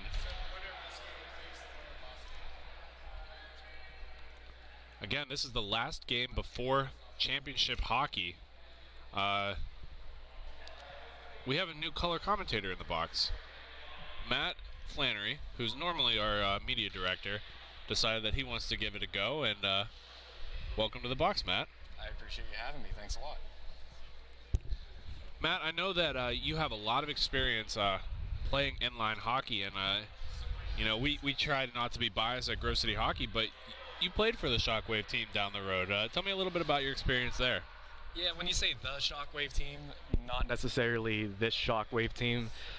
In the organization, we do have a few different teams, so I am on a little bit of a separate team than this. Their roster isn't quite usually the way it normally is. I know there's a player from my team up on there, and then from earlier in the tournament yesterday, Chris Belts ended up getting a gross misconduct, getting kicked out for the rest of the tournament. One of their better defensemen. That's going to be a pretty big blow, so we'll have to see if that's going to hurt them or see if that they can grind it out. I know you've played against Eric Phelps a lot. Tell me a little bit about his goalie style and what you expect to see out of him today. So from first glance, like if we're just going to go based off appearance, he looks a little bit bigger. Looks like, you know, he may be slower, you know, your normal judgment of, you know, someone who may be a little bit bigger. Honestly, size doesn't slow him down. He's actually pretty quick. You know, any type of roller hockey goal, if you get that moving laterally, you know, it's not ice. You're not going to get over as quicker, but I feel like size doesn't really deter him as like it does to some other bigger goalies. So there's been an unusual anomaly in Pittsburgh hockey where these small adult leagues are getting a lot of like really big name recognition, and I know you'd been a part of the Mutiny tournament this past weekend. Tell me a little bit about your experience there and how things went there. I know we've had Bo Bennett was you know, talking about it. Mark Madden was involved. Bob Pompiani was giving some shout outs. So tell me a little about how that tournament went for you. Yeah, so I mean, it's just a team that's been together for a while, so a lot of different people have been through it. So the last couple of years we've been doing draft style tournaments. Everyone pretty much knows each other. You know, it's all about camaraderie, having fun. You know, just getting, you know, a chance to get on the rink and enjoy it with your teammates. But yeah, I mean, we've been doing this for a couple years tournament-wise, and we were able to get some big name brand recognition. You know, Bo Bennett, we've always tried to get him to play. We've always wanted to get him to come down and play with us because Bo Bennett is a roller hockey player traditionally, and he just, you know, obviously with NHL contracts hasn't been able to. And Bob Pompiani was probably the biggest surprise because Mark Madden, you know, he does support, you know, he has his own roller hockey tournaments, but Bob Pompiani was probably the biggest surprise for me. And there's somebody else on the Grove City Hockey organization that played in that tournament as well, our main cameraman, David Pajak. It looks like you guys actually faced off against each other this weekend. Faced off against each other twice. And how did that go for you? So I'm just going to give you a quick rundown of the entire tournament within 30 seconds. So my team went 2-2, won the first two, lost the second two, fourth game being first round playoffs, and we're out. The two losses that my team were handed were both from Damon's team. And it sounds like you had a little bit of a frustrating day at the Mutiny tournament. How did your emotions come into check during that event? Let's just say the officiating was suspect. That'll suffice for my answer there.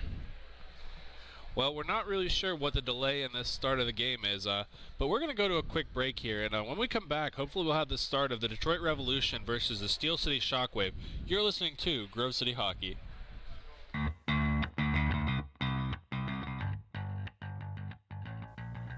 Bonus Accounting is Western PA's premier accounting firm, offering payroll services, QuickBook advising, and business accounting, making them an accounting hat trick. Visit them today at bonusaccounting.com. Bonus Accounting, the firm of the future.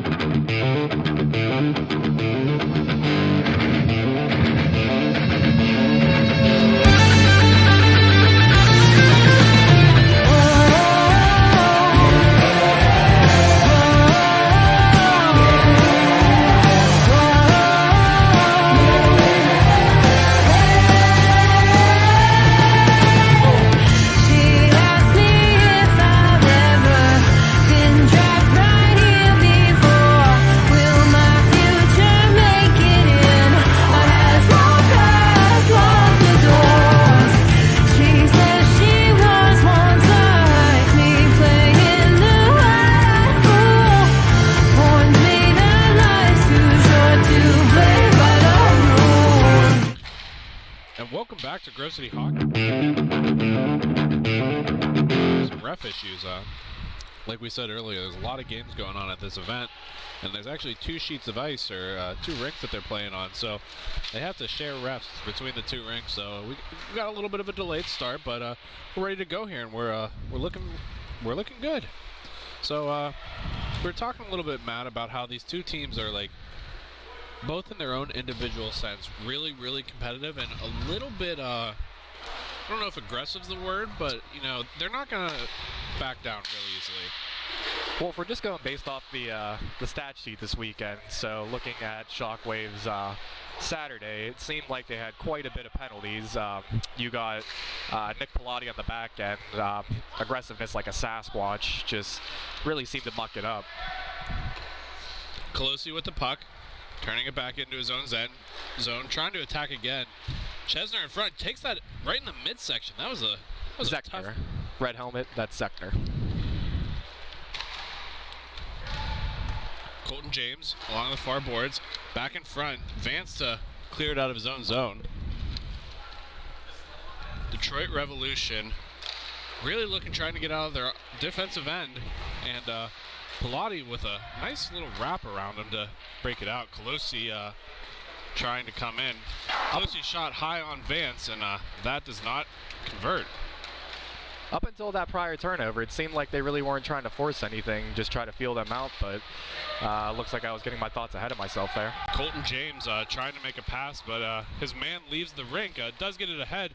And the Revolution, big save by Phelps. Quick to get over. It'll be Justin Whitston with the shot, and did not convert, unfortunately, for Detroit Revolution. Ivanko coming up with the puck. Ivanko looking wide. Gets broken up by Shockwave. Ivanko gets that puck back as takes a shot on net in front, trying to find James, but James directs it to the corner. Got to be careful if you're Shockwave there to not take that hook. You didn't get it, but you just got to be extra careful in the playoff game. Laskowski down below the rink, trying to knock it out. Does so. Knocks to Burkholt. Looks like Detroit setting up in your traditional 1-1-2 setup. Bobby Ross behind the net, being very, very patient. Not spending a lot of time. Scott McNaughter loses the puck back to Bobby Ross.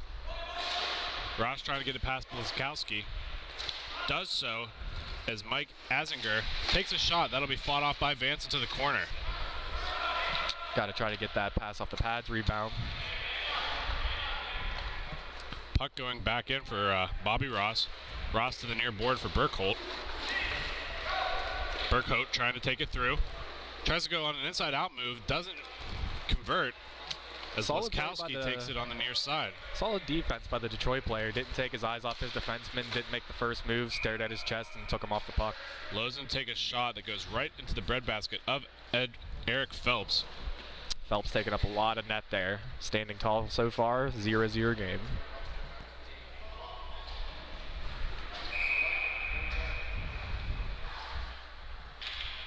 Face off in the Shockwave zone.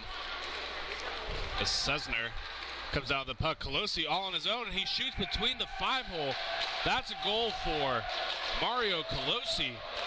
What speed to burst out of his own end and go into the go through the slot there and get the shot high glove. What a sagacious move as he fakes that high glove and then goes right between the wickets. 10 minutes left to go in the period. 1-0 Shockwave over the Detroit Revolution. We'll have to see how Detroit responds here. You know, are they going to keep up the same kind of slow feeling out process? And so they're going to maybe try to go one-handed in. Issue with where it was going to go next. Kind of just what they did there. Eric Phelps making a nice diving effort. Gets that stick out there to corral it into his glove. Face off in the Shockwave zone. Ross to take the puck. Nice little move. Arwine with a beautiful inside-outside move, but that's not a problem for Phelps. Easy little glove save for him. Good shot nonetheless, but seemed to be relatively easy for him. Puck goes out again to Arwine. Colosi getting there, but Arwine keeping the puck in his own zone. Arwine taking it all the way back, trying to reset. seems like Detroit's doing pretty good getting around some of the Shockwave defense. It seems whenever they go to poke check, they're throwing their torso whenever they throw their stick, so it seems like they've been getting around them quite a few times. Colosi on the near side. Passes it center but can't get it through as Ross will take it all the way back in his own zone. Full change for the Detroit Revolution. Ross getting some time. Ross to Shirley. Shirley trying to make it a pass, but that'll be broken up by Arwine. It seemed to be a little bit of a panic pass, if you ask me. Whitson trying to put it down, and that puck will be out of play. One unique thing about the sport of roller hockey, different than its counterpart in ice, whenever you shoot the puck out of your own defensive zone, unless it looks completely intentional or unless you're a goalie without the puck hitting anything before it goes out, there's no penalty for that, so we will have a face-off at center here. Mike Azinger to take the face-off for Shockwave. One back by the Detroit Revolution. Arwine to get it on the board, sends it end around. Roy Lozen looking for a man long. Can't find anything, decides to take it to the middle himself.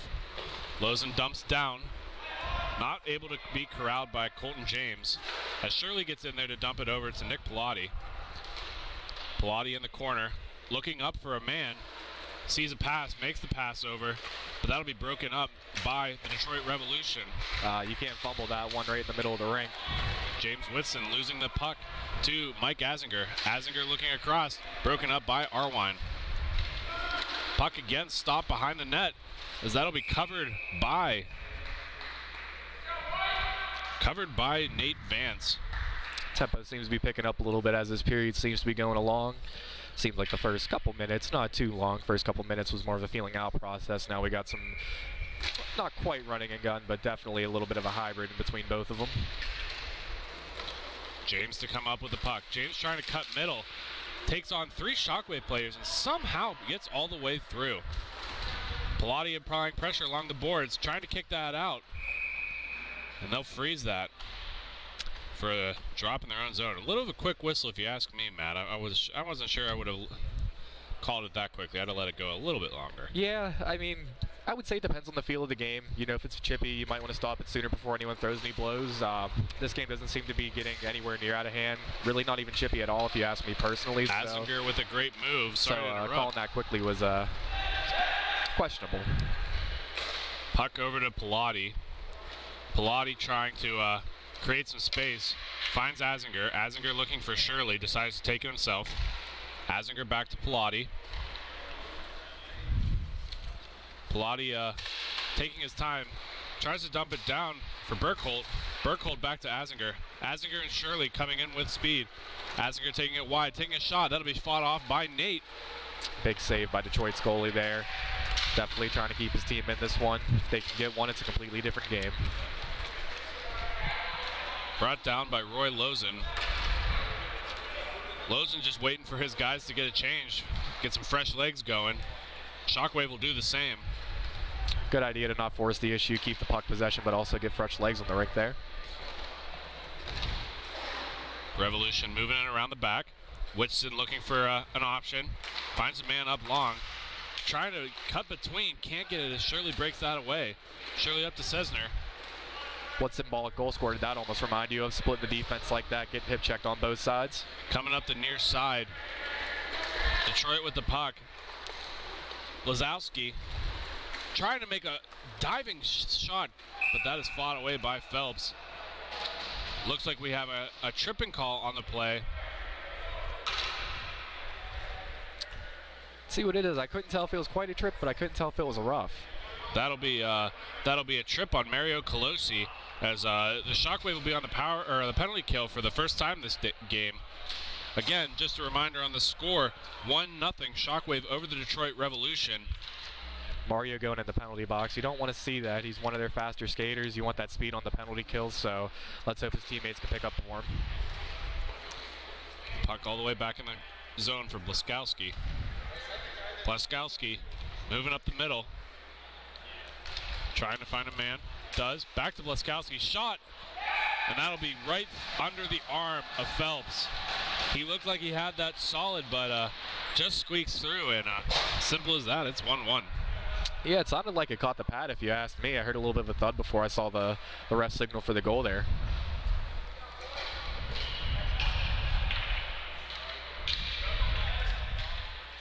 Face off at the center zone. Colosi just coming out of the penalty box will take the draw for the Shockwave. McNaughter winning it back to Ross. Ross looking for some space, finds some, over to Colosi. Colosi on the far boards, coming in with a little bit of speed. Takes a shot, and that'll be off the shin guard. Oh, that did not look like that felt good. Arwine in a little bit of pain and discomfort, but electing to stay on the rink to finish his shift. Way to stand tall in there. Blaskowski with a nice little poke, sending it all the way back into the Shockwave D zone, as Ross will take it down behind their net. Ross looking up for Sesner. Sesner trying to cut middle. Brings it back into his own zone. Looking wide, finds Ross. Blaskowski making some pressure. Pushes the puck up to McNaughter. McNaughter looking for some help. Finds Colosi down in the corner. Colosi trying to turn it back in. They are double covering Colosi, and that leaves a little bit of opportunity for some of these other players.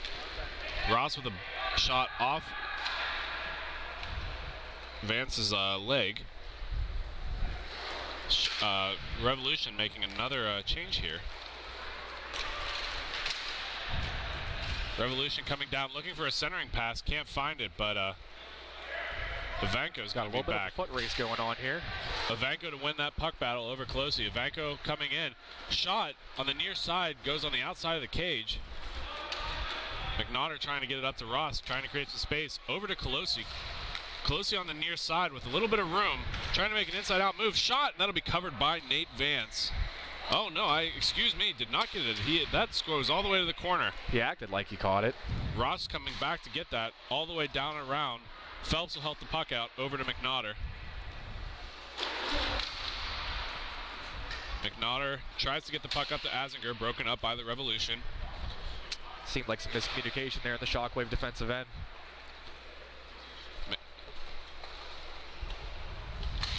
Azinger looking center. But bouncing puck for Ross, can't seem to get it under control. Still rolling, finally gets it together in the corner, but only to be taken away by Roy Lozen. Ivanko trying to take the puck away. Lozen will take it. Lozen going back down. Standing behind his net is Roy Lozen, looking up on the near boards. Foot battle by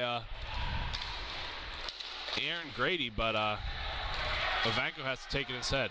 Under a minute left to go in the period, as the Revolution are coming down with the puck. One-on-one with McNaughter in front. Revolution makes a nice little move, and that'll just go way high over the goal. Shirley trying to get through, can't get past Roy Lozen, as Lozen's taking a lot of bodies on for the puck. Shot on goal, be fought off by Eric Phelps. Colton James pressuring behind, makes a nice little move behind, trying to find something in front. Finds Ivanko. Ivanko's shot, that'll be blocked off by Shirley. Shirley coming on the near boards. One last rush, it seems to be looking like. Shirley trying to make a nice in between the legs move, but that's broken up by the Revolution. Revolution going into their own zone is James Whitson as the period expires. That's good defense by Detroit to be able to keep it out from in front of the net there towards the end. Well, the score is 1-1. The Steel City Shockwave tied with the Detroit Revolution. As we get ready to go into our quick break, you're listening to Grove City Hockey.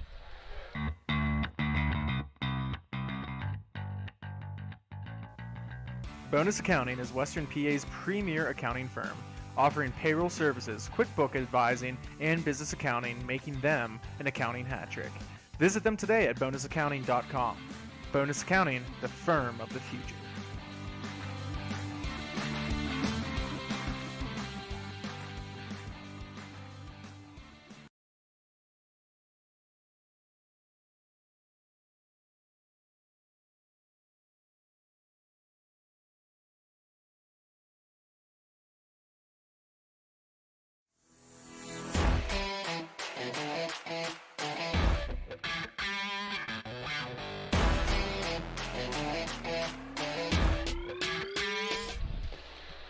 Welcome back to Grove City Hockey for the MIHA Championship weekend in Fraser, Michigan, where we have the Steel City Shockwave playing the Detroit Revolution. 1-1 the score of this contest. And Matt, what did you see that first period that really, will be the determination of who breaks this tiebreaker? If you ask me, it seems to be a pretty even contest. It seems like both teams are doing a lot of the similar things. Just seems like whoever tightens up in their defensive end a little bit more than the other is going to be the one that takes this victory. Huge collision by Shirley along the end boards to be taken away by Whitston as Whitston tries to go high glove on Phelps, but misses the net altogether. Certainly helps a goaltender when that happens. Whitston taking the puck, trying to find somebody in. Whitston taking it all the way back out to the neutral zone, where Aldrich will take the puck. Aldrich trying to find a man down, broken up by Shirley. Shirley trying to take it to the near boards. A bouncing puck makes that shot a little bit hard, but Shirley does come away with it. Shirley across to Sesner. Sesner looking to try to make some space for himself, only to be taken away by Aldrich. You got to look to make that Aldrich hitting the referee, not even trying to get out of the way at all. Pilati going end around to Shirley. Shirley finds Colosi in the center. Colosi coming in with some room. Shot, and then it'll go off the inside shin pad. That couldn't feel good. Brad Arwine seeming to get a lot of pucks blocked out in front and decides to stay on for all of them. And definitely taking a beating on the shins. Colosi on the near board. Again with space. Having a lot of space this weekend is... Nate Vance does not seem to get it out, and he will cover that puck for a face-off in their zone. Detroit goalie squared up pretty good, front and center. Shirley from the top of the slot, no traffic in front. Seemed like a pretty easy save. Score 1-1 still in this this period between the Shockwave and the Steel City Shockwave and the Detroit Revolution. McNaughter with the puck up top. McNaughter over to Ross. Ross looking in, off Vance. Roy Lozen with the puck on the corner, trying to get out cleanly. Does so as Blaskowski is coming through the middle. Blaskowski on the far wing. Makes a nice little move out. Ross makes it through too, but doesn't get a shot on goal. Ross going down below for McNaughter. McNaughter going back in, taken away by... It looks like by... Who is that? Regardless, Shockwave coming down with the puck. Only to be given away. Blaskowski coming down. Banaszak in front of the net, looking to be open. Blaskowski shot, that'll be high over Phelps. Keeps the possession. Only to be taken by Ross. He'll wish he had that one back. Ross with a man. Ross with two men. Only to be broken up. Blaskowski looking for the rush. Gets there. Joshua Grady coming down one-on-one. Nice little move, but can't hold on to it as it gets directed to the far boards. Almost a too many men penalty as they Revolution just barely get over the board before that puck hits the skate. One would say he stepped out of harm's way. Ivanko and a lead pass. Joshua Grady trying to shoot, but goes on the near side, can't get it through. Bobby Ross back to Scott McNaughter. McNaughter up to Azinger. Azinger looking for Burkhold, but Burkhold covered by two men. Elects to go to Bobby Ross instead. Ross going down on the far boards. Tries to redirect it, can't get to it as that's taken on the near boards. Joshua Grady just barely misses that puck as Azinger takes it down instead. Burkhold going back into their own zone. Can't create enough space. So it goes all the way back in the end for Azinger. Azinger will elect to stick behind their own zone, behind their net, waiting for some help. McNaughter joining him. Both teams making changes here to get some fresh legs out. As Azinger is looking for Colosi. Colosi with space. Tries to make a move, can't get to it. Seems to be too many one-and-done opportunities for Shockwave. They need to move the puck around a little more. Arwine taking the puck back into his own zone. Trying to find a pass. Misses a pass as Bobby Ross will collect that puck. Ross over to McNaughter. McNaughter will start to head behind their net as he instead goes for a stretch pass to Azinger. Azinger taking a shot. That's on the high and wide. Closely trying to pressure the puck, but that gets up anyways.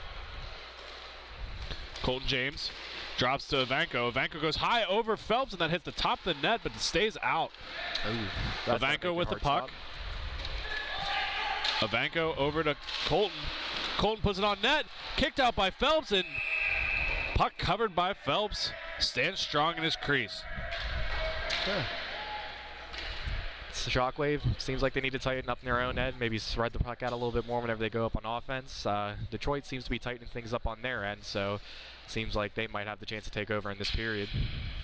Full changes for Shockwave as Pilati will take the draw in their own zone. One to the side. Colosi with Shirley. Colosi getting it over to Shirley. Shot down. That'll go wide, but on the ground, wide open as Vance slid a little too far overcommitted. Another shot that'll be covered up by Vance and squeaks out to the corner. Colosi goes back to Sesner. Sesner goes end around to Shirley. Shirley to Colosi. Colosi on the near boards. Looking for room. Colosi shoots. That gets redirected to the side. As Revolution will come away with it. Blaskowski with the puck. Dumps it up to Evanko. That'll be taken over by Sesner. Sesner and Blaskowski fighting for it. Looks like it could have been a takedown. Nothing called, but Vance will cover it nonetheless. Score 1-1. The Steel City Shockwave over the Detroit Revolution. Got to start winning some of those 50-50 puck battles if you're Shockwave. Detroit seems to be taking over in that area. Face off in the Detroit Revolution zone. One back by Banaszak. Banaszak up with the puck. Looking for Blaskowski. Finds him on the wing. Blaskowski trying to make a move around Pilati. Gets directed behind. Finds a man on the back door but can't connect the pass. Banaszak with the puck. Shot in front. Goes to the near board where Pilati will fight for it. Can't seem to get it through.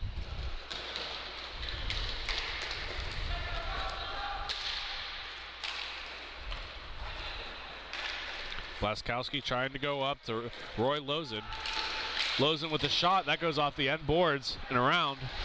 Tries to be followed up by Banaszak, but that'll be taken over by Shockwave.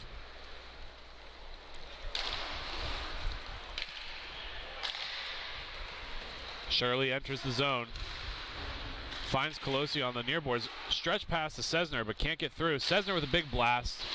Comes on the near boards for Shirley, and Shirley dumps safely back to Pilati. Pilati with time and space as Banaszak's trying to pressure. Puck goes to the corner. Lozen back to get it. Lozen all the way around to Evanko. Sesner standing at the top of the goalie crease. Looks like Detroit getting some fresh bodies on there.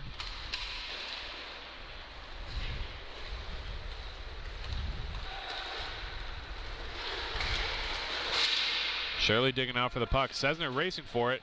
Doesn't beat Evanko. Evanko gets it down, but Shirley will get to that before Evanko's teammate can. Evanko's still battling. Gets it all the way down for Joshua Grady. Joshua Grady circling the net, trying to find a spot to shoot, but can't as Shirley ties him up. Great defensive effort. Azinger with the shot, and that goes in. Mike Azinger somehow, some way, gets that puck by Nate Vance. Seemed like the goalie thought he had it. He looked a little bit surprised that the ref blew that in. Mike Azinger, without a doubt, put that puck in. Just neither one of us are quite sure how. Puck might have possibly snuck under the blocker between the arm, but who can really say? Burkholt trying to come in with the puck. Burkholt with Bobby Ross on the wing, but doesn't elect to pass it. Bobby Ross getting tied up by Colton Justin. Escapes with the puck. Passes it to Azinger. Goal scorer Azinger will elect to take it all the way back into their zone for McNaughter. Momentum seems to be in favor of Shockwave at the moment. Let's see if they can hang on to it. Ross coming in with the puck. Deciding to take it back around their zone to try to regroup.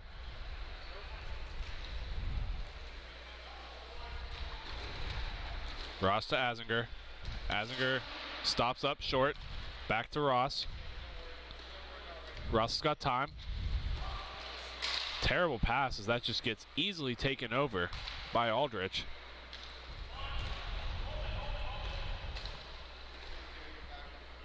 Detroit doesn't seem too worried to push the pace here at the moment.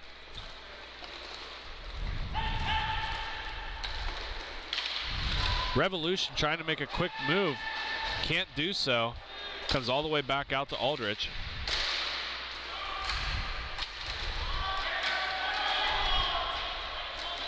Little scuffle in front, comes away with Shockwave having the puck. Played off the glass to Burkhold. He's all alone. Cleared out by Detroit. Aldrich coming in with the puck, taken over by Ross. Ross back to McNaughter. Revolution making really quick use of these changes. As Cessner's alone, Cessner tries to pack over to Azinger.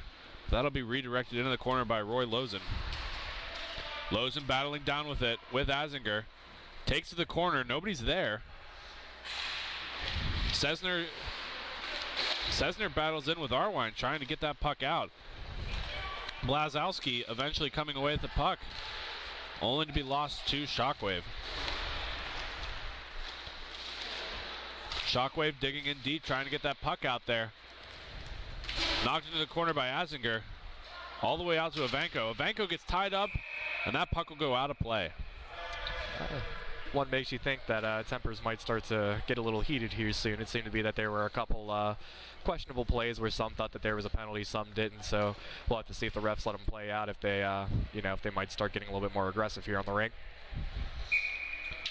Unlike a lot of teams this morning, both of these teams have full benches. They can do full 4 changes, have at least 8 skaters out, and it's really showing that whenever you're able to go hard for 2 minutes and you get 2 minutes off, these guys are really able to do some incredibly athletic things in just a short amount of time. Huge battle in the far corner as Shirley is getting absolutely dummied right now. Looks like the refs put their whistles away. It looks like they're about to let him play. Roy Lozen with the puck up top. Colosi pressuring. Colosi will follow all the way behind the net. Lozen stops up.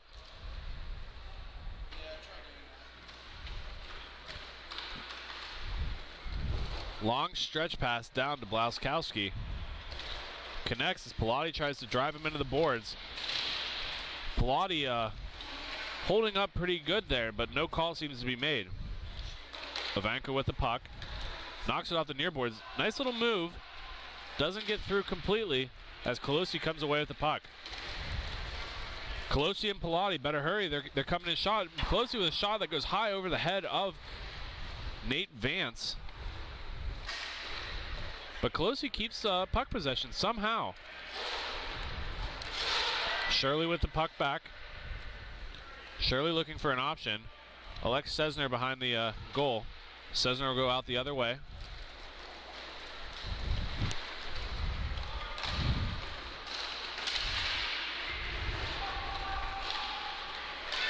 Revolution to escape with the puck. Coming down in is Joshua Grady. Grady goes. Grady with a beautiful pass to his brother, Aaron Grady. Unbelievable effort. As Aaron Grady just put that high over the glove of Phelps. And that will be the second period. Unbelievable goal to end off the period.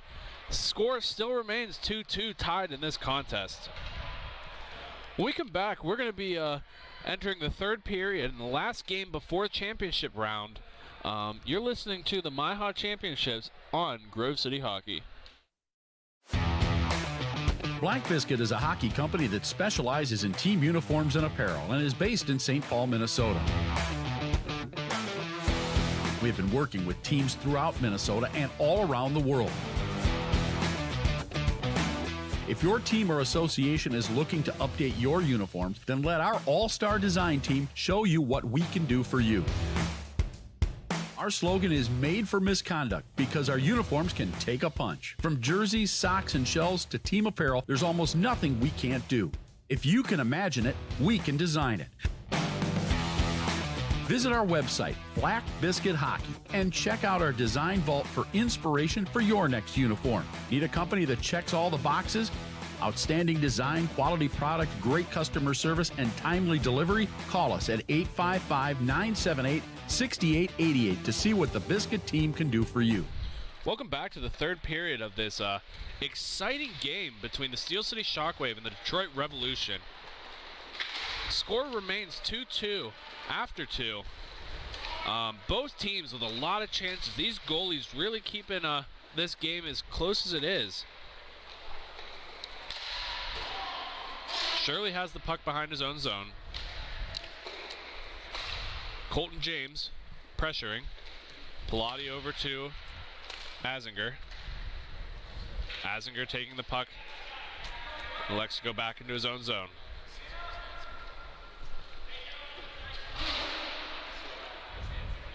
Azinger with time and space.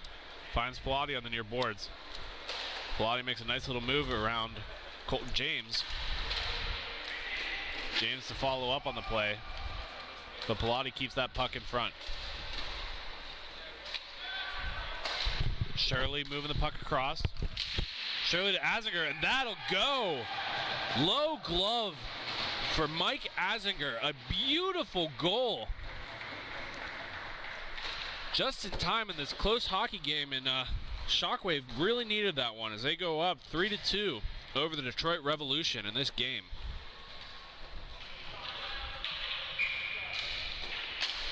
Azinger still back on the rink, wins the puck back to Ross. Ross back up to Azinger. Azinger with space. Burkholt over on the wing. Azinger ties up, can't find him.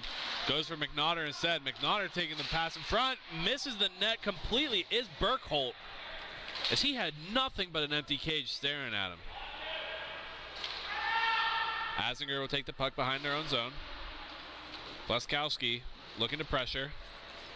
Ross with speed along the near side. Ross cutting through middle. Nice little inside out move. Ivanko pushes him all the way to the corner as that'll be broken up by the Detroit Revolution. As quick as they entered, they're coming out the other way. Bleskowski coming back on the rush. Taken over by Azinger. Azinger going behind. Finds Bobby Ross. Ross over to McNaughter. Back to Colosi. Colosi will come down the near boards. Broken up by the Revolution. The Revolution coming down on a 3-on-2 if they hurry. Finds a streaking man. Shot off by Banaszak, but that'll be directed wide. Phelps staying big. Bleskowski keeping possession of the puck. Just loses it to Ross, though. Ross over to Colosi. Colosi with space. Has McNaughter on the wing. Has Azinger on the near side. But directs the puck to the wing. Puck goes back for Ross. Pressured by Whitston. McNaughter back to Ross. Ross looking up. Finds Cessner. Cessner back to McNaughter. McNaughter up to Colosi. Doesn't make a clean pass as that'll be taken away by Brad Arwine.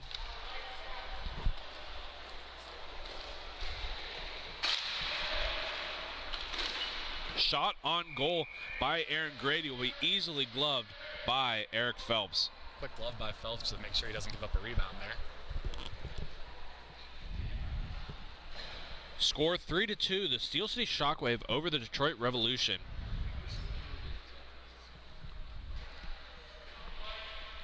Big face-off here coming up for the Shockwave. One forward by Shirley. Shirley and Colosi on a 2-on-1. Looking to come middle. Colosi, and he'll put that over the glove of Eric Vance. Beautiful little saucer pass by Shirley and makes Colosi's job easy. Quick answer there by Steel City Shockwave. Steel City Shockwave takes a commanding 4-2 lead as we're late in this third period. Face off at center. Palladio will take the draw, first Shockwave. One back by the Revolution, only to have Colosi take that puck away. Here he goes for again. He gets another one. Quick as he got the first one, a second one comes. Mario Colosi with a huge third goal right there. 2 goals in what? A matter of 5 seconds of game time? Huge answer by Steel City, and that'll be a timeout by Detroit Revolution as they need to calm their nerves and get something going. They need to help out their goalie on Detroit's end there. He's been standing tall, but their defense needs to step up. We're going to take a quick break during this during this timeout. When we come back, we're still sitting at the third period. The Steel City Shockwave 5, Detroit Revolution 2.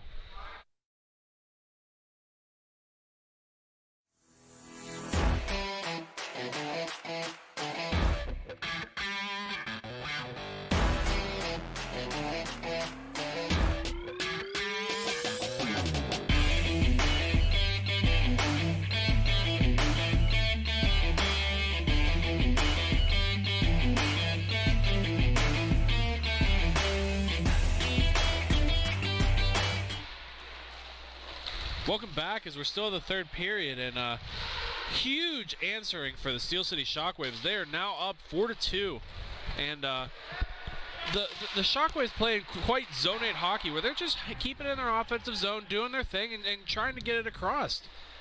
Tell you wear teams down. You play in your offensive end, their defensive zone. Revolution puck behind their zone, trying to find a streaker. Does find him as Colton James is going on the far boards. Colton James with a nice little drop pass. Shot on net. Whitson can't convert as that'll be covered up by Phelps. Smart play by Phelps there to make sure he doesn't give it up. 8:32 left to go in the period, and at that point in the game as well. Puck drop in the Shockwave zone. Winston to take the draw for the Revolution. Winning it back to Arwine. Arwine shoots on net. That'll be kicked away by Phelps. Back to Arwine. Arwine looking for an option. Finds Aldrich on the wing. Aldrich coming down to Colton James. James back to Arwine. Arwine back to James. James over. Big save by Phelps. That puck's just sitting there. Colosi to grab the puck. Colosi on the near boards. Gets handled pretty heavily. No call to be made. No, it looks like he gets the call. The far end ref got him. Does get a reffing call as the Steel City Shockwave is going to go on the power play here.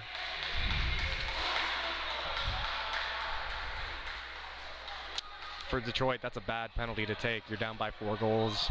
What are we, halfway through the third period with a chance at a playoff appearance or a championship appearance? Nothing but frustration out of Detroit as Mario Colosi just has so much speed and trying to get around him and gets a dumb penalty here. Nonetheless, Revolution coming away at the puck. Shirley trying to take it on the near boards. Shirley going up the middle. Turning it back in. Over to Azinger. Azinger getting pressured by Blaskowski. On the near side is Rossi. Rossi looking to take a shot. That'll be easily covered up by Vance. Easy save for Detroit's goalie there. Had nothing but space and time and just put it right into the center of his logo there. Puck drop in the Detroit Revolution goal end. Azinger to take the draw for Steel City. Ross to win the puck over to Shirley. Shirley back to Ross. Ross back to Shirley. Shirley to Azinger, back to Shirley. Moving it around the top very nicely is the Steel City Shockwave as they are just creating as much space as they can down low for Burkholt. We can't seem to get that as Ross will come away with the puck. Ross over to Azinger. Azinger up to Shirley. Shirley over to Ross. Back over to Azinger. So that bouncing pucks can't seem to get corralled. Across to Ross. Ross up to Burkholt. Burkholt gets the puck taken away as Blaskowski's trying to get that puck out. Blaskowski does. Detroit knows they need to score here. Can't afford to dump that puck. Going back down to Ross. Ross to Azinger. Azinger back to Ross. Ross looking across, finds Burkholt. Burkholdt shot, blocked in front, and Blaskowski looks to get a leading pass, but nobody's there. Looks to be about 10 seconds left on the power play there. Down to Burkholdt. Fought off by Detroit. Lozen with the puck for Detroit. Looking up, can't find anybody. And that is it. That expires the power play. Lozen was still with the puck, easily gloved by Phelps. What'd you see on that power play for Shockwave? I know they're up by 4 goals, not too much time left, but what'd you see? Shockwave did not seem to have very many chances there. They just seemed to move the puck around and not a lot of shots on net. Nate Vance seemed very untested during that power play. It seemed like they were trying to kill the time more than they were trying to score. Colosi loses the puck back.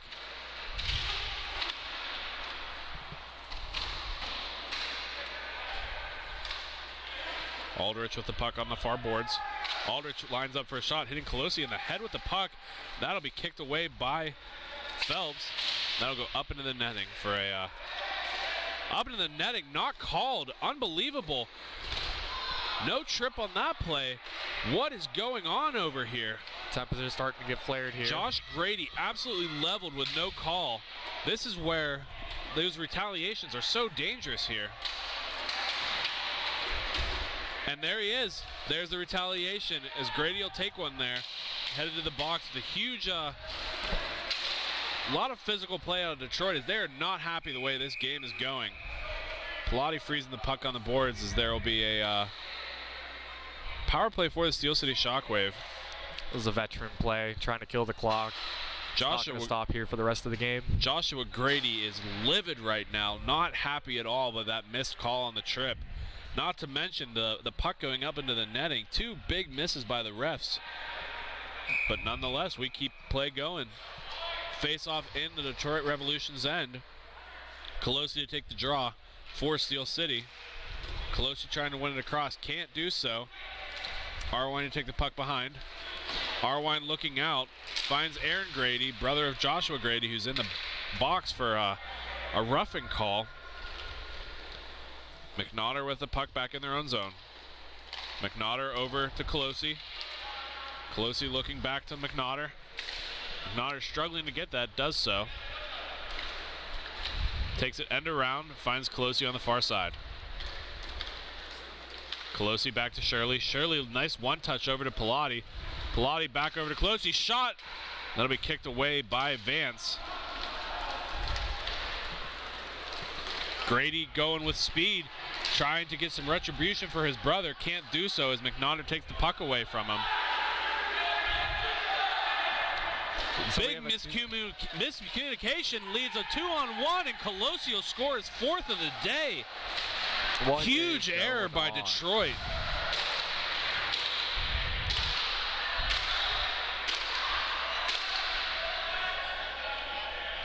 What a weird sequence of events. First, Detroit almost takes it too many men. Next thing you know, you have Mario Colosi coming down the left side, putting this game away practically. Only a couple minutes left. 1 back to Whitston. Whitston goes end around to Lozen. Lozen tries to find Whitston again, instead finds Arwine. Goes down to Blasaki. Can't seem to connect. Detroit net is empty as Blaskowski is fighting along with Shirley and Sesner. Colosi trying to put it in again, and Colosi will get 5 for the day. Unbelievable, 5 goals. And that is all she wrote, gentlemen. That's the dagger that killed the team.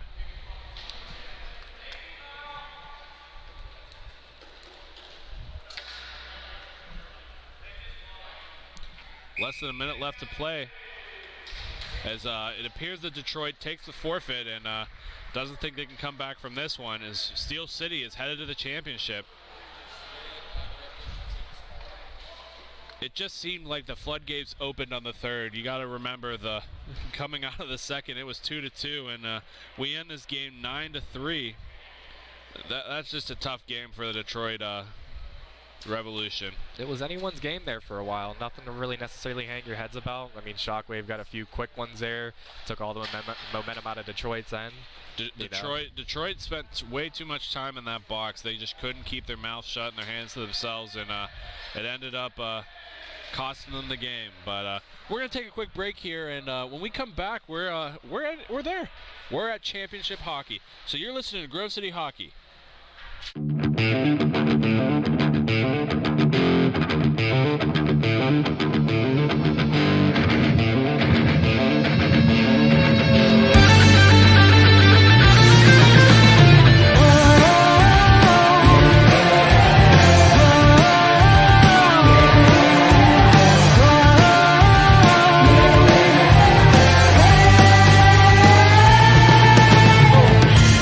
asked me if I've ever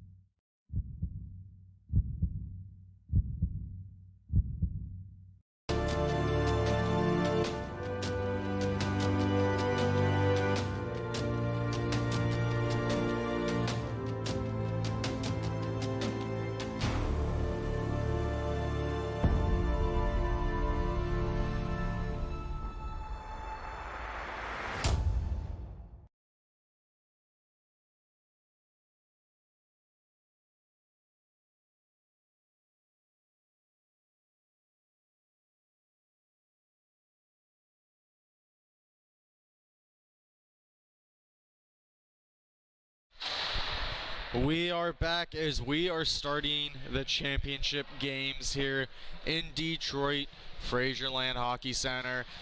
Just want to say a quick shout out, thank you very much to Mike for bringing us out here, and also Carl Richardson having us out. It's been an excellent day so far of great hockey, hasn't it been, Skies? Oh yeah, it's been very entertaining. You can't complain one bit about the hockey. They're definitely putting on a show for us, and I'd like to thank everyone for having us out here.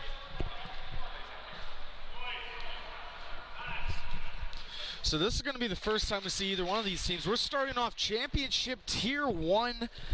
We're going to have the Detroit Infamous taking on the Kings of Ohio.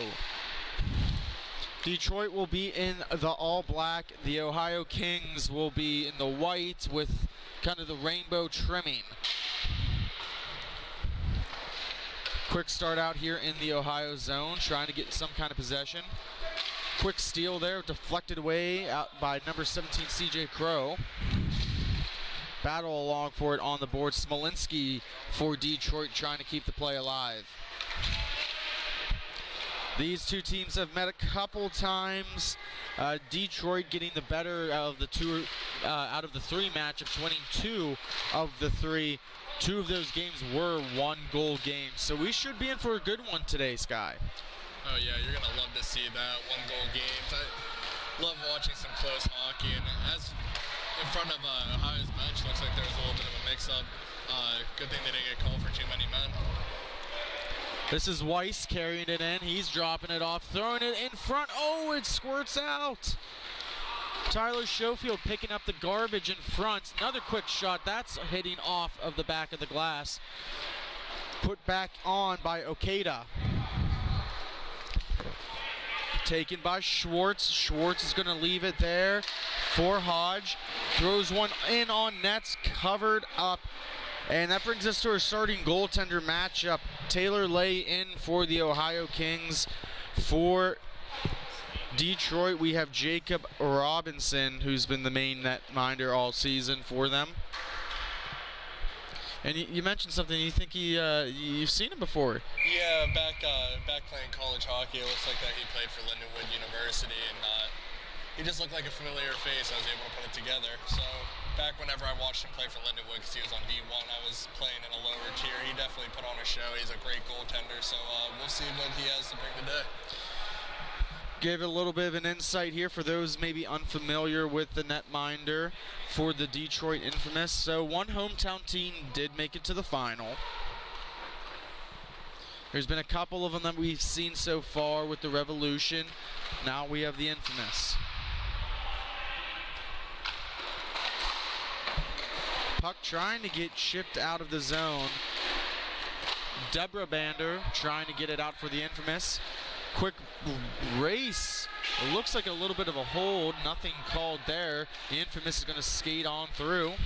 That's number 28, Zena.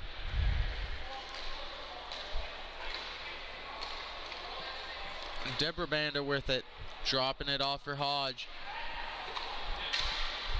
Looking for a breakout. Stutter step moves. Going to carry through the neutral zone himself. He's got one streak to the net. He's going to cut it to the slot. Looking for an opening, gets one off, tough angle shot, hit off the glove of Lay. The Infamous will keep possession in the offensive zone. Cycling it up, maybe gain a reset here, that's Schultz. Hodge picks it up. You'll see this a lot in the higher tier of roller hockey. They'll reset if they don't like it, they'll throw it back and come back in with a new wave of attack, you could say. Intercepted by Okada, coming down. Here's Putnam. Oh, the puck's just laying there. So close. Robinson diving to cover that puck up. Man, that would have been a bad, terrible first goal if that one, someone would have gotten to it. Oh, yeah, that's for sure. That just sat there just waiting for someone to tap it in, but luckily for Robinson, he was able to turn back and snap that puck before it went in the net. Face-off was to the right of Robinson. Carried up through the neutral zone by number 17, Schofield. He's looking for number 91, Smolinski. Smolinski going to go back to his man, Schofield. Carrying in, looking for a tip in front. That goes just wide. That's going to be picked up by the Kings. Holding on to it, surveying the options. Going to go up to Putnam. Putnam's going to skate it through the neutral zone into the offensive zone, looking for a streaking man. Going to throw on Robinson. That's going to sit behind the net. We're going to have our first penalty call here. Nope, it's a hand pass. Apologize for that. Heard the whistle. Looked down here in the corner. The ref was deciding to hide from me.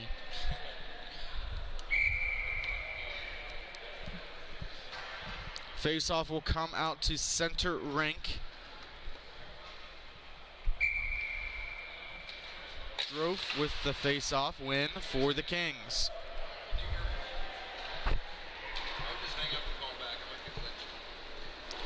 Just going to set up behind his own netminder, Lay. Going to decide to cycle it back on his Grow. He leaves it there. Maybe a mistake is number 71's coming on it. He pounces on the puck, throws one in front. That's Schwartz. Finally chipped out of the Ohio zone, carried through by Putnam. Putnam lets one go. It's going to circle all the way around on the far boards. Dorf now. Schultz with it. Schwartz carrying the puck through. Looking for a centering feed. He's got his man. He couldn't get a shot off, though. Another quick shot. That one's right into the chest of the netminder, Lay. We're going to get another cover and stop here in play. Lay looks like a fantastic goalie. His angles, and he is very sharp, and he's keeping up with the puck. He's seeing the puck very well. I feel like it might be a little hard to beat him.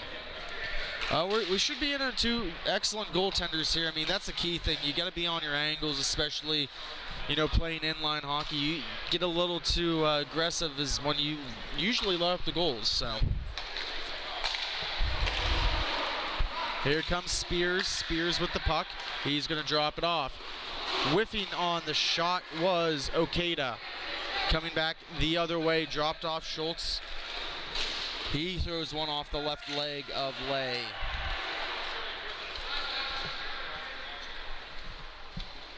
Just going to reset this. Gets the outlet pass to number 7. It's 77, Telford, Jack Telford. Missing Okada. It's going to come back the other way. Schultz with the puck now. Feeds it in front. Oh, just out of the reach of his man, Hodge.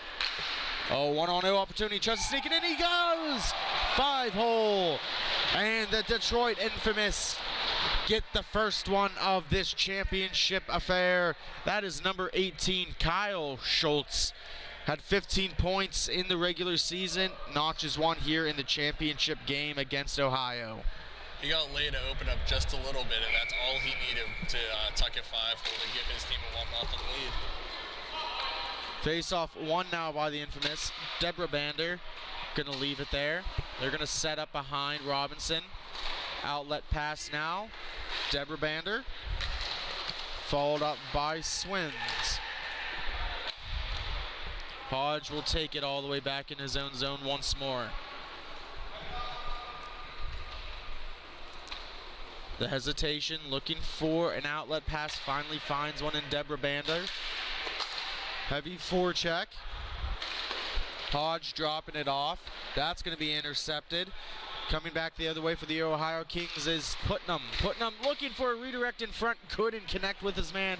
Was able to get a little bit of a stick on it. Was number 77, Telford.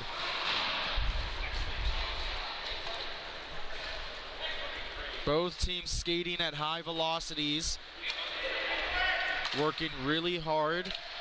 Controlling the puck mostly now is going to be the Infamous. Changes being made by both benches. A little spinorama, able to hold on to it for a brief moment, throws it around there for Hodge. Hodge is going to chip it off the near boards, and it's going to be picked up now by Schwartz. Schwartz leaves it for Schultz. One thing you'll notice too, compared to a lot of the other tiers, is that everybody's constantly moving. There's no one just staying still. Yeah, that is for sure. When you get to these higher tiers, they're just flying. You always wonder where they get this energy from. It's insane. I wish I had that energy even just to get through a normal day. We've had, about 3 or 4 cups of coffee calling these games. Putnam picking it up. Maybe a 3-on-2 if he hurries. He's going to slow it down just a bit. Good back check there by Smolinski. He's going to throw one up. That is number 17, Schofield. Schofield throws a pass, quick shot on lay. Puck squirting out in front of the mouth of the crease. Putnam now with the puck. Slight pressure there by Smolinski. Seems like Ohio's just trying to settle it down. They're a little unfamiliar with the boards. Maybe this is a Detroit advantage as they know how these boards work. Breakout now. That is Telford with the blue helmets, followed up by Dorf. Intercepted now going the other way for the infamous. That is 17, Schofield. He's going to throw one on front, looking for a redirection in front. Can't get it on net. Puck will be cleared all the way down into the infamous zone.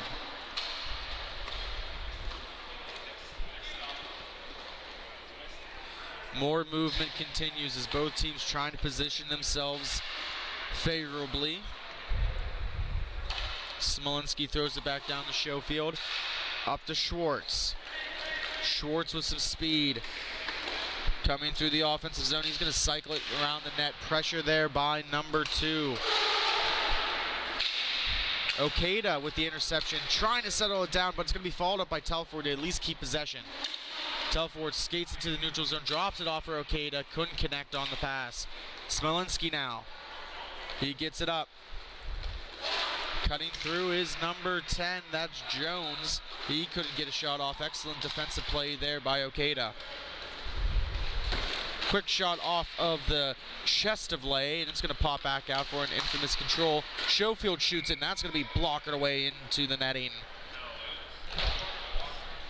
Just as a reminder, there is sponsorship and partnership opportunities here with Grove City Hockey. If you are interested, maybe have a commercial running during our broadcast. So we do everything from MIHA to Pearl and even more. Hopefully we're going to break into the ice hockey scene soon and, hopefully bring you nonstop hockey every single weekend.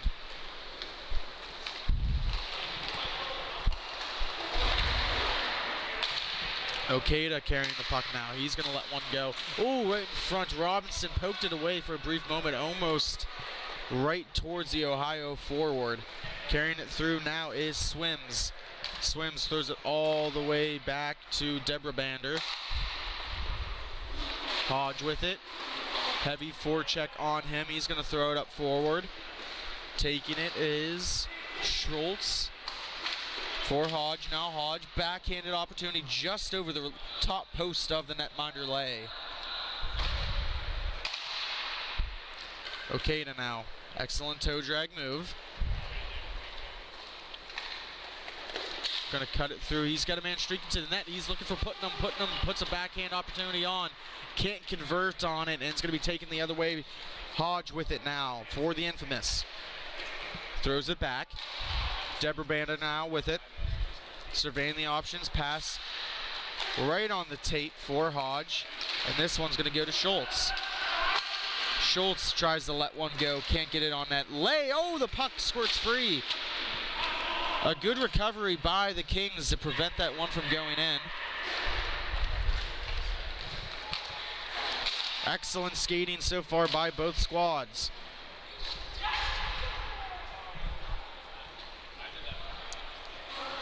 The infamous are just going to try and reset up behind their own netminder, Robinson. Light forecheck. Now with the breakout is Schultz. He's going to throw it all the way back for Hodge once more. Dorf with the pressure. It's going to get cleared all the way down. Picked up and received by Swims. Swims cuts to the middle. Looking for Lane. He whiffs on the shot. Turned over to number 5, Fisher. Coming the other way, Dorf with Putnam. He's looking for a redirect in front. That goes off the glass and high. And that gets tipped in. I think that was off of the skate of Swims. I think that went off one of the skate of the defender Swims for the infamous, and this game's tied at 1. Yeah, right. Getting a goal right before the buzzer sounds, and it looks like looked like it hit off the glass and kicked back out, even though Ohio's probably not used to this, the way the boards and glass are playing around here. It looks like it came out to their favor. As the buzzer goes, the score will be tied at 1. When we come back, we're going to take a quick break. We will have period 2 of Tier 1. Black Biscuit is a hockey company that specializes in team uniforms and apparel and is based in St. Paul, Minnesota. We have been working with teams throughout Minnesota and all around the world. If your team or association is looking to update your uniforms, then let our all-star design team show you what we can do for you. Our slogan is made for misconduct because our uniforms can take a punch. From jerseys, socks, and shells to team apparel, there's almost nothing we can't do. If you can imagine it, we can design it. Visit our website, Black Biscuit Hockey, and check out our design vault for inspiration for your next uniform. Need a company that checks all the boxes? Outstanding design, quality product, great customer service, and timely delivery? Call us at 855-978-6888 to see what the Biscuit team can do for you. Black Biscuit. Black Biscuit. Black Biscuit. Made for misconduct.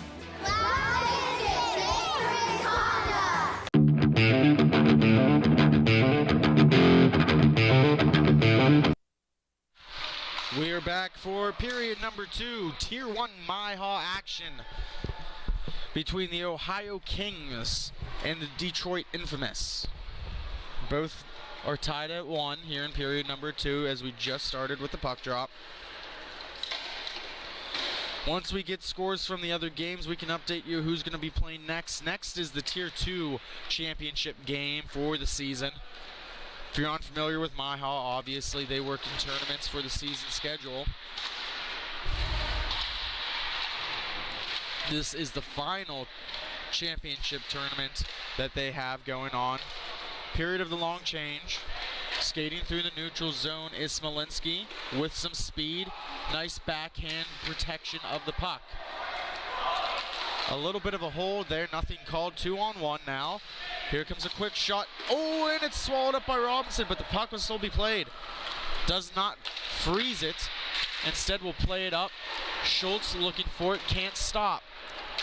Intercepted by Putnam. Putnam trying to work his way around the infamous defender. That's number 17, Schofield. Smolinski now. Throws it to Swartz. Putnam's going to pick up the puck. He's going to skate it in. Tries for a little chip to Okada. Cross crease feed, no one home. Puck will go all the way back down into the Kings zone. More changes being made. Both teams trying to stay fresh. A little bit of wear and tear. I mean, obviously you get to this point, you're obviously pretty good, but you know, you've played a multitude of games over the last couple days. Oh yeah, this is the last game for both these teams for this tournament, and it's they're definitely going to be putting everything they have left in the tank. And as you say that, number 12 Hodge for Detroit makes it a 2-1 game. That was just a nice feed to the center, and he's just able to rip it 5-hole and beat this goaltender. And that was just a nice shot and just a nice play in general. And as your last reminder, we here at Grove City Hockey, we do everything from highlight reels to still photos. If you want some memories of this memorable weekend, obviously reach out to us at Grove City Hockey LLC at gmail.com.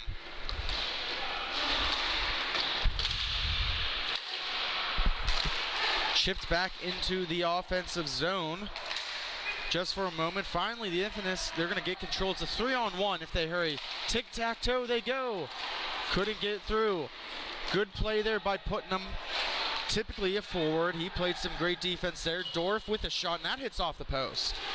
That's going to careen off into the near boards. Taken away by the Kings. They will retain possession. Back skating with it now is number 17, Crow. Crow with it now. He's got some speed and momentum. He's flying. Backhand shot on Robinson. Denied. Telford looking for a shot. Man open wide in slot. Good save there. Robinson up to the task. The chippiness is starting to pick up in the game. Schultz with it. 2-on-2. Trying to weave. He's going to let one go. That's going to go. It's going to stay in play. I thought that was going to go into the netting for a second, but had just a soft toss down. Fisher with it. He throws one on net. That's going to go out of play. Now we'll get a stoppage. And one thing you'll notice, too, compared to the other tiers, I don't know if you've noticed this guy, very clean game. Not that many penalties or infractions. Yeah, it seems like they keep their cool. They play a very consistent, clean positional game. I think if it stays this close later on, it might get a little more chippy. Usually for higher tiers, they let a lot of stuff go as well because that's just the way they play. But it's just really entertaining hockey right now. Thank you for tuning in and joining with us here on Grove City Hockey to bring you this final championship weekend for MIHA here in beautiful Detroit, Michigan. Ohio going to wrap it around the boards there. Okada with it. Backhand pass. Number 2 is going to take it through the neutral zone. Building some speed. Tries for a centering pass. Telford's right there. He's going to try and get one off. He cannot. That's going to be intercepted by Barry. Puck will come all the way back out to the point. D to D now.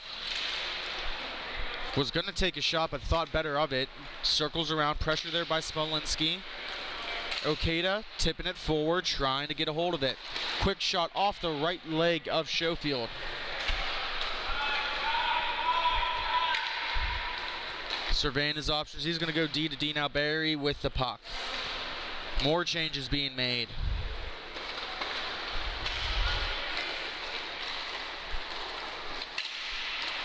Pressure there by Putnam on Barry, 10-on-10. Excellent feed right through the mouth of the crease, and it's going to be covered up for stoppage in play by the netminder Lay. Face-off will be to the left of Lay.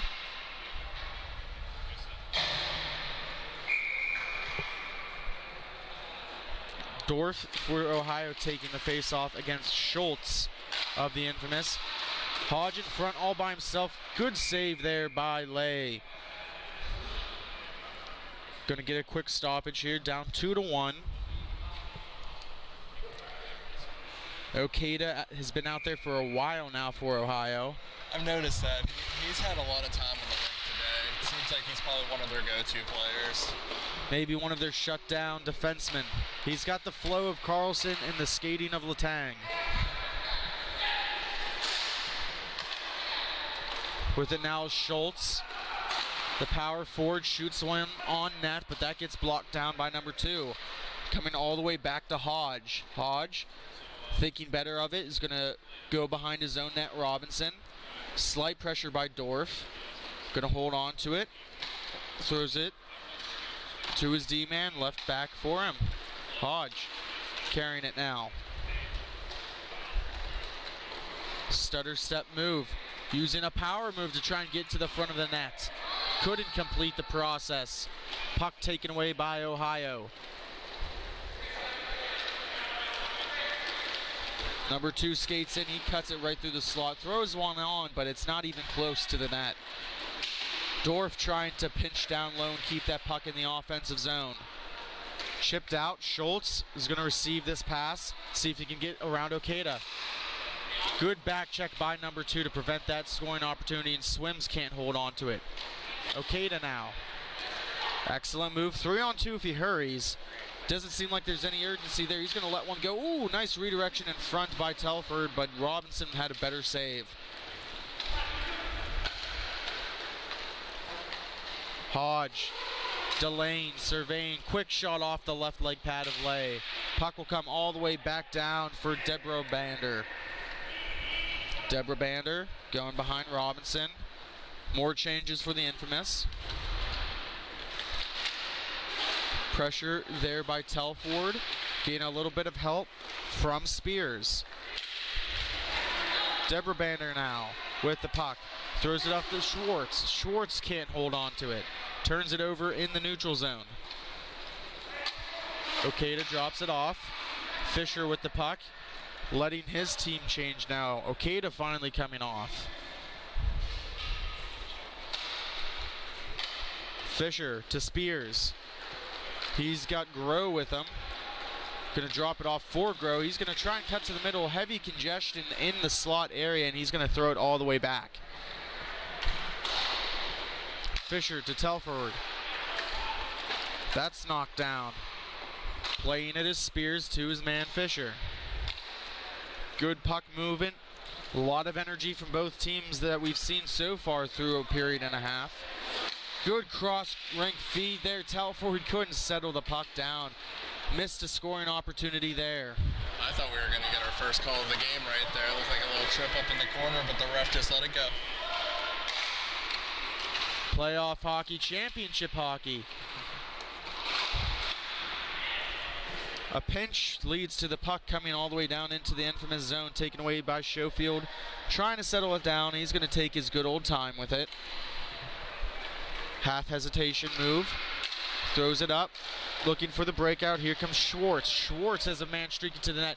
Barry with it. Throws it on net. Can't come away with it.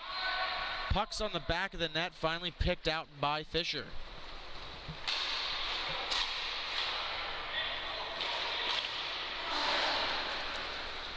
Telford with it now. Fakes the slap shot. It's going to cut it right to the middle there. Backhand opportunity denied by Robinson. Couple of players fall down and collide on the near boards. Picked up by Schwartz. He throws it to Smolinski. Smolinski now gaining some speed. Drops it off of Schwartz. He tried to put it between his legs and he couldn't. Now it's a 2-on-1 going the other way. Dorf shoots it. Big left leg save. Now a 3-on-1 going the other way. Oh, got to hold on to that puck. Schofield with the stretch pass.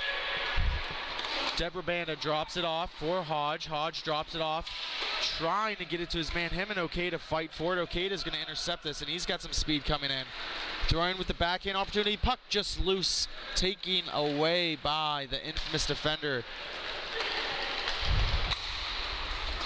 Quick shot there off of the left leg of Lay. Okada now with it. Trying for a stutter move, looking. His team's making some more changes. Telford hops off the bench. The captain, number 2, with it. Telford loses an edge. Putnam's got the puck. He throws one on net. That's scooped away by Deborah Bander. Deborah Bander now trying for a pass. He gets it out of his zone. Swims with it. Gets it to Schultz. Schultz throws one on net. That's behind the net. Picked at 4. Fought for down low. Okada using the body. Swims trying to help out Schultz. Schultz is going to come away with a backhand opportunity. That's sitting in front of the net. Okada now with the counterattack. Cross-ring pass to Putnam. Putnam's going to look for a redirect Telford right underneath his stick, and it's going to go the other way. Hodge with it. Hodge right off of the top of the glove of Lay. An excellent save there. Puck pinned against the boards.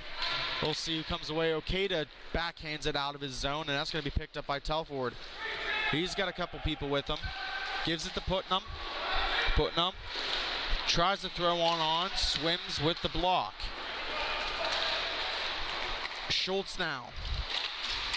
Shot off of the glass. Kareem's wide. Puck left there for number 2, but the referee accidentally getting in the way. Stretch pass off the boards to Okada. Defended by Deborah Bander. Tough angle shot. He tries to get his own rebound, able to push it towards the far boards. Little physicality picking up now.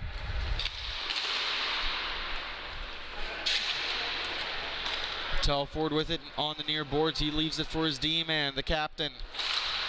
He's going to dump it all the way around. Grove looking to retrieve it. He does. Throws it to number 2. Winds up for a slap shot. Heavy shot. That's blocked with the right leg of Robinson. Puck still rolling. Smolinski on the forecheck, backhand pass off the boards. In the neutral zone now. Ohio looking for another breakout. Just off the stick of Spears, but they're able to put it into the offensive zone to sustain some kind of pressure. This is such an even matchup. I can see why these teams are in the championship. It's been great hockey so far. You almost don't want it to stop. And right as I say that, it's perfect timing here. We're going to take a quick commercial break. We're going to hear from our sponsors. When we come back, the final period of some Tier 1 action. You're listening to Grove City Hockey.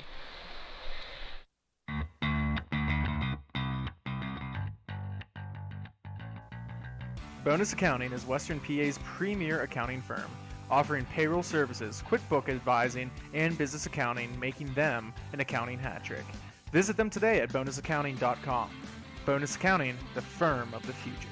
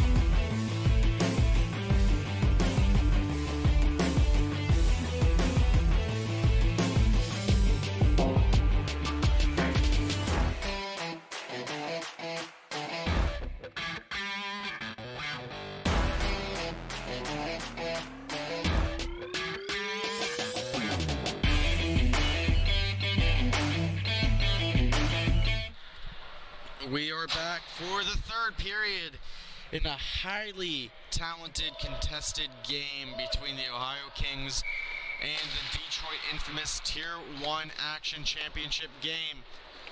The final frame is underway. Schwartz with the puck now, number 71. His own man gets in the way of that one. It's going to be turned over. Puck's going to go shooting up into the net and out of play.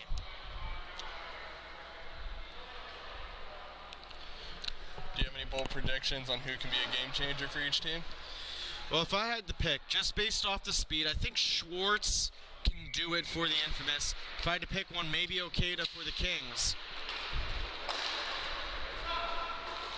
The captain now throws one on net. Puck sitting there, chopped at by number 10, Putnam. The puck will stay in the zone. Ohio in the white, Infamous in the black. Moving right to left. Ohio has it, drops it off for Okada.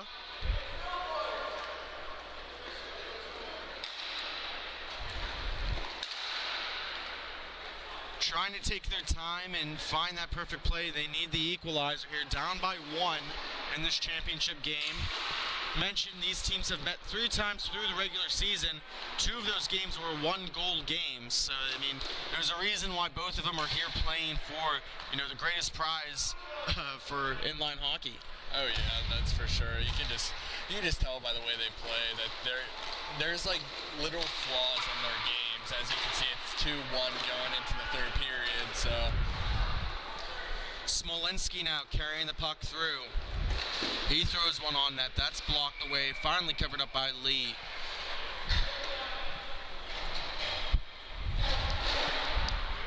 Just want to say one more thank you to the volunteers here. Skylar, you're one of them. Thank you for coming out and joining us. I hope you're having some kind of fun here. Of course, it's been a blast here in Detroit, and I love hanging out with all you guys, and it's been a great time. And obviously we have Mr. Ryan Bender and Damon Pajak that's been helping us out through this weekend. Consistent factors, bringing you this action here, making it possible for us. Shot gets deflected wide by an Infamous defender. Finally going to be taken away by Fisher. He's going to try and throw it back to Telford in the offensive zone. Heavy shot off the right blocker. It's going to stay in play. Trying to keep it in the offensive zone was Spears. He couldn't. Hodge now has it. Hodge with the singular tape job on his stick. He throws it to Swims. Another smooth skater. Great edge work. He gets chopped at by Telford. He's got Deberbander with him. Long stretch pass. Hodge with it. He's going to take it behind his own net. Stops up. Very little forecheck by Ohio. Couple minutes have gone by, coming up on the 11-minute marker. Schultz with it. He lets one go right into the breadbasket of Lee for a cover.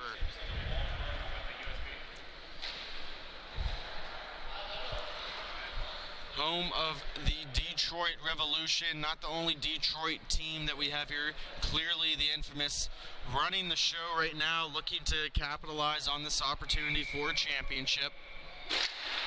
Face-off won by Schultz.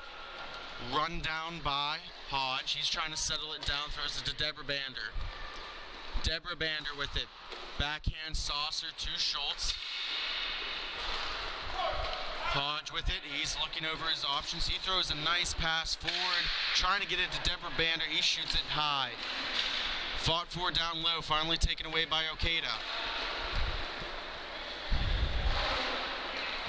Fisher with it to Telford. Okada kicks it forward into the offensive zone, but quickly taken away. Hodge with the puck now. He's got someone going to the net. Swims now, holding on in the boards. Physicality's increasing ever more. Puck will go all the way back into the infamous zone, and Deberbander will pick it up. Slight pressure by Spears. Left there for Hodge. Schultz gaining momentum. Swims with it now, trying to protect the puck. Gives it to Hodge. Hodge stick handling, throws it up the near boards. Schultz had it just momentarily, and it's going to go all the way back down into the infamous zone. Both netminders haven't been faced that much. And, wow, okay, we do have the call down here.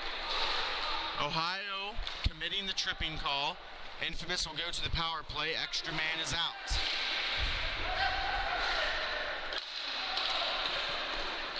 Schwartz to Hodge. Hodge back to Schwartz. He shoots, he scores.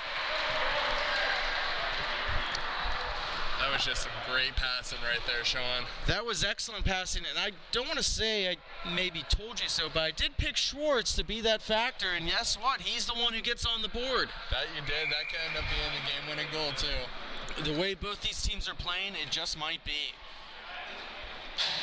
Looks like we got a timeout here. Well, we're going to take a quick commercial break and hear from our sponsors, and when we come back, we'll finish out this game. You're listening to Grove City Hockey.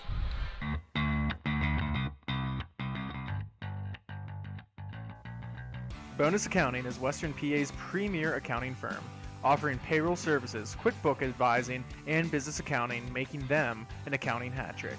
Visit them today at bonusaccounting.com. Bonus Accounting, the firm of the future.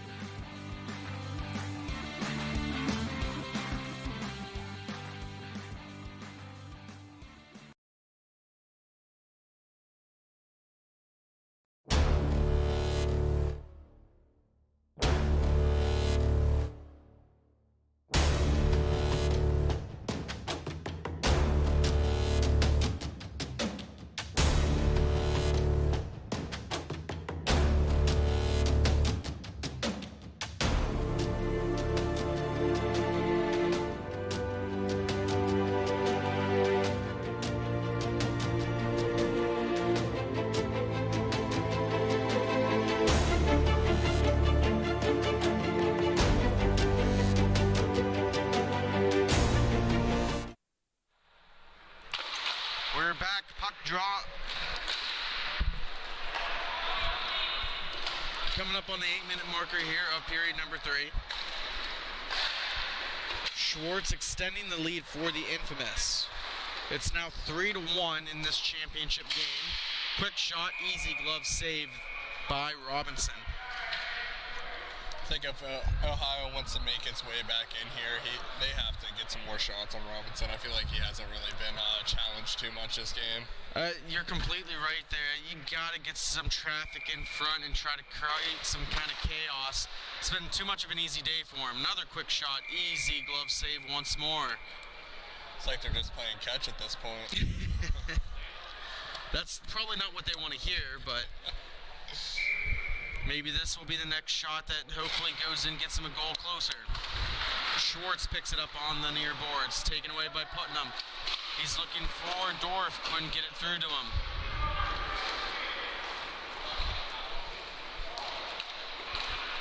Coming up is Barry backhand. Ooh, nice little toe drag shot there. Couldn't get it through, but the effort was great. Putnam feeds it all the way back. Fisher's going to go for the retrieval. Long stretch pass to Telford. Dropping it off once more for him. Quick shot. Oh, what a snipe! Number 77, the man in blue, Jack Telford. He gets this game within 1. That was just a beautiful shot. He had a wide open lane, took advantage of it, and number 77, you've always seen him on the rink whenever he's out there. He's constantly grinding out the corners and doing everything he needs to do, and it's a well-deserving goal for him to get his team within 1. So, 1-goal game now. We do have confirmation now on Tier 2, which is our next game. Well, we're going to see the Infamous once more. So Detroit, they're so far controlling the top tiers here. They'll be facing the Windy City Syndicate. That should be a good matchup, Sean. Well, we've seen the Syndicate a couple times here. A very good team. They've been successful, obviously, to get to this point. So we'll see some more Infamous action. Let's see if they can at least, the Tier 1 team, close this one out. There's not much time remaining. Okada throws one on net. That bounces just wide. Coming up with 5 minutes remaining in period number 3.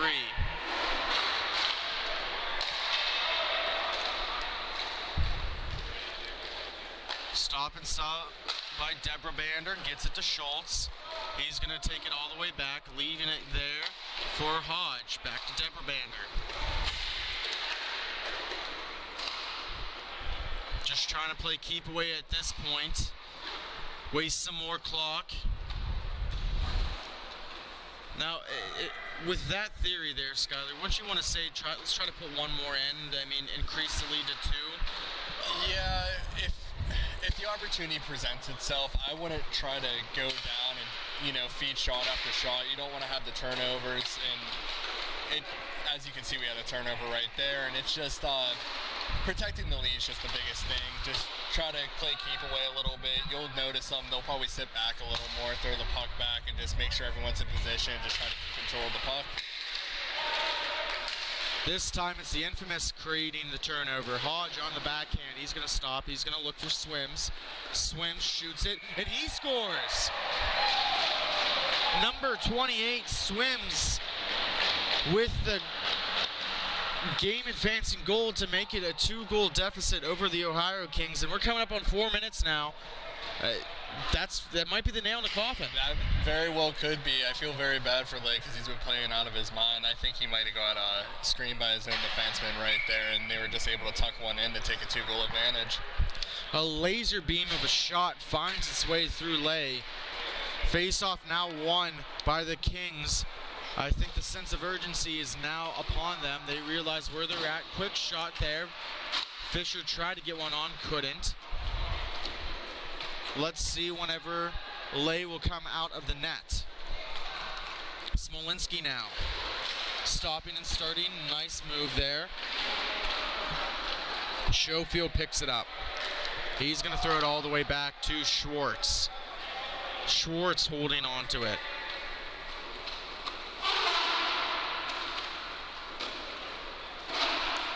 Killing more time, coming up on 3 minutes. Smolinski now with the puck. Gives it to Schofield. Schofield with it. Tried to go forward, then backward, then forward again. Pinned up against the boards by Fisher. Taken away by Dorf. It's a little bit of a slash right there, but they're going to let him play through. Putnam now. He's going to try and feed it through. Great defensive play by Schwartz. Feed in front by Putnam. Goes right through the mouth of the crease. Puck will be chipped all the way down. Okada is going to go for the retrieval. Lay still in the net. Deflected in front by Dorf. Taken away by Hodge. 1-on-1 now. Let's see if he can make something happen. He's going to leave it. Deberdorf almost got it. Couldn't. He's going to pick it up again. Debrabander with it. He shoots it and he scores.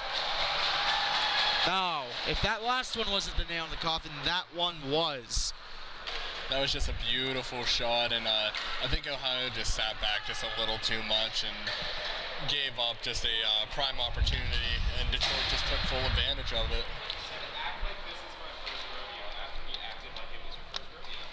Face-off ensuing. 5-2 is the score. Detroit looking to win a championship on their home rink. Quick shot just past the left leg of Robinson. Puck will get shot all the way down. Lay plays it up.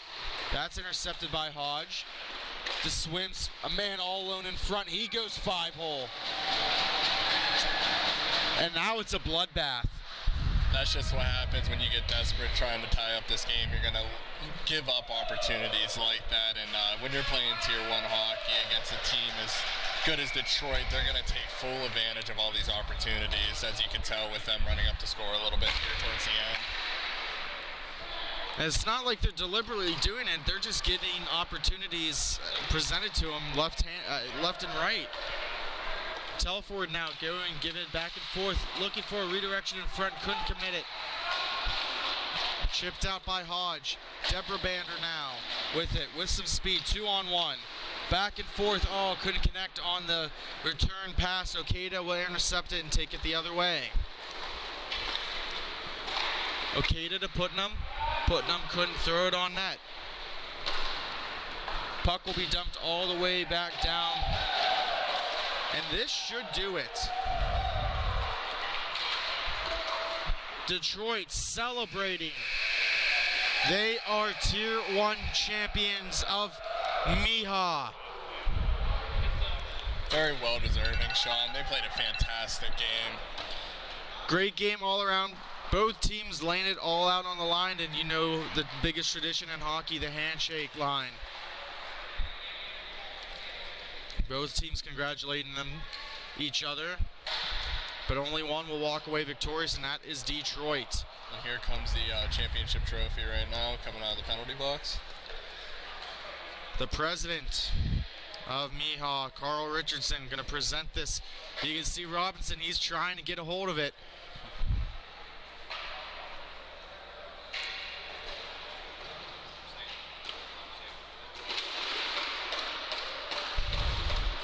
The other Detroit team coming out for their championship, saluting their boys.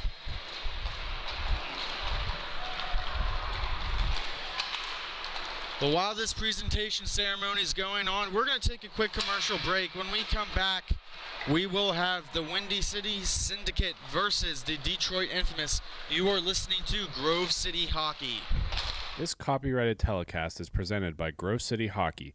It may not be reproduced, retransmitted in any form without the expressed written consent of Grove City Hockey LLC. We thank you for your understanding and hope to continue to enjoy this complimentary broadcast. To purchase footage, email grovecityhockeyllc@gmail.com.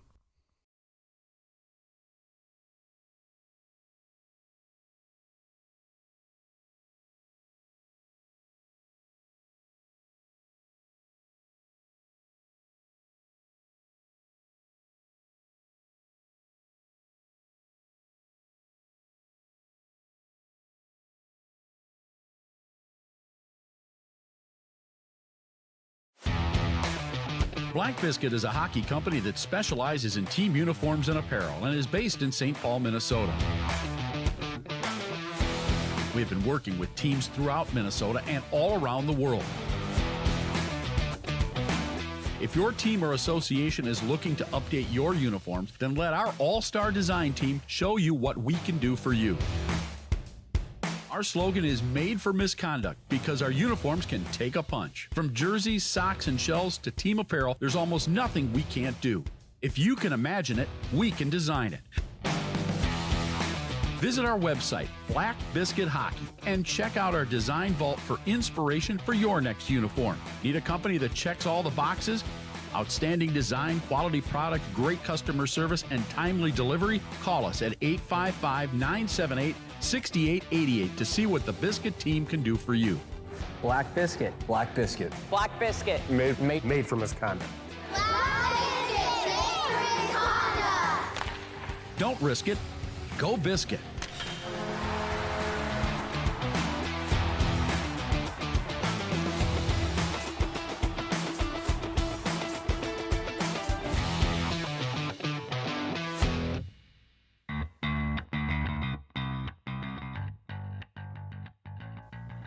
Bonus Accounting is Western PA's premier accounting firm, offering payroll services, QuickBook advising, and business accounting, making them an accounting hat trick. Visit them today at bonusaccounting.com. Bonus Accounting, the firm of the future.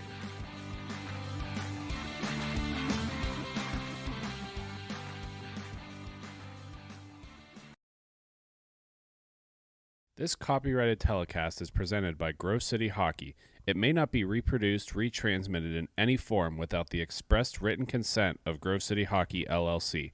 We thank you for your understanding and hope to continue to enjoy this complimentary broadcast. To purchase footage, email grovecityhockeyllc@gmail.com.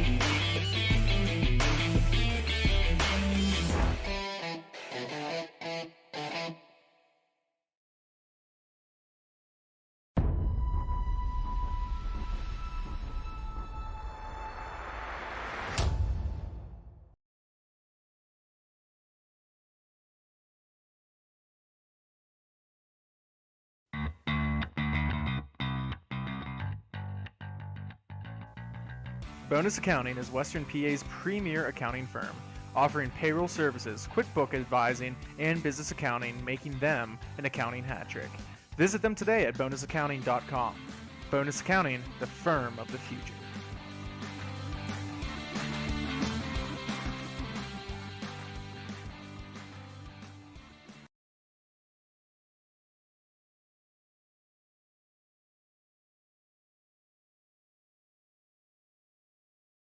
This copyrighted telecast is presented by Grove City Hockey. It may not be reproduced, retransmitted in any form without the expressed written consent of Grove City Hockey LLC. We thank you for your understanding and hope to continue to enjoy this complimentary broadcast. To purchase footage, email grovecityhockeyllc@gmail.com.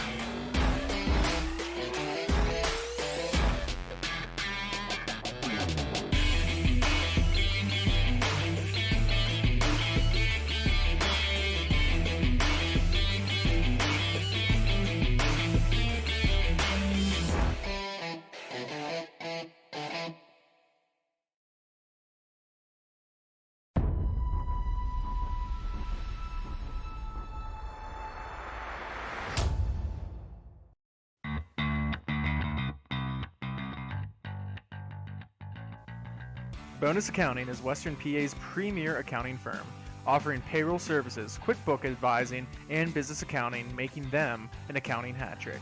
Visit them today at bonusaccounting.com. Bonus Accounting, the firm of the future.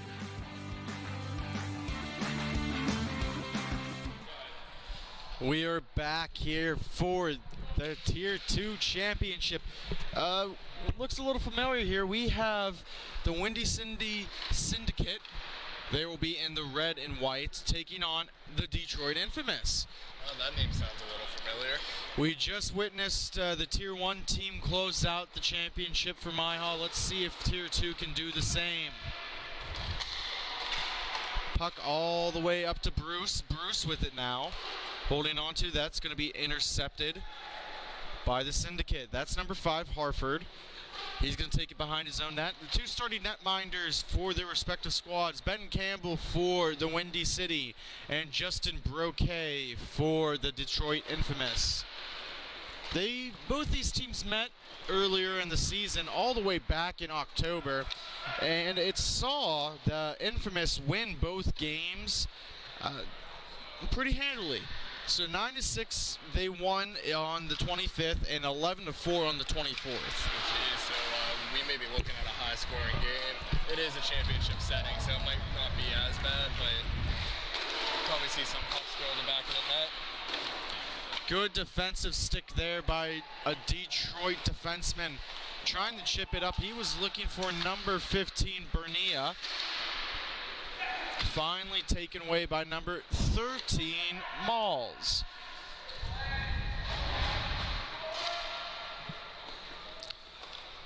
Number 16, Elmblad with it. He's going to drop it off for Bruce. Bruce is going to carry it up. Going to decide to take it in right to the slot, trying to go backhand, forehand. He shoots it in. Campbell with the save. He tucks that puck in between his shoulder and his arm.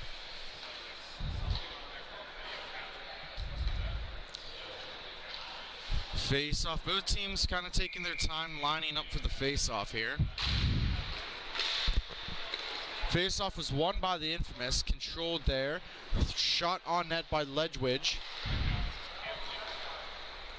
Puck will go all the way down into the offense zone. Adamczyk left there for Ledwidge. A very similar style play between their Tier 1 and Tier 2 teams for the Infamous. Puck will be shot up out of play. Face-off will be down to the left of Broquet. Nice strong start to the game. You know, a couple shots on net for each team. Just trying to find the flow, and we'll see where it ends up.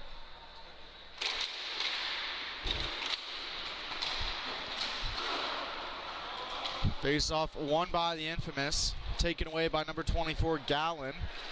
He's got some speed. He's trying to settle that puck down. It's not staying on an edge. Throws it in front, no one home for the redirection, and a quick 3-on-1. Let's see what happens. Tries to throw it in front. Oh, what a great defensive play by Ledwidge. A chaos ensues on the far boards. Ledwidge now with the puck. He makes a move around a player. Wow! You see the excitement on that man. Number 28, Andrew Ledwidge, throws a backhanded shot towards the net, and Campbell, I don't think, was expecting it at all. I don't think he was. He showcased some great skating going down towards the net and just slid it 5-hole, and the goalie barely even reacted to it. So that's how this scoring gets started here in Tier 2 Championship MIHA action. Number 28, Ledwidge, with the game's opening goal. Puck carried down. Windy City trying to gain some kind of possession here. Looking for the tuck was number 66, Schwindenberg.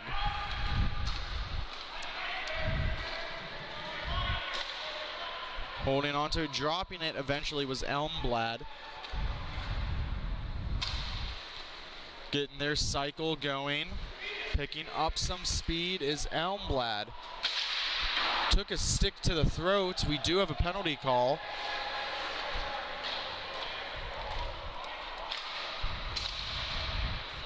So Detroit will get the first power play opportunity of the day. They got the extra attacker on now.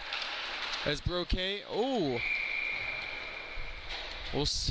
see what happens. That looked like an interference call there too. I was thinking the same thing. They can really set the tone of this game once they go on the power play. If they could sneak another one and pass his Tendy to take a commanding 2-goal lead. The guilty man is number 66, Tyler Schwindenberg. Stepping in the face-off dot was Bernia. He loses it to Bonnie. Picking it up now is number 16, Elmblad. D to D. Surveying the options. He's going to go down low, right down below the face-off dot. Holding on to it is Melis. Trying to go back to number 16. He finally picks it up, Elmblad. Intercepted away by Bonnie. Trying to keep it in. Could not. Now we got man streaking to the net. That was Hartford for the Syndicate, but it'll be quickly denied and turned away.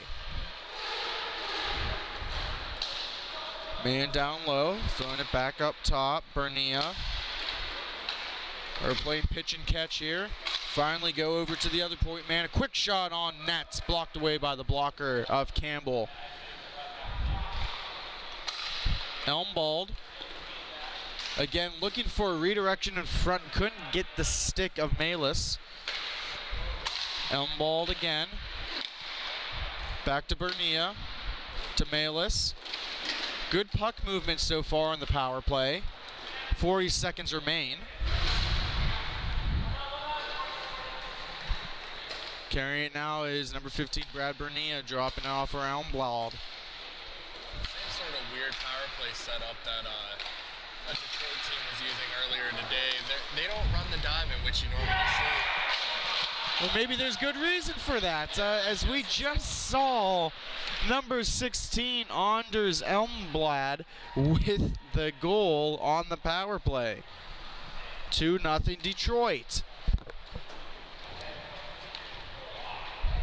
6:50 remaining here in the first period. Face-off taken by number 42, Downey. Gonna get a reset. A little bit of a false draw.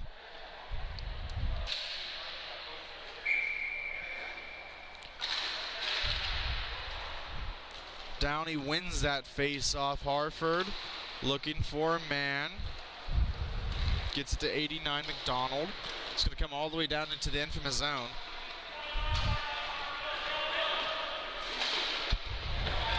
Picking up some speed now. 3-on-1. Let's see what had him. Adamczyk. Quick shot on that, blocker away. Campbell over to the far boards, picked up by Collada. Collada hesitating. He's going to take it himself. Good back check by the infamous, creating that 4-on-3. It's going to be going the other way now. Here comes Ledwidge. Ledwidge going to the backhand. He sneaks it in. That's number 2 for him today. He's loving every second of this, too. Just him scoring and his reaction is priceless. But that was just a great display of skating, like his first goal. But he showed how strong he is on the skates on that one, tucking it right past the goaltender. Man, I hope we have video confirmation of that celebration, because that was one for the ages. Face-off won forward by Downey, but Bruce is going to take it away for the infamous. Held on to a little bit, but it doesn't matter. Elmblad with it. He takes a shot. That's blocked away. Number 34, Moitka, blocking the shot for Windy City. Chipping it off the boards to himself. Bruce trying to get control of it. Sticks lifts Collada. Here's another scoring opportunity. Couldn't get on the stick there. A little physicality picking up now.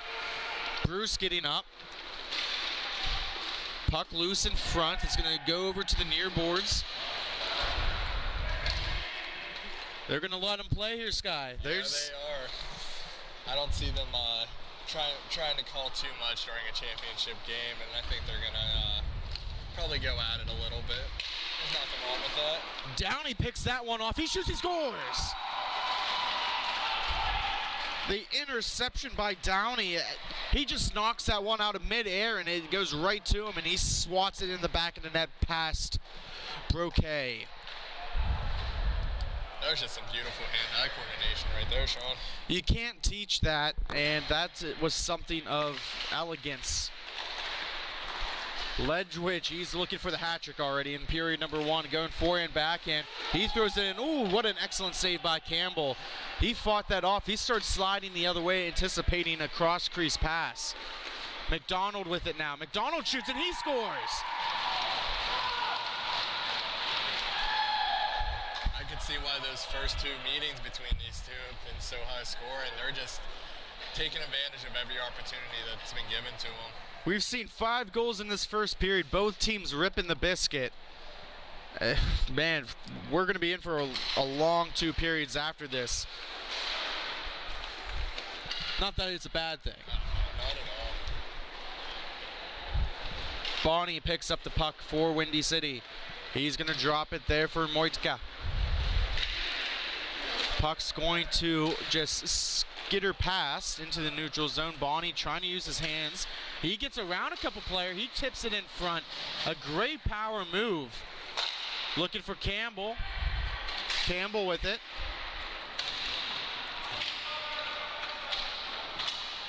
Pinned up against the boards there. Fought for Ledgewich. Finally takes it away. Schwintenberg on pursuit for the Syndicate. Little spinorama by Ledgewich. You can tell he's feeling it. But he turns it over there, so let's see what happens. Right on the stick of Downey. What an excellent save by Broquet.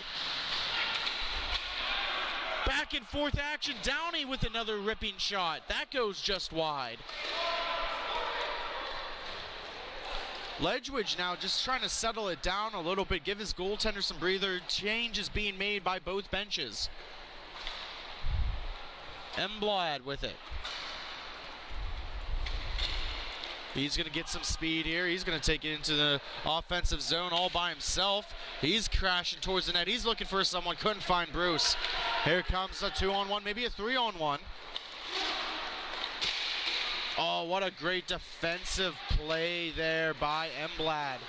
Emblad getting back and just knocking that one down. Harford had a wide open man, couldn't get it over there.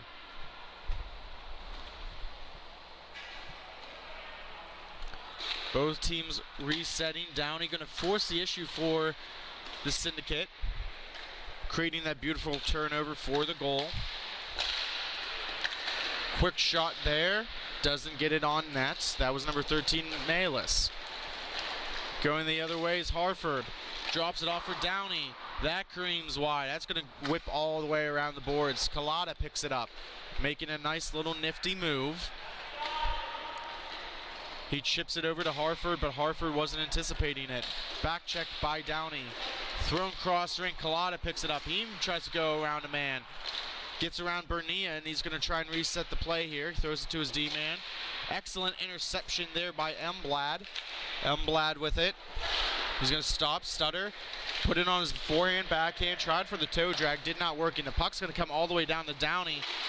Great defensive play and stoppage by Malis and a cover for Broquet. I think this is a much-needed whistle to have the two teams reset. They seem to be making some careless mistakes at the moment, and having this whistle is definitely going to settle them down a little bit. 3-2 is the score. Still in period number 1. Played to himself is Malis. He gives it to Bernia. Bernia using the boards, looking for someone. Finally picked up by Bruce. Bruce. Oh, what an excellent shot there by number 13, Malis. Pinned up against the boards. Number 89, McDonald, fighting hard. And that is the end of the first period. After 1, Detroit 3, the Windy City 2. We're going to hear a quick word from our sponsors. And when we come back, period number 2, you are listening to Grove City Hockey.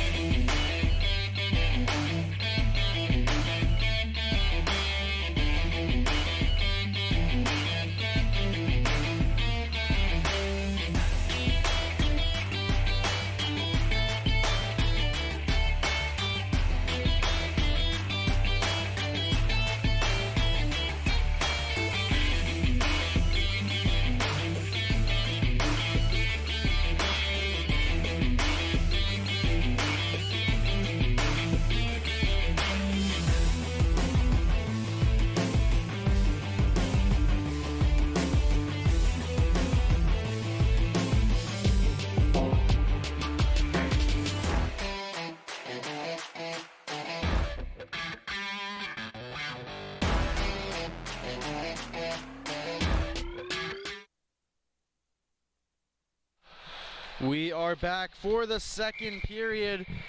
As soon as we start, a quick false draw. So let's try this one more time. Face off down here in period number 2. McDonald, who helped finish the end of that period with a nice pin-up on the boards, is going to control the puck in his own zone. Slight pressure there. We haven't seen Gallen much, but he's out there on the forecheck. Very light forecheck. Quick little swing play for the Syndicate. Trying to skate through the offensive zone. Here's Bonnie. Bonnie with some speed. He's going to let one go. Broquet with a great save. Puck on the back of the net. Both teams fighting for it. Finally pops loose. Taken away by Ledwidge. Fighting for it with Bonnie. Dumped back into the offensive zone by Gallen. Gallen picks it up. A little physical play on the boards. Nothing called. McDonald skating up hard. He's going to keep it in zone, but only for a brief moment. Lot of congestion down here on the near boards. Quick shot just past the head of Broquet. 3-on-2, maybe if they hurry. They are going to drop it there for Gallen. Gallen makes a little move. He's trying. Ooh. An innocent play there, but a collision nonetheless. Bonnie now taking it up in through the zone. Nice little toe drag maneuver. He throws it in on net. Looking for the cover is Broquet. Battle in front of the net. McDonald and number 24, Gallen. So you have Cam and Cameron Gallen for this Detroit Infamous team. We've mentioned the brother duo multiple times through all the games we've called here. We'll see another one as well. Downey forcing the issue. Little hesitation. Walking it in was Ledwidge. He throws it on net. Bernia trying to hold possession. It's going to come all the way back out to the red line. Malace to Bruce. Defended away by Harford. Harford's going to skate it up now. Good back check there. Nothing called. 3-on-1. Here we go. Bruce. Give and go. Oh, Bernia tries to stuff it home. Just took too long to develop. Yeah, they just passed it around a little too slow. The goaltender was easily prepared for it. Harford with a blazing shot that goes wide. Picked up by the Infamous. Couple minutes have gone by here. Coming up on the 11-minute mark. Pickpocketed was Malice by Collada. Collada going to carry it through. Throws it on Broquet. Downey with another shot. Cleared away. Here comes Malice now for the counterattack. Great scoring opportunity there for the Syndicate. Downey now carrying the puck through. Nice little maneuver there. Oh, a vicious takedown. That's definitely a penalty. Bernia is going to be the guilty man with a hook. Let's hope Downey's okay here. Yeah, he looks a little shaken up, but he should be able to skate that. He's a critical man. He got them on the board first. He's been a part of a couple scoring opportunities. Now heading to the power play is the Syndicate.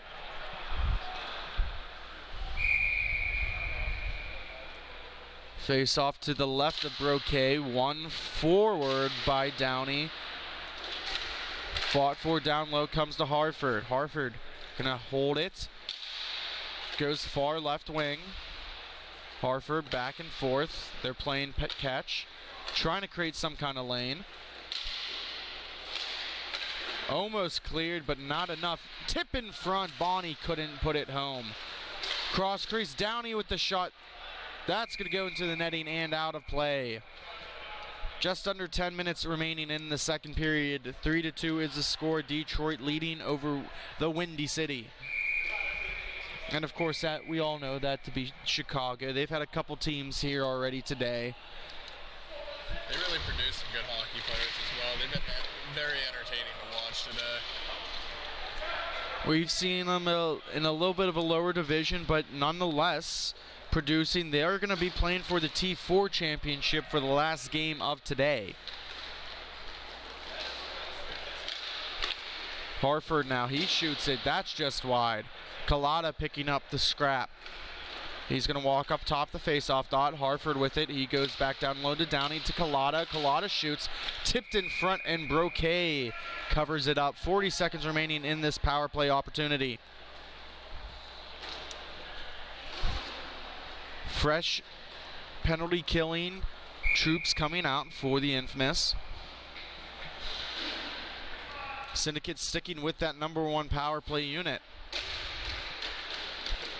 Face-off was won backwards by Cam Gallen. Ludwig trying to get it out of the zone, finally does. Heavy pressure there by Gallen. Schwintenberg with it. He's going to drop it off for Downey. Ooh, deflection in front, just a weird bounce. Penalty is now up. A long stretch pass there. We have a player down. Couldn't capitalize. Number 5, Harford, fell backwards trying to skate back. He's going to carry the puck now in the offensive zone. Holding on to it. He's going to drop it all the way back for Bonnie.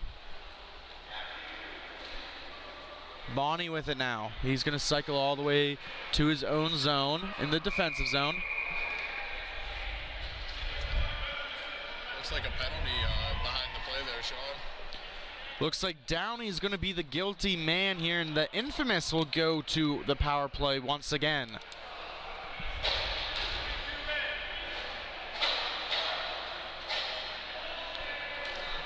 I heard him say hold, and he's instructing Downey of what happened.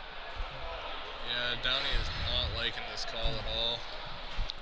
Cameron Gallen stepping into the face-off dot for the Infamous. Ties his man up only for a little bit. Schwintenberg trying to get it out, cannot. Cameron Gallen. Now the D plays catch. Malice with it. He lets one go. Glove save there by Campbell.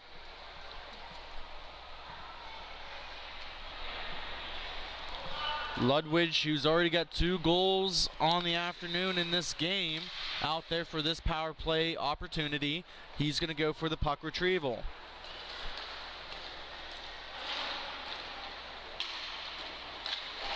Stick handling, he throws it down low. Back to Ludwig. Ludwig back down low once more. He's got Gallen in front. Ludwig trying to settle the puck down. Malice with it, he shoots it. Blocker save there, Cameron Gallen in front. McDonald trying to pinch off Gallen. Puck taken away by Bruce. Players fall down. Malice with it, fakes the shot. Back to Bruce, tries to throw it in front. That's taken away by Schwintenberg. Dropped off there. Here comes Ludwig. Ludwig with it. Nice little move off of Schwintenberg's leg. Gallen now with the retrieval to Ludwig. Ludwig stopping and starting. All the way back to Cam Gallen. Looking for a lane, an alley. Good penalty kill here by the Windy City.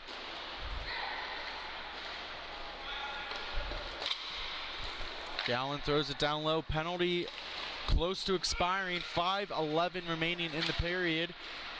Cover for whistle. Should be even on the draw as the penalty's about to expire. Fresh units coming out for both teams. This is interesting here down low. Detroit's got a player just chilling here for whenever Downey comes out of the box. Very smart. Yeah, that is extremely smart play by Detroit. In a 1-goal game, you don't want to give up the equalizer that easily. Coming down, what a shot! A blistering snipe by Cam Gallen to extend the lead for Detroit to 4-2. You can even see that puck come off his stick. He had such a quick release on that, just to give Detroit a 2-goal advantage. That was a ripper of a shot. Face-off won by Detroit. Pickpocketed by Coletta. but turns it over, and it's going to be going the other way. Bernia down low to Gallen. He feeds it in front. What a great save by Campbell coming across the crease. Read that play perfectly. He can't believe he was just stuffed right there. I mean, I don't blame him. That was an excellent play. You can't draw it up any better except for having the puck go in the back of the net. Face off ones. Creamed off the boards. Picked up there by Emblad to Bernia. Adamczyk.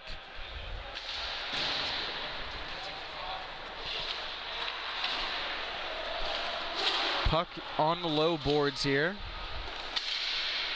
Fought for. Downey's going to get it. He's going to take a quick shot. That goes high and wide of the netminder. Coletta now. He's going to skate in. Let's see if he takes a shot. He tries to move one in front. He shoots. He scores. That's Downey with his second. And as soon as Detroit scores one, the Syndicate get one back, and it's 4-3. That's a quick answer right there, and Downey took full advantage of just being open right in front of the net for the easy little tap-in right there. Face-off ensuing here at center. Won by the infamous. Dominating the face-off circle, Joey Bruce with the puck now. Takes it behind his own net, realizes momentarily he's heavy forecheck. I think the Syndicate are upping the pressure here. They force the turnover. Here comes Harford, poked away by the infamous Bruce. Bonnie with it now, circling around. He's going to try and get a shot off. A lot of stick checking, and he tucks it in. We got ourselves a tied game.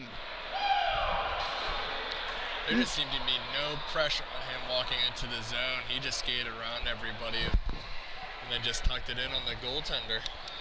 They were trying to stick lift him, and they just kept on missing, and he took it in, skated right into the mouth of the crease, and just put it on his backhand and effortlessly just tapped it in.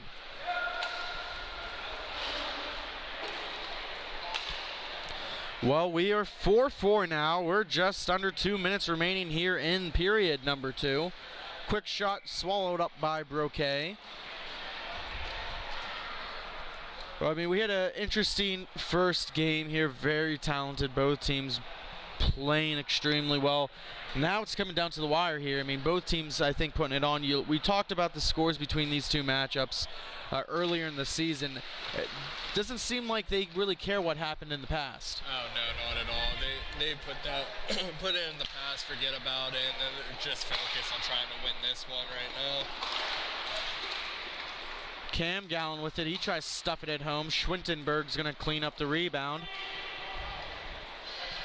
Harford getting pinched off near boards. He decides just to dump it down low. Schwintenberg with it. He takes a shot. Poked away.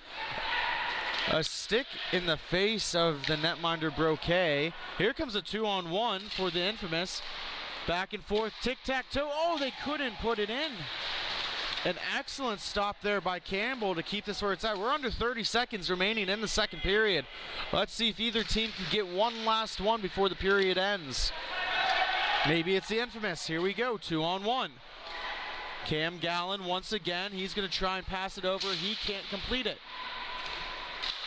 Puck will be down low, and that's the buzzer for period number 2. We are going to take a quick break, but when we come back, we're hoping for a winner here, a game-deciding goal between Detroit and the Windy City. You are listening to Grove City Hockey.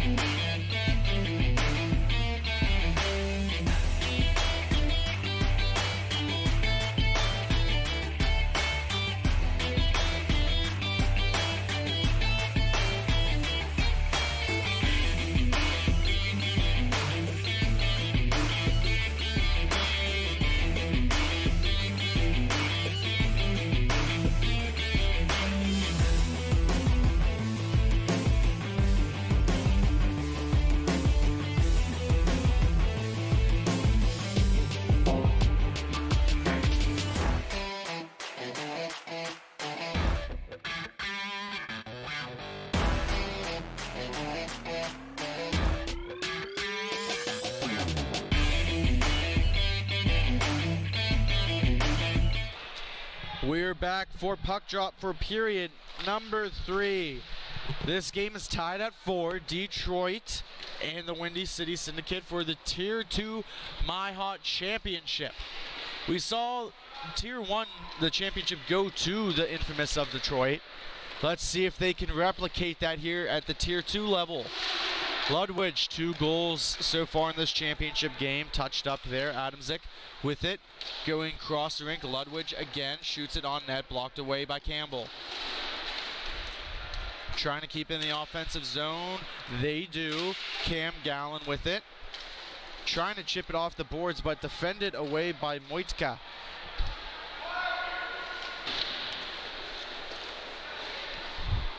Play down low, both players not even playing the puck, just playing each other.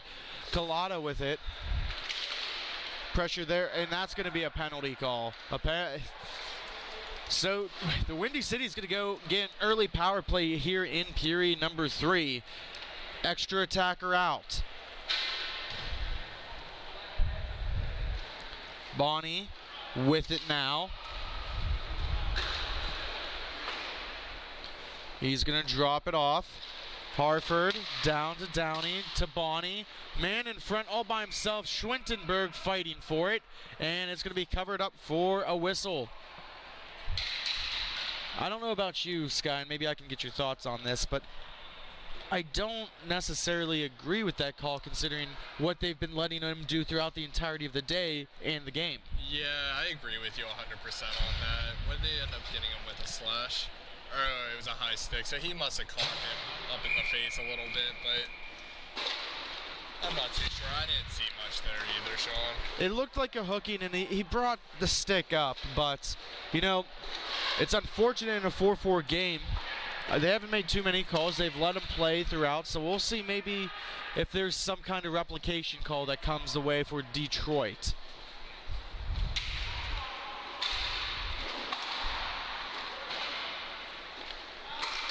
Holding on to, trying to kill this penalty is Adamczyk. Downey throws it in front. Collada throws one on net. Not a very hard shot, but it did the job. Bonnie with it now. He throws it back to Harford.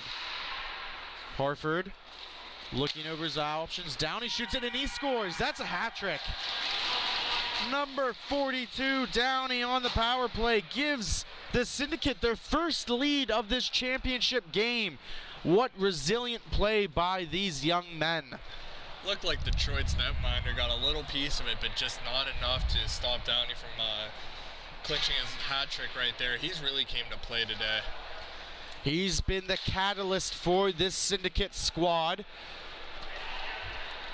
Power play goal. Puck swung around for McDonald. He's going to take it up through his own zone. Schwintenberg now chopped away at by Malice. Thrown all the way around for Bernia. Bernia's got a man with him. 2-on-3. Quick shot there by Bruce, and that will be covered for a stoppage.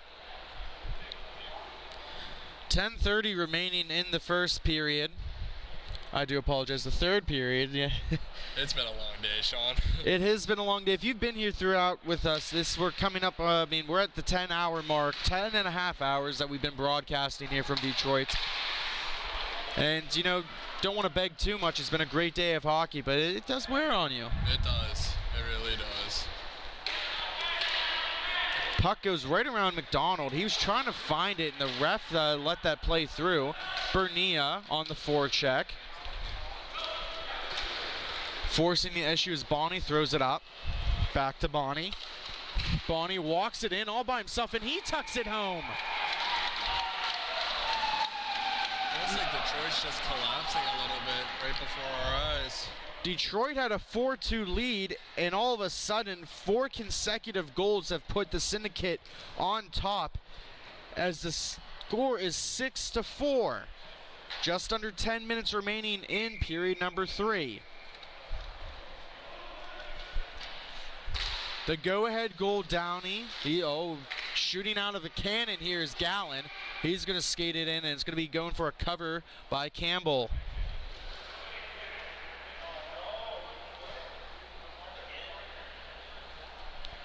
Both teams slow to skate up to the face-off dot. Downey against Gallon. Looks like they have both the Gallon brothers on the same line. Maybe to try and get some kind of spark going now. Ludwig with it. He stops up on the near boards. He takes it backhand in front, looking for a redirect. Couldn't get it. A lot of stick checking down low. Gallon throws one. Ludwig with it. He throws it in front of the net. Can't get it through.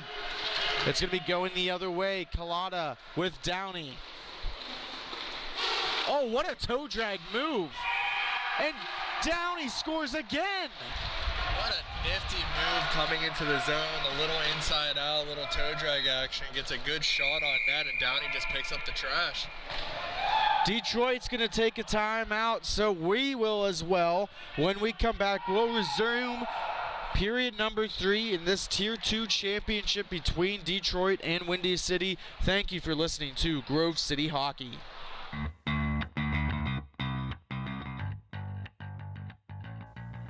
Bonus Accounting is Western PA's premier accounting firm, offering payroll services, QuickBook advising, and business accounting, making them an accounting hat trick. Visit them today at bonusaccounting.com. Bonus Accounting, the firm of the future.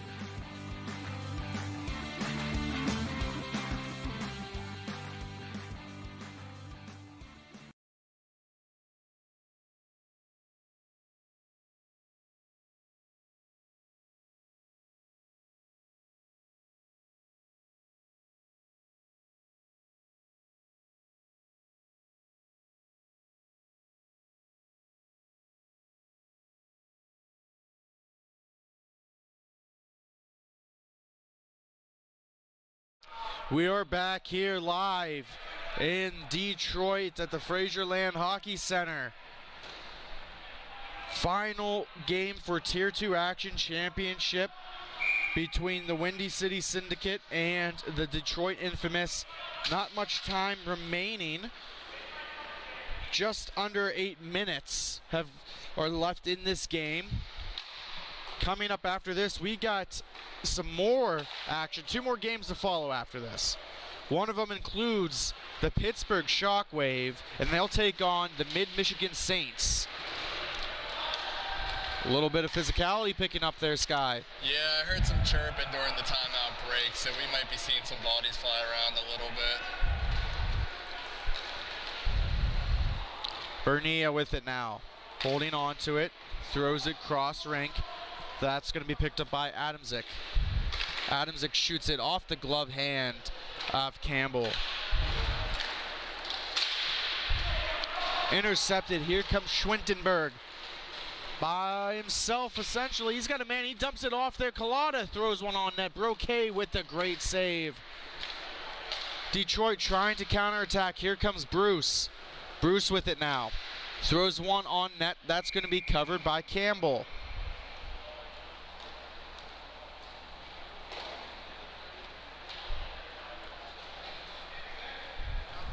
More time dwindling off the clock. You would think Detroit would have some urgency to try to line up for this face-off here. It's a 3-goal deficit. You still have a little bit of time, but not much. Not much at all, and I think Detroit needs to get a little urgency in their game and try to get one here quick, but let's see where it gets them. Gallon with it now. He drops it off. Here comes Ludwig. Ludwig shoots it. That puck's going to go into the netting and out of play.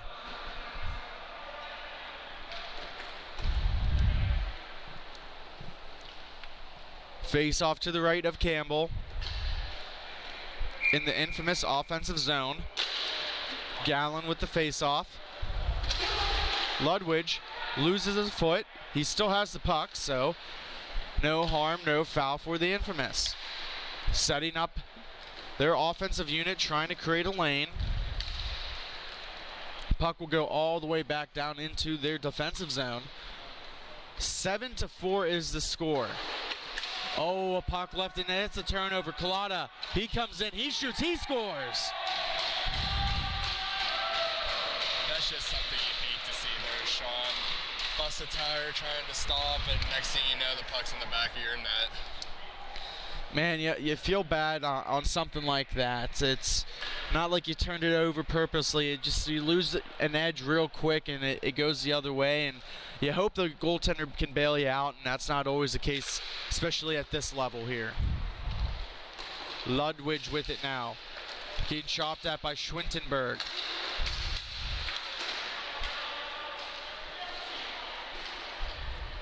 Down low is Gallen. He stops. One of the Windy City Syndicate's players loses an edge here. Gets it to the front of the slot. They're going to wrap it back around. Gallen throws it in front. No one home. Ludwig at the point. Holding on to it. Throws it all the way to the far dot. Quick tic-tac-toe play. Oh, what an excellent stop there by Moitka defensively. And the puck's going to come all the way down to the infamous zone.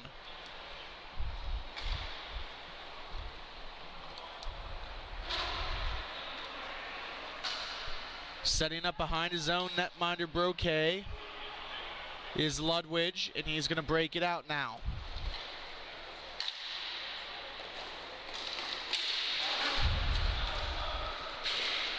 Gallen skating it on in, holding on one-handed on the stick. He tries to throw it in front. Puck's behind the net. Downey battling for it down low. Throws it in front. Puck shot on by number 16. Emblad, we haven't called his name that recently.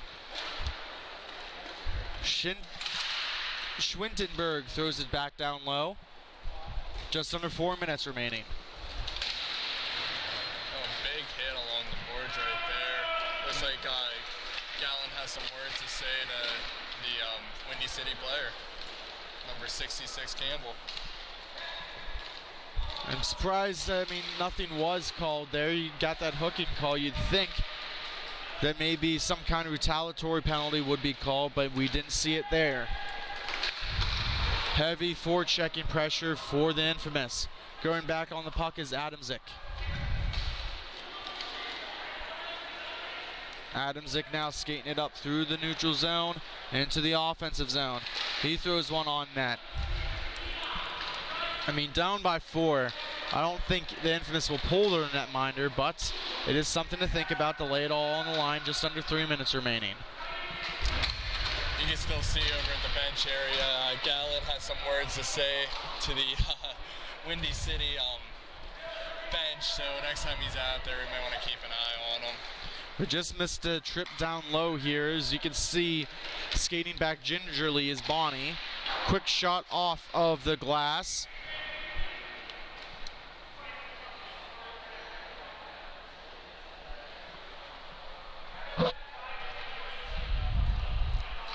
The ref going over to explain to the syndicate bench of what happened here and why he didn't call the penalty as Bonnie hops over the boards. Face-off won by the infamous. Shot misses wide. It's going to be going the other way to Collada. Collada finds Downey, missing the shot. Holding on to the stick. Nothing called there. That's a clear penalty in my mind on Downey, just completely holding on to his stick so he couldn't get control of the puck. And here we go again.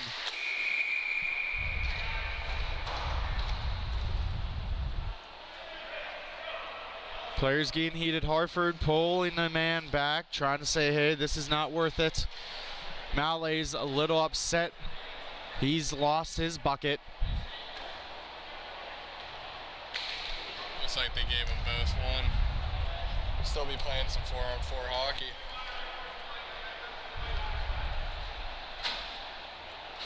They give each other a tap on the stick, respecting each other. It's been a hard-fought game between both sides so far. Yeah, it's going to be very emotional being in a championship game.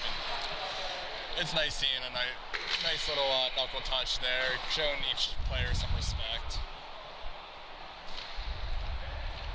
Time winding down here in the third period. Looks like Windy City will claim the Tier 2 championship, barring any miracle from happening. Emblad with it. He's going to drop it off for Bruce. He's going to walk in. He takes a shot. That's blocked wide into the glass and down on the far boards. Cleared all the way along. It's going to be held at the red line.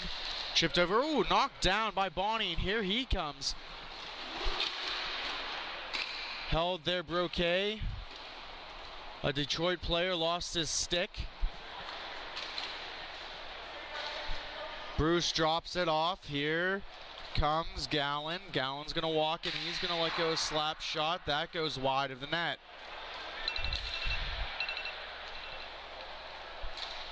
Just a couple seconds remaining here, as it looks like both teams are hopping over the boards, and that should do it. Your Tier 2 champions from Chicago, the Windy City Syndicate, claim the Tier 2 championship as they are victorious. Detroit trying to make it 2-0. They couldn't come away with the victory. Your final score was 8-4. We're going to take a quick commercial break. When we come back, we're going to have Tier 3 action. Second to last game of the day, we will see the Mid-Michigan Saints take on the Pittsburgh Shockwave. You are listening to Grove City Hockey. Thank you very much, and stay tuned.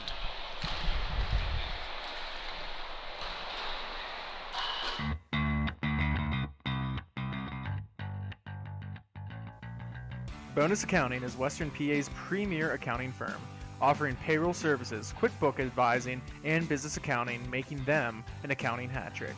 Visit them today at bonusaccounting.com. Bonus Accounting, the firm of the future.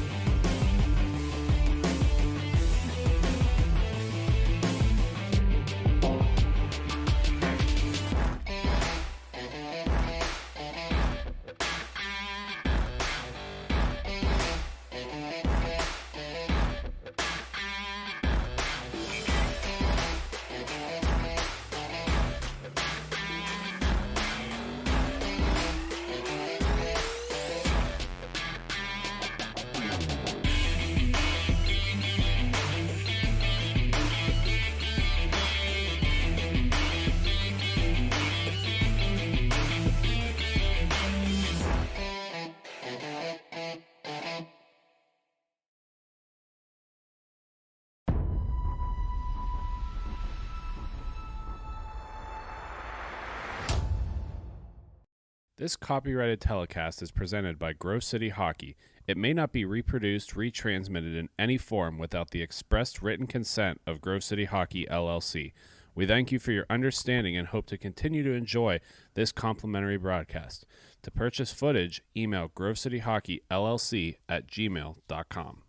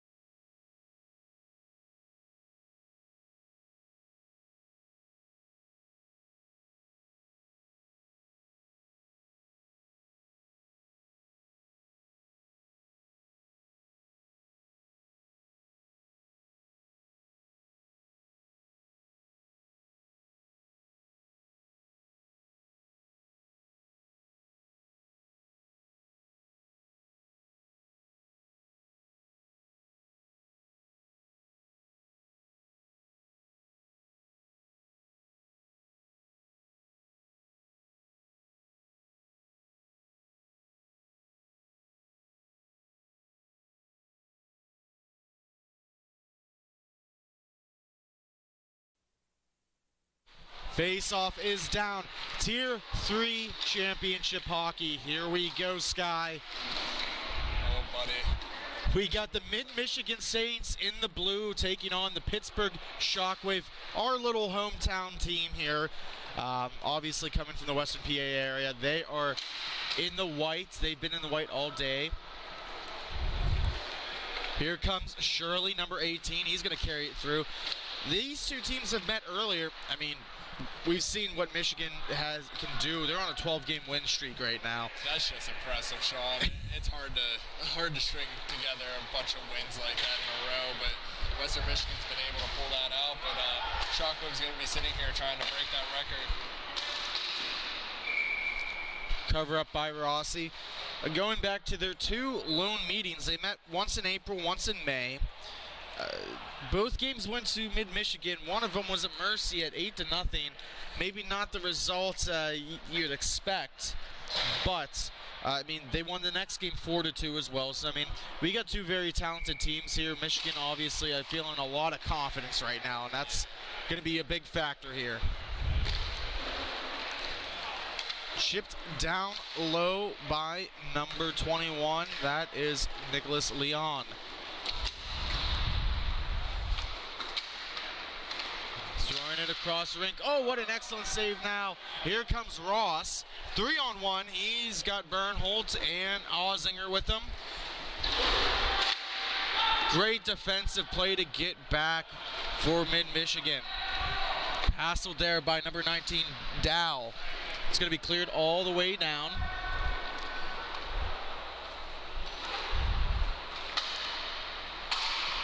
McNaher with it.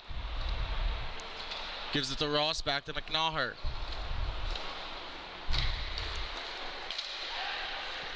Ozinger carrying the puck through. Ross lets one go, and he scores! Look at the roar of the bench from Pittsburgh as they are cheering their man on. An early 1-0 lead. Man, Ross can fly. Yeah, that kid can really, really skate. You don't want to give him any room or he's going to take advantage of it as he follows through with a nice little one-timer. Ends up going off the goalie up into the top shelf to give the Shockwave an early 1-0 lead. Now, we know this isn't going to stand, but what kind of sets in now, Mid-Michigan's, like we've talked about, they've had 12 wins in a row. They're in the championship game. That's a very quick goal to let up when you've been playing so well. That is for sure, but the one thing about that is when you're winning 12 games, there's going to be some hard times as well that they fought back from that you'll probably see them trying to do this game as well. Holding on to his number 3, Westfall. He was the star earlier that we saw. Pilati fighting off. Sechner kicks it forward. It's going to go all the way back into the mid-Michigan zone. Westfall with the wraparound to Sivland.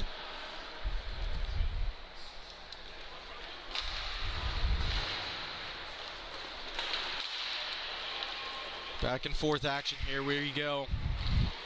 Getting it to Westfall. You got to get it to your playmakers here. Westfall, one of them. Hagerman with the shot. That's going to get deflected off all the way over. Puck stays in play. Shirley going down on one knee, trying to prevent anything from happening. What an excellent move by Westfall. He tries for the cross crease feed, can't come away with it. Excellent puck possession by the Mid-Michigan Saints. Here they come. Number 96 lets one rip. Kyle Cameron trying to get one past Rossi there. Tumbling down was Sivland. Colossi now with it. He's making a move, trying to get around. Westfall's going to pinch him off and take the puck. Mid-Michigan might be down 1-0, but they've really controlled the tempo of this game, so I wouldn't be surprised if they were able to sneak one in here soon. Hagerman with it. He's getting harassed. Puck's going to come all the way. It's just sitting there. Sechner chips it forward. He's trying to win a foot race there with Westfall. Here comes Shirley. He drops it off for Colossi. A little bit of a slower shot that we've seen from him before, but he gets it on net at least. Pilati going back to get it. Now, just remember here in this game, if you want to, if Pilati makes a mistake, we can chirp him. He gave us permission. Hey, as long as he gave us permission, it's full steams ahead. Wrapped all the way back around. Going for it is Nicholas Leon.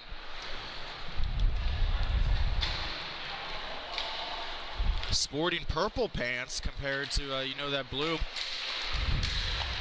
It seems like he might be wearing that little mix. You've been seeing that from some teams with the shorts, and then they're wearing the same color socks.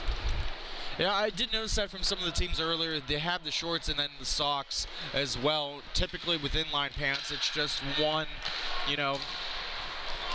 garment. Yep. Shot wide of the glove hand of Rossi. Shot came off the stick of number 92 Spears.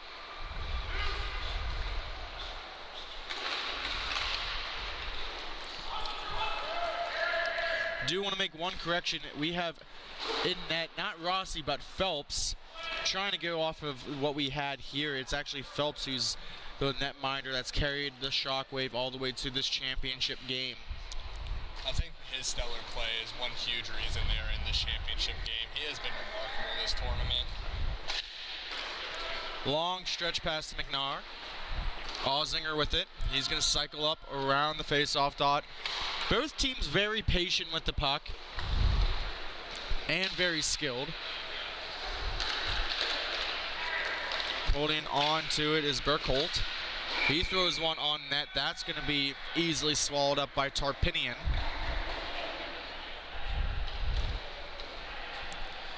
I don't know about you, but I'm starting to catch a second wind here. We're almost done with the day. We've seen some great hockey. Can you tell us a little bit about your experience? This is your first time here in the booth broadcasting with us, so. Yeah, it's a little different. Usually whenever I'm at one of these tournaments, I'm playing, but it's nice to sit back and just see, everything unfold and be able to just talk about it. And it's been a great time, and I'd like to thank you guys for having me with you. We'll see if I can talk to Sean Stewart about maybe having you inside the booth, kind of like our Brian Boucher down there. So I think he'll go for it. McNair with the puck now. He's settling it down. Very slow pace. Both teams still trying to feel each other out. It's been a while since they've seen each other, so things have changed since then. Westfall with it. He lets one rip. Phelps with it. Oh, another chance there for Hagerman. And a third opportunity. No one's there to kind of clear the crease, and the Mid-Michigan Saints getting a lot of scoring chances right now. Long shot and an easy save there. Phelps, he didn't want to deal with it anymore. He just throws it towards the face-off dot. I think getting a nice little break was what they needed. Maybe Shockwave can get out of their zone. Lining up for the face-off is number 96, Kyle Cameron, for the Mid-Michigan Saints. He's been impressive today. The results haven't shown it yet, but I mean, he's been a very good skater. He's been getting pucks on net, and he's been playing great sound defensively. Hagerman now going to Westfall. Westfall, the catalyst of this Saints team. He drops it off, looking for a give and go, and oh, he misses. Colossi was not hurt, but he was down low on his belly and makes the poke check that saves that near goal. Weird tactic, but it worked for him. You'll see a lot more of that at the NHL level, but not so much because you can't slide on this surface as well. Colossi trying to chip it forward, can't come away with it, stick lost. Shirley holding on to it. He's going to try and throw it around. He can't. Picks it off again himself. 3-on-2 if they hurry. Shirley drops it off for Pilati. Pilati with a shot, and he scores! Look at the reaction on that man's face. Pilati, I think he feels like he just saved the world with that goal. I wonder if that revokes our chirping card since he We can't chirp him now. He just scored a goal in the biggest game of the year for his team. What a beautiful shot, though. Had all the time in the world and just snipped the top right corner over his glove. I mean, some things when you're in the booth here watching these games, you say it, you call it to make for interesting commentary, and it just writes itself. And we were like, oh, we're going to chirp him a little bit. He goes and scores a goal on us. And it's 2-0 at Pittsburgh.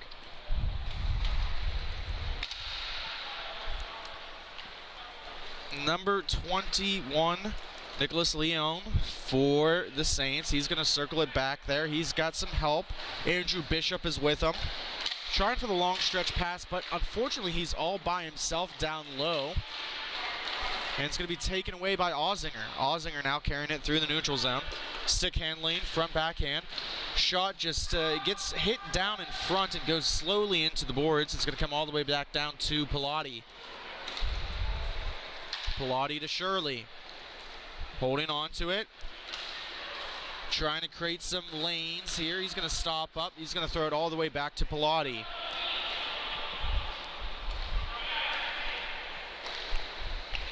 Pilati to Ozinger. Both these teams kind of remind me of a slow, methodical, almost similar style to like if you were watching the NHL, like a New York Islanders. Going to play very smart and defensive, get a lead and try to protect it. Yeah, you're not going to catch them out of position too often. They seem to be pretty set in that aspect, and then you'll see them move the puck around, but you're not going to see too many mistakes from their end. And the netminder, Tarpinian, I mean, he's been beat clean. It's not mistakes made by his men in front. Pilati, he's coming away with the puck in his defensive zone. He's going to throw a long stretch pass that's way out of the reach of Shirley. He's going to try and chip it around Hagerman, but Hagerman's going to come up with the puck. He's going to look for a reset now. Hagerman by himself carries around his netminder, forced out by Ozinger. 1-on-4, Hagerman looking to be Superman right now. He's going to hold on and wait for some reinforcements, whips it around the boards, coming all the way down to number 77, Chris Cleveland.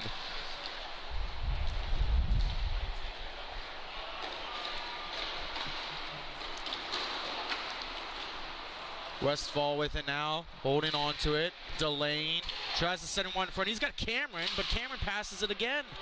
Probably should have took the shot. I was thinking the same thing, Sean. He probably should have taken advantage of being in the slot pretty open right there and just get a shot on net. He's got the body size, too, to fight off a lot of these Shockwave players. Westfall with the puck now at the point. He's going to circle up again. Crosses over with Hagerman. On his forehand. He's going to just walk around. Loses an edge, and that's going to be a cover by Phelps. Good opportunity. You don't see Westfall make many mistakes, and he just lost an edge right there.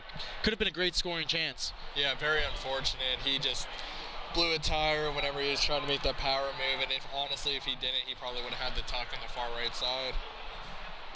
Cameron in the face-off dot. 1. Cleveland throws it back down low, looking for Westfall, but that's going to be taken by Ross. The speedster throws it up to Colossi.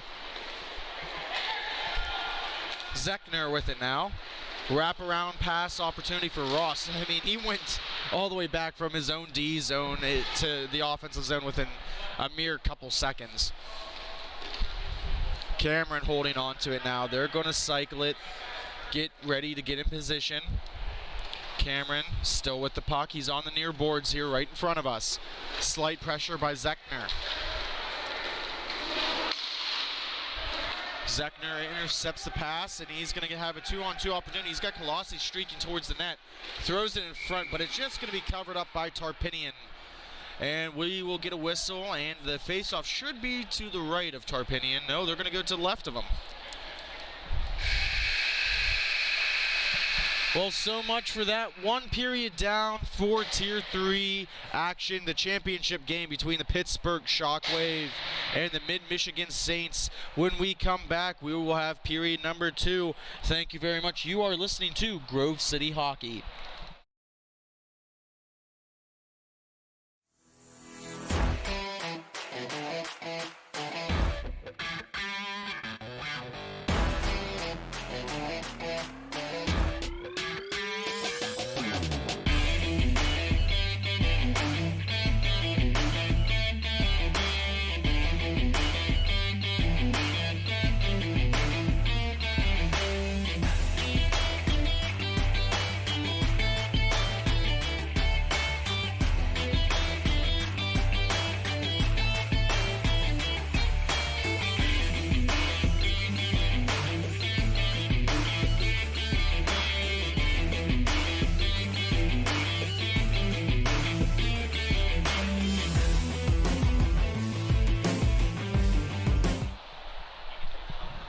We are back for period number 2. Thank you for staying tuned here. Tier 3 championship hockey. Sorry, we do have a quick stoppage here. Looks like Tarpinian is adjusting himself. Looks like he's got a rag. I think he's trying to wipe up some kind of fluid or liquid that's down there.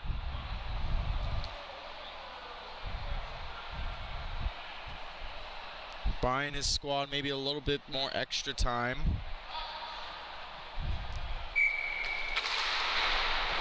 Puck is down. We're down for period number 2. Ross with it now. He's going to throw it away to McNaher. Ross with it again. He throws it back to McNaher.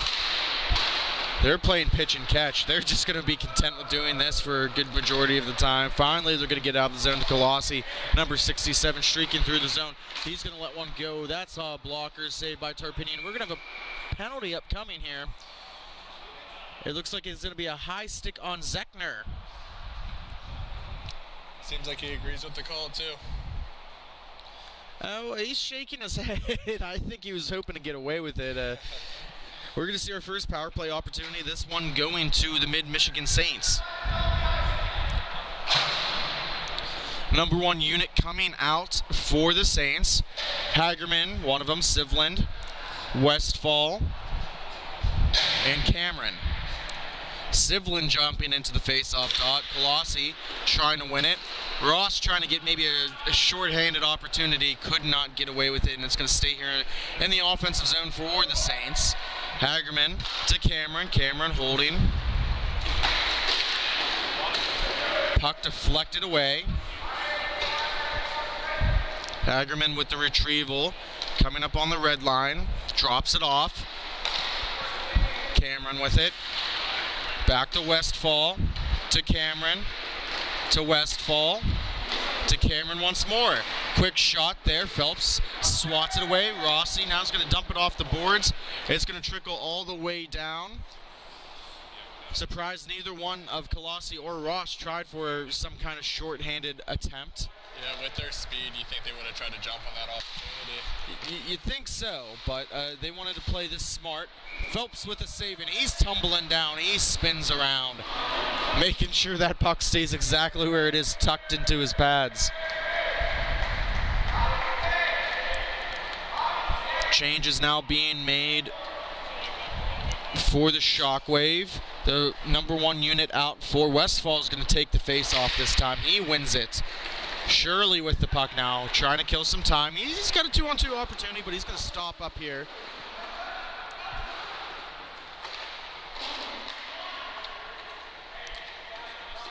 More time off the clock, trying to make his way around.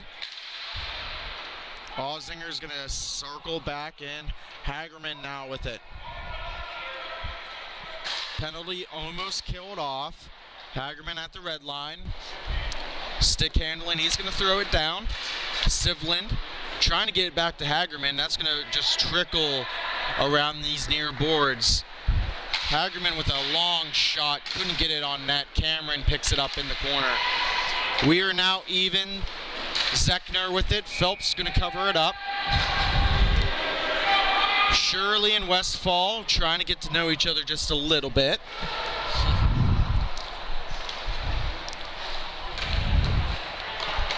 Couple minutes have gone by here in period number 2. 2-0 is the score. The Shockwave lead over the Mid-Michigan Saints. A little bit of frustration on Westfall as he slams the bench as he climbs over. I don't blame him either. That power play was very lackluster from Mid-Michigan. We saw a couple of those goals on the power play earlier. They just did not look like the same unit. And here we go, a 2-on-1. Ozinger with Burkholt. Shoots it on net. Burkholt puts it away.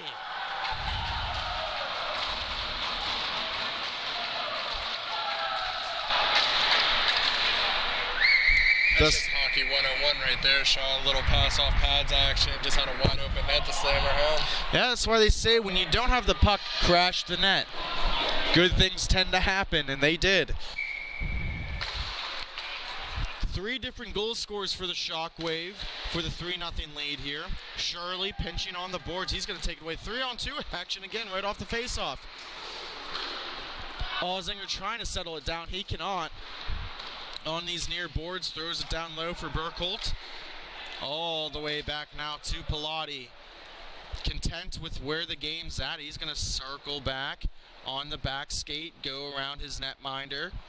Slight pressure there by Bishop. Ozinger with it now. Bishop swiping at it. He misses. Chipping it off the boards was Ozinger now. Maybe a 3-on-2. Shirley with it.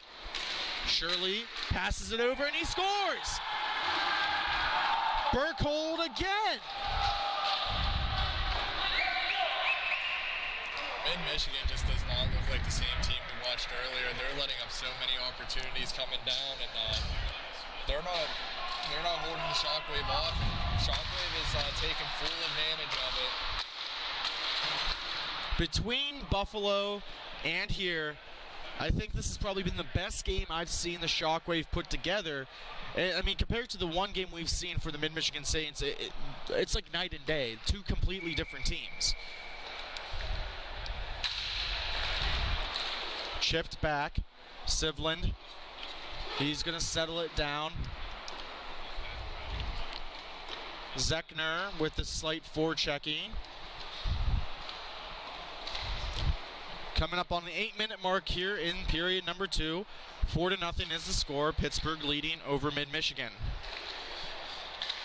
And if you want, I don't know exactly where Mid-Michigan is, but I mean, we could consider them obviously a home team. This is their home state. This is, I mean, out of the 4 championships, 3 of them now have been from the state of Michigan.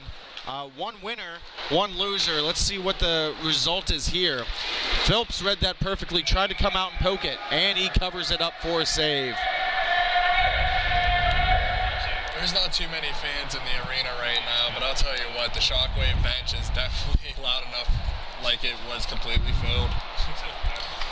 This is a beautiful facility that can hold up to 8,000 fans, and I mean we're lucky enough to pick up on some of these extra sounds here, especially down low, just because of all the things that have happened in the world. There's maybe not too many people out here, and we're thankful that you're at least at home watching us, and we can bring you this action.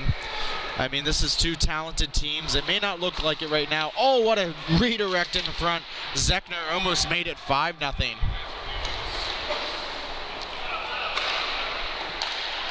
Sevlin now, he's going to throw it to Hagerman. Hagerman's going to wind up for a shot right into the chest of Phelps.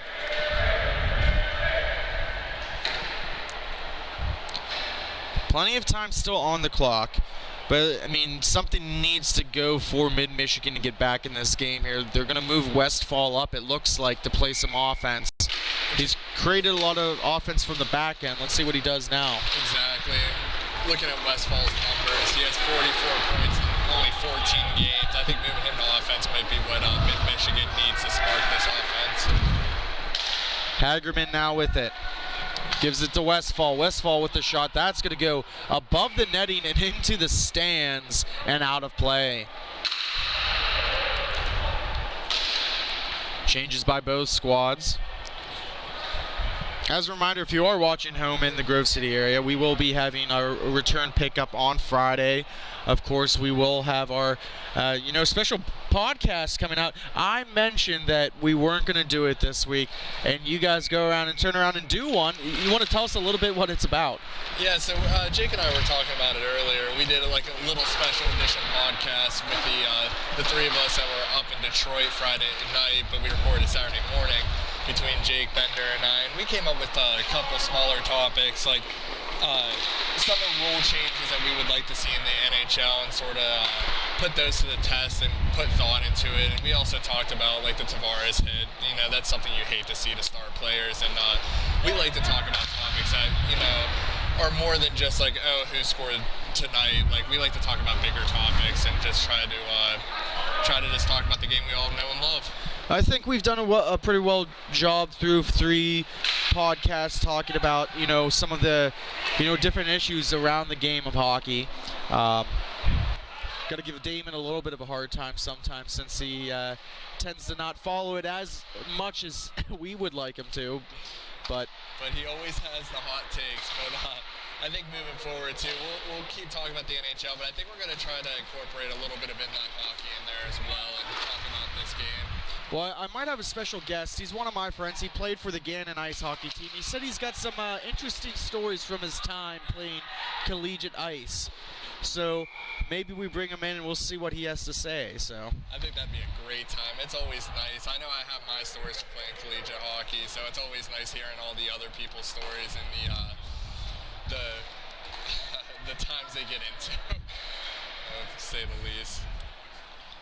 Coming up on the 4-minute marker here of the second period. Faceoff's going to be to the left of Phelps.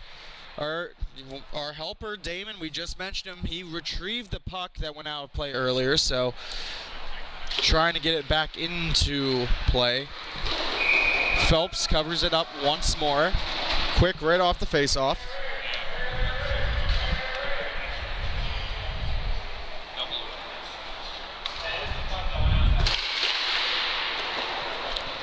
Phelps playing it himself, man. That's a bold move to do that. And here comes Ross with some speed. He's got Colossi with him. Colossi shoots and he scores.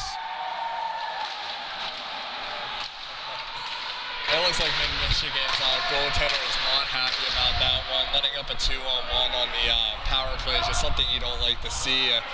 Looks like he's doing a little cleanup job, might be a little wet in the crease, but it's very humid in here, so you're going to see that. But what a beautiful play by the Shockwave to take advantage. They blow the play dead. They did not see that Tarpinian was cleaning his crease, and that's a good amount of gamesmanship because you saw the Shockwave players trying to point down to him. That's why no one lined up for the face-off thought, and the ref ended up dropping the puck but quickly realized what was happening here.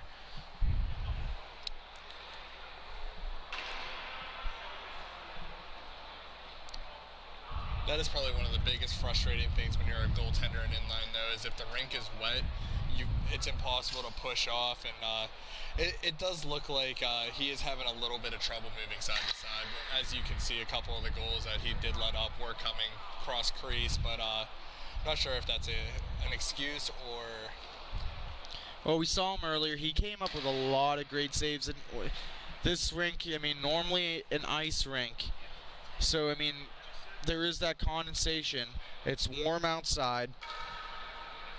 He played well earlier, so you may have to think that there is obviously some truth to it. You can't disregard that. but things haven't gone the way that Mid-Michigan has wanted so far, so maybe this is kind of a little stoppage to get his team maybe in a better mindset moving forward.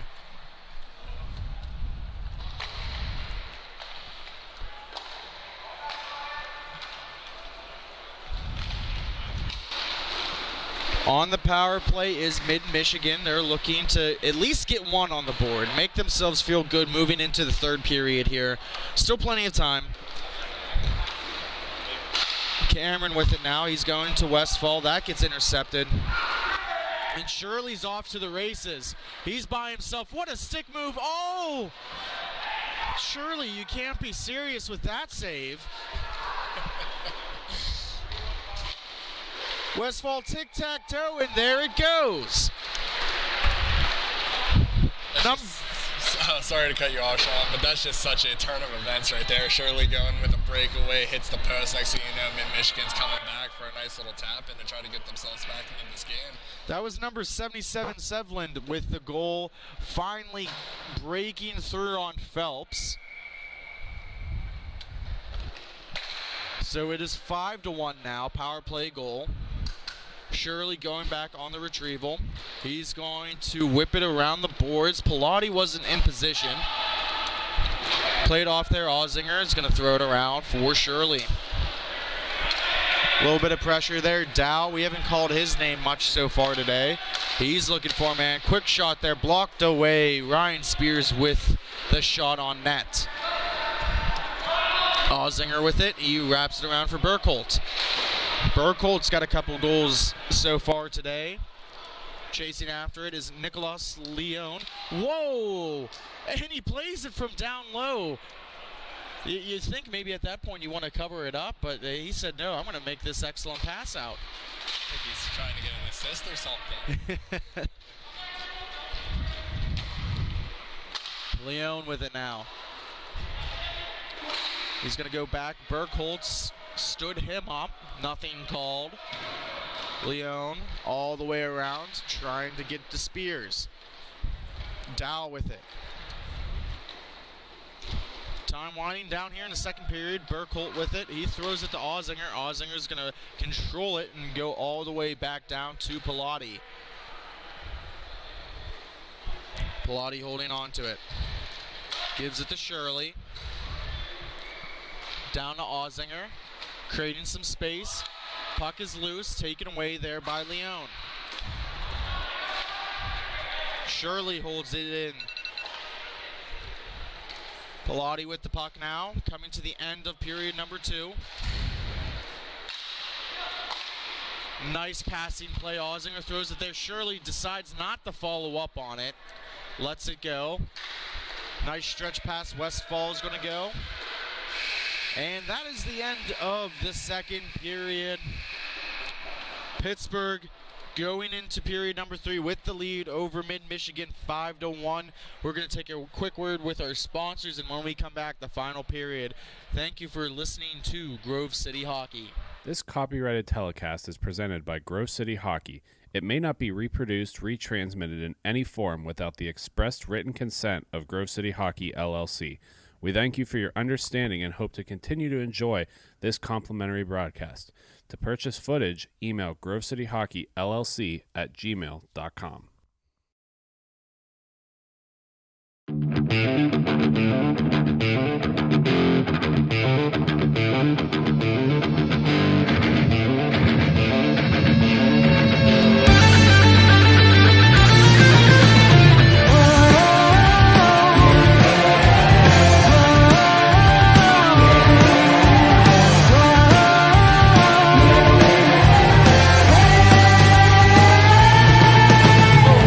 She asked me if I've ever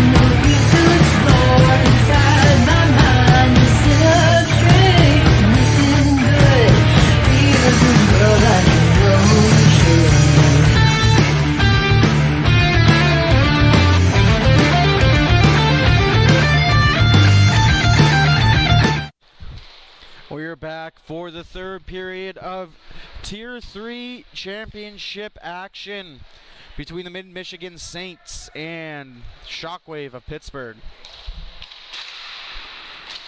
We do apologize for a little bit of the delay. They were trying to mop up the area behind where Phelps is now in the net. So we had to take a little bit more of a longer break than usual. Hagerman with the puck now. He's going to give a nice little drop pass to Sevlin. Zechner with it now defending. He gets around Zechner. Sevlin throws it in front. Puck is loose. It's going to go the other way. Ignaher with it. Taken by Colossi. Colossi, the offensive threat for the Shockwave. He tries to put it between his legs. He couldn't do it. He's trying to pin it against the boards, try to eat up some clock.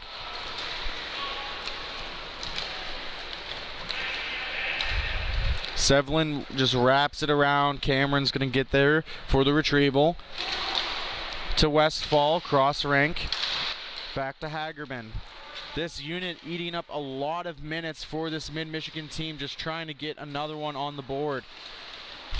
Backhand opportunity, that's going to go up into the netting and out of play.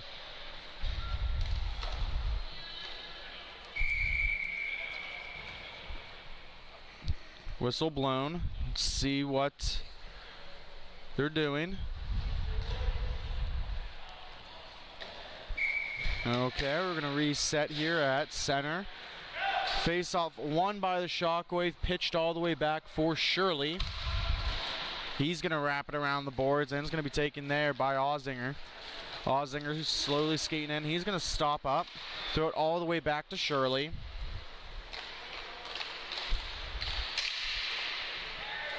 Shirley with it, dropping it off for Ozinger, coming through the neutral zone, 3-on-3. Both teams moving a little bit slower now. Pilati in on the puck. Played there by Tarpinian. Looking for it in front. Oh, couldn't get through. Bishop now trying to clear, cannot. Ozinger to Shirley, to Pilati. He's going to go back to Ozinger. He's going to make a move around a man. He's got a 2-on-1. He takes a shot and he scores. Number 8, Ozinger, getting one back for the Pittsburgh Shockwave. It is now 6-1. What did you see there, Sky? That was just a great break into the offensive zone with a little backtrack. Pilati had it in the corner, hit number 8, stretching down the left-hand side. He just picked his spot and gave the Shockwave another goal advantage. Shirley with it now. He's going to circle it back, dropping it off for Pilati. Couple minutes have gone by here in the third period. This one almost looks over, but you know with Mid-Michigan they have a lot of firepower, and here we go. Phelps covering up a nice shot there by Spears. Can't tell if the cheering is from the benches or from the few fans that are still left here in the stadium. Westfall to take the face-off against Pilati.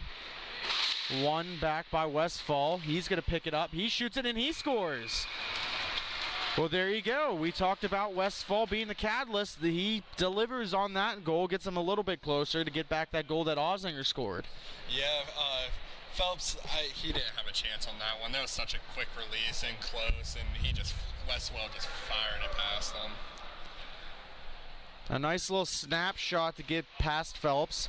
Face off one. Here comes Cameron. He gets around a couple people. He's going to take a shot. Okay, Mid-Michigan starting the field a little bit. Here we go. Phelps covering up, maybe getting a little stoppage here. A couple changes being made for the Shockwave. That same unit staying out there for Mid-Michigan. They've played the majority of this game. You have to figure fatigue's going to set in at some point. Westfall goes back around for Sevlin. Throws it back all the way down to Hagerman.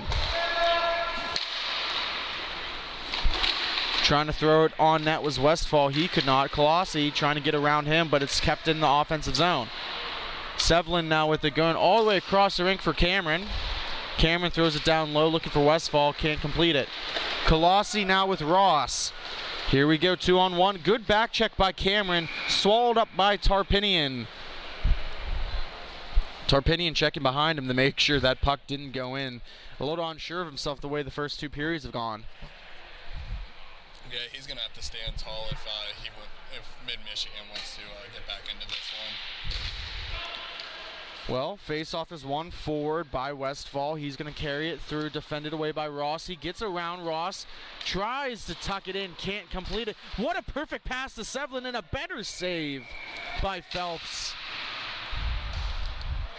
I think Mid-Michigan just can't catch a break right now. So many opportunities, it just can't seem to tuck one away. I mean, they're trying to buy a goal here, and they got no money to spend, apparently. The second unit comes out here for Mid-Michigan. Puck falling down on the far boards, defended away by McNair. Bishop fighting for it. Quick shot there. Sprawling is Phelps, and he's going to cover it up for a face-off. Clock slowly winding down.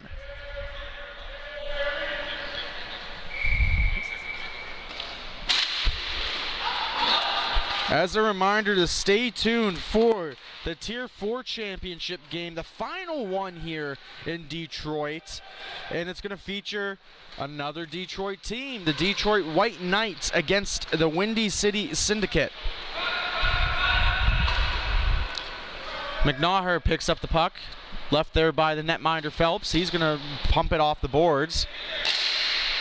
The race was won by Leone. He's going to pick it up. Throw it across. Trying to set something up as Mid-Michigan. 6-2 is the score.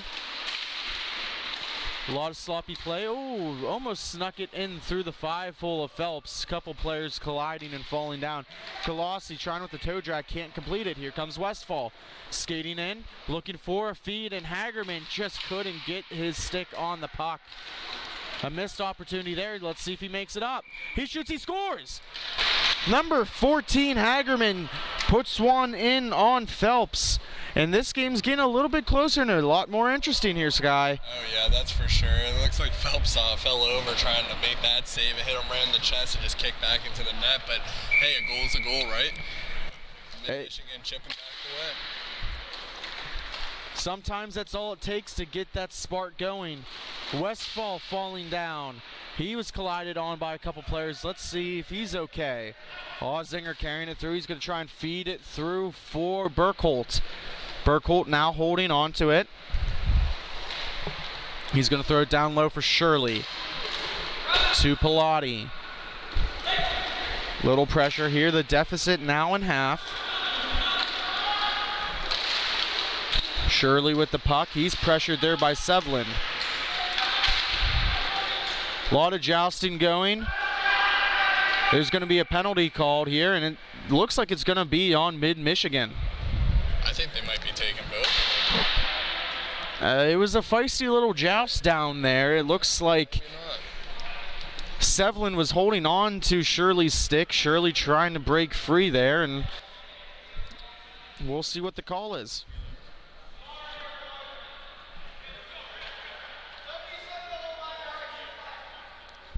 They're going to call a high sticking on Sevlin, and the shockwave will go to the power play.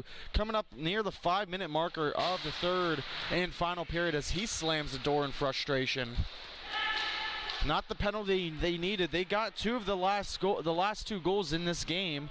They're starting to build some momentum. Just a very bad penalty. Yeah, it's just one you don't want to take, and it could be a momentum killer. We'll see how this penalty kill goes for them. Now, if they can kill this off, who knows what happens. Maybe get one shorthanded. Phelps to flex one into the glass. Hagerman with the puck. He's creating some time. Oh, just missed the tap-in was Cameron. Puck careens to Phelps. He's going to decide to hold it. A very delayed whistle there. Such a sharp angle shot, and it almost got the best of Phelps right there. We've seen these boards all day take funny bounces on this puck, making it difficult and just, keeping the players on their toes. Cameron with it. He's going to drop it off now. Westfall going to take it strong to the net. Loses it at the very last second. Pilates going to play it. Holding on to it slowly. Observing his options. Shirley now is going to walk it in on the power play. He's going to drop it off for Ozinger. Ozinger shoots. That goes off the leg of Hagerman. Hagerman wraps it around with the backhand to Cameron. Long stretch pass to Westfall, maybe looking for a shorthanded opportunity. If not, at least kill the penalty. Hagerman with it. Puck behind the net. Chased down by Hagerman. Pilati on him. Ozinger's going to scoop this up. He's looking for reinforcements. He's going to cut to the middle, looking for Pilati. Crashing the net. He takes a shot. Tarpinian swallows that one up in his chest. And we should have a timeout here. Should be for Mid-Michigan. That's what I'm thinking. So we're going to take a quick pause here. When we come back, we'll resume and finish this one out. Thank you for listening to Grove City Hockey.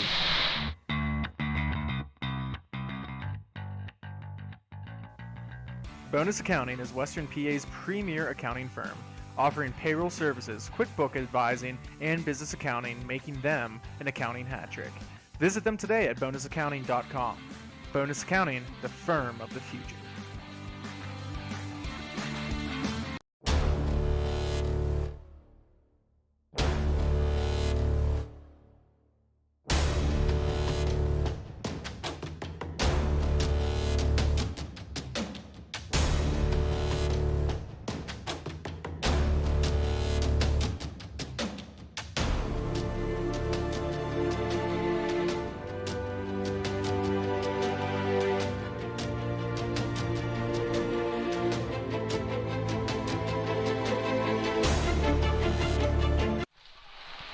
We're back with the resumption of the third period here for T3 Championship. Back to all even. McNaher taking it back behind his own net. Long stretch pass. Gets it to Colossi. Loses it in the foot of the referee. Able to pick it back up. Throws it back to McNaher. Going to try and kill as much time off the clock. They don't really need any more goals here. They just need to prevent them. Easier said than done. Here comes Dow. Second unit on. Bishop throws one on net.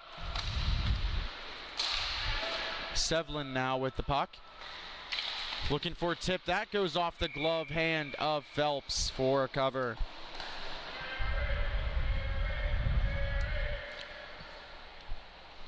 So we can start to see the two other teams lining up for the final game here. Face off won by Mid-Michigan. It's going to get cleared all the way down. Sevlin with the retrieval.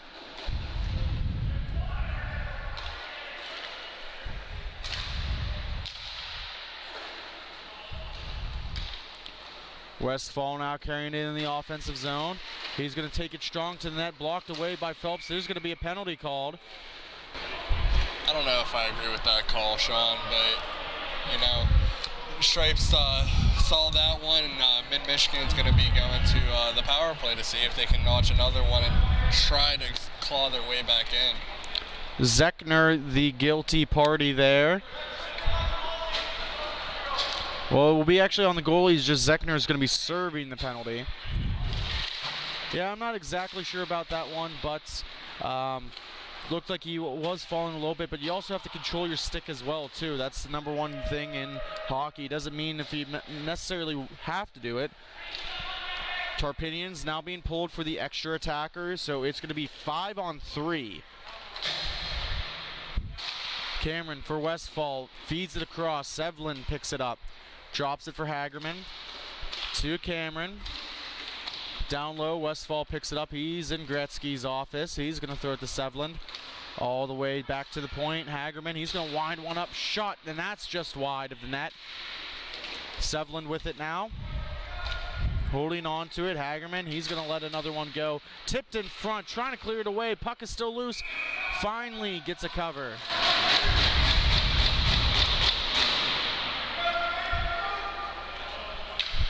Face-off will be to the left of Phelps. Coming towards the end of this one, it looks like the Shockwave will be victorious and win the T3 champions. Ross will dump it down. And there it is. Your champions of the Tier 3 division, the Pittsburgh Shockwave, victorious over the Mid-Michigan Saints. One more game left to go. Tier 4 action between the Detroit White Knights and the Wind City Syndicate. We're going to take a quick commercial break. When we come back, we'll bring you that Tier 4 championship game. You are listening to Grove City Hockey. Black Biscuit is a hockey company that specializes in team uniforms and apparel and is based in St. Paul, Minnesota. We have been working with teams throughout Minnesota and all around the world. If your team or association is looking to update your uniforms, then let our all-star design team show you what we can do for you. Our slogan is made for misconduct because our uniforms can take a punch. From jerseys, socks, and shells to team apparel, there's almost nothing we can't do. If you can imagine it, we can design it. Visit our website, Black Biscuit Hockey, and check out our design vault for inspiration for your next uniform. Need a company that checks all the boxes? Outstanding design, quality product, great customer service, and timely delivery? Call us at 855-978-6888 to see what the Biscuit team can do for you. Black Biscuit. Black Biscuit. Black Biscuit. Made for misconduct. Don't risk it. Go Biscuit.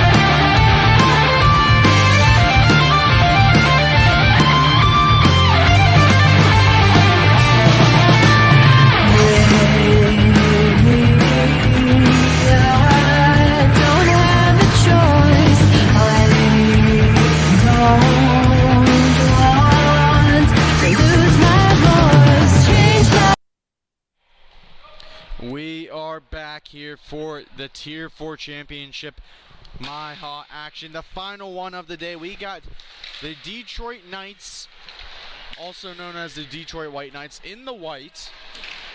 They will be taking on the Wind City Syndicate, who we've seen a couple times so far today.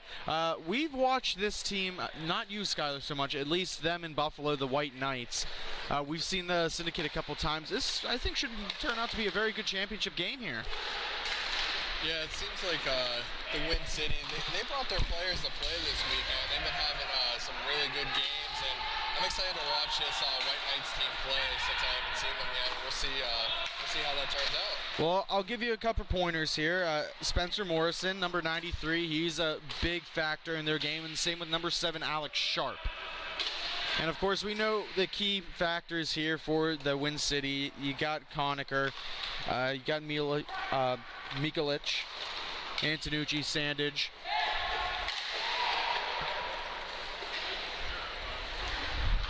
Conchar carrying the puck up through into the offensive zone. He's going to wind it all the way around. Trying to get a quick shot off was Antonucci.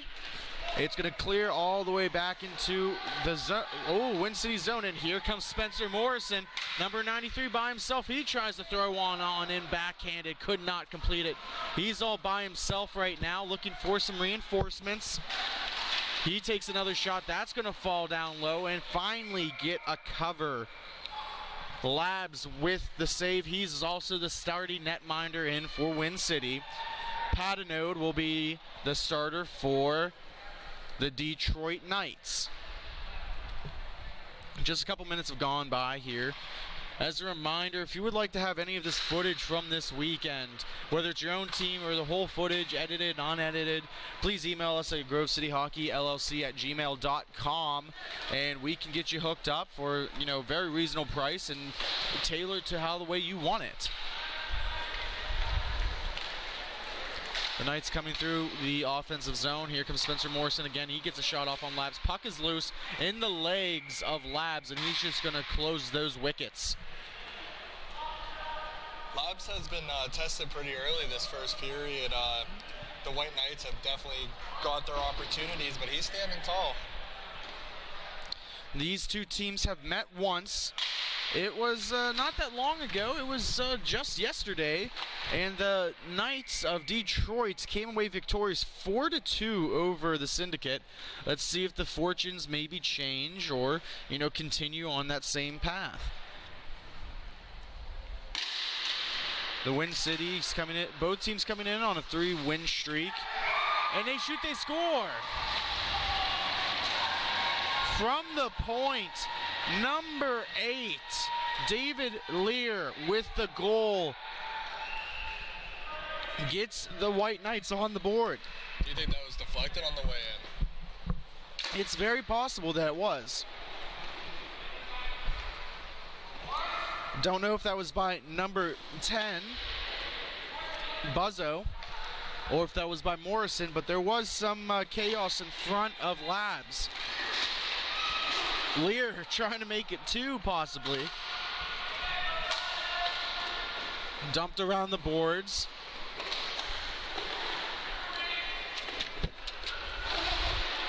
Trying to get to the offensive zone is Haas. Quick shot there by Ellenberger, and it will be covered up by Patinode.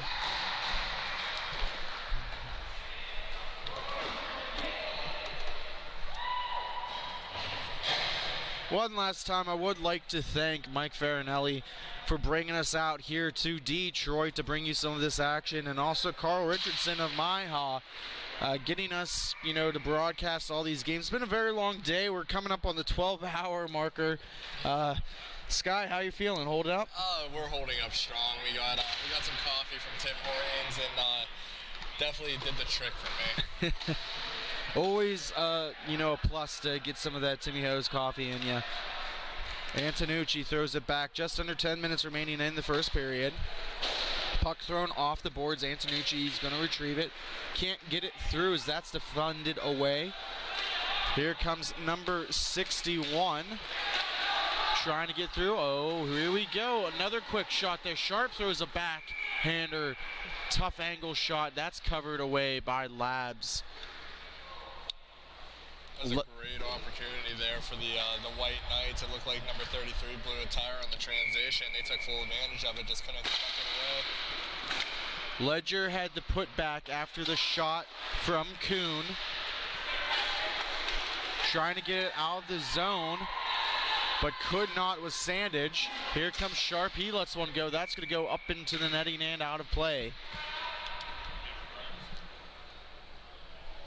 8:34 remaining here in the first period.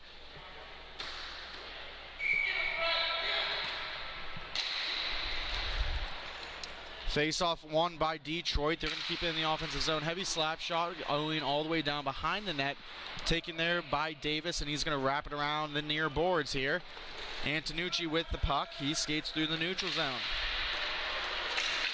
Forehand, backhand shot does not get through. That's deflected before it makes it to Patnode.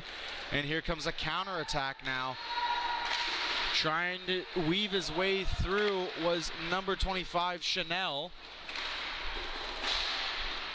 Mikulek, he's going to chip it to his own netminder. A little bit of confusion there, so Labs has to throw it all the way around for Davis.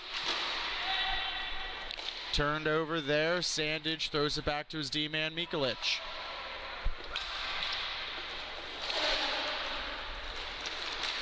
Antonucci now couldn't receive that pass. Sharp with the spinorama. He's going to skate up. Trying for the forehand. He throws it. That goes wide through the net mouth. A little bit of a collision there. Number 11 pinching him off. Thrushman. Mikulek now down low. Here comes a shot off. Some chaos in front of Patinode. Finally, Antonucci gets it settled down for Mikulich. Throws it back down low. Conchar with it now. Conchar surveying his options. He's going to circle, try to get into that slot area. He throws one on net. That goes wide. Knocked down by number 8, Lear. Thrushman down on the ground. Drop back down low for Antonucci for Conchar. He throws one close angle shot. It's going to go the other way. Here comes number 98, Caleb Barnes. He throws a backhand opportunity. That goes wide. He retrieves his own rebound, throws it in front. Trying to get it was Blow.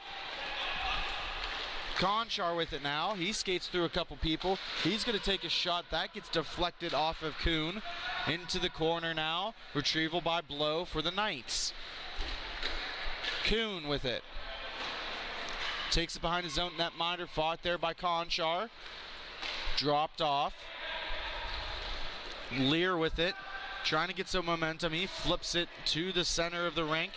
Intercepted there by Mikulich. And here comes Conchar now. Austin Conchar throws one. Swallowed up by Patinode.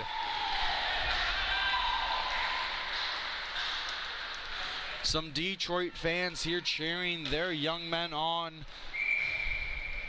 They're calling a quick timeout. Let's see what the issue is here.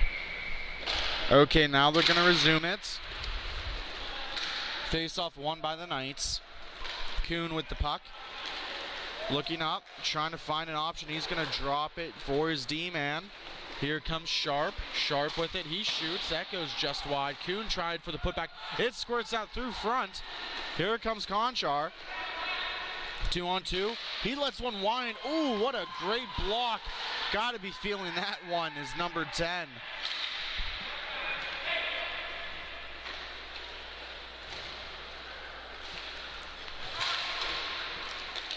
Nisevich throws it down low, looking for number 37, Haas.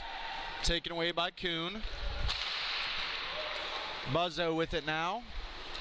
Had the big block shot earlier. He's going to try and look for a redirect. That gets deflected wide. A little bit of a slash there, nothing called. Big wind-up shot. Patinode sees it all the way, and he's going to cover it up for a face-off. Just a one-goal game so far. Skylar, what have you seen? What's your professional opinion about these two teams? They seem pretty evenly matched. It looks like the White Knights got off to a pretty hot start, got that goal in the beginning, but looks like the Windy City is fighting back and applying some pressure, but the White Knights, the one thing I noticed is their goaltender is pretty solid, as it looks like the White Knights are going to be going to the power play here. Looks like there was a tripping call, so it was a pretty blatant trip, and he already knew it as Antonucci heads to the box. Yeah, Padenode, when we went to Buffalo, he stood on his head throughout, and he was a big catalyst. They went to the championship game in that tournament as well, but obviously this is for all the marbles. He's got to play real big for them right now. This is the last game, winner go home. Sharp with it on the power play. He's going to drop it off for Kuhn. Kuhn down low to Buzzo. Buzzo back to Kuhn. He rips one. That's a left leg pad save there by Labs. He kicked that one out. Sharp to Kuhn. Kuhn walks in. He lets another one go. Seen all the way. He flashing the leather there was Labs.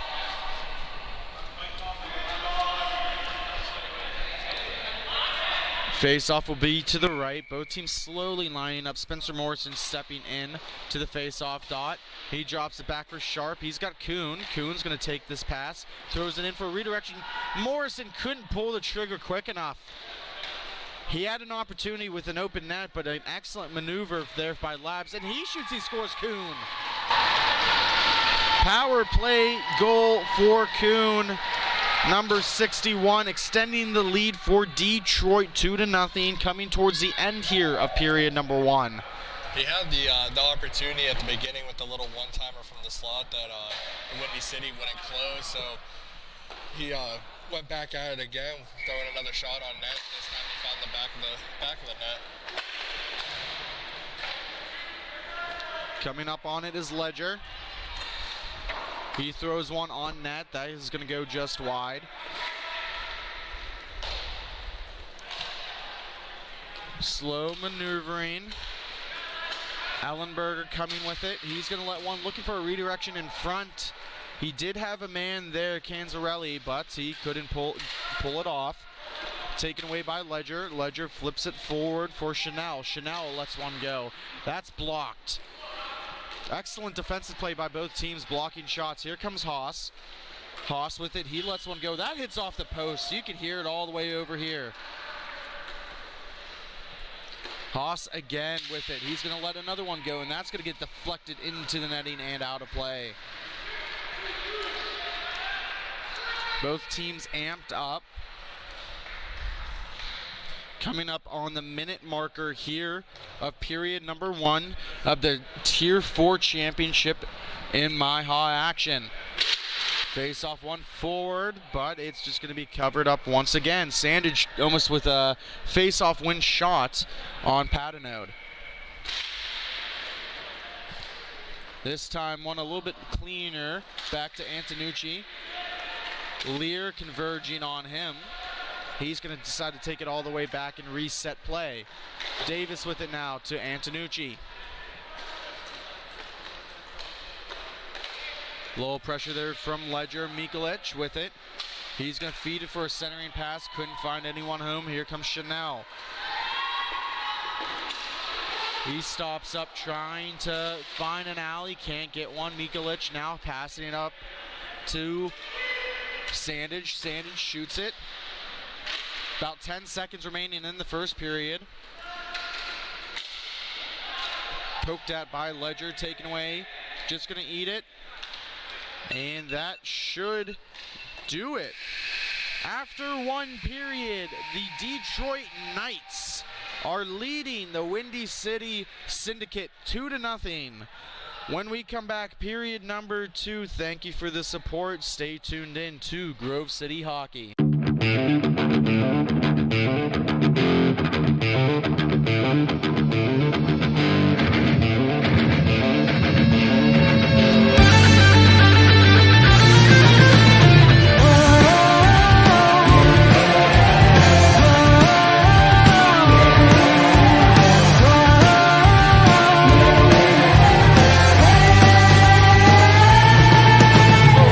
She asked me if I read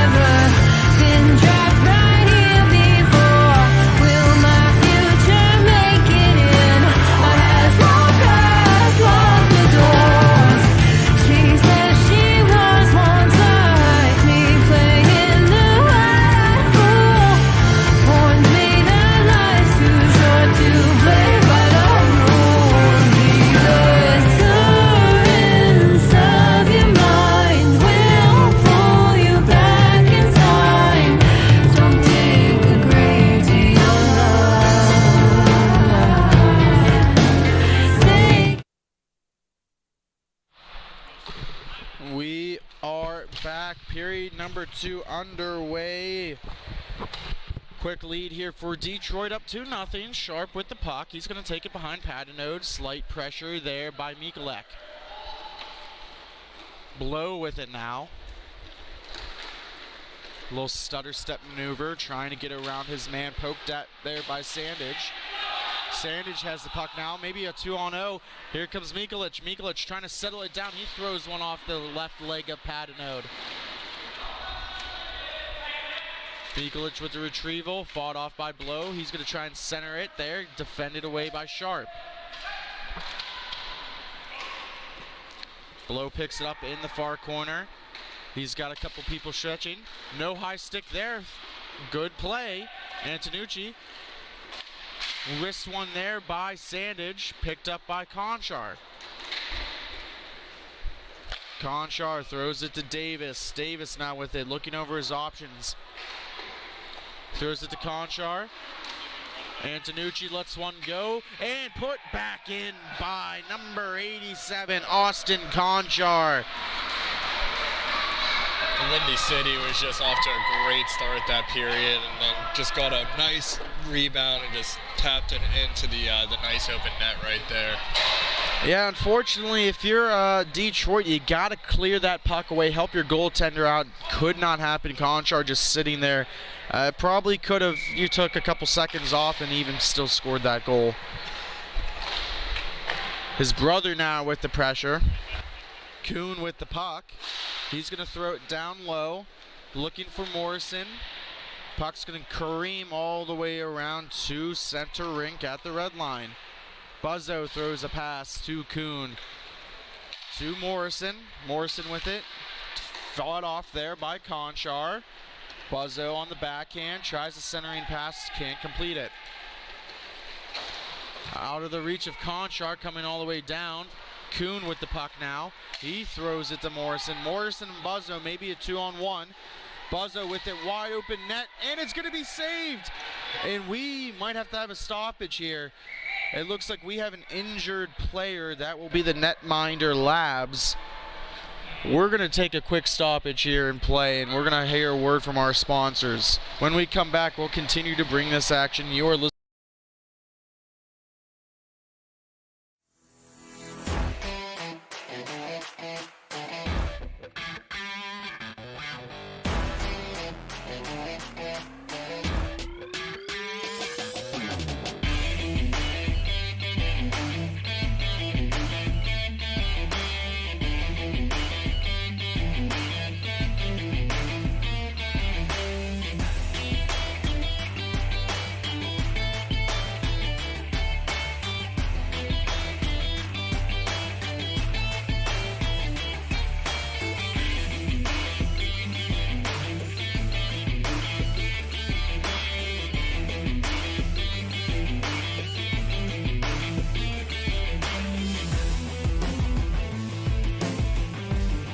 We are back with the puck drop. Everything is okay. Labs